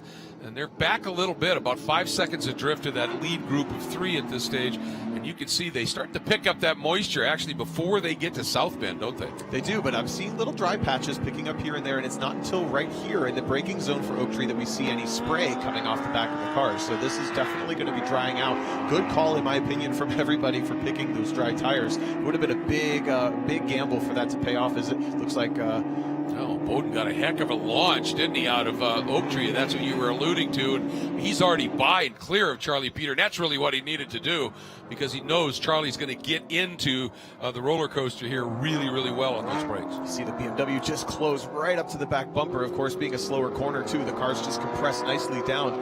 And once we're in the drive, the BMW power down looks pretty good. Is just able to hang right onto the back of the Porsche, but now he's got a bigger problem. The Porsche's in his way. Yeah, exactly. And that Porsche, we know, has some legs here at this stage. So it's going to be interesting to see how this plays out. And, of course, all of this dicing up front, guess who it's helping? A guy named Resitano, who last time by had a 3.1 second margin. And they've been scrapping at it again here. Let's see what it is this time by. And as they pile, it's up to 4.9, almost 5 seconds. And Resitano just uncorked a beauty. And look at this move around the outside by Charlie Peter. I don't know if I'll be able to make it stick, but he just might. He's got the long way around, which is going to help him keep the wheel nice and straight. Now he's got the short distance into turn 3. These guys are going to stay side by side. No, Bowden just tucks in, perhaps for the over-under, tries to get the power down. Nothing happened. He's going to have to do the same thing at Oak Tree again, I think. I'll tell you what, did you see? I think Charlie Peter played that perfectly, because he shallowed up his exit. He knew right where Bowden was going to try and square up and go underneath, and he just tightened his exit up. Bowden went, oh, that's done. Yeah, that was a great piece of racing. Perfect to anticipate exactly where the guy wants to go and just put your car there. That is not blocking. That's fair racing. Oh, that's great strategy. That's playing chess, baby. Look at how soft the BMW is, just so compliant over those curbs at the higher speed. A little bit more aero on that car as well. Bowden washing wide out into what is still actual proper wet track. That's risky. Yeah, exactly. And I'm seeing spray on those cars now as they come out of 9, the last of those S's. So, and that's where he's starting to get just a little bit wide. Here you're in tiptoe mode through Oak Tree. And here comes Kesman with Kossoff now glued to that rear wing. They both drop Sanders just a little bit here. Now they plant the power on those Porsches. You can see Sanders dancing, trying to get the power down. Those two Porsches are just saying bye. Yeah, he just doesn't have the car balanced the way that he wants. He needs the engine in the back. And up front again, here we go. Bowden using the power and the launch of that Porsche, gets around Charlie Peter, and again gets to where he needs to be so Charlie Peter can out-deep him down into turns 14 and 15. Now let's see what happens, because this is where Peter is able to really let that BMW sing. To see if maybe Bowden learned anything last time through. Can he position the car in a different way? Can he make sure that that pass can't be repeated down into turn 1? But man, Charlie Peter got a killer run off of Hogpen, and with the better brakes in that car, he kind of can pick what he wants. Yeah, now let's see. And your point is the spot on one, is where does Bowden put his car to defend? Right down the middle of the track. And again, Charlie Peter, he said, well, it worked last time. I suppose I should try it again. And he's even farther alongside this time. He is. Look at him. Ooh, wiggle there, though. Yeah. That may have been enough. Yep, just that little wiggle, and Bowden was able to put the nose in front and park it there. But now let's see what happens at the exit of 3 into 4. Getting into the stage where closing in on halfway, these cars running a very soft R compound tire. It's going to start to degrade at some point, especially if you're overworking them like Charlie Peter seems to be doing slightly. Bowden not quite asking as much of his car at this stage. You can almost see the black marks coming off the back of the BMW as that battle is just raging. Now, the one thing that is happening is every time you get up to the exit of 9 there, you're cooling those tires off as you run through there and then out to the exit of Oak Tree.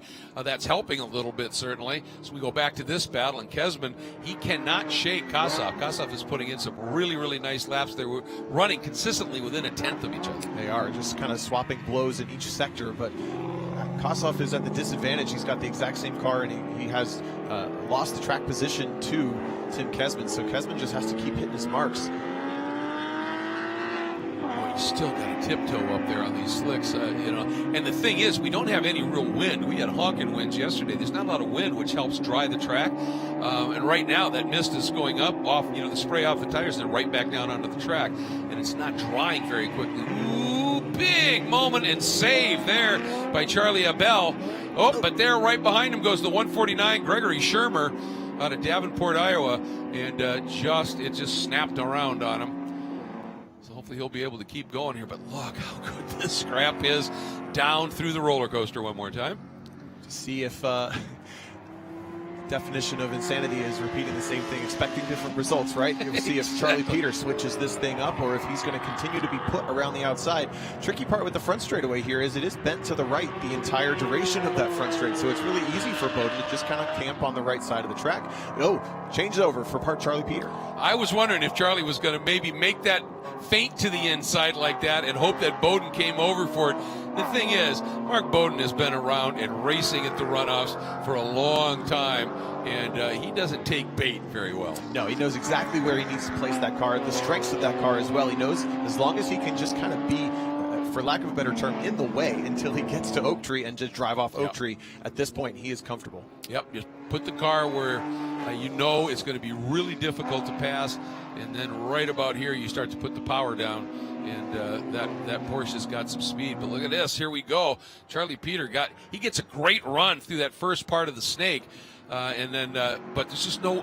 He doesn't have you have to be up alongside or you can't do anything with that speed. And he may be able to do something through here if it were dry, but these wet conditions are taking away a nice high-speed corner where the extra arrow on that BMW can't really be utilized. You can see how nervous the car. It's almost easy to forget that this section of track is so wet, but to come up to it once a lap and presents that really unique challenge. Yeah, and as he came out of South Bend, you can see the front end of that BMW really squirming a little bit. Tried to get a run here, but Bowden puts the power down in that Porsche, and away he goes, hanging on to second with Charlie Peter in third. But up front, Kurt Rezzitano up to the tune of 7 seconds here in the run to the gold in Touring 2 at the 59th running of the SCCA National Championship Runoffs. We'll be right back.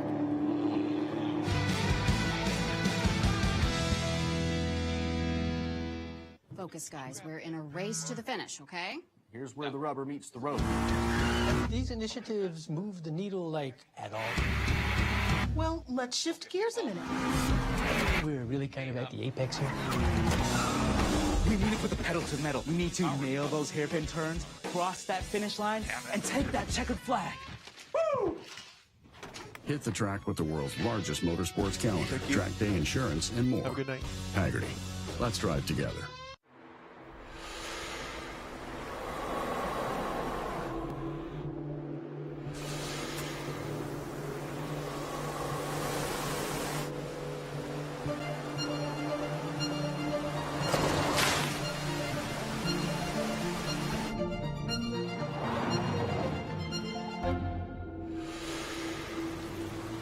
Introducing the first ever Mazda Cx-50.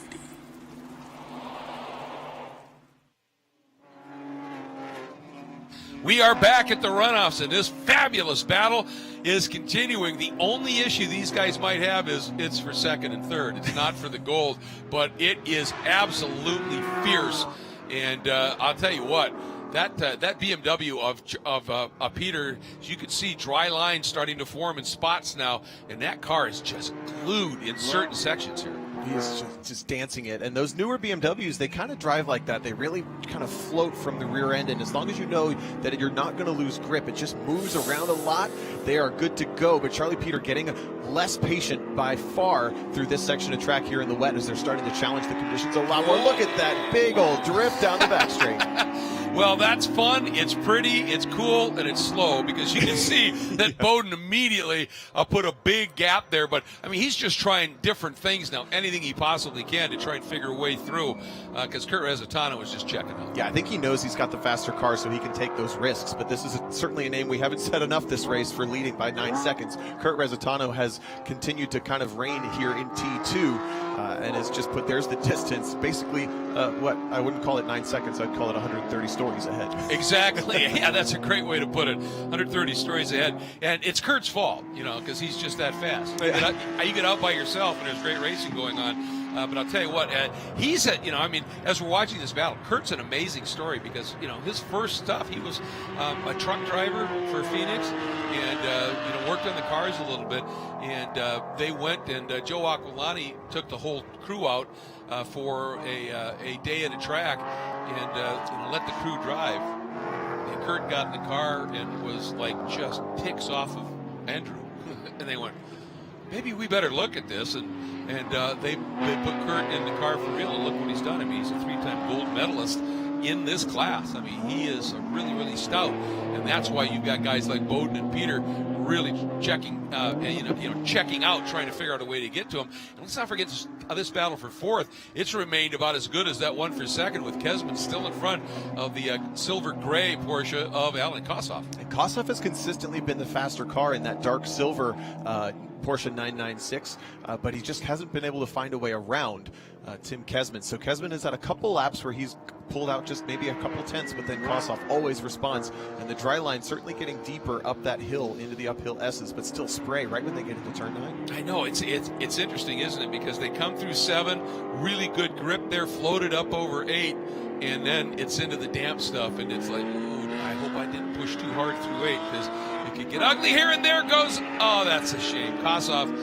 really trying to get a run through there, and it just snapped around on him. As the words push too hard left our lips, that it happens right in front of us. Commentators curse. Sorry about that, Alan, but gets it going in the right direction. It looks like he only maybe lost 2 positions if we zoom out there, but you just see the back end starts to rotate really early in this corner right there, and it goes on forever. There's just not enough grip in those rear tires on this wet track to keep it gripped up. Did it look to you like maybe he was trying to open it up a little bit more to square that runoff, and he got that the lefts just off of that dry line? He may have, but there was also, every driver has been challenging the entry speed of that corner more and more and more, because they have to. They're racing. So you start to find that line, and the risk reward is sometimes can get you. It goes the risk thing exceeds the reward sometimes. Exactly. But look at this now, Charlie Peter. Once Bowden got out in front, he opened up that little bit of a margin, but Charlie is just sort of nipping away at that right now. And then we go back here to Marty Grand in that Honda Civic Type R, and behind him is Gami Gamez in the BMW, then Charlie Abel in the Corvette, and Nathan Martin in the BMW M2 CS Cup cars. Looks like there's a really big ebb and flow with these 3 cars. We have the Civic Type R front-wheel drive out in the front. Look at it dance. He's got that thing hooked up in the front and loose in the back as Marty Grand goes down into turn 1. But then 110 of Gama Aguilar Gamez in that BMW, very similar to Charlie Peters, and then that C5 Corvette. And they were all very tight in the roller coaster section, and then it's all spread back out down that front street. And that Civic Type R, when you see it dancing like it is, you said it's loose at the back and tight at the front. That makes it pointy, doesn't it?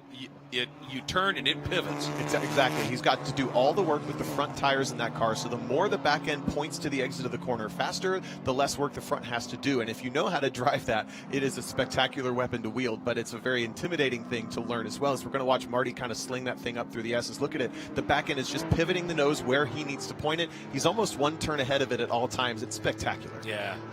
And he's very comfortable with that front-wheel drive, just up on those curbs. He knows it's going to work. Now, is that when we talk about a Civic Type R, is that what they call a TCR car? No, that is actually not a TCR car. It's a production chassis. It looks like a big off for Nate Marthin, perhaps. Yeah, it might be. Or Aaron Kaplan. Lost which one of those drivers it is in one of those BMWs. No, it is Nathan Martin. Kaplan is in a blue car. So back to the Civic. It's actually a production-based car. Straight up, the same engine, the same trans, the same everything you would buy. The key is it's a lot lighter than a lot of the cars in the class here. It is still a little off pace from the front running cars, as you can see. He's running there mid-pack, but doing a great job with it. And look at this. There's Nathan is just trying to get that car back onto the track and be able to continue here. And it's a lot of steam.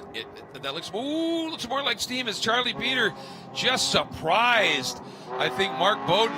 Because Bowden had been protecting and Charlie had always gone outside, and Bowden just waited that little bit, and Charlie Peters said that'll do.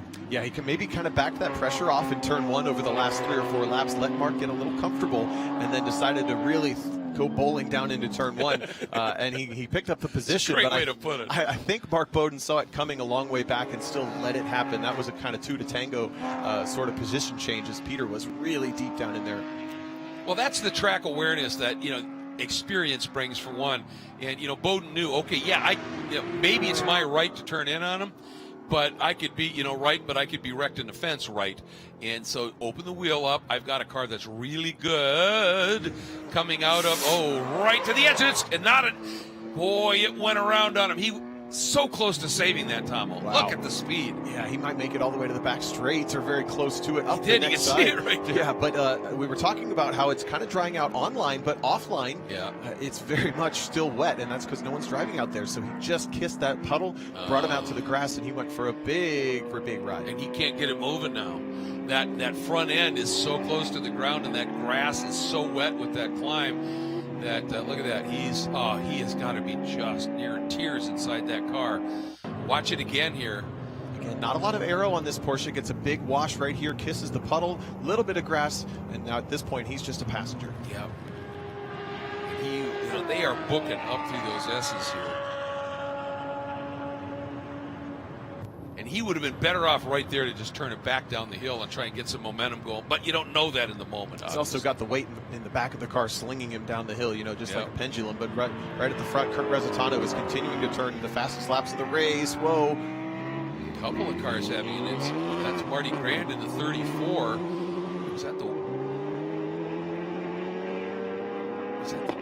I thought that said a 10, but there may be 110. Is that? It is Gama Aguilar Gomez. It looks like maybe the left front suspension broken on that BMW as he was unable to get the car turned, but there must have been something before we cut to that made us miss. As Marty Grand had been in front, it looks like maybe both of them just coming in too hot. Is there something, maybe a new rainstorm has come through as all three cars off? Ooh. Big contact between the 9 and that 110. Yeah, that was a interesting moment there. That's Charlie Abel in the Corvette. So that's why we're full course caution. And I wonder if, pure speculation, but, with the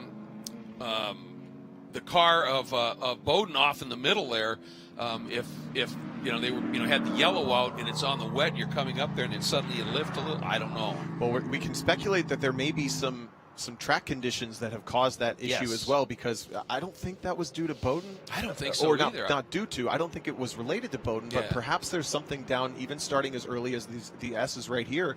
But for three drivers to make the same mistake without any track condition change this late in a race is super uncommon. So yeah, I would agree with you. I hope to give them the benefit of the doubt that there was some surprise. Yeah. But, I'll tell you, as a flagger, which I do a lot whenever I can, where Bowden was sitting, who throws that flag? Yeah, because he was so far to the other side. I mean, seriously, because is that going to be up in Oak Tree? Are they going to be yellow because he's closer to that part of the track? That's a great question. Yeah, I mean, it was, that's one of those moments. Look at that junk that's on the track, and of course that's a car that goes off, picks that up on a splitter, and then just hauls it back onto the track. But the interesting thing is, Rezzitano was up to over an 11-second lead. And that's going to go away, obviously. And that's going to bring Charlie Peter, Kesman, and Sanders and everybody right back up into the mix. And I keep trying to, I don't know if Bowden was able to, finally, if he just got it out on his own here. Oh, look at that. Yeah, now we've got a surface flag up there, which would basically that's up at the top of the hump. Oh, look at that. Wonder if we pan out here, if that streak leads to a car. Off to the right there? Our right, driver's left? Yeah, we may be grasping at straws here, but that oil flag was in the right position for it. Now, that can also be used if you have a sudden bit of rain that shows up, because what that flag really means, a lot of people just, it's the oil flag, but it simply means a change in the previous condition of the surface. It's used for body work, anything. Could be mud, an animal. Absolutely, yeah. You just never know. So, but the gist of it is that Kurt Rezzitano had been just clicking off some really, really nice laps. And it's always frustrating. But the thing is Kurt's done this enough. Your biggest concern when you have a yellow late in the race, if you built up a big lead, is did you take too much out of the tires so that when you go back to green, you don't have anything left, and the other guys in the back have been really taking care of them and they can attack. Kurt Rezzitano's pretty savvy. I'm sure he was driving within that. I think so too, and he may not know this, but we do from watching that the drivers behind weren't taking very good care of their tires. They were racing really hard. They were all over the place, yeah. And interesting to see here now if Kesman has any. Oh, and they checkered it early. And, I get that, because with three cars off, one was able to continue, two of them had contact and are stuck up there. It's going to be a while to get that going. I do see Mark Bowden in the back. So he might still be able to record a finish here. But boy, what a development here after, such a big lead. Great racing behind, obviously, but all those cars off. I understand this call completely, and that is going to give Kurt Rezatano, 1, he would have defended his gold, and 2, it will be his 4th gold in this category.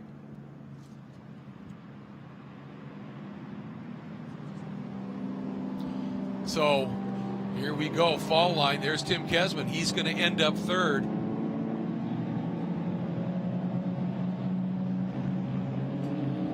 But wow, what an eventful finish here. And I mean, Rezatano, he earned this. Obviously, he had that big lead and everything going away. But I'll tell you what, for Charlie Peter and Kesman, Sanders, Kossoff, Bowden, all those guys were in some absolutely phenomenal scraps as we take a look at the unofficial results. But in the end, the medals go to Kurt Rezatano, Charlie Peter, and Tim Kesman. And they gave us a great show.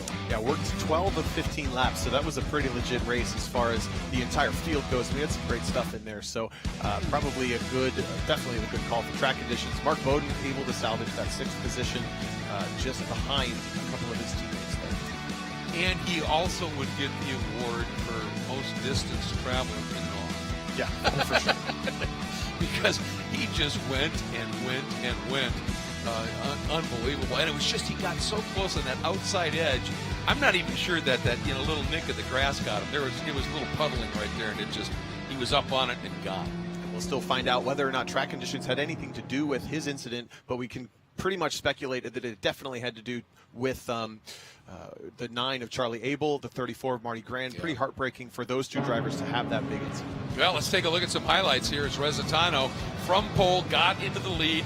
And then, as he is wont to do, he just gently checked out, partly because these two got into this kind of a battle, Charlie Peter and Mark Bowden, and this was just fabulous. It was so good. Back and forth between the BMW and the Porsche, making speed in such different ways. And then these guys had that same kind of a battle as Tim Kesman, and here you see the 22 of Kossoff spinning right there, and then here we go, back and forth up at the front, and late pass, and a nice move by Charlie Peter after everything he'd done down there had always been on the outside. And then here's the moment we're talking about. Just touched the edge there, and they're moving, and he went on forever here. There you see Marty Grand going off. Then you see the BMW, and here comes Charlie Abel getting into it as well. And that was it. That was what put an end to this one. And there you see Rezatano coming through, and as I said, picking up his 4th gold in this category after an absolutely sterling run with Charlie Peter.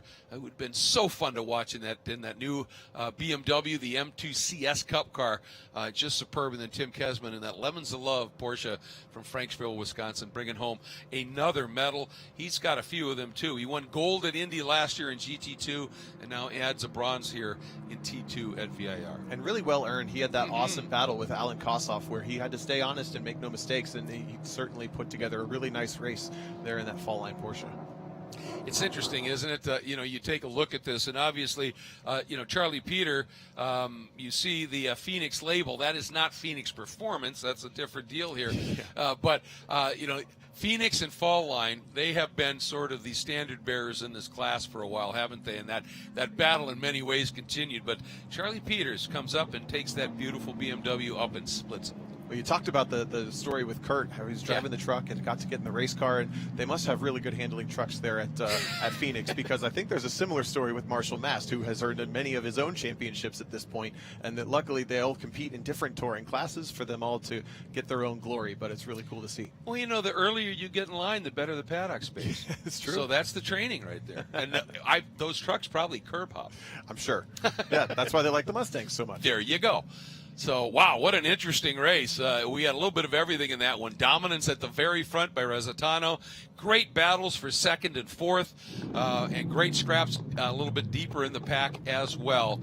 And here he comes, Kurt Rezatano. And you know what? I'll tell you another thing about Kurt. Aside from being awfully talented and a really good mechanic, he's one of the nicest guys you're ever going to meet. Just a class human being. And so anytime he ends up with a medal, whether it's gold, silver, bronze, or anything, you're always just delighted for him. You really are. And there he is.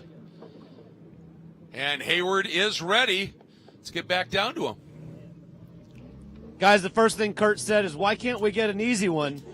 From where we were sitting, that actually looked pretty easy, but not true inside the car, huh? The track conditions were unbelievable. Right before the race, I'm sitting there thinking, oh, this is going to be great. We're going to get a dry race. Everybody else in our crews had to deal with water and all kinds of crazy track conditions. And we were sitting there with a brand new set of tires on the car. And I'm like, oh, this is going to be great. We're going to get a nice, dry, easy race. And then they said it poured on half the track. I'm like, well, half the track's dry and half the track's wet. I guess I'm going to survive on the dry tires. So I'm glad it worked out. You did a little more than survive. This is your 4th national championship. How's it feel to be back in victory lane? Oh, it feels amazing. A little bit, bittersweet. My wife's not here. She's at home right now with our newborn. She's a month and a couple weeks old. So I just want to say hi to Amy. And yeah, it's amazing. It's really cool. It was a fun drive. I wish we could have got a better, track conditions so we all could have fought each other a little bit. But it is what it is. I'll take it. Well, congratulations to you. Unfortunately, because of oil, we're not doing victory laps, but we'll get you to victory, get you over to the podium, get you on the top step. Thank you. All right, well, there's the answer to your question. That was a streak of oil, and it may have been one of those cars that had the off and then continued. So, and Amy, by the way, congratulations to you two. But Amy is a pretty good wheeler herself. She's done some driving and absolutely solid there as well. So, Resitano, again, getting that gold. Let's get back down to Hayward, who has been experientialing down there all weekend long and doing a great job. Hayward? Well played, sir. Charlie, great race for you. You and Mark had a wonderful battle. Tell me about the off that you saw. Did you see anything with Mark's off?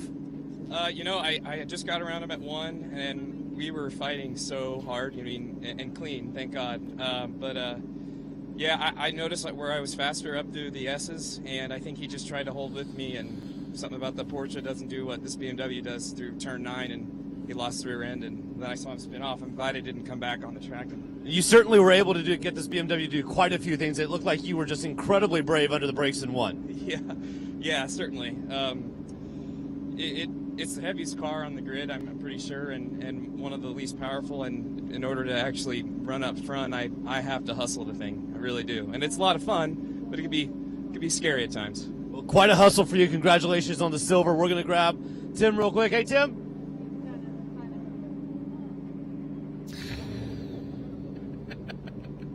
I know the last thing you wanted was a podium because of Mark's misfortune, but a clean drive, a smart drive, how's it feel to be back on the podium?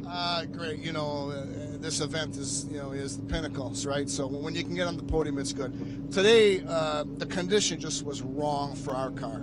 I need dry so I can really send it in and sail it in, and when I have to be skittish and braking and skittish on exit, I just lose all my. It's a momentum car, and if I lose my momentum because of the condition, I'm just out there riding. Although it would have been nice to get a restart.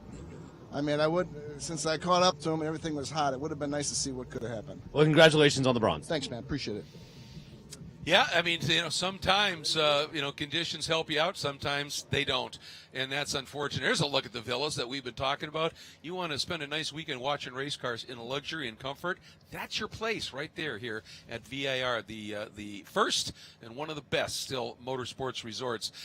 So that's going to wrap up our coverage here of both this fabulous race, the Run for the Gold in Touring 2, as well as Day 2 of the 59th running of the SCCA National Championship Runoffs from here at VIR. Our broadcast today presented by Mazda. Huge thanks to Mazda. Big thanks to you, Tomo, and, of course, to Hayward down in the pits doing a fabulous job, to Larry, to John Phippen, and to the entire Apex production crew and to the SCCA National staff for everything they're doing. Big day of racing coming tomorrow, so make sure you are back with us. And until then, have a great evening.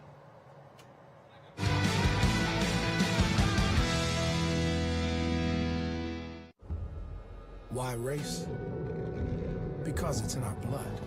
A love of driving that pushes us as hard on the road as it does on the track. It's why we reinvented the Roadster and put a piece of it into every car we make. It's why we refine, rethink, and refine again.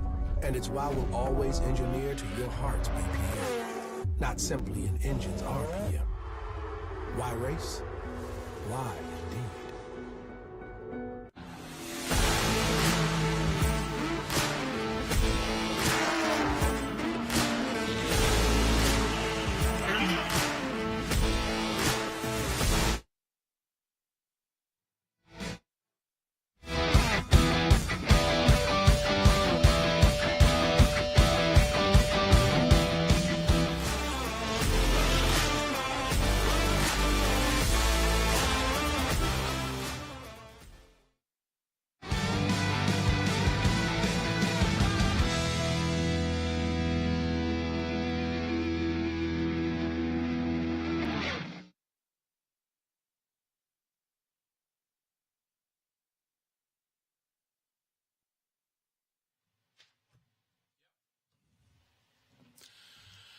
Well, if you're like us and you're just not quite ready to be done with the runoff coverage this evening, don't worry about it. We've got something for you. It's called Inside the SCCA Podcast with Brian Belansky, and it's coming up next live on SCCA's YouTube channel. He'll be chatting with some runoffs drivers and national champions.